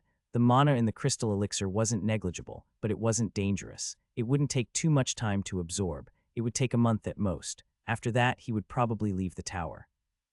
A month went by quickly, and the mana from the crystal elixir was absorbed completely. This signified another step toward 8 stars. Frey was content with that, but it wasn't the only good news. The night before, he had succeeded in signing a contract with a dark spirit. It was a medium-level spirit named Darkeming. It looked like a small cat with black fur, and when it signed the contract with Frey, it displayed a very haughty attitude. Camille had said that 9 times out of 10, the first contracted spirit that a person would gain would be low-level, so it was quite good that he had been able to get such a good spirit.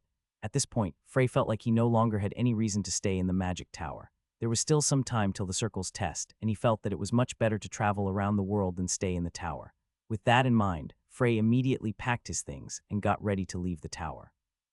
Just as he was about to open the door, he felt that someone was standing just outside of it. For some reason, Frey got a familiar feeling, and so he opened the door to see who it was. Hello, a young woman bowed to him. She looked to be about 3 or 4 years older than Frey, but it was her green hair and eyes that caught his attention since they were quite rare even in the entire continent. Frey was speechless, then he shot a complicated gaze at her cloak before finally opening his mouth. Who are you? My name is Binyang. He didn't ask for her name. Was there something wrong with this woman's head? Binyang shook her head hurriedly when she saw Frey's strange expression. So sorry. Are you Frey Blake? I'm sorry for bothering you. Let me introduce myself properly. I am Binyang Argento. As she continued, Frey realized that his expectations were correct. I am the Circle Master of the Trauman Rings. Frey climbed the stairs of the tower once again and headed to his room. This was because there was no other place for him to serve guests, and no matter how much he wanted to, he couldn't take a circle master to a restaurant. Plus, the security of the tower was quite good. Tack. Frey closed the door and looked towards Binyang, who was sitting in the chair, looking quite nervous. Although he didn't show it, Frey was currently in a very complicated state of mind. That cloak wasn't a magic tool. In the first place, when he was Lucas, he didn't like using magic items. He had only made a few of them to pass the time. That cloak was just a plain leather cloak of good quality. That's why he almost didn't recognize it. Now, 4,000 years later, the cape was quite different from how it used to be. Did they add to it one after another as the years went by? It seemed as though someone had replaced parts of it with different types of leather, but it wasn't the cloak that confused him. He voiced the thoughts that he had inside. What is Circle Master here for? That.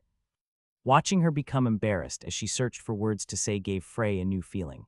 This was because he would have never expected that the number one in a circle could be like this. It was even more pronounced when compared to the arrogance of Dujanjar, whom he had met not so long ago. By chance am I the first one to do this? The first one? Well. Binyang furrowed her eyebrows slightly as she explained.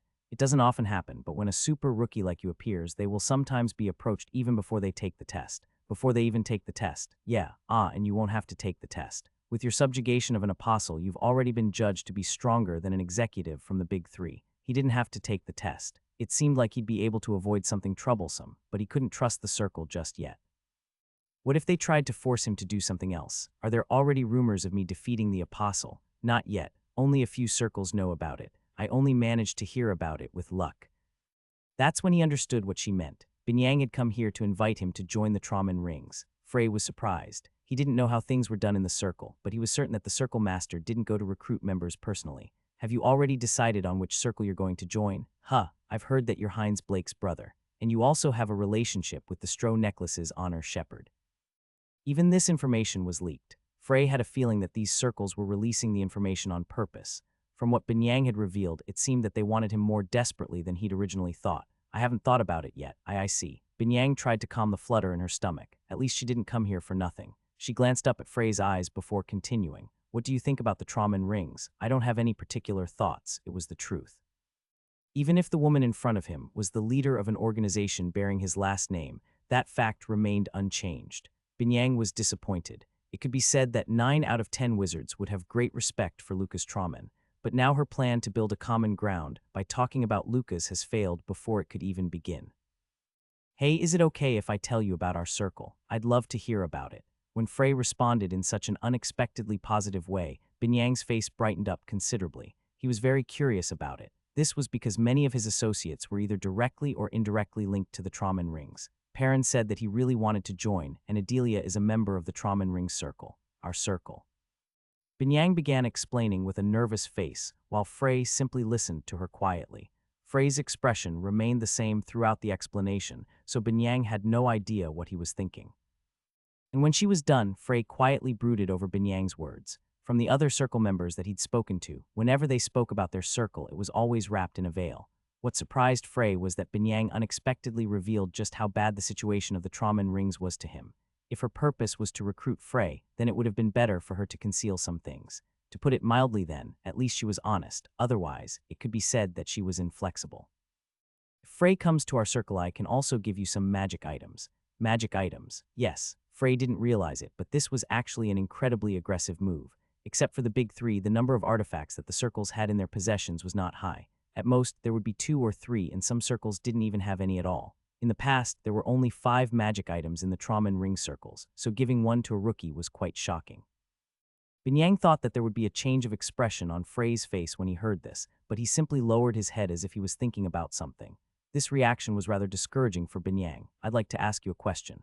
Yes, please ask me anything. She had no choice but to welcome Frey's words because she just wanted him to show any kind of reaction. Is Master Binyang a dragon? For a moment silence descended upon the room. Clack. Then Binyang hurriedly stood up from the chair. She stared at Frey with trembling eyes, unable to hide her agitation. That. Frey looked at her calmly. It wasn't because of the cloak. Frey knew that the woman before him was a dragon or was related to dragons, which was why he had a complicated feeling. However, he began to doubt it after seeing Binyang's reaction. It was far too emotional for her to be a dragon. Why do you say that? It seemed that this was the only thing that Binyang could ask. Frey opened his mouth slowly. Dragons don't have mana rooms, dragon hearts, the transcendental power source which allows you to use mana immediately without having to accept it from nature. It was for this very reason that the mana around dragons had a different quality. It changed so that it would be able to accept the dragon heart's call at any moment. It was due to this that dragons were able to bypass having to cast spells. The stronger the wizard, the better they'd be able to realize this fact. Frey's gaze met Binyang's. Master Binyang has a distinctive, pure, unrefined mana. You seem to know a lot about dragons. Have you ever met one? Thatno. At that moment, Frey saw a flash of disappointment in Binyang's eyes. She sighed before saying, Well, since you've noticed that much then there's no reason to deny it, but I can only be called a halfling. Half, yes. Binyang nodded, putting her hand on her chest. I am half dragon. Frey read in a book that the presence of dragons had slowly faded from the present world. To be precise, they vanished. No one knew if the strong mediators who watched over the continent in the past had truly disappeared. There were no records. In fact, Frey always felt like there was something missing when he read history books. It was as if someone had intentionally distorted or hid certain parts of history. Actually, I don't even know what my father and mother look like. Are dragons still on the continent? I don't know. Binyang smiled bitterly. She shook her head as if to shake off her sadness before looking at Frey with clear eyes for the first time. Frey Blake, what I'm about to tell you is something only a few people in my circle know. Are you confident that you won't talk about this? Frey noticed that she didn't want this information to get out. After explaining the situation to him in detail, it seemed she had chosen to trust Frey's character. She's soft-hearted. He meant it. If it was Shepherd Jun here speaking to him, there was a good chance that he would threaten Frey or even directly try to take his life. That was the surest way to ensure a secret was kept. Frey had no intention of denying that fact. However, Binyang had chosen such an uncertain method. To ask him to keep it a secret after he found out, it was like leaving her fate to another person. Her gentle appearance reminded him of Schweizer. He was a nice guy who didn't know how to doubt people and could smile even after he was betrayed.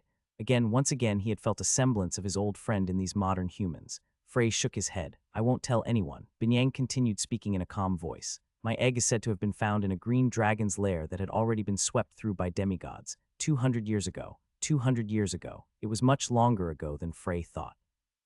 According to the records, when it was found, the lair had already been completely devastated and the dragon's corpse could not be found. It was recorded that the only thing that was left in the lair was me. They couldn't even find a body. It was unknown how the only thing that remained safe in the destroyed lair was the egg. 50 years ago, I hatched from that egg. You incubated for 150 years. Yes, Frey also guessed the reason. In order to hatch a dragon's egg, the parent dragon needed to incubate it by slowly injecting their mana into it. The mana would be changed to temper the baby's dragon heart.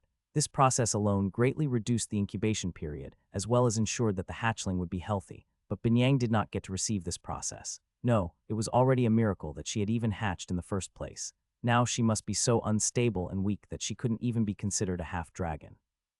My form when I hatched was not that of a dragon, but of a human. That was when the members of the circle realized that I was a half-dragon. It would have been almost impossible for them to tell that from the outside. There might have been a slight difference in the size of the egg, but it was highly unlikely that people in that time would have been able to accurately determine the size of a dragon's egg. Afterwards, it was Osel Argento, the former circle master of the Traman Rings, who raised me. I considered him my real father, the previous circle master who died in battle with a demigod. When she said his name, Binyang's expression drooped slightly. It seemed that she really took this man Osel, who raised her, to be her father instead of a green dragon she never saw. After his death, I, his foster daughter, took his place. It was not the custom. It's just that, since the incident, a lot of people decided to leave the circle. Not only the Force honors, but even the circle rounder. This meant that she had no choice but to take the position. Binyang looked depressed. I've said everything I can. Now tell me about you. How do you know about dragons? Binyang head explodes. Frey looked at Binyang. In other words, her parent was a green dragon like his teacher. It didn't seem like a coincidence. What's more, Binyang looked very much like his teacher. Her personality was different, but her eyes and aura were the same. Frey wondered for a moment if one of her parents might have actually been his teacher, but he soon realized how ridiculous the probability of that was. I saw it in a book. A book I found in the Great Sage's dungeon. There was a detailed description of dragons inside of it. Schweizer Stroh's memoirs. Binyang was startled. Indeed, that's right. It was recorded that 4,000 years ago, humans and dragons joined forces to fight the demigods. There was a moment of silence. After thinking for a while, Binyang got up from her seat. That's all I have to say. Even though it was only a verbal oath, Binyang did not seem to have any doubts. She looked at Frey and spoke cautiously. Well, so what do we do now? I can't be away for too long, so I'm thinking of heading back right away. Frey didn't need to think too long. After all, he wanted to know of the inner workings of the circle and also to see it with his own eyes. Although it was in the midst of a downward spiral, the Tramen rings were still suitable. Rather, it was because there would be no useless arrogance or confidence that made this the best corner. If you don't mind, may I take a look at the Tramen rings? Of course. Binyang's face brightened to the point that she was almost shining. In all honesty, Frey was completely unfamiliar with her expressions and reactions.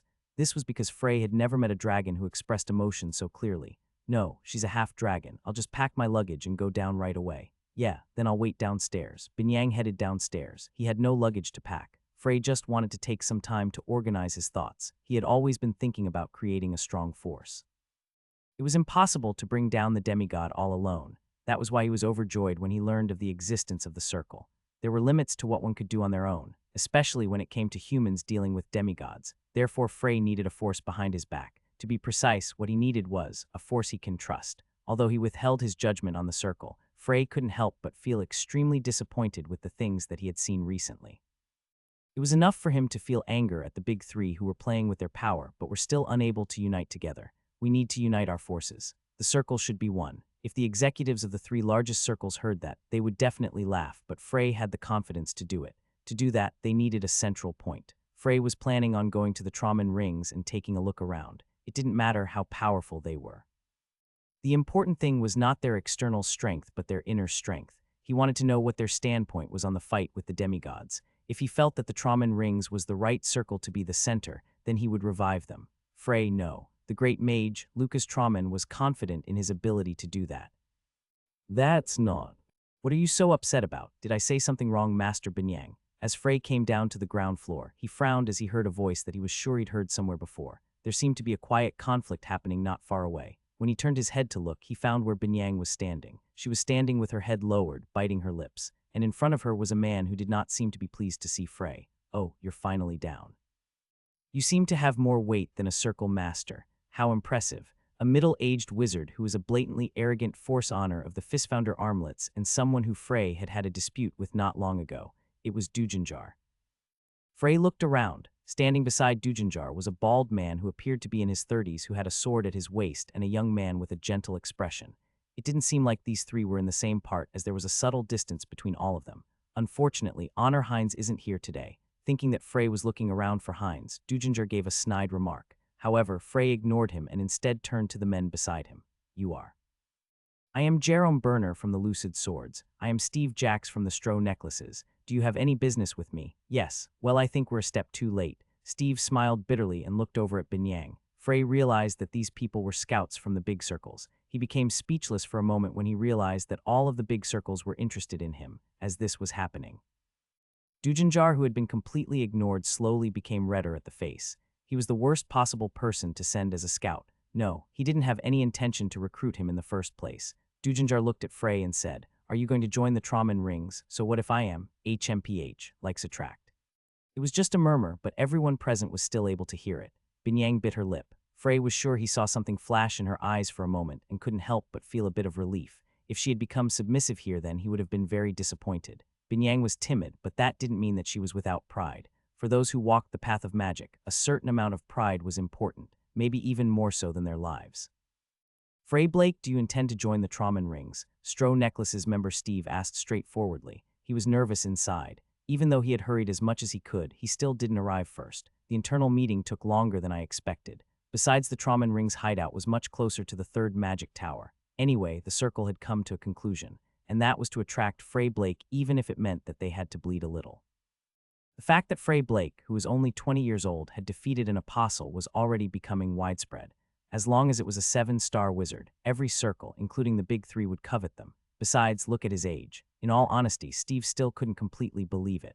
A wizard who became an archmage at the age of 20. Wasn't that something that even the legendary heroes hadn't been able to achieve? I'm going to take a look around first. When Frey said that, both Steve and Jerome's eyes seemed to shine brightly. So you haven't decided yet? Yes, then why don't you also take a look at our circle after? You mean the Stroh Necklaces? Yes, Steve nodded vigorously. Frey nodded without thinking about it for too long. If I haven't joined a circle by then, haha, that's good enough. As he said this, Steve gave Frey a scroll from his bag. It's a scroll engraved with warp magic. The coordinates lead to the entrance of our hideout. If you tell them my name, they will treat you politely. Mana is required to activate it, but at your level it shouldn't be a problem. I see. then I'll take my leave. This seemed to be his only objective for going there. Before he left, Steve shot a look at Dujanjar. I hope this fool doesn't do anything stupid. He felt like something would happen, not only because of Frey, but also Binyang, the circle master of the Traman rings. Everyone in the circle knew that the Fistfounder armlets were especially hostile to the Traman rings. Their pressure had not reduced, even now that the Traman rings were slowly spiraling downward. No, instead it could be said that their contempt had increased. Steve shook his head. He hoped that Dujanjar was able to at least judge the situation properly. Jerome came forward next. I apologize, but I didn't bring anything like a scroll. If you ever come to Geotambul or Silkeed in the Luinoble Kingdom, please be sure to visit our circle. If you talk to the nobles or lords in the cities, they will contact us. It seemed that this was the area where the Lucid Swords was most active. Again, Frey nodded and Jerome left not long after. Naturally, Frey's gaze turned to Dujanjar last. What did you come here for? I don't think you came to do the same thing as the other two. After saying that, Dujanjar turned around and started walking away. As Frey watched him walk away, Binyang approached him. I'm sorry. I think that I am the reason you are getting into a conflict with Honor Dujanjar. It seemed that she had misunderstood something. Frey gave her a smile. That man was already upset because he couldn't deal with me before. What's the difference? Yes, are you going to follow that man? He said that I shouldn't come, so I'll wait here. As she said this, Binyang bit her lip. It felt pitiful for a circle master to listen to the words of a circle executive of another circle. She felt ashamed to show something like that to Frey, who was an outsider. Frey, who was following Dujanjar, noticed the contempt that was on Binyang's face. They didn't stop walking until they left the city. Not far away from the city was a large forest. Only after arriving there did Dujanjar turn around. His face was filled with ridicule. Show me your skills, I will judge you. It was completely unexpected. Frey took a while before answering. Judge, that's right. To see if you really have the ability to take down an apostle, so you don't believe what I said. If so, it was beyond absurd. He was probably among the group that had gone to the site of the fight between Frey and Lux to clean up. If he had any doubts, then wouldn't they all be cleared up if he examined the traces that were left behind? That's why I'm telling you to prove your strength. Don't make me repeat myself. What about the Blacktooth's testimony? When Frey recalled Camille and asked, Dujanjar simply snorted. How could I believe the words of other races? I have to see it with my own eyes. It's not that difficult. You just have to prove it. Thud. Dujanjar took out a long staff from his bag, which knocked against the floor. Roar. At that moment, mana was released from his body explosively. The visible mana fluttered like a haze before gathering to put pressure on Frey. This wasn't the pressure that one would use to scare a rookie. Such a large amount of mana could be practically suffocating. If the person was weak-willed, it would be enough to stop their heart. I'm going to enlighten you on how big the world really is. You need to be educated, so I'll help you. As he said this, Dujanjar slowly began increasing the pressure on Frey. Don't get proud just because you beat Lux. Even within the 7 stars level, there are different classes. That was the truth. Although both Lux and Dujanjar were considered 7 stars, Dujanjar was actually stronger than Lux. Unlike Lux, who could be considered to be in the middle stage of 7 stars, Dujanjar could be considered to be close to the peak. Although the difference between them might not seem that large on paper, in reality, it was actually enormous. It was almost impossible for Dujanjar to lose a fight against Lux, and maybe Frey had entered the 7-star stage by luck. With his amount of skill, he should not have much control over his mana. I can't kill you because the circle already has eyes on you, but I'll make you crawl on the floor here. At that moment, when Dujanjar had just started smiling, crack, crack, white, cold air seemed to billow out from Frey's body. Dujanjar shivered unconsciously. What is this? The mana felt cold.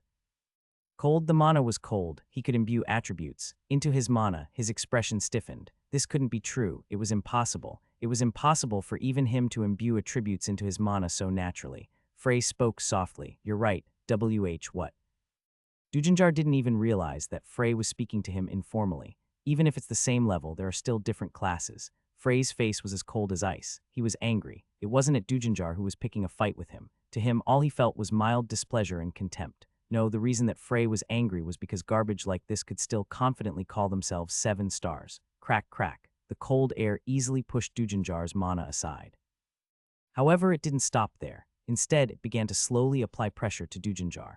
Dujanjar hurriedly cast a barrier while exclaiming, "Boo, bullshit." Frey looked down on Dujanjar. At that moment, he realized that all this while he had been overestimating these modern 7-star wizards, being able to maintain a calm mind without being frustrated regardless of the situation. That was the archmage that Frey knew. An archmage should never lose their composure. This didn't only refer to pain, but anything that could cloud one's judgment, including emotions like anger, sadness, and joy. This didn't mean that they had to suppress those emotions, because humans were not dolls. It meant being able to feel every emotion clearly, but still being able to maintain one's composure and think of a way to get out of any adverse situations. But this man before him. When the opponent who he was trying to trample suddenly began to pressure him instead, he could not accept the reality and his mana began fluctuating. This was evidence that he was so agitated that he couldn't even get his own mana under control. Frey couldn't understand how he'd reached his current level. He couldn't know. Maybe he had taken many elixirs like Frozen River, or he began deteriorating after reaching 7 stars. Frey's eyes were frozen on Dujanjar. Dujanjar felt his heart quiver. He suddenly felt that those eyes were incredibly scary, more than the Circle Rounder or even the Circle Master. I am an archmage, a great wizard. Dujanjar's face was filled with rage. Frey simply responded in a cold voice. If you subtract your level of mana, you are below the standard in every way. A wizard who just happens to have 7-star mana. There's no better expression to define you than that.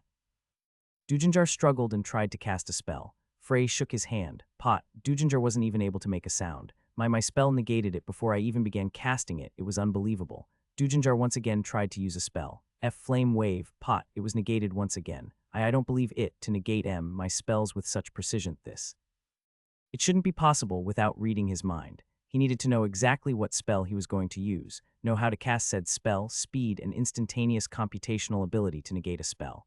Above all, he needed to have a lot of self-confidence. It was incredibly difficult to negate another person's spell. If they failed at even one step, the person who tried to negate the other's spell would have to bear a very heavy burden. At that moment, for the first time, Dujanjar came to a realization. He had believed that it was just a weak apostle. Lux was originally a wizard, so he should not have been too adept at using divine power. That was why he believed that this rookie had been lucky enough to defeat him. But that wasn't the case. The man in front of him definitely had the ability to subdue an apostle. Crack, crack. Frey's cold mana covered Dujanjar's body, and he slowly began to freeze from his toes upwards. Dujanjar's face was tainted with a trace of fear. Are you going to kill me? It might happen. You are out of your mind. I am a force honor of the Fistfounder armlets. Don't do anything that you'll regret. If he went missing, then the doubt would definitely fall to Frey. There were also witnesses like Binyang, Steve, and Jerome. However, he wasn't certain of his safety. Frey was confident that he would be able to completely wipe away any traces, given the need. However, he had no intention to kill Dujanjar. There was a much better way. Stop it. What do you intend to do? Honor Dujanjar, your life might be in my hands, but I have no intentions of killing you. I don't think you would have shown such mercy, but I'll give you one chance. He could still change. Dujanjar would have to make a critical choice, and if he couldn't change himself in the end, then he wouldn't be able to melt the ice. What are you talking about? It's a trial. If you can't melt the ice, you will die. Dujanjar's gaze turned to the ice that entombed his body. He immediately realized that it wasn't ordinary ice. How? Don't panic. The more you do that, the faster the ice will devour your body. You said it yourself, you're an archmage. If you can truly act like a 7-star archmage, then you will be able to melt it. Are you testing me? With what qualifications? I am qualified. Dujanjar didn't know why, but he was not able to deny Frey's words at that moment. Instead, he just looked at Frey with a slightly dull gaze. You have one day. In order to melt the ice, you have to let it burrow into your heart. This is my sincere advice. I hope you get through this. Great, he's too great. Dujanjar felt that Frey was incredibly amazing. There was a ripple deep in his mind. Great shame and regret filled his heart. Cuck, Dujanjar bit his lip. Immediately after, he closed his eyes and began activating his mana. At the same time, the rate that the ice covered his body slowed. He did not pay much attention to the advice. Right now, it didn't matter. The important thing right now was the time. At that moment, a day did not seem that long. And Dujanjar could not afford to waste any time. Frey hoped that he would overcome the challenge and change himself. There was a chance because regardless of how arrogant he was, he had in the end managed to reach 7 stars. The ice would not kill Dujanjar. After a day, it would cover Dujanjar's entire body, and after 2 days, it would melt away on its own. Of course, Dujanjar didn't know that. Even if he managed to survive this, he would be filled with shame and keep it a secret of his own volition. He was the type who would risk his life for his pride. Therefore, he would never willingly talk about his shame. Of course, that didn't matter. If he revealed it, Frey would be able to determine what kind of circle the Fistfounder armlets was depending on their response. Honor Dujanjar. If he was able to abandon his useless stubbornness and arrogance, then he had the potential to be a good wizard. If he was able to abandon his conceited self, he would be reborn as an even better being. Frey knew how precious a 7-star wizard was. That was why he didn't want to kill him unless he was truly determined to be an enemy or betrayed humankind like Lux. There are 2 kinds of humans in the world, humans who could change and humans who couldn't. Frey hoped that Dujanjar belonged to the former. Binyang waited anxiously in front of the tower for Frey. Should I have followed them? It didn't seem like it would just be a simple conversation. Binyang thought of Dujanjar. Among the executives of the Fistfounder armlets, that man was the one who could be said to have the most hostility towards the Tramen rings. Before, when the Tramen rings was one of the 4 largest circles, Dujanjar would stare at them with a fierce gaze at every meeting. It was the same even when the previous master Osel Argento was alive. Whenever Osel looked at him with a soft smile, Dujanjar would turn his head away with killing intent in his eyes. However, after Osel died and the circle began to deteriorate, the situation changed. Binyang had difficulty speaking after seeing his gaze. No, it wasn't just Dujanjar. None of the people there were friendly to a fallen circle. From the distance, she saw Frey approaching. Binyang ran up to him. Is everything okay? Yes. When Frey simply nodded with a calm expression, Binyang felt a bit confused. Did nothing really happen? From what she could see, there didn't seem to be anything abnormal. And Honor Dujanjar, he went back. Honor Dujanjar just went back. I explained the situation and he believed me. It didn't make sense. Binyang found it impossible to believe Frey's words, but she had a feeling that she would not get an answer even if she continued to ask. She could only put on a confused expression. So are you done with your business? Yeah, I think we can leave right away. Where is the headquarters of the Tramen rings? In the Paincisco forest, about 3 days away from Athiano by foot. By foot, I'm sorry, but the road isn't developed enough for a wagon to drive on and there are no warp stones. Binyang smiled awkwardly and Frey nodded. They bought food, drinking water and camping equipment from a nearby general store and immediately left Athiano, and so their short journey began. As Binyang had said, the road was not very developed. Even though it was a short walk because it was on a rough mountain road, it was rather tiring. It might have been difficult for him before he had trained in the tower, but now it was quite relaxing. Binyang also didn't seem to be lagging behind either. No, instead she was even more relaxed than Frey. Just before they crossed a small mountain, Frey stopped walking and looked back. With the reddish sunset in the background, Athiano looked small in the distance. The beautiful sight warmed his heart. Come to think of it, this is the first time I'm traveling by foot since my return. To get to Symphony, he took a ship, and then to get to every other destination, he used warp stones. They were comfortable and efficient trips. No, it was more like moving than actually traveling. This wasn't to say that the current journey was bothersome and difficult. Instead, it had a certain beauty to it. Frey preferred to have leisure trips, and he especially liked taking a slow look at the surrounding scenery. Binyang didn't rush him and instead matched Frey's relaxed pace. The first day, when the sun finally set completely, Frey and Binyang set up a campsite. Surprisingly, it seemed that Binyang was familiar with camping. Even on the mountain road, she managed to find suitably level ground for camping, made a campfire, and skillfully laid their sleeping bags. She even offered to make dinner herself. She also had a subspace bag. From it, she removed utensils and ingredients and began to make soup on the spot. It was better than he expected, so Frey was surprised. Binyang smiled as she handed a bowl of soup to Frey. I hope it suits your tastes. He took a sip and found that it was very delicious. When Frey praised the great flavor, Binyang smiled so brightly it seemed like she would fly away. Would you like another bowl, please? Okay. Looking at her act like this, one would never believe that she was a circle master or a half-dragon. She felt more like an innocent country girl. After the meal, Frey spoke. The man who was the previous circle master. Did you say his name was Osel Argento? That's right. Which demigod killed him? Binyang froze at that. Then she smiled bitterly and turned to Frey. You asked a very sensitive question.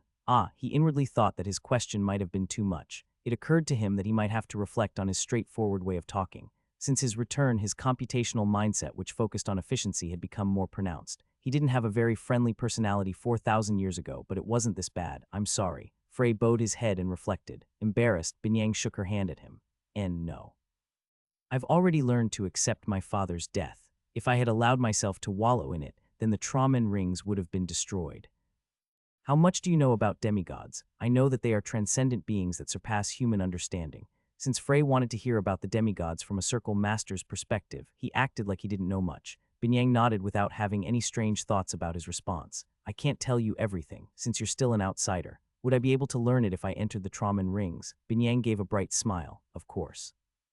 With your skill, you would be able to become an executive immediately. But for now, I'll only tell you what I can. Binyang looked into the campfire for a moment before speaking. The demigods also have a superior, an entity that was able to command all demigods. We call him Lord. Frey's eyes shook. Lord, how could he forget? He couldn't help but think about what had happened at that time. It was a being that he had encountered after he reached 9 stars. The being who had utilized its incredible power to seal him in the abyss. Frey had been avoiding thinking about it as much as possible. This was because he still had not figured out a way to defeat this all-powerful being who had crushed him even when he was a 9-star great mage. At that moment, Frey realized that this information had been hidden from him deliberately. The circle knew about Lord. In the past, Shepard had told him that they didn't have much knowledge about demigods. Frey now realized that that was a lie. Of course, he didn't feel betrayed or disappointed in Shepard. He didn't fully trust Frey at that time and wouldn't tell him the truth. In fact, it was rather strange that Binyang was even telling him this secret. And even among the demigods, there are individuals with tremendous power. We call them apocalypses for easy classification. Apocalypse, while they are not as strong as Lord, they are still strong enough to have a certain influence among the demigods. Binyang stretched out 3 fingers. We've figured out the power of 3 of the apocalypses: sword, poison, and death. At first, it would seem like these words have no connection, but Frey knew the identity of one of them. The demigod who controlled poison, an ugly old man with many age spots. That old man is definitely strong among the demigods. It seemed that as the years passed, demigods like that old man who had more power than the others were classified separately from the rest. My father was killed by a demigod who has the power of death. It was not that long ago, only 2 years. Was that when the Trauman Ring suffered a devastating blow? Yes, Binyang spoke bitterly. Our circle utilized our full strength for the battle. As a result, we suffered heavy damages. And what about the demigod? She smiled bitterly and stayed silent. That was the answer. If they had succeeded in their subjugation, then she wouldn't have stayed silent. Frey wanted to learn more about the demigods, but remembering his previous mistake, he couldn't open his mouth easily. I'll stay content with this much information for now. Afterwards, they had a few small conversations in which Frey deliberately avoided talking about the circle. She wasn't very outspoken. She even showed him her earrings, which she usually kept hidden. These are Typhoon earrings. It's one of the few magic tools created by the great mage Lucas Trauman. By simply injecting mana into it, you can create a magic barrier. The strength of the barrier was also directly related to the strength of the user. Wow, I saw them in a book before. They're so beautiful. Frey realized that, for the first time since his return, he was actually leading a conversation. The reason wasn't hard for him to guess. It was because he felt sympathy for Binyang. She was currently the head of an organization that was slowly being destroyed. This was a burden that many would not be able to understand. Frey couldn't help but feel sorry for her when she had to carry such a burden on her little shoulders. In addition, Binyang had the blood of a green dragon like his teacher. In the past, Frey had always wanted to repay his teacher's kindness, but the situation was unfavorable, and he had been unable to do so. Frey felt that if he helped Binyang now, it would also give him a bit of self-comfort, so he was also being selfish. This child would have been happier if she'd grown up normally. Frey continued the journey while trying to take care of Binyang as much as possible. This Paincisco forest. Frey looked at the forest in front of him. It was a normal forest without any special features, but when he realized that it was in fact a natural barrier spell, Frey was impressed. This took a great amount of skill. He didn't think that he would be able to destroy it at his current level. Did you set up this barrier yourself? No. If it is damaged, then I can repair it, but it was created by my father. It was clear that the man called Osil Argento was at least an 8-star archmage. Binyang, on the other hand, should be around 6 stars. Considering the dragon's talent, this was a very disappointing figure. She shouldn't learn the human way because she is half dragon. It was probably Osil Argento who taught her, but Frey had no intentions of finding fault with him. Perhaps in the current world, there was no one who could properly teach Binyang. If I teach her, dragons had a ridiculous sensitivity to mana, the presence of their dragon heart and their talent. If she made use of these things, she would naturally flourish. If he taught her well, she'd be able to grow incredibly strong in a short time. Just as Frey was delving deeper into his thoughts about Binyang, he felt someone approaching them at a fast pace from the forest. Just as Frey began to summon his mana since he did not know who it was, Binyang shook her head. It will be someone from our circle. Before long, a middle-aged man appeared from the forest. He seemed to be in his 40s. He was wearing a brown open-collared robe and had a large build. He looked more like a mercenary who had been through many hardships, pretending to be a wizard. The man seemed to be in a hurry. He ran up to Binyang and spoke with a sorrowful tone. Master Binyang. Honored Jaiselin, what's going on? The man Jaiselin hurriedly bowed his head. Please forgive my rudeness. The problem is...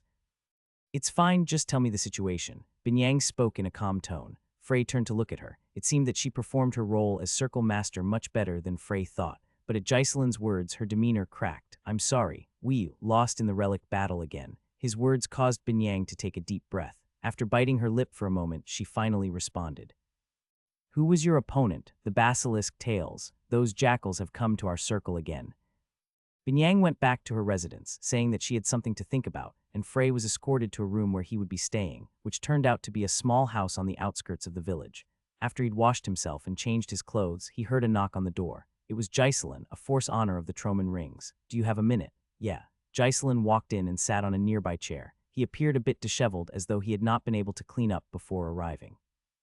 Ghislain looked down at himself and smiled bitterly. I couldn't wash up because I was in a hurry. It's fine, that's a relief. I've embarrassed myself before you. He was talking about what had happened before. Frey did not think too much about it. I have a few questions that I'd like to ask. Please go ahead. What exactly is Relic Battle? For a moment their gazes met. Ghislain hesitated for a moment before slowly opening his mouth. It's exactly that.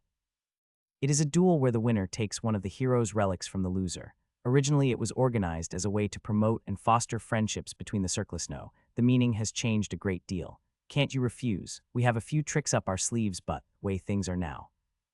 At that moment, Frey realized that the circles weren't really getting along with each other. They called themselves the Circle, but in truth, they were like a group of individual forces who were forced together and were more preoccupied with keeping each other in check than actually helping. His eyes sank faintly, but Ghislain just gave a bitter laugh without realizing it. I understand it roughly. So a circle called Basilisk Tales is fighting for the Troman Ring's artifacts. That. Ghislain hesitated for a moment, but Binyang's advice resounded in his head. She said it was better to tell him everything in an honest way than hide it from him. He was a man who still came personally to check out the Troman Rings despite their desperate situation. It was better to be honest than to get caught lying and appear deceitful. Ghislain nodded. You're right. It has happened many times already, and it's not over yet. It's not as though the Basilisk Tales are the only jackals. What do you mean? Relic battles between circles can only happen once a month. The small and medium-sized circles near to us have already joined forces. They are taking turns every month to fight for artifacts, and they will only do it when Master Binyang and the other executives are away from the circle. Ghislain looked at Frey, who was speechless and spoke bitterly. If they fought one-on-one, they might win, but when the groups joined forces, then it wasn't so easy. Since they had no allies to rely on, the Troman Rings were completely isolated. You know that the situation of the Troman Rings is not very good, right? Yes. In fact, it's a lot worse than it seems. Our scale is less than a tenth of when we were at our peak, and our talented members are all on long-term missions to build results. Otherwise, our circle might break apart and be absorbed by other circles. Frey was also surprised.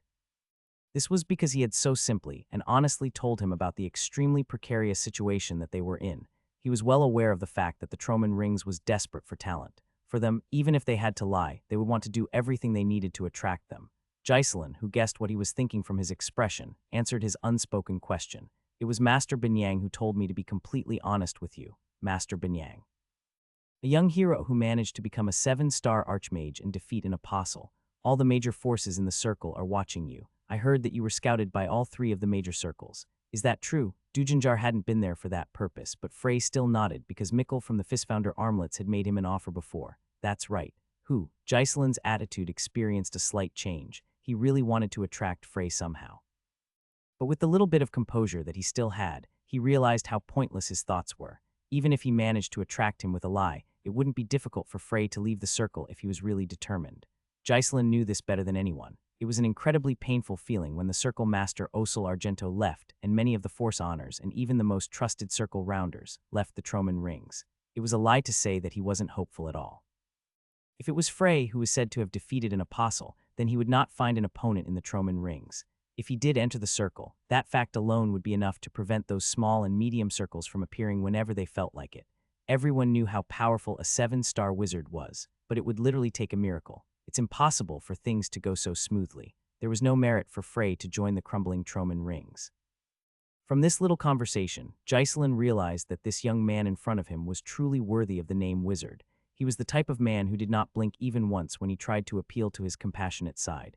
This wasn't to say that Frey was wrong. Instead, he should be considered wise. After all, there was no person who would decide to climb onto a sinking ship. That's all I have to ask.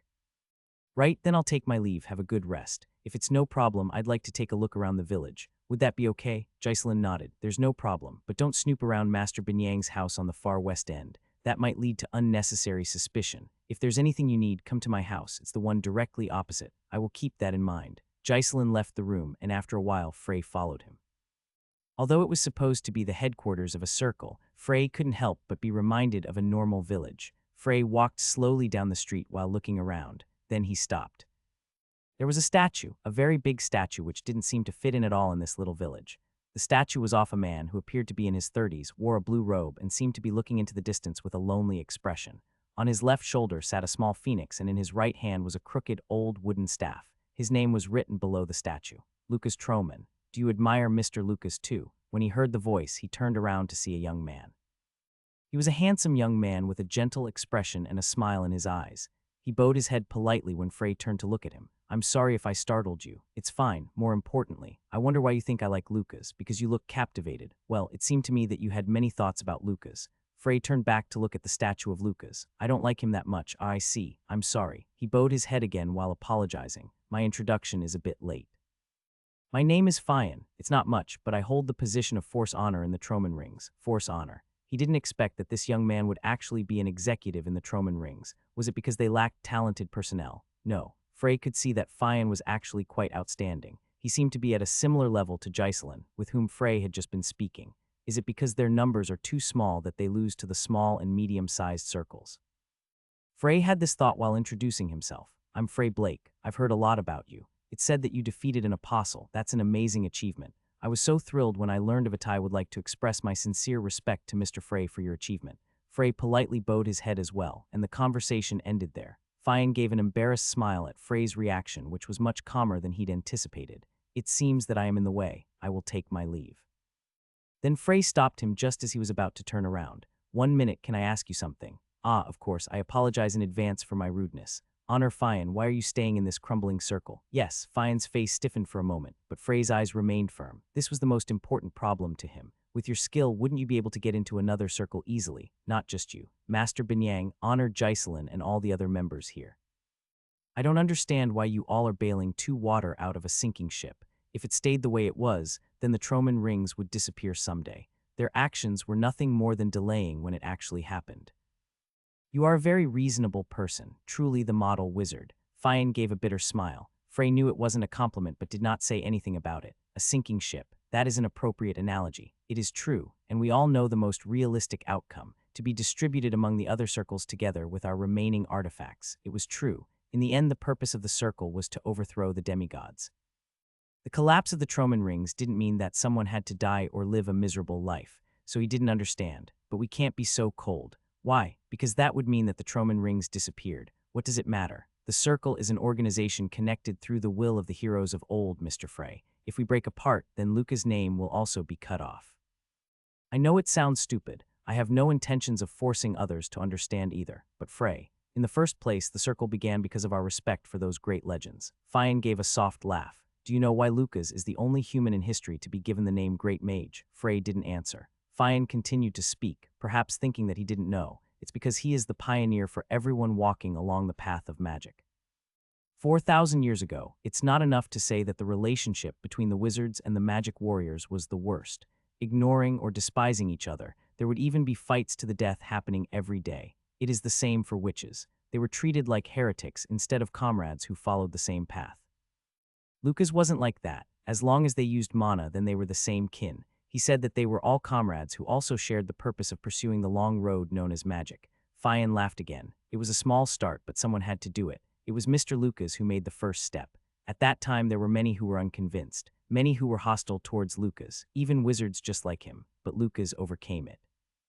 Mr. Frey Eno, our circle is a simple group. We admire Lucas, who is able to embrace even those who wanted to take his life and lead them along the path of magic, more than anyone else in the world. And if possible, we all wish to be able to imitate that sublime spirit, even a little. We never want his traces to disappear from our world." Frey thought of Shepard and Perrin again. He thought of the smiles that came across their faces when they talked about the heroes they admired. Frey realized at that moment how they really thought of the heroes. It wasn't simply about respect or paying homage to the great people who lived in the past. To them, Lucas was like their soul. He was a spiritual pillar that was more important than even their own lives. At that moment, Frey truly understood their hearts. "I understand." Frey turned his head away from Fian and scratched his cheek like he was embarrassed. "Lucas must be happy." "Yes. He'd be very pleased to have successors who have inherited his spirit." "Haha, I sincerely hope so." He hadn't thought about joining the Troman Rings, but Frey wanted to at least give them something in return for their appreciation, and that was not something difficult to achieve. Frey's footsteps lead him toward Binyang's house. The conversation with Binyang didn't take very long. Frey simply asked what he needed, and within an hour he left the house once again. Just in case, Giselin, who was outside, asked while looking at Frey's retreating back. "Master Binyang, what did he want to talk about?" "He just wanted to ask a few questions." "What did he ask?" "The location of the basilisk tailsand, some of the rules that existed in the circle." Giselin's expression stiffened a bit. This was because he was worried that Frey would stand on the other side after learning the location of the basilisk tails. On the other hand, Binyang's expression was complicated. Frey's questions once again resounded in her mind. One of them was the most impressive. Can I apply for a relic battle with a wanderer's status? It really is true that there is no bird that doesn't fall. Antin laughed at the words of Alan, a young executive of the basilisk tails. That describes the Troman rings perfectly. It's just like you said. Ha ha ha. Anton's group, who had just returned to their headquarters, burst into pleasant laughter. They looked down happily at the gains from their trip. The Troman rings, which was once one of the 4 largest circles, but look at them now.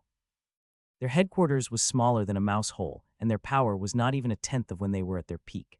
They had already taken 3 artifacts. If the amount taken by the other medium and small circles were added up, then it should be around 10.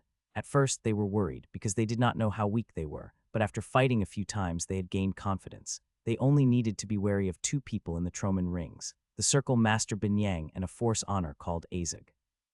The best time to strike was when these 2 were away, and it paid off. Rounder Anton, a guest is here. A Circle member came to report to him. Anton frowned because he had yet to unpack and take a rest. A guest so late at night. Who is it? It's a wanderer. A wanderer. This wasn't literal. Wanderer was a term used by the Circle to describe persons who knew about the demigods and had relics of the heroes but were not connected to any circle. What does he want?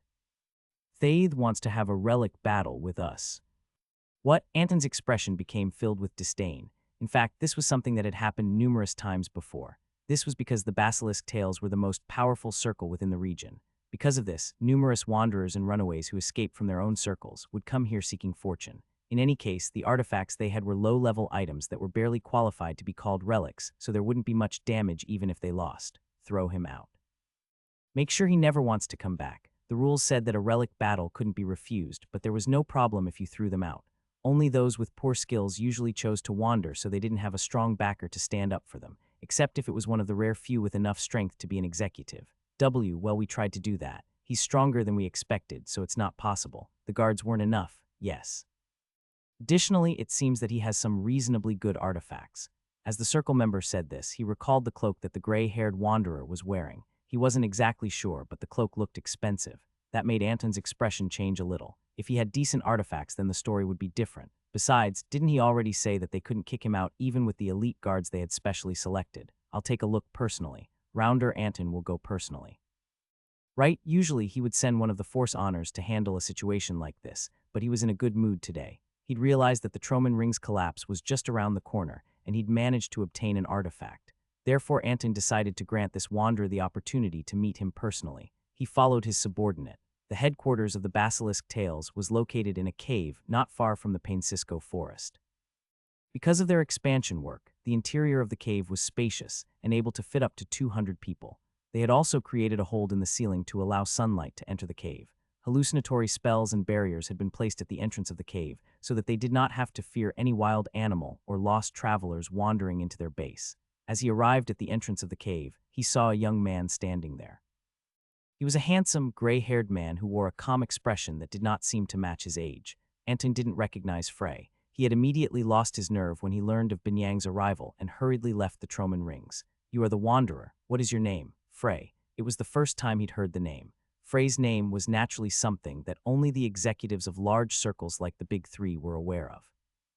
In the first place, most small-sized and medium-sized circles like the Basilisk Tails had never even seen an apostle, let alone a demigod. Their jobs were usually to clean up, defeat monsters, and collect information. It was impossible for him to have heard the news. Right, what business do you have here? The man, Frey, responded, recalling Binyang's words. Your subordinate must have informed you already. Or do I have to say it again? It didn't matter. Frey muttered under his breath for a moment before clearing his throat and announcing in a loud voice. Wanderer Frey formally declares a relic battle against the Basilisk Tails. I don't know if this is enough. Anton scoffed. He wasn't alone. The faces of all the members around him were filled with ridicule. I don't know where this kid came from. So, what artifact do you intend to wager? This. Frey took a dagger out of his bag before throwing it forward.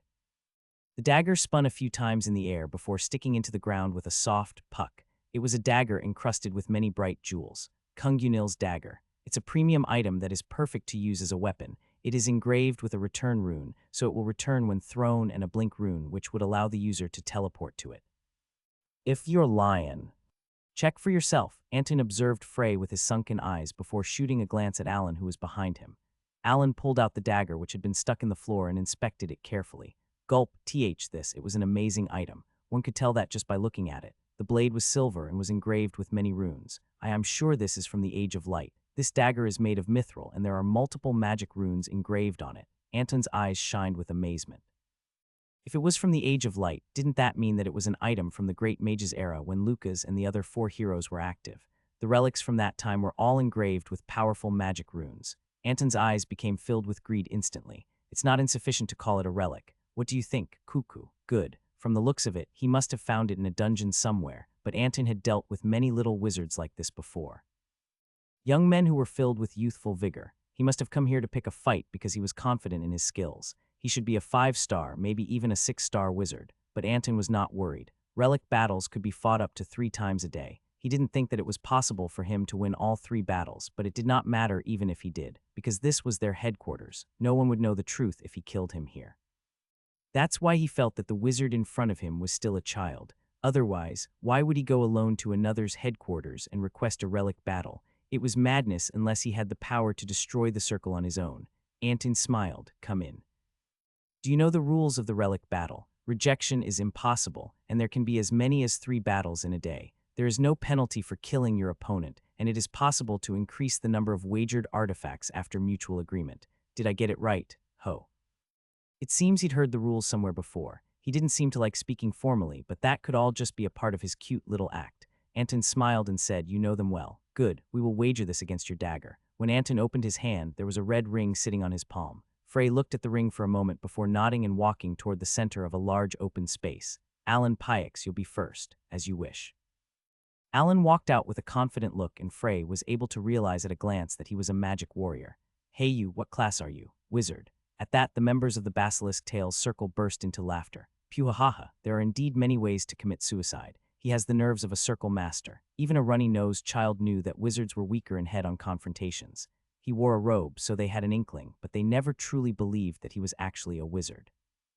Alan laughed and increased the distance between them. Is that so? Then I'll start from 10 steps away. Are you one of this circle's executives? That's right. Since he was selected to be the starter, he should be quite skilled among the executives. Frey didn't know it, but it was this very same Alan before him who had defeated Fion, the force honor of the Troman Rings. Alan could be considered almost as strong as a first-class magic warrior.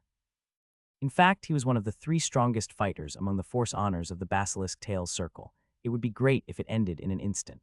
Alan prepared himself. His martial art, like a 2-headed snake, aimed at persistently penetrating the enemy's defenses by utilizing his anomalous movements. A wizard without enough fighting experience would never be able to avoid his swift and graceful movements. A single blow. Alan intended on finishing the fight with a single blow.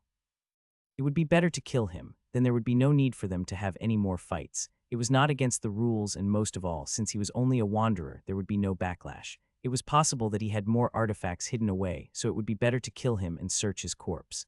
Alan narrowed his eyes. Begin, pock, cuck. Thud. Alan collapsed. Someone finally reacted after a moment of silence. In the silence, his voice was especially loud, and it managed to awaken those around him, who then had similar reactions. What just? Something just flashed past. Did Alan lose? Frey lowered his hand. Anton watched with a frozen face. That's one. Frey's low voice sounded exceptionally loud in the quiet cave.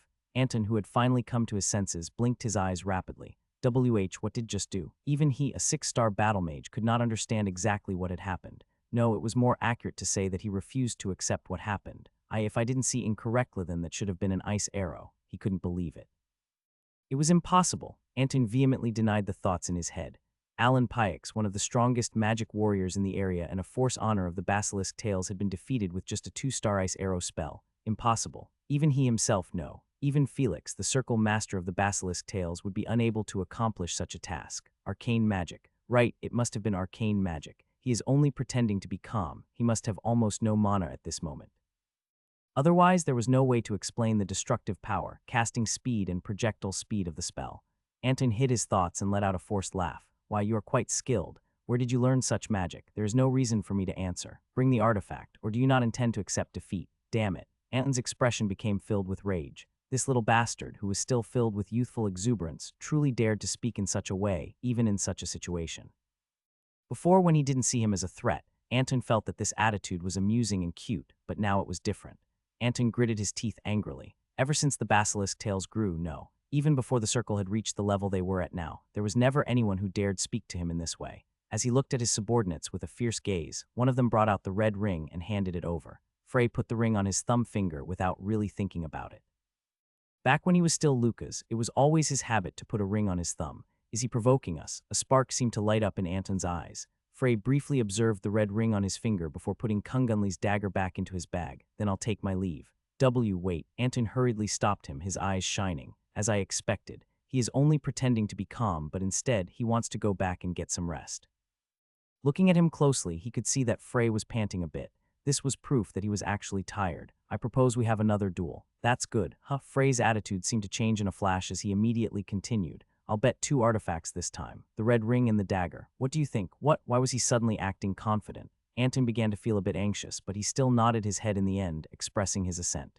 Gee, good. We'll wager the Kelvin stone and winged boots. He agreed because if he took a step back here it would appear as though he was afraid of this young man. However, Frey's current attitude worried him. He's just pretending to be confident. That must be it. Since a relic battle cannot be refused, he must be trying to hide his weakness. Anton shook his head. The maximum number of relic battles in a day is 3. It doesn't matter if we don't follow the rules, but... Firstly, he had to be vigilant as the situation progressed. I will observe this guy's magic once more. If we fail again, then I'll just go up and kill him myself. After making his decision, Anton spoke to the man beside him. Killa, you're up. Yes. You saw the arcane magic he used, right? Its characteristics should be its short casting time, high speed, and destructive power. At first glance, it might appear that it has no weaknesses, but look at his complexion. It seems that the mana consumption is actually quite high. It should be impossible for him to use it continuously. Do you understand what I'm saying? If you block the first attack, then victory will be yours. I will keep that in mind. Killa nodded once with a stiff face. Anton had faith in him. Killa was a wizard, not a magic warrior, which meant that his mana sensitivity was relatively high. More importantly, he had seen what had happened in the previous fight. It would not be the same situation where he failed to defend against an unexpected blow and was thus defeated. This guy's arcane magic. If I can withstand it, then I will win. Killa analyzed all the information he had so far. With a nervous expression on his face, he gripped the handle of his staff tightly. It was not an artifact, but a staff that was able to store one spell. The spell he'd chosen to store was a barrier spell. He intended to activate it the moment the fight began, defend against the attack, and then defeat his opponent. Bring it on, begin, crack, irk. As soon as the voice cried out, something broke. Anton realized that it was the barrier spell Killa had stored, Ice Arrow. The spell didn't stop after destroying the barrier, instead continuing till it met Killa's stomach. Killa then fell to the ground with his eyes closed. There was no fuss. Instead, a heavy silence seemed to fill the area once again. The Basilisk Tales members could no longer laugh. The only things they felt at that moment were fear, awe, and doubt, or they just stared at Frey blankly without knowing what to think. Frey's voice rang out in the cave once again. That's 2. Anton's face trembled as he shouted, this. What kind of trick did you use? Trick? Frey laughed at the ridiculous statement. You aren't serious. If that's not the case, then there's no way that one of the best wizards in our circle would just collapse without being able to do anything. You can check for yourself. Isn't it possible to have a relic battle 3 times in one day? You guys still have 1 chance left. Anton realized that he had no choice but to step out himself. He raised his staff and glared at Frey. I don't know what tricks you're using, but you won't be able to fool this staff. Anton aimed his staff, which had an eye-shaped gem at the top, at Frey. The Eyes of Truth was a staff that could perfectly pierce through the veil of all kinds of illusory magic. So of course the usefulness of this staff went without saying. Anthony glanced at the referee. This glance made the referee swallow some saliva to help his dry throat before shouting. Begin. Anton felt something shooting towards him the moment he heard the referee's voice. I can't block it. He couldn't stop it. Anton realized that even with his skills, he could not block Frey's attack, so he immediately cast the blink spell. Chantless magic. This was a skill that only wizards at 5 stars and higher could do. Anton remained vigilant. The strength that Frey had shown was far above his expectations. Fire ROW. Anton's mouth widened involuntarily. In front of his now slightly teary eyes, he saw a large number of ice arrows, the number of which easily surpassed 100. This doesn't make sense. Was it not arcane magic? Arcane magic, this? Frey smiled and touched one of the ice arrows beside him with his index finger. As you can see, they're ice arrows. That's impossible. Ice arrows can't do that much, Dom. It can do enough. Besides, the Chantless Magicto make all of this without preparation. Anton realized just how ridiculous the sight before him was. His blank face quickly became red. Kill him. When the circle members all looked at him with blank expressions, Anton furiously shouted at them, "What are you doing? Are you going to let him take all of our artifacts? But follow my orders. No matter how strong he is, he can't overcome our numbers. Yes, fireball, magma wall, wind cutter." The circle members hurriedly chanted their spells and began to attack Frey. Dozens of spells flew towards Frey, creating a very magnificent sight. Boom, boom. For a moment, continuous deafening explosions sounded in the cave. If it weren't for the defensive arrays, the entire cave would have collapsed from the commotion. It was incredibly devastating, yet Anton did not feel relaxed. Anxiety began to creep in. Common sense dictated that it would have been impossible for anyone to survive the sheer destructive force of that magical bombardment. And because there was a wide range of spells, it could not have been avoided or negated because several different elements had exploded at the same time. So why was he still feeling uneasy? Crackle. The flames subsided, and standing there, without even a scratch, was Frey. The only thing that had changed was the cold smile that now graced his lips. Anton's heart shook. Can it be considered self-defense from now on? This doesn't make sense. How could you survive? I have no intentions of killing all of you. Go call your circle master. Your judgment will be decided after my conversation with him. That was impossible. Anton bit his lip. If Circle Master Pellic found out about this, then his position would be in jeopardy. Now was the time when he had started flying after crawling on the floor all his life. Even if he were to die, he would not let it be taken away. That's ridiculous. Do you think you've already defeated us? Nonsense. Frey pointed at Anton. You're good at inciting a group. In an emergency, you push your men forward to act as shields and only think about yourself.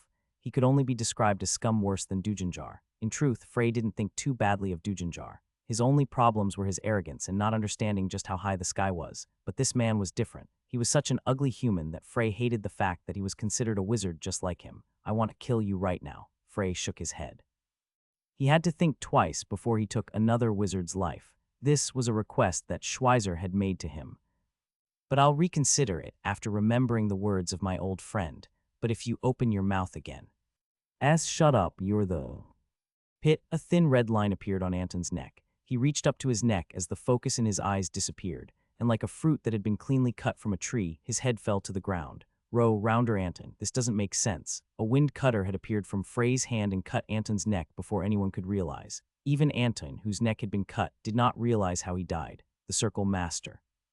Call them? Frey didn't finish the rest of his sentence. This was because he saw someone walking over from the far end of the cave. It was a middle-aged woman. She was wearing a witch's hat and her face was heavily covered in makeup. Frey looked at her and said, "Are you the Circle Master of the Basilisk Tales?" The woman nodded with a stiff face.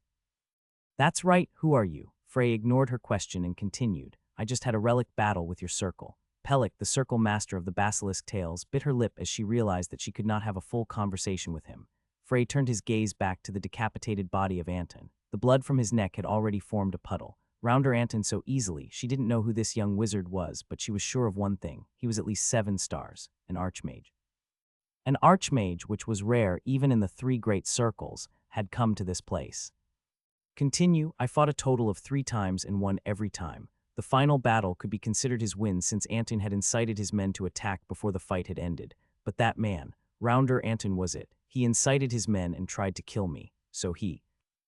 I killed him, I gave him 1 chance. Anton didn't heed my advice and there are no second chances. I hope you aren't the same. Pellic involuntarily swallowed a mouthful of saliva at those words. She heard sincerity in Frey's calm voice. What is your name? Pellic Oviat. Master Pellic, tell me, what is the purpose of the circle? Yes, Frey looked at Pellic silently. Stricken with fear, Pellic quickly recalled his words. To break free of the demigod's clutches. Do you know what they are? Oh, of course.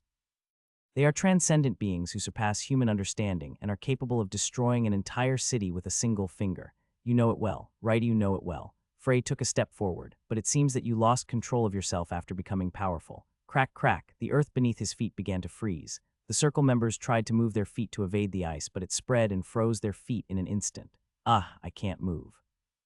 Even the Circle Master Pellic was unable to escape its range. This it's not something that we can handle. After judging the situation, Pellic urgently informed her members. Everyone, don't try to forcefully escape. If you make a wrong move, you might lose your flesh. I don't think you have the time to worry about other people. The anger Frey held toward the circle seemed to be exploding all at once. When faced with a powerful enemy like the demigods, pathetic guys like these were not only not united, but they even kept each other in check. Their purpose wasn't to overthrow the demigods. They were focused on snatching artifacts and keeping the Troman rings in check to boost their own power. Their goal was obvious, to gain power and wealth. Boom. Frey's eyes were filled with anger. His anger turned into momentum, and this momentum became pressure aimed at Pelik. Pelik felt pressured as if someone was squeezing her heart. Breathing became difficult, and sweat began pouring down her body. With clattering teeth, she stared at Frey, realizing that she was the only one who hadn't been frozen. Making a quick judgment, she fell to her knees. P, please spare us. T, tell me what you want. I will follow your orders. So please don't destroy our circle. Even if I asked you to take your own life. Frey's heartless eyes stared at Pelik. She was shocked for a moment before she nodded with determination. If you can promise that you will not destroy our circle after that. Gladly. Master Pelik. Don't. The circle members all began venting their anger loudly. Frey slowly lifted his hand. There, red mana began to flow, and an incredibly hot flame soon appeared on his palm. Pelik closed her eyes and waited for her end. Instead, she heard Frey's voice filled with admiration. Excellent, Pat. At the same time, the ice that had frozen the bodies of the members quickly disappeared. Pelik looked around, confused. Bring all the artifacts you took from the Troman rings. You understood. After that, Pelik hurried to her home, from which she brought back the artifacts and handed them to Frey. Frey looked at them with a complex gaze. One of them was a purple ring. A ring that he had made. The other was a pair of blue gloves, but this was the first time that Frey had seen them. It was likely a relic of a hero who came after him. Tell me the locations of all the small and medium circles around here, without exception. That. Can't you say it? It was basically stabbing the members of their alliance in the back, but Pelik shook her head. This was not the time to hold back. No, it couldn't be helped. Pelik couldn't resist the man in front of her, and the alliance had only been formed in pursuit of practicality. They didn't have much of a bond between them, so Pelik clamped down on her weak guilt and started talking. Apart from us, there are a total of 5 medium and small circles nearby. The closest one to us is. Frey only asked for their locations, but Pelik told him everything she knew, their features, numbers, and points to take note of in detail. It was a clear betrayal, but the more she explained, the more she realized. There was no circle in this area that could resist this man. In general, that was the status of a 7-star wizard. Pelik sighed. Anton's death had been a major loss, but it could not be compared to what was going to happen that night. I hope our circle doesn't get any collateral damage. Pelik sincerely hoped, and as she expected, before dawn had come, the 6 small and medium circles, including the basilisk tails, had been defeated by one man. Did Frey leave the village last night? Yes, I think he left right after speaking with Master Binyang. I thought you knew. I see. Binyang sighed with a gloomy expression on her face. Did he really leave without saying anything? He didn't seem to be that type of person, but she couldn't deny what had happened. There was a magic array in the forest, but for a wizard at Frey's level, it would not be difficult for him to leave it. The timing was not good. Binyang agreed with Jocelyn. As soon as he'd arrived, he'd witnessed their artifacts being taken by the basilisk tails. They had shown the worst possible appearance to a guest who was prepared to see the best they had to offer. Binyang forced a smile to negate the sour atmosphere. After experiencing so many troubles, it became second nature for her to make such an expression. Hey, don't give up. We've been doing great so far on our own. You're right. Jocelyn and Fian bowed their heads. They both noticed Binyang's forced smile, but they did not comment on it. It was then, Master Binyang. Ah. A sudden voice made Binyang turn around. Frey was standing there. Jocelyn, who was a magic warrior, was especially surprised. This was because even with his superior senses, he did not notice Frey's presence before he spoke. Frey, didn't you leave already? Frey tilted his head as if he'd heard something strange. I wouldn't just leave without saying anything. I just had some business to take care of. Business? Jocelyn was puzzled. Business? Could he have business in this area? The only things of note in this region were the headquarters of a few circles. Now that I think about it, I didn't inform you before I left. Sorry, I was in a rush. And no, it's fine. Frey looked at Binyang before speaking in a quiet tone. I'd like to speak with Master Binyang for a moment. Is that okay? Yes, that's fine. Then shall we go to my house? Yes. And I hope that Honor Fian and Honor Jocelyn can join us. He nodded at the same time. That's all right with us. When they arrived at Binyang's house, Frey sat at one end of a large table, facing them, and he looked at them with calm eyes. Jocelyn swallowed his saliva. He didn't know why, but whenever he looked into Frey's eyes, it felt like he was looking at the previous circle master Osel Argento. No, it wasn't just Osel. The faces of the circle masters of the 3 great circles flashed in his mind. Honor Fian, your story was truly impressive. Yes, yes. Recalling the conversation they had in front of the statue, Fian nodded his head dazedly. Frey started looking at the 3 before him. Intend to erase demigods from this world. What? It was an unexpected statement. Binyang started in surprise, but when she caught Frey's eye, she subconsciously closed her mouth again. Frey slowly continued. It's impossible to do it alone, so I need allies, but I can't rely on the circle. What do you mean you can't rely on it? With the way it is divided and the fact that the circles always try to keep each other in check, there is no way that it will triumph to become one. The first steps to defeating the demigods could only happen after that was achieved. However, the expressions of Binyang and the other executives were stiff. This was because they knew just how impossible Frey's words were. It was impossible to tell just how many years had passed since the circle had become the way it was. At least in the records left behind by their ancestors, there was no mention of the circle ever having been a singular entity. It will be difficult. Binyang also spoke in a serious tone. It was hard to say if it was possible, and it was too much to call it truly impossible. In fact, had it been anyone else from the circle instead of Binyang, they would have already called Frey crazy. Frey took note of that. Even though he was saying such absurd things, Binyang was still taking him seriously. This was very important as it could become an advantage in the future. I know, won't you bend in the end? My aim will never change. Strange emotions seemed to swirl within Binyang, Jocelyn, and Fian when they heard those words. No matter how they looked at it, those words were not something they expected to hear from a young man just over 20 years old. Nevertheless, instead of feeling awkward, it felt natural. The Troman rings. I'm considering using this circle as the center. The center, that's right, the center of the circle, to stand above not only the small and medium circles, but even the three great circles. That. Jocelyn was in a state of disbelief. What he was saying was impossible even when the Troman rings were at their peak. Even when Circle Master Osel was still alive, they had only managed to match the three great circles. Step over them and stand at the top of the circle. That was nothing more than a fanciful dream at the moment. It will be difficult enough to describe it as hell. We will need to work till we are worn down to our bones. It will truly be a miserable task. But you need to be prepared for it. Frey took out his bag and poured its contents on the table. This, I don't believe it. They couldn't hide their amazement. The items that he had just poured out of his bag were all the artifacts that they had lost to the other circles. No, it wasn't just their artifacts. There were also things that they had never seen before. I'll take care of that part. So the reason you left last night. Frey nodded. I've subdued the 6 small and medium circles in the area. They will no longer pressure or even be hostile toward the Troman rings. Then he turned to the artifacts. I'll return these artifacts to you. Are there any conditions for your help? Frey shook his head. No, this is just a small repayment. A small repayment. We haven't done much for you. Then take it as a favor. I'm making it clear. I don't want you to feel pressured. It wasn't difficult for me to do this, and I don't have much use for these artifacts. It was an arrogant statement. How many people in the circle could say such words without hesitation? Yet Frey remained calm since he was only telling the truth. It wasn't that he was bragging after completing a hard task or lying even though he coveted these items.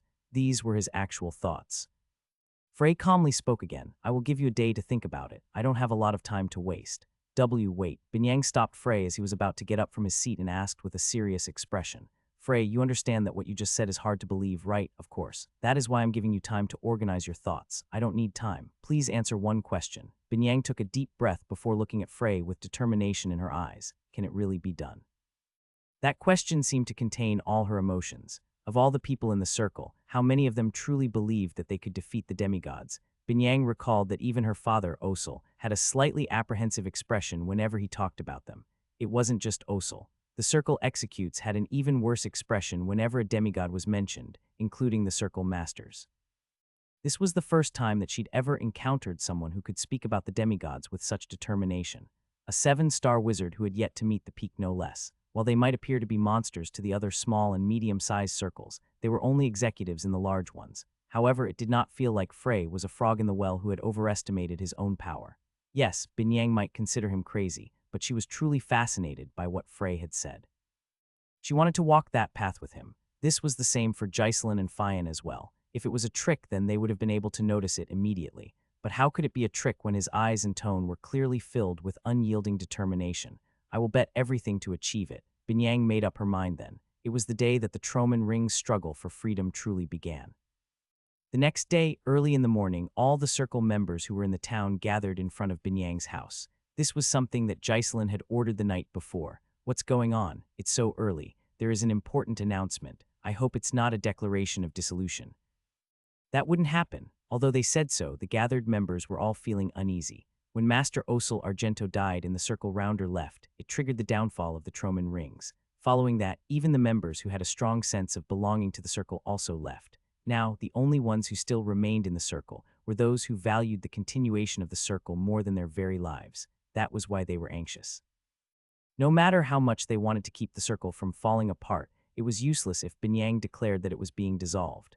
At this point, she was the only one who was talented enough to handle the duties of the Circle Master. The burden might have been too heavy for Master Binyang. Damn those basilisk tails, we should have destroyed those bastards. Who could have known that they would be able to form an alliance so quickly? Master Pellic is a crafty woman. By the time we noticed what was happening, everything was almost finalized. While the members chatted amongst themselves, the front door of the house opened and Binyang walked out. She stood in front of the door and slowly observed the crowd. "Good morning, dear members of the Troman Ring Circle." Her voice reverberated in the morning air. The members liked her voice. Especially in this place that was surrounded by dense forest, it was not enough to say that Binyang's voice was as beautiful as the morning sun. I have an important announcement to make today, which is why I've called all of you here so early in the morning. When they heard the word announcement, the circle members once again began discussing loudly among themselves. They also looked at Binyang's face to see if they would find any hints about the nature of said announcement. Binyang smiled in a bid to ease their anxiety. "I would like to happily introduce a new circle rounder to our circle." "Huh, a circle rounder. Thighs is too sudden." It was totally unexpected. The circle rounder was the second in command in a circle, but at the same time, they shared a closer relationship with the circle executives and members than the circle master. In addition, they were more likely to take part in external events than the circle master, so in a sense they could be considered the face of the circle. That was why the circle rounder was usually the most talented member of the circle. It was to show a strong face to the other circles. She promoting Honor Azig. He hasn't returned yet. He is still completing his long-term mission in Geotanbal. Then it must be Honor Jaiselin. Indeed, he deserves it. Jaiselin was the member who had stayed the longest in the circle and was like a father to the other circle members, so the members would understand if it was him. But they were skeptical about whether he was talented enough for the role. His character and experience were flawless, but it was his lack of talent that held him back. Master Binyang knows that. That's why she'd been keeping the circle rounder position vacant. What exactly is she thinking? They all paid attention to Binyang's words while they were filled with their own doubts and expectations. Once more, the door to the house opened, and another person stepped out. This caused the faces of the members who had thought it would be Jaiselin to be filled with surprise. This man. Isn't he our guest, Frayne Blake? Isn't it Frey Blake? Anyway, why is he coming out of Master Binyang's house? Frey stood near to Binyang without paying much attention to the gazes of the dozens of people before him. Jaiselin and Fian, who followed him out of the house, settled on both sides of him. The expressions of the circle members became stranger. The scene reminded them of executives escorting their superior. Then Binyang's voice rang out again. "Let me formally introduce you. This is Frey Blake. Starting from today, he will be the new circle rounder of the Troman Rings." What was that? From outsider to circle rounder. This was something that most of the circle members gathered immediately began to protest against. Frey looked at Binyang, who nodded slightly. "My name is Frey Blake, and from today onward, I'll be your circle rounder. I'm sure that many of you have complaints about me becoming the circle rounder. After all, this is not something that you can easily accept." Most of the circle members were staring at Frey with dissatisfaction. Even if they pretended, there was no way they could accept this informally speaking youngster as their superior. Binyang saw this and silently clenched her fist. She recalled the words that Frey had told her the night before. "The circle members won't be easily convinced. I have an idea, so leave it to me." Binyang, Jaiselin, and Fian all looked at him nervously. "You have to speak well, Frey, but you don't have the qualifications to question me." Binyang subconsciously made a sound of surprise while Jaiselin also stared at Frey in shock. "It is only because there is no talent in this circle that a rookie like me, who only joined yesterday, was allowed to become the circle rounder." What did he just say? He just said. The faces of the circle members became grim. However, while receiving their fierce glares, Frey only smiled. "If you have any complaints, I will accept them. I just need to prove my ability. If there are any of you who can manage to even touch my collar, then I will resign from the position of circle rounder and even give you a gift." He pointed at his earrings. "These are Typhoon earrings, a relic created directly by Lucas Troman, whom you respect dearly." Frey looked at the glaring eyes of the circle members. "Now then, shall we begin?" "Do you have any idea what Frey is up to?" Jaiselin tentatively nodded his head at Fian's question. This decision had a very high chance of being resisted by the circle members, and yet Rounder Frey insisted on doing it. "I think there are two reasons for this. One is to concentrate the circle members' dissatisfaction onto himself. This was probably out of consideration for Master Binyang, and the other I think he wants to test the circle members himself." Jaiselin shrugged. "However, this is only my guess, so let's just wait and see. Haven't we already decided to bet on him anyway?" Fian nodded and turned his complex gaze back to Frey. Frey stood in a wide open space. The angry circle members surrounded him, their eyes filled with pride and indignation. Even if they were members of a crumbling circle, they still had their pride. I'll go first, please. Name, Theo Gunter. Class, I'm a wizard, go ahead. Are you not going to prepare? Frey, who had his hands hanging at his sides, looked very defenseless at that moment. It was natural for Theo to ask such a question, but Frey's expression remained unchanged. If I think your attack is threatening, I will. Fireball, it was a basic 2-star spell. However, Theo's specialty was fire magic. Frey didn't move. To be precise, he did not even move his eyebrow. But that didn't mean that he did not do anything. Crackle. Just before the fireball reached him, Frey also cast a fireball. Same size, same power. The two fireballs collided midair, forming a large explosion that quickly dissipated. Theo silently shuddered. CH, chantless magic. H, he's at least 5 stars. No, he's probably a 6-star wizard. If that was the case, then he was an excellent candidate to be the rounder in a crumbling circle. Rather, from the perspective of the Troman rings, he was a talent that they would want to acquire, even if they had to beg. The circle members now understood Binyang's unconventional move. Theo Gunter, is fire magic your specialty? That's right. Theo's became subconsciously filled with nervousness. A sense of awe had replaced the indignation he had felt before. This was a 6-star wizard after all. Tell me the characteristics of fire magic. Yes, its destructive power. Right. The most common characteristic is that it is much more destructive than other magic attributes. Of course, that also means it is more difficult to control, but it's obviously attractive enough despite that risk. Theo nodded. Frey's words were something that every wizard who walked the path of fire magic knew. That fireball you just showed me had a pretty good degree of perfection. You must have practiced day and night. Theo's heart was instantly filled with pride. After all, it was a 6-star wizard, he thought, who was praising him directly. Theo felt as though his hard work had been validated. Of course, there are still some things you need to work on. It felt like you were putting more effort into maintaining its shape than was necessary. You should pay more attention to increasing the power. After all, making a perfectly shaped fireball doesn't increase its power. It was extremely practical advice. At least it wasn't the type of advice that you would be able to learn even from the best teachers at an academy. Frey knew that what they needed was not a stereotypical education. I don't know how to increase the power. Image training comes first. The imagination is the most important thing for a wizard in the past. Frey shook his head while looking at Theo with a somewhat distant expression. One of my friends had suffered terrible burns all over his body. The burns were so severe that they could not be completely healed, even with magic. After that incident, he became afraid of fire, but eventually he overcame it, and after working hard, he became the most powerful authority in fire magic. Theo listened to Frey attentively. Frey's voice, which seemed to sound indifferent at first, rested gently on his ears like a soft breeze in the forest. Come to think of it, when last had he been personally taught by someone? This was possible because he'd felt the fierceness of fire with his entire body. Of course, that was an extreme case, but it's important to think about the image to that extent. From today, you should try to create a concrete image of fire while also keeping the risks in mind. Go back now. Theo respectfully bowed his head at the gesture from the 20-odd-year-old man in front of him and stepped back. Then one of the members at the side approached him and poked his side. What was that? Didn't you shout out that you would put him in his place? And no, that's what I planned to do. How strong is he? Theo sighed deeply before whispering. I don't know. No, he should be a 6-star wizard. He's the talent our circle needed badly. Did you lose your pride and start bowing your head? The circle member was being sarcastic, but Theo still shook his head. That's not it, but I can't explain it. You should also ask for his teaching. Rounder Frey will help you. Oh boy. He was already calling him Rounder. The circle member frowned slightly. Worthless guy. I'm different. No matter how amazing a wizard that guy is, I will never bow my head to him. You stay here and watch the way I mess up that circle Rounder's face.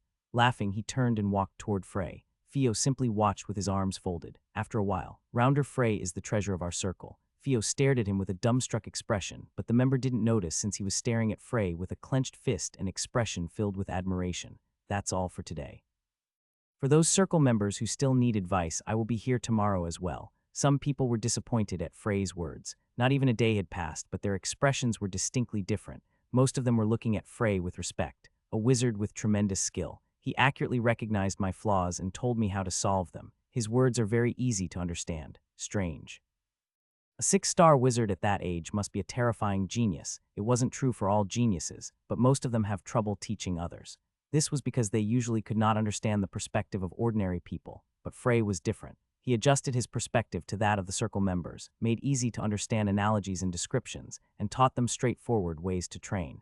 Timely advice for a wizard was a treasure that could not be measured even in gold. Only a day had passed, but because they were wizards who walked the path of magic, the way they looked at Frey changed greatly. Is Rounder Frey an elf? His ears are round. You can hide that with magic. or he could have signed a contract with a devil. Now that you say that, the circle master of the Fistfounder armlets looks like a young man without any wrinkles. Frey returned to Binyang's house under the warm gazes of the circle members. Then he spoke to Binyang, who was staring at him with a dumbfounded expression.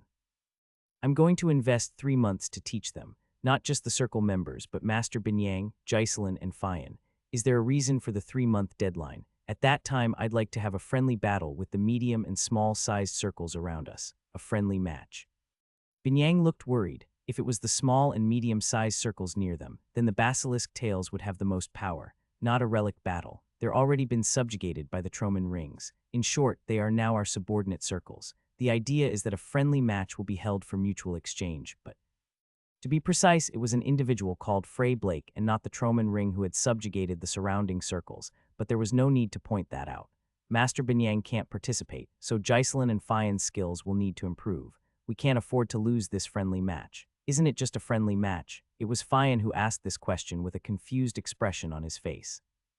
Since they didn't have any experience with such a task, they weren't able to predict the consequences of defeat easily. Even if they don't show it on the surface, they will be dissatisfied. They will want to know why those who are weaker than them are above them. It's not easy to get rid of such thoughts when they appear. It's better to stop them from budding in the first place. Of course, they wouldn't make it obvious in front of Frey, but Frey couldn't always stay in the circle. He would have to leave the Troman rings at some point to strengthen himself, and these were not problems that could be solved right away. From then on, the Troman rings would be the leader of the small and medium circle alliance, and in order to do so, it was necessary for them to clarify the relationship between the top and bottom. It is not possible to do it by force. We need a perfect victory, to the point that it is overwhelming. The room became silent following those firm words. Jocelyn and Fian looked worried. I don't think that will be easy with my current skills. To be exact, it's impossible. But don't worry about that right now. You will win as long as you follow my advice, of course. Frey smiled. It will be very painful. Even the word hell might be enough to describe it. Especially you, Honor Fian, you better be prepared. You seem to be wasting your talent, which I can't allow. The moment he saw Frey's smile, Fian unconsciously had goosebumps. The next person he turned to was Binyang. Ah yes, Frey led Binyang out of the house and soon arrived in the center of the forest. Then he turned around and looked at Binyang, who was staring at him with a curious look at her face. Cast a spell. At that moment, Binyang realized that Frey was going to teach her magic. Even my father couldn't teach me properly. Binyang looked like a human, but inside, she was more like a dragon on the inside. And the magic that dragons used was very different from that of humans. Even Osel, a circle master, hadn't been able to teach her properly. Frey knew that she was half dragon. Did he think that he could teach her magic? Though Binyang was skeptical, she had never met anyone who knew as much about dragons as he did. She decided to listen to Frey's words first. Energy ball, woo-woo, the most basic spell. A bluish round mass of energy floated above her hand. Frey squinted at the energy ball. It was like forcibly wearing clothes that didn't fit. Frey realized that Binyang was already used to using magic-like. Master seems to have made a mana room by force. Yeah, without this, I can't use magic at all. She had made it forcibly to use magic. She had no other means at that time, but considering how the dragons' bodies were made, it was too inefficient. Originally, dragons knew how to handle mana from birth. Well, she was half dragon. Dragons don't need to store mana in their bodies. You can take control of the mana around. Unless it's not a special location, you can fight more efficiently than humans. Special location, where the mana distribution is extremely low, like land that is already dead. Ah, has Master Binyang ever experienced mana exhaustion? And no, never. You'll have to experience it today. Use all the mana in your mana room right now. You can release the mana through. Binyang looked embarrassed. Is there a problem? I don't know how to release my mana through my skin. Frey was speechless for a moment. Binyang had just declared that she did not know how to do one of the first things that one needed to learn before becoming a wizard. Then we will need to use a slightly idiotic method. Start to chant spells, but don't finish them. The mana will escape, but the spell won't be cast. Okay, I will try. Binyang closed her eyes and began to chant spells while Frey watched silently from the side. About 30 minutes later, when her mana had been expended, Binyang gasped for breath and said, done. Her face was flushed and she was panting, but it wasn't because she was tired. To be precise, Binyang's body was under the illusion that it was difficult. This was also a side effect of her mana room. Frey looked on in interest. He wondered just how strong Binyang would become after she fully digested the dragon's strengths. Turn around and sit down. Yes. Binyang sat down, and Frey placed his palm on her back to look inside her. There he found something similar to a mana room. However, it was weaker and smaller than mana rooms found in humans. Binyang is 6 stars. Perhaps she was able to reach this level faster than anyone else, but it's impossible to become an archmage this way. Frey spoke to Binyang. Don't talk, just listen. Master Binyang, from now on, I am going to destroy the incomplete mana room that you built in your body.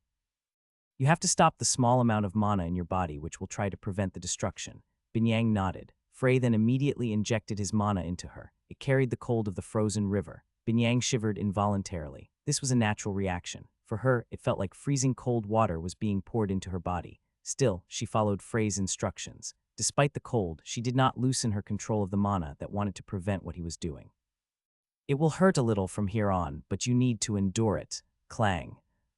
Binyang grunted and Frey frowned. It's more deep-rooted than I expected. This I'm going to have to shave it away slowly. If he tried to do it hurriedly, then it could damage Binyang's body. If that happened, it would be the end of the story. Therefore, Frey slowly and carefully wore down the mana room. Every time a piece was removed, Binyang would flinch, but she was taking it much better than most could.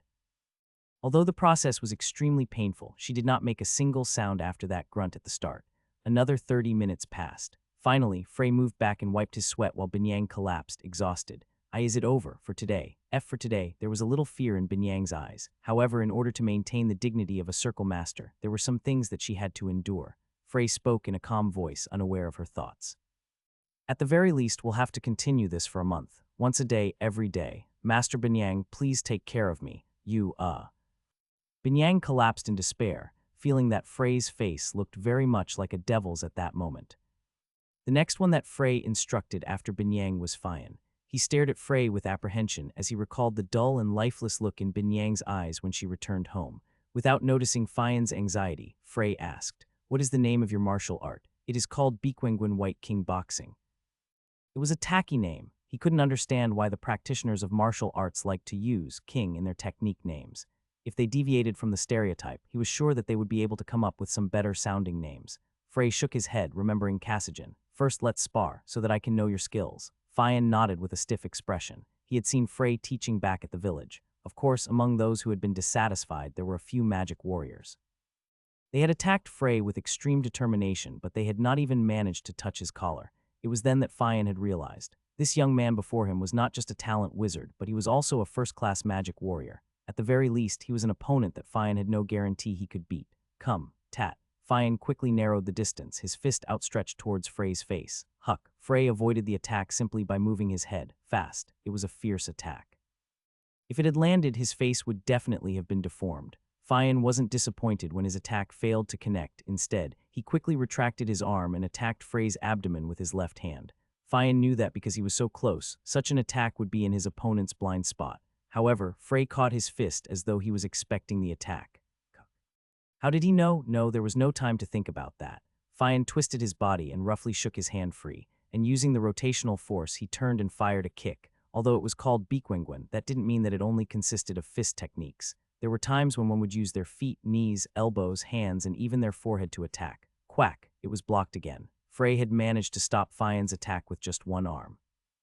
If it had landed, he might have been able to end the fight at once. He clenched his teeth and pulled his foot back. Frey didn't pursue him and remained standing in the same spot. "I need to understand your skills." This was what Frey had told him, and that's what he was demonstrating right now. It was not time for him to make a move yet. Instead, it was time for Fian to show Frey just what type of martial art his Bequenguin was. Tot. Once again, Fian rushed forward and delivered a flurry of blows. Frey avoided all of these attacks with only minimal movements and blocked the ones that he couldn't avoid.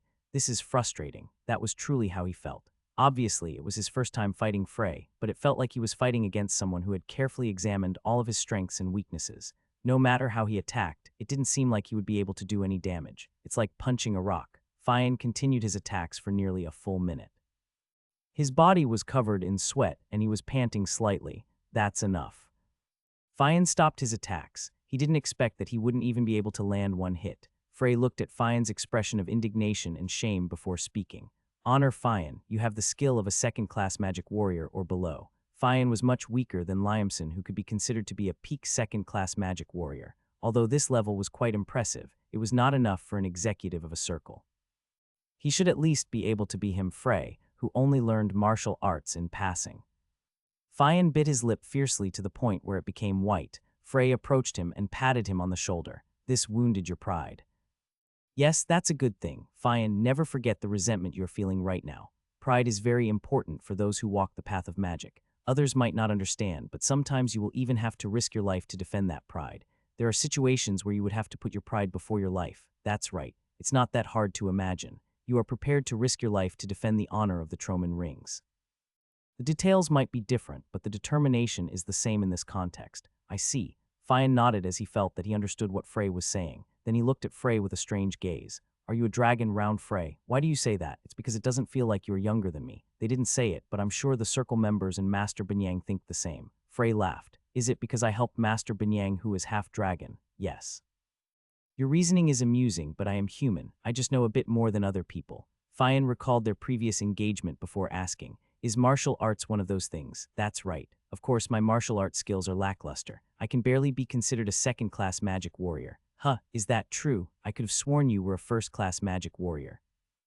It was not unreasonable for Fion to be mistaken. However, it was true that Frey's skills could only pass as a second-class magic warrior. Nevertheless, it was his eyes and his experience which allowed him to beat Fion in such an overwhelming manner.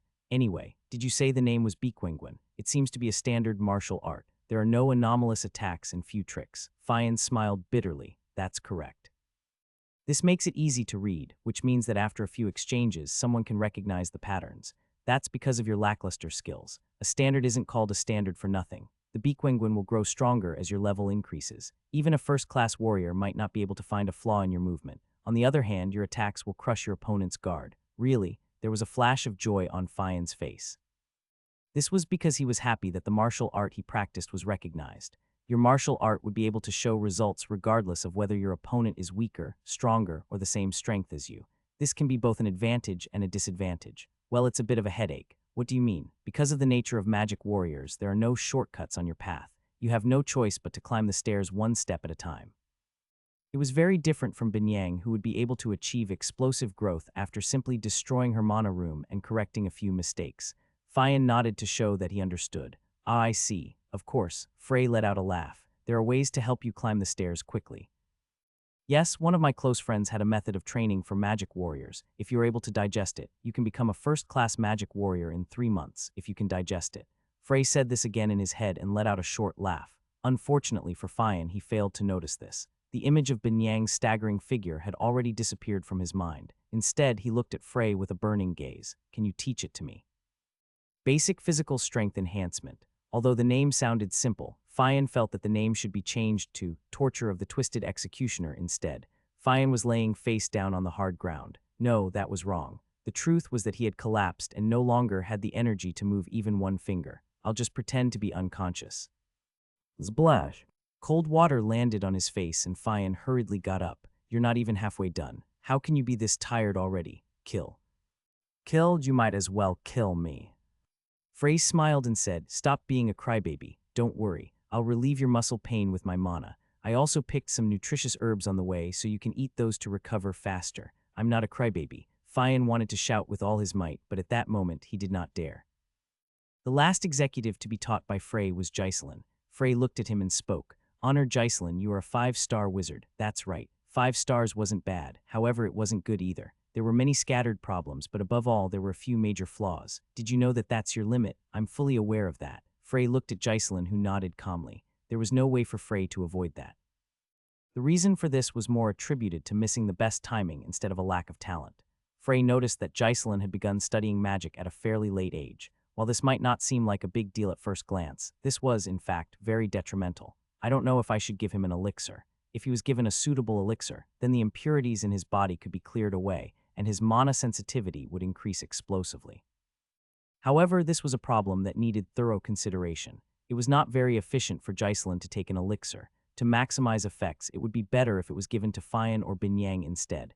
After thinking about it for a moment, Frey handed something to Giselin. Take this. It was Kungunil's dagger. When he saw the dagger, Giselin's expression became filled with surprise. This looks like an amazing dagger. It is a relic from the Age of Light. It has 2 runes, blink and return, engraved on it, and the dagger itself is quite sharp. If you use it well, then it would prove to be quite helpful. But why would you give such an item to a wizard like me? How many years have you been using daggers? A look of surprise flashed through Giselin's eyes. How did you know? Your physique is not innate. Your muscles are still taut. I don't think you've missed even one day of training. Jocelyn smiled bitterly. I practice every morning. If I miss even a single day, I begin to feel uneasy. As Rounder Frey knows, I was once a mercenary. I probably did that for more than 10 years. 10 years. With that much experience in the mercenary world, you can be considered a veteran did you start learning magic during that time. Little by little as time went by, I only truly focused on learning after I turned 30. There was no need for him to lie about that. It was a shame. If Jocelyn had begun learning in earnest at a younger age, then he would have reached a higher level by now. Of course, it was still quite amazing that he had been able to reach 5 stars. This was something that was impossible without backbreaking hard work and determination. I think you'd be better off as a magic swordsman. A magic swordsman. At only 5 stars, it would be impossible for you to win in an overwhelming manner during the friendly competition. But if we make use of your physical ability, it would be an entirely different story. Frey looked at the dagger in Jocelyn's hand. That dagger requires a tremendous amount of skill to use, but if you are able to make it your own, it would be incredibly helpful. I'm not confident I can do that. Frey smiled. It was the same smile that Frey had given to Binyang and Fian, and it gave Jocelyn goosebumps. You will be. 2 months, that was how long it took for Frey to be completely accepted into the Troman Rings. It wasn't just acceptance. There was no longer any circle member who dared to complain about Frey's position as circle rounder. Instead, most of them were even proud to have Frey as the rounder of the Troman Rings. A total of 5 people will be participating in this friendly competition. With the exception of Honors Jocelyn and Fian, I will need to pick the other 3 members. Frey looked around at the gathered circle members as he said these words. Of course, I will thoroughly select the participants by order of skill, and they will be given a reward.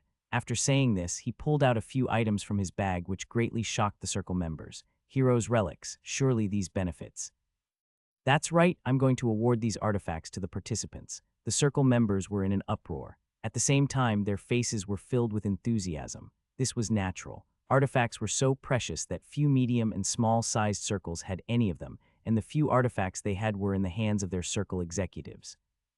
That was why these ordinary circle members were shocked to learn that just by becoming a participant, they would be given these items that they couldn't get even if they were willing to risk their lives. This was an opportunity that they might never get again. Becoming an executive would no longer be just a dream if they were able to grasp this chance and make steady progress. Frey smiled as he watched the circled members become filled with excitement. Fian, who was standing at the side, could only watch with a tired expression on his face. He's very good at dealing with people. It was almost at the point where the circle members were becoming complacent, but now he has lit a fire in them at the best time. What's more, we might be able to fill the empty executive positions. In fact, there were a few talented members who stood out after receiving Rounder Frey's advice. If they are refined a bit more, they would be good candidates for Force Honor. He's the perfect rounder for the circle members. Fian looked at Frey with fearful eyes, but he is merciless. Fian's right. Binyang had the same expression on her face. They had managed to successfully remove her mana room, but it was impossible to get rid of a habit developed over so many years in such a short time. Of course, Frey noticed this immediately, which meant that she had to experience a new type of hell. Jocelyn let out a dry laugh. Rounder Frey is a great teacher. The way he teaches depends on the personality of the person he's teaching. Strict to some, gentle to others. He knows what approach to use to help every person the most. Hus, you think the strict teaching he gives to Master Binyang and I is the most effective method. Don't delude yourself when you know the truth. Fian, who was about to say more, closed his mouth immediately. This was because he could not deny the fact that his skills were rapidly improving because of Frey's teachings.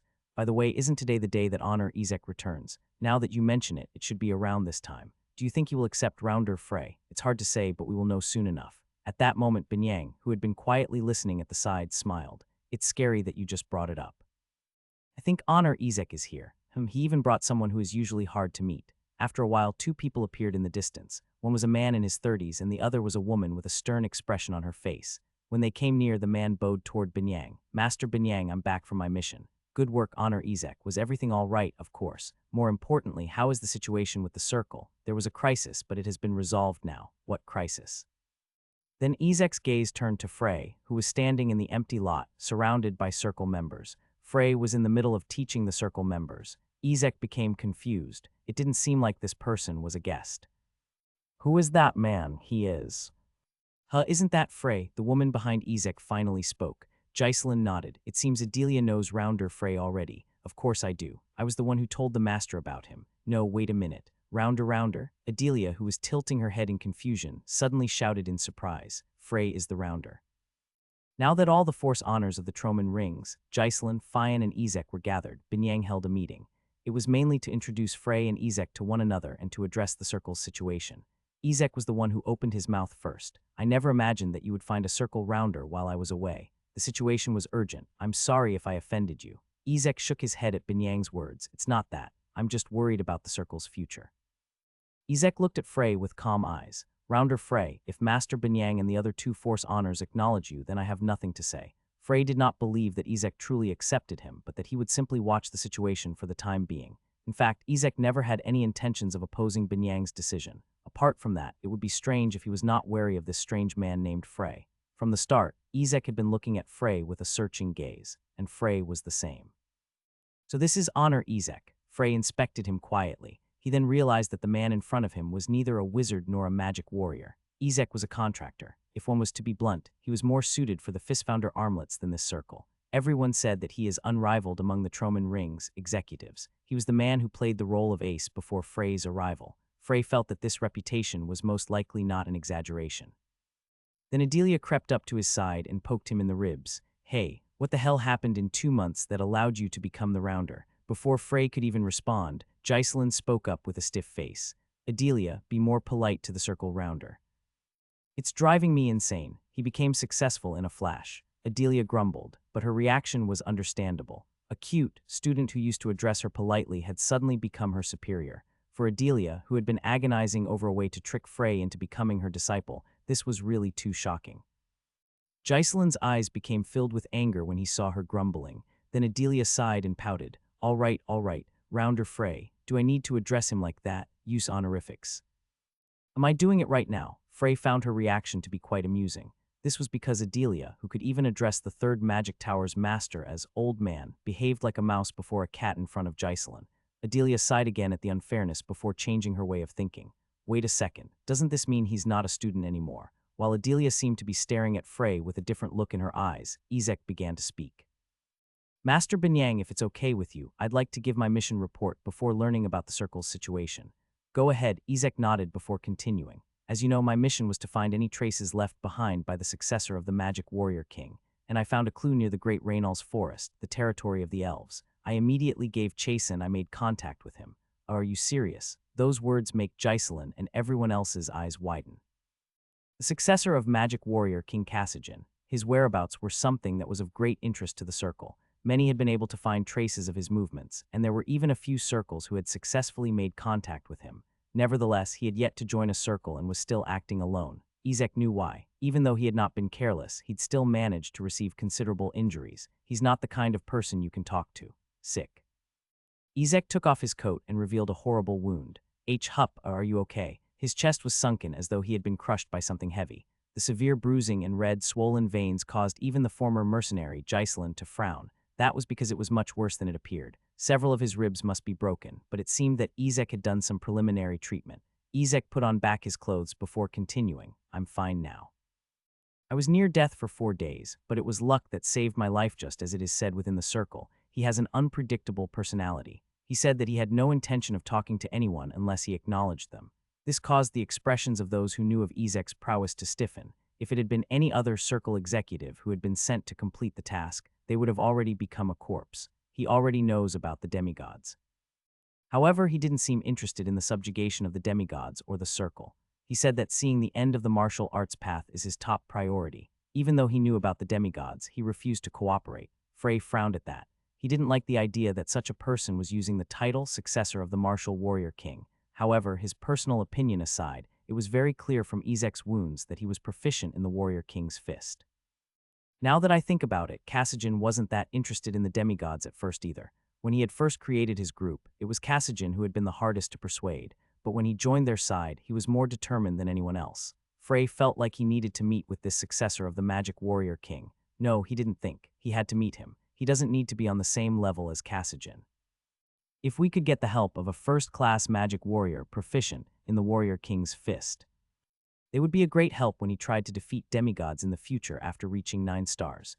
Is he staying in the Great Raynal's Forest? I don't think so. It doesn't seem like he stays in the same location for more than a month. 1 month. He didn't know how long he had been staying in the Great Raynal's Forest, but he figured that there was not much time left. After pondering for a while, Frey opened his mouth. How far is the Great Raynal's Forest from here? Do you intend to meet him? That's right. It would be very good if we could get him to join our circle. Ezek fell silent. It wasn't wrong. Well, the words weren't wrong. In fact, there was nothing that Ezek could say about it because he had also been confident that he would be able to persuade that man. But when he met him in person, it was more like meeting a wild beast instead of another human being. And that was when he realized why the man was more comfortable being alone instead of in a circle. From the circle's perspective, it did not look good when the successor of the Magic Warrior King ran around doing whatever he wanted. There were many extremists who thought of capturing him and then getting rid of him after they pried the secrets of the Warrior King's fist from him. Nevertheless, this man was still able to frolic all across the continent. This was because both their main plans and their contingencies failed. It wasn't just the three great circles. Many small and medium-sized circles, some of whom were even stronger than the Troman rings, also sent many scouts, and all of them failed. Not a single one of them had been successful. Although he had these thoughts, Ezek still took out a map from his bag. The circle rounder's question could not be ignored. Chuck. Ezek pointed to the map while speaking. I'll show you the shortest route. This is the location of our circle. First, follow this road south to Grode. It's a bit closer to us than Athiano, and it has a warp stone. Then, using the warp stone there, head to Pilat. Pilat is one of the closest cities to the Great Raynal's Forest. From here to there it takes about 3 days. Pilat. The moment he heard that phrase, expression slightly changed. This city, on the eastern end of the empire, was none other than the home of the Blake family. From there, you can only go by foot. Of course, the mountain path leading to the forest is quite long and rough if you use a carriage. You'd be able to save time and energy. I can hire a carriage. Ezek nodded. There is a caravan of peddlers who trade with the elves. It seems like there are transactions every month. Of course, we can't use them to enter the forest, so the fastest way would be to join their group. That's right. The peddlers are always looking for mercenaries to accompany them. Someone with rounder phrase skills would be very welcomed. Ezek did not know exactly how strong Frey was, but he did know that in order for him to become the rounder, he had to be at least 6 stars. There was no reason for Frey to not join the caravan, since the mercenary world treated anyone who had reached 5 stars like nobility. Frey pondered for a moment before turning to Binyang. Master Binyang, I think I will go meet the successor of the Magic Warrior King. Yes, I thought you would. Binyang nodded as she agreed. For now, the circle is fine. The foundation has been solidified, and even those who were wandering have found a path to follow. And honor Ezek should be healed in time for the friendly competition in a month. Friendly competition. Fian was the one who responded to the confused Ezek. I will tell you later. Anyway, Rounder Frey, you don't have to worry. Frey looked at their faces before nodding. All right. Honor Giselin, when is the circle's next biennial meeting? In 1 year and 6 months. 1 year and 6 months. It was enough time. The Troman rings were still not ready for such a meeting. Of course, it might not be enough time for him to achieve his goal, 9 stars. Frey was thinking about reaching 9 stars before the next meeting, or at least have enough power to unite the scattered circles. Of course, that alone wasn't enough. Frey recalled the golem core he had retrieved from Schweizer's dungeon. The faster I create Anastasia, the better, to reach 9 stars and to create Anastasia. Neither one was easy. If he stayed in the circle, then it would be quite difficult, but if he moved around on his own, it might be a different story. Frey looked at Binyang and said, I will return before the meeting. Are you saying that the circle rounder will be away for that long? Ezek was the one who spoke up with a stiff expression. His reaction was natural. The circle rounder was very different from the Force Honor. Except for special cases, they rarely left their posts for such a long time. It was Giselin, not Frey, who answered him. He told us that it might happen from the beginning. I don't understand. I know that the Troman ring situation is dire, and that Rounder Frey's abilities are excellent. I know what you want to say. You're worried that Rounder Frey might have requested a lot from us on the condition that he joined our circle. However, I can swear on my name that something like that never happened. In fact, we owe him a debt that we could never pay back. You will understand soon enough. For now, trust me and let it go. Ezek sighed. Since it was Giselin who was talking, he was forced to believe him. He was not as gullible as Binyang or Fian. He was a thick-skinned old man who had spent more than a decade in the ruthless mercenary world. Giselin's presence was the only reason he could take long-term missions without worry. All right, Rounder Frey, please forgive my rudeness. Frey, who was looking at the map, simply nodded. It's fine. Rather than that, would it be possible for me to take this map with me? Sure, it's not that expensive. Frey put the map away as he said this. Master Binyang, I'll take my leave now. Already. I think I need to leave as quickly as possible. I think it would be better than missing him by a small margin. I see. Frey observed Binyang for a moment before saying, Please take good care of the circle, Master Binyang. I'm sorry that I won't get to see the results of the friendly. But I don't think I need to worry. When Frey's eyes fell on them, Binyang, Giselin, and Fian all flinched. It shouldn't be a problem, but if you don't win by a landslide, or at least by a large margin. That won't happen, oh of course. Isn't that right, honored Ghislaine? Naturally, I'll take your word for it. Frey smiled. Then I look forward to when we meet again. I look forward to when we meet again. She blinked. It felt like she was in a dream for a long time. She slowly woke up. It was the middle of the night. The pale moon was high in the sky. She felt like something was missing. Looking down at her body, she immediately realized what it was. Feathers? No feathers, she couldn't understand. Why the hell did she have skin without feathers? The shape of her body had also changed drastically. She had no beak, no wings. Did that matter? It wasn't like her power had weakened. She could still spew out the flames that she was so proud of. No, it felt like she had gotten even stronger than before. She got up from her seat. Flame-like hair cascaded like a wave down her back. Follow the footsteps of Torkunta and become the ruler of these mountains. Protect my friend's dungeon. A warm voice filled her head. It was that person's voice. She immediately understood that she should listen to what it said. First of all, to become the ruler of the mountains, she just had to put this area under her control. She was reluctant to follow the footsteps of that unlucky Drake King, but there was no helping it, and it wouldn't be difficult. The strength she had now was more than enough. Second, protect that person's friend's dungeon. He was probably talking about that space inside the mountain. That was easy too. Naturally, as long as the area was under her control, it would ensure the safety of that space. So when she had achieved both of those things, could she go find that person? You will reign. She closed her eyes as she quietly remembered those words.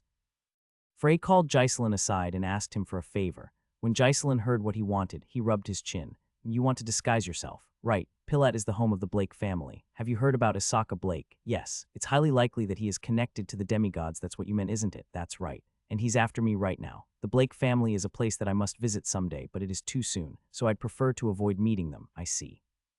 It was an unquestionable fact that Frey stood out because his gray hair color was rare on the continent.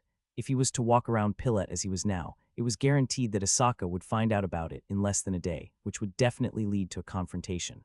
I can change my appearance with magic. The problem is that I do not have any proof of identity. In order to travel around the continent, one needed to have proof of identity. All Frey had now was his student ID from the Westroad Academy. However, that wasn't enough. For the time being, he wanted to hide Frey Blake, so he needed a disguise.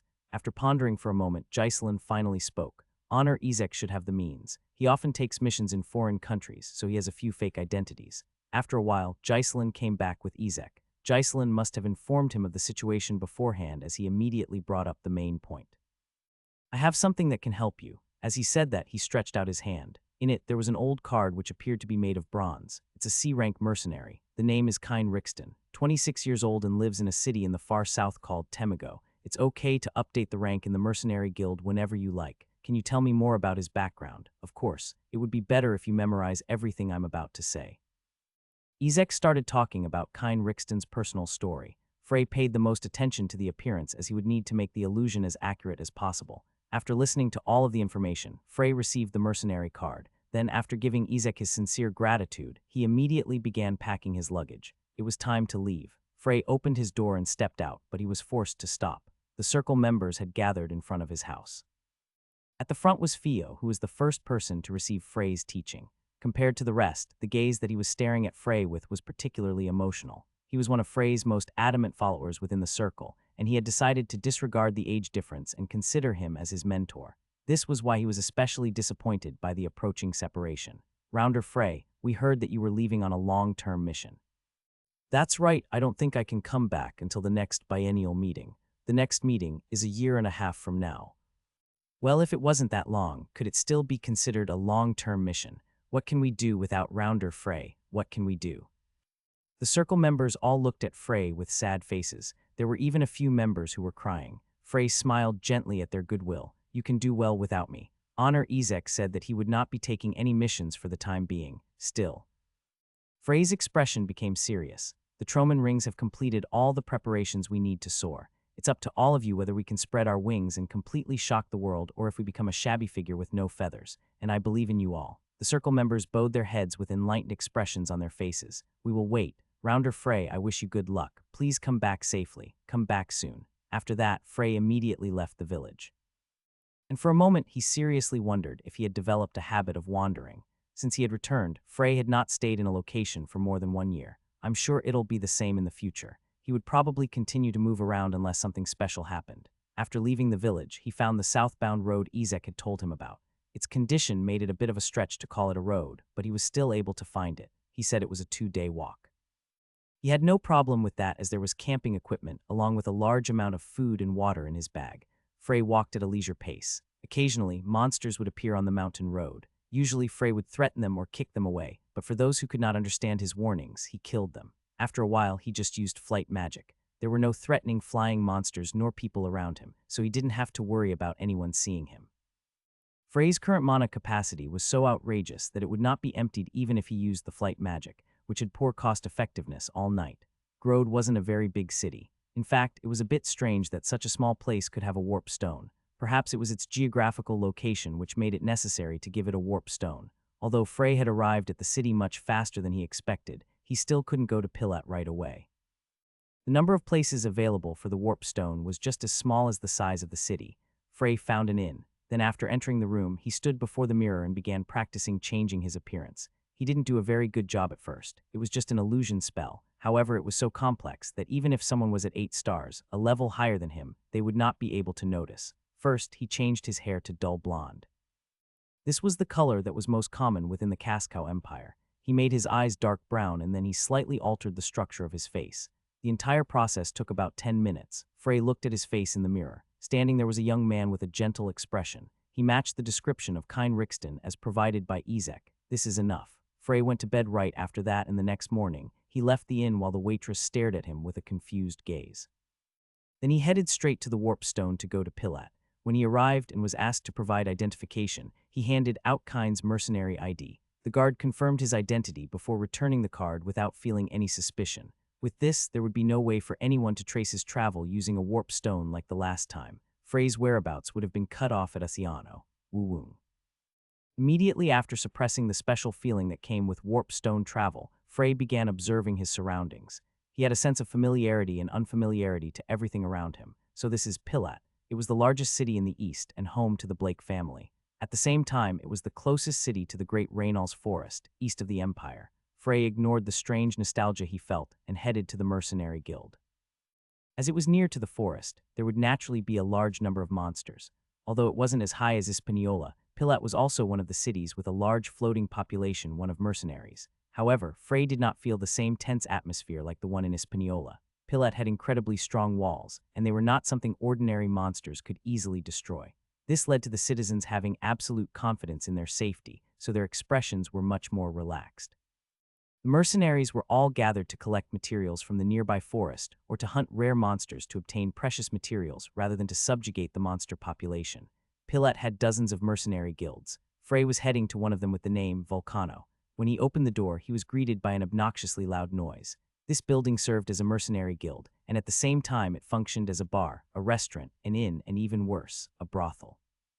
It smelled like bad alcohol and cheap tobacco. Although it was the middle of the day, the mercenaries held bottles of alcohol in their hands with many more on their tables. Several of them glanced at Frey as he entered. I've never seen this face before. Is he a rookie? He's wearing a very pretty robe. Hehehe. Maybe he's pretending to be a wizard. No, isn't this proof that the status of our Volcano has risen to such a height that even a noble wizard would come here in person? Puhahaha.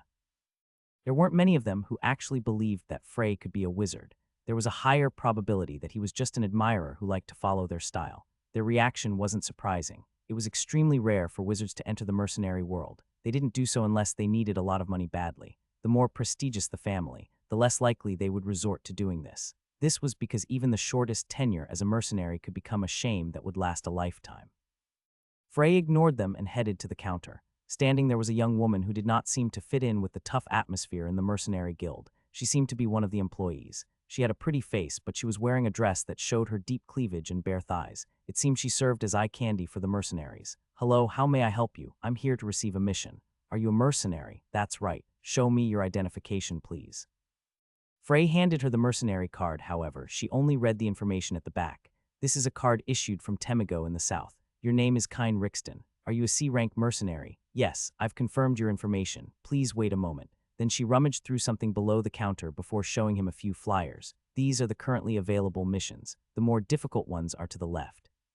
Frey shook his head. I'd like to escort the peddlers to the Great Raynal's Forest. That mission can only be taken by B-rank mercenaries and higher. Then I would like to apply for an advancement. Right now, yes.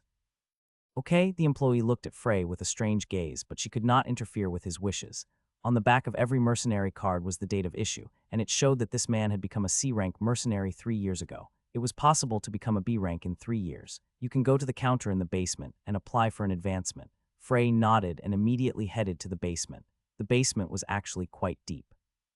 As he walked down the staircase illuminated only by candles, the sounds from the first floor slowly began to fade away, and once he reached the bottom, even his footsteps began to sound loud. Tap, tap. The underground space was quite large, or it might have looked that way because there were only a few people there. The corridor was long and there were doors on both sides. Frey walked down the hall. At the end of it, there was a chair and a desk, behind which a one-eyed man sat. The man wore an eye patch which reminded Frey of the pirates he'd encountered back on the Cortez, but the aura that the man exuded was completely incomparable to those weak pirates. Did you come to take an advancement test? That's right. What's your current class and rank? Wizard C rank, I see. You know there are 2 ways to advance, right? Mission or demonstration. What would you like to choose? Ezek had already explained this to him. Choosing mission literally meant that he had to prove his capabilities by completing an assigned quest.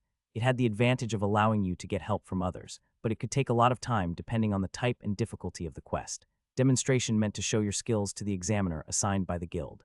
It didn't take a lot of time, but most mercenaries chose the first method even if it took a long time because the examiners were known for their strictness. Frey didn't hesitate as he didn't need to think about it. Demonstration. It's been a while since someone chose demonstration. Frey followed the man without a word. The one-eyed man walked down the hall that Frey came from and opened one of the doors. A fairly large space was revealed. That wasn't all. Frey also recognized the presence of several large, overlapping protective spells in this room. In this room was another door. The man walked through the door, and after a while he came back, followed by another person. This time it was a young woman. Like Frey, no. Like Kine, she had dull blonde hair and wore a robe. Frey realized immediately that she was a wizard. I never thought we'd have guessed so early in the morning. It's work time. Irene, act a little more respectably. Yes, boss. As she said this, Irene yawned loudly. You said you want to advance to B rank, right? Then shoot a spell at this wall. She tapped the wall beside her. Ah, of course, you don't have to worry about breaking it. These protective spells were cast by the only 5-star wizard in our guild, so I'm sure even this musclehead beside me would have to swing a sword at full force a few times to break it. Frey turned to look at the one-eyed man. Are you in a rank mercenary? That's right. Then if I break this wall, would I become a rank mercenary? Puhahaha. Irene let out a loud laugh. Right, I like your confidence. But this wall is even more resistant to magic than physical attacks. If you can break it, then I will use my name to have you recognized as a rank mercenary. Then I think it would be better if you stepped back a little. Ah, whatever you like. Irene shrugged and stepped back a few times. Then she looked at Frey with her arms crossed over her chest. Flameball. Wait, wasn't that a 5-star spell? Before Irene could open her mouth. Boom, the flameball hit the wall and the tremendous force of the explosion forced her to close her eyes. On the other side, the one-eyed man watched this scene with wide eyes. The dust clouds soon subsided. Patter. There was a large hole in the wall. The one-eyed man muttered in a disbelieving tone. Congratulations on becoming a rank mercenary. Frey immediately received a new mercenary card. Unlike the C-rank card, which appeared to be made of bronze, the rank mercenary card seemed to be made of sparkling gold. The one-eyed man, Domke, gave him a warning. As you can see, this mercenary card is made of gold, so it's worth a lot. They can be sold for dozens of gold at a general store, so they also cost a lot to reissue. So you should pay attention not to lose it. I understand. Are you a 5-star wizard? Yes. Domke's eyes flashed with amazement. Looking at his reaction, Frey thought back to Ezek's advice. Ezek told him that it would be the most convenient to act like a 5-star wizard whenever working externally. This was because it made it easier for him to have people recognize his strength without raising any suspicions. If it was a wizard who was above 5 stars, then it would be strange for them to be a mercenary who wasn't already a part of a group or well known. Especially if it was a young wizard like Kine. Therefore, while Frey donned the face of Kine, he did not intend to use any spells above 5 stars. He didn't expect to encounter anything that would force him to. You're amazing even without a staff. Now that he thought about it, Frey realized that he had forgot to find a staff. This was because he already had the staff of the great sage. A wizard without a staff would raise some doubts. Because of this, he would need to carry a staff just for appearances. Frey decided to get one that very day. Fortunately, Domke didn't say anything else about the staff. Are you a part of a mercenary group? I'm not, and I don't intend to join any groups at the moment. I see. Domke smacked his lips with a slightly regretful expression. As the leader of a mercenary group, he desperately wanted this young man standing before him. No matter which mercenary group they wished to join, a 5-star wizard would be welcome with open arms and treated like royalty. This was because there was always a lack of wizards in their line of business. That was why even 3-star and 4-star wizards were paid more than 10 times other mercenaries in the same rank. Domke's mercenary group already had a 5-star wizard, which was already impressive. However, no matter how he looked at it, Frey was much stronger. Of course, he couldn't force him since Frey had already told him his thoughts. Rank mercenaries are given free accommodation within the mercenary guild, and you can request free equipment repair once a month at any affiliated blacksmith. In addition, there are no restrictions when entering or leaving the borders of the Empire and its allies, and you can create a mercenary group of your own. Domke began explaining the benefits of being a rank mercenary. Frey listened to Domke. Rank mercenaries made up less than one of the mercenary population, and it was the goal that most mercenaries aimed for. This was because they knew that the S-rank and SS ranks, which were filled with monsters, were dreams that could never be achieved. After listening to the benefits, Frey understood why so many mercenaries would risk their lives to reach the rank. That's it. Do you have any questions? Domke's voice was gentle, and it was nothing compared to the cold and harsh tone that he'd used before. Frey felt like the man in front of him was trying to obtain his favor. I have a request I'd like to make. What is it? There is a mission to escort a group of peddlers to the Great Raynal's Forest. Great Raynal's Forest at this time. Domke shook his head. There are much better missions for you to choose. Is it difficult? It's pretty standard, but something terrible happened recently. Something terrible. I'm sorry, but I can't talk freely. It's confidential for now. If you really want to take the mission, then you can directly talk to the person who made the request. I understand. If it's money you want, then it's not a bad mission. I've heard that mission pays quite well. The pay. Although he still had 1 platinum coin left, Frey intended to wander the continent, so the more money he had, the better. Frey decided to tell Domke his plans and seek a second opinion. I'm afraid I won't be able to return with them after taking them to the forest. Would that be okay? One-way escort. It's a tricky condition, but for a rank mercenary and a wizard at that, the requester would be willing to accept a few conditions. After doing some calculations, Domke nodded his head. I'll tell you in advance. The pay will drop to less than half. Are you fine with that? Yes. Stay in the guild today. I'll inform you as soon as the date of departure is coordinated with the peddlers. It didn't matter because Frey could use warp whenever he wanted to anyway. What's more, he had memorized the coordinates of the places that he'd visited before. He knew the coordinates for Athiano, as well as Grode, Pilat, the 3rd Magic Tower, and even Drake Mountain. Frey returned to the 1st floor where he showed his new mercenary card to the girl at the counter. You became a rank mercenary. Not even an hour had passed. The man in front of her turned out to be much more amazing than she'd expected. I heard that I can rent a room for free. Oh, of course. Here's the key. Frey took the key from the employee and put it in his pocket. He didn't have any intention of going upstairs just yet. Instead, he looked around. Mercenaries. In a sense, there would be no one who was as sensitive to the surrounding situation than this group of people. The more skilled a mercenary was, the better their understanding of the happenings in the world. A few days ago, I saw the S-rank mercenary Elsie, and her face really is amazing. If I didn't know it was her, I might have tried something. Your fingers would have gone cut off. Hee hee. They said there's going to be another civil war in Silkid. It's dangerous, but it's also a really good place to make a killing. Wanna come with me? Geotanbul is also a great place to earn nowadays. I heard that there are pirates there that are working with undead, so they're trying to draw in as many escorts as possible. Undead again. Damn skeleton bastards. We've been seeing them a lot lately. There were many interesting stories, but they weren't what Frey was looking for. It was then. Did you hear that Count Asaka might step down from his post as the 5th Magic Tower's master? Huh, really? What for? Well, I'm not sure. I just heard about it from my friend who does chores at the 5th Magic Tower. Come to think of it, he has been staying at their family home for a long time. Hasn't it been about 2 months? It doesn't make sense for the tower master to be away for such a long time. I feel like he will be fired. Frey got up from his seat and headed over to those mercenaries. There was a gentle smile on his face. Hello, seniors. Huh, who the hell are you? The mercenaries looked at him with suspicious gazes. I'm just an ugly junior who knows nothing about the world. I'd like to ask you some questions. Well, of course I can't hear your experiences if your mouth is dry. Please bring plenty of beer and snacks. Frey made an order to a waitress who was passing by, and the mercenaries' faces brightened immediately. Junior really has good eyes. There is probably no one else in all of Pilat who has as much experience as our party. Right, what do you want to know? It was much easier than Frey expected. There were 2 reasons for this. One was that Kine Rixton's appearance gave people a good impression. Kine's face allowed him to easily gain people's favor simply by giving them a gentle smile. The other was the simplicity that came with people who were called mercenaries. Most of them lived in the present and enjoyed the simple pleasures in life. The mercenaries in front of him were either C rank of D rank, but they would not find his actions strange. Instead, they would only think that he was in a good mood that day. Are there any rumors about the Blake family recently? Rumors. Even small things are fine. Why do you want to know about that? Frey thought about it for a moment and made a slightly hesitant expression. I want to become one of the Blake family's guards. Taking a hint from Frey's memories, he knew that there were always many people who desired to become the Blake family's guards. The mercenaries laughed and nodded at his words. Well, the salary is high and it's a stable job. Sometimes those guys can even eat what the nobles eat and enjoy other luxuries.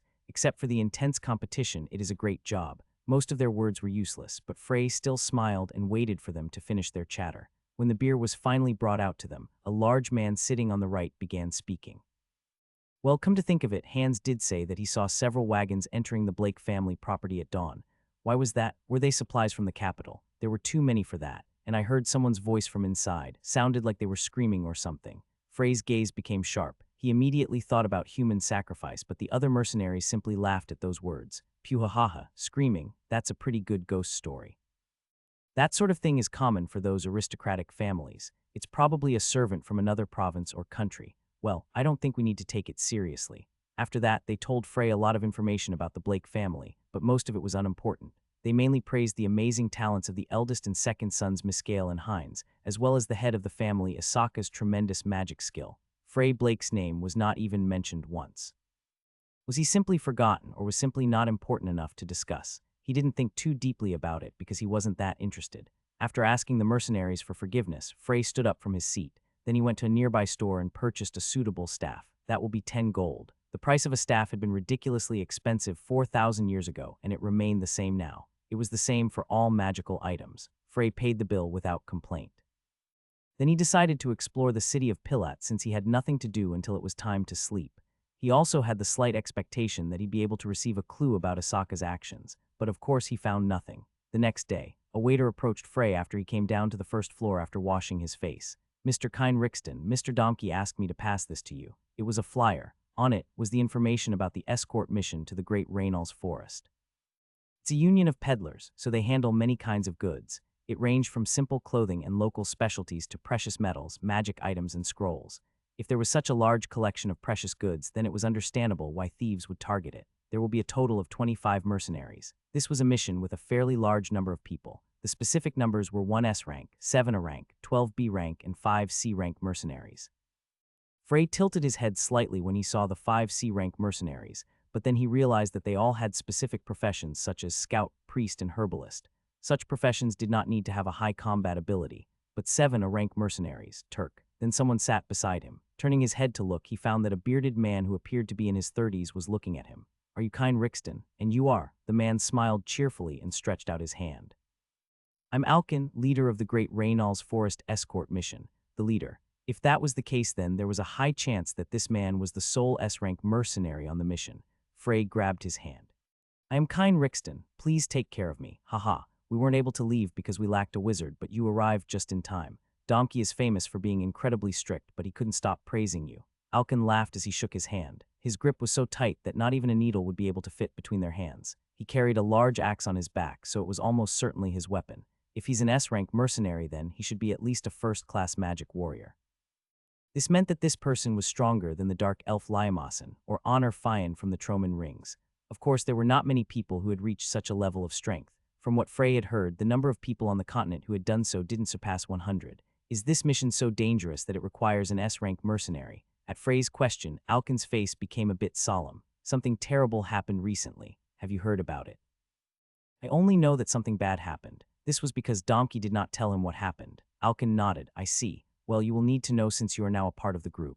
A group of peddlers who were headed to the forest to deliver their goods was annihilated, including the mercenaries. That's right. Who did it? Then he heard something that he would never have expected. Undead. Frey's expression became a bit strange. At most he thought that it would be a monster or a bandit who was after the goods.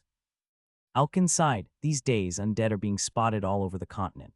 They say that sometimes they join hands with other races. Either way, it's not good. Come to think of it, Frey recalled the Lick who had attacked the Cortez. The 6-star undead who had joined hands with the pirates to attack the ship was a creature that had an unreasonable hatred toward living beings. The stronger an undead was, the more intelligent, but they could never get rid of the hatred they felt. Frey frowned.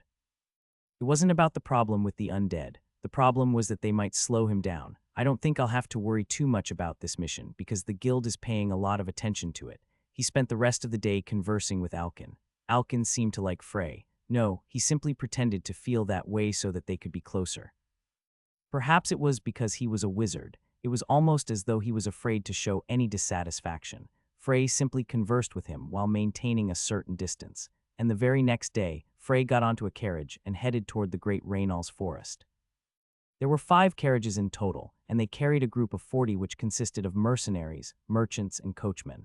The number of carriages was small, but that was because they were able to maximize space through the use of subspace bags. Frey was seated in the 4th carriage. This was the carriage he'd stay in for the entirety of the journey. As he found a comfortable seat and watched the passing scenery, Frey felt someone staring at him. It was an old woman with an ugly appearance. She had an aged face that was stained black, a hawk-like nose, wrinkled skin, and crooked, yellow teeth.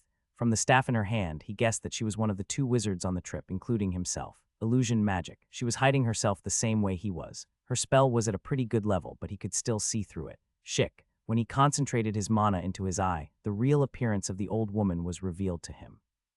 She turned out to be a dazzlingly beautiful blonde woman with blue eyes. However, Frey was not paying attention to her face, long ears, and elf. Her blonde hair and fair skin were also telltale signs that she was a high elf, the most noble among the elves. Frey got a complicated look in his eyes. What is a high elf doing here? He also wondered why she was looking at him. She shouldn't have been able to notice his illusion. Her level wasn't high enough. Was she interested simply because he was another wizard? When he thought this, his expression became a bit strange. While he was trying to understand the reason for her staring, Alkin spoke. Kine, how are you feeling? He was still acting friendly. Fine, that's good. You can relax for a few days while we cross the grasslands. Nothing will really happen until we enter the forests. To get to the Great Forest, they had to go through a long stretch of grasslands before arriving at the forest. The grasslands were flat and open on all sides, so it was easy to spot if there was someone approaching, but the forest would cause their field of view to narrow. It could be said that most of the encounters with monsters and bandits intending to steal their goods happened within forested areas. Alkin, who is that old woman over there? By then, she had stopped looking at him and had begun fiddling with her staff. Alkin stroked his chin as he responded. She's a 5-star wizard, just like you are, and she's also a rank mercenary. Her name is CX. I don't know her last name.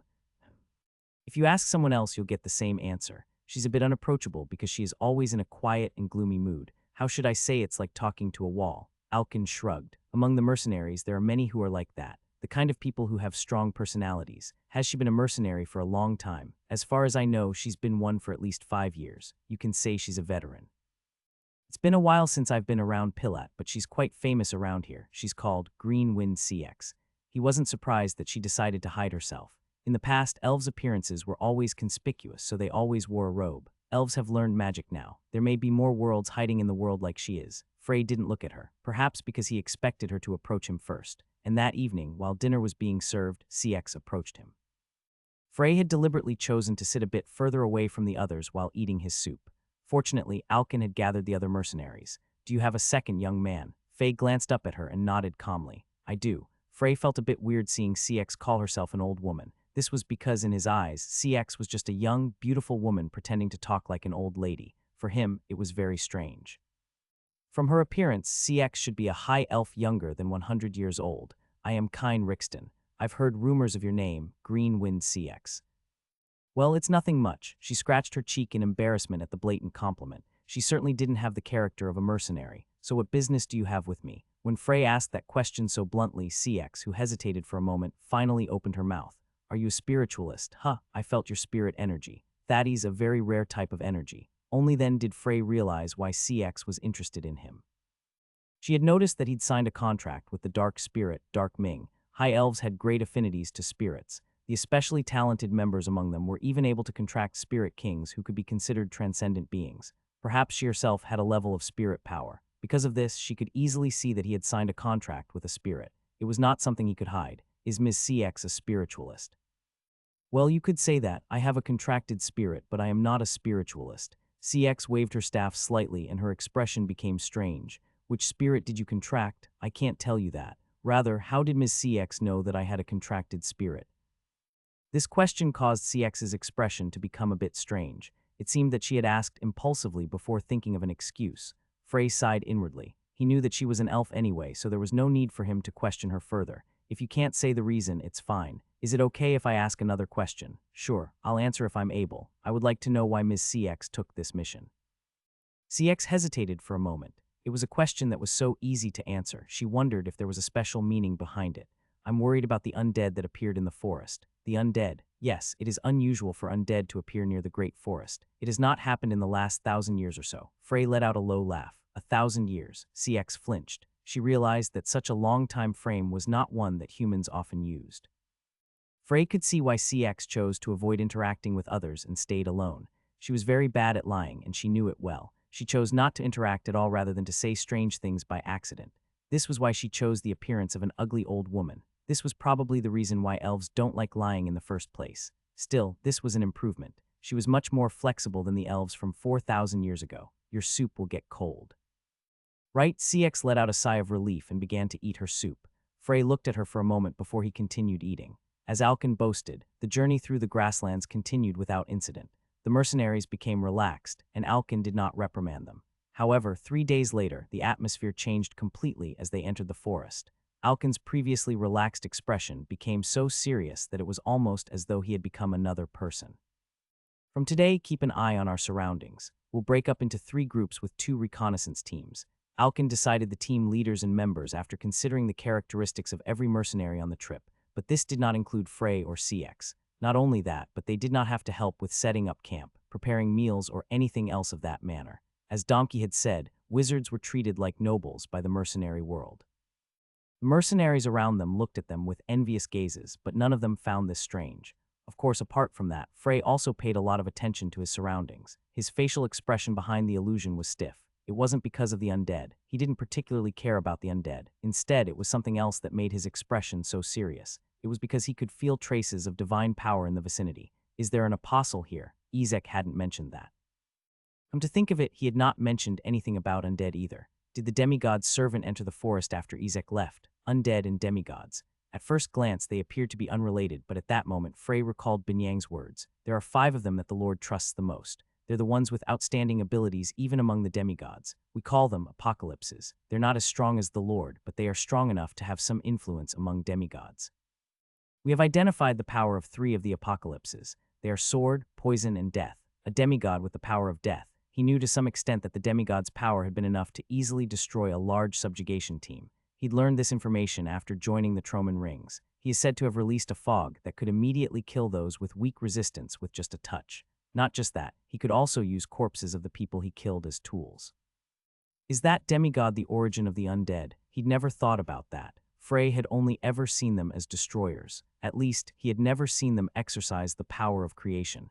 If there really is a demigod here, he would have to run without looking back. At his current level, he would be completely helpless if he were to face a demigod, but Frey knew that the odds of that were low. If it was really a demigod, then the traces of divine power wouldn't be so faint. It was highly likely that it was either an apostle or other subordinates of the demigod here rather than a demigod themselves. If so, then it would be a great opportunity for Frey.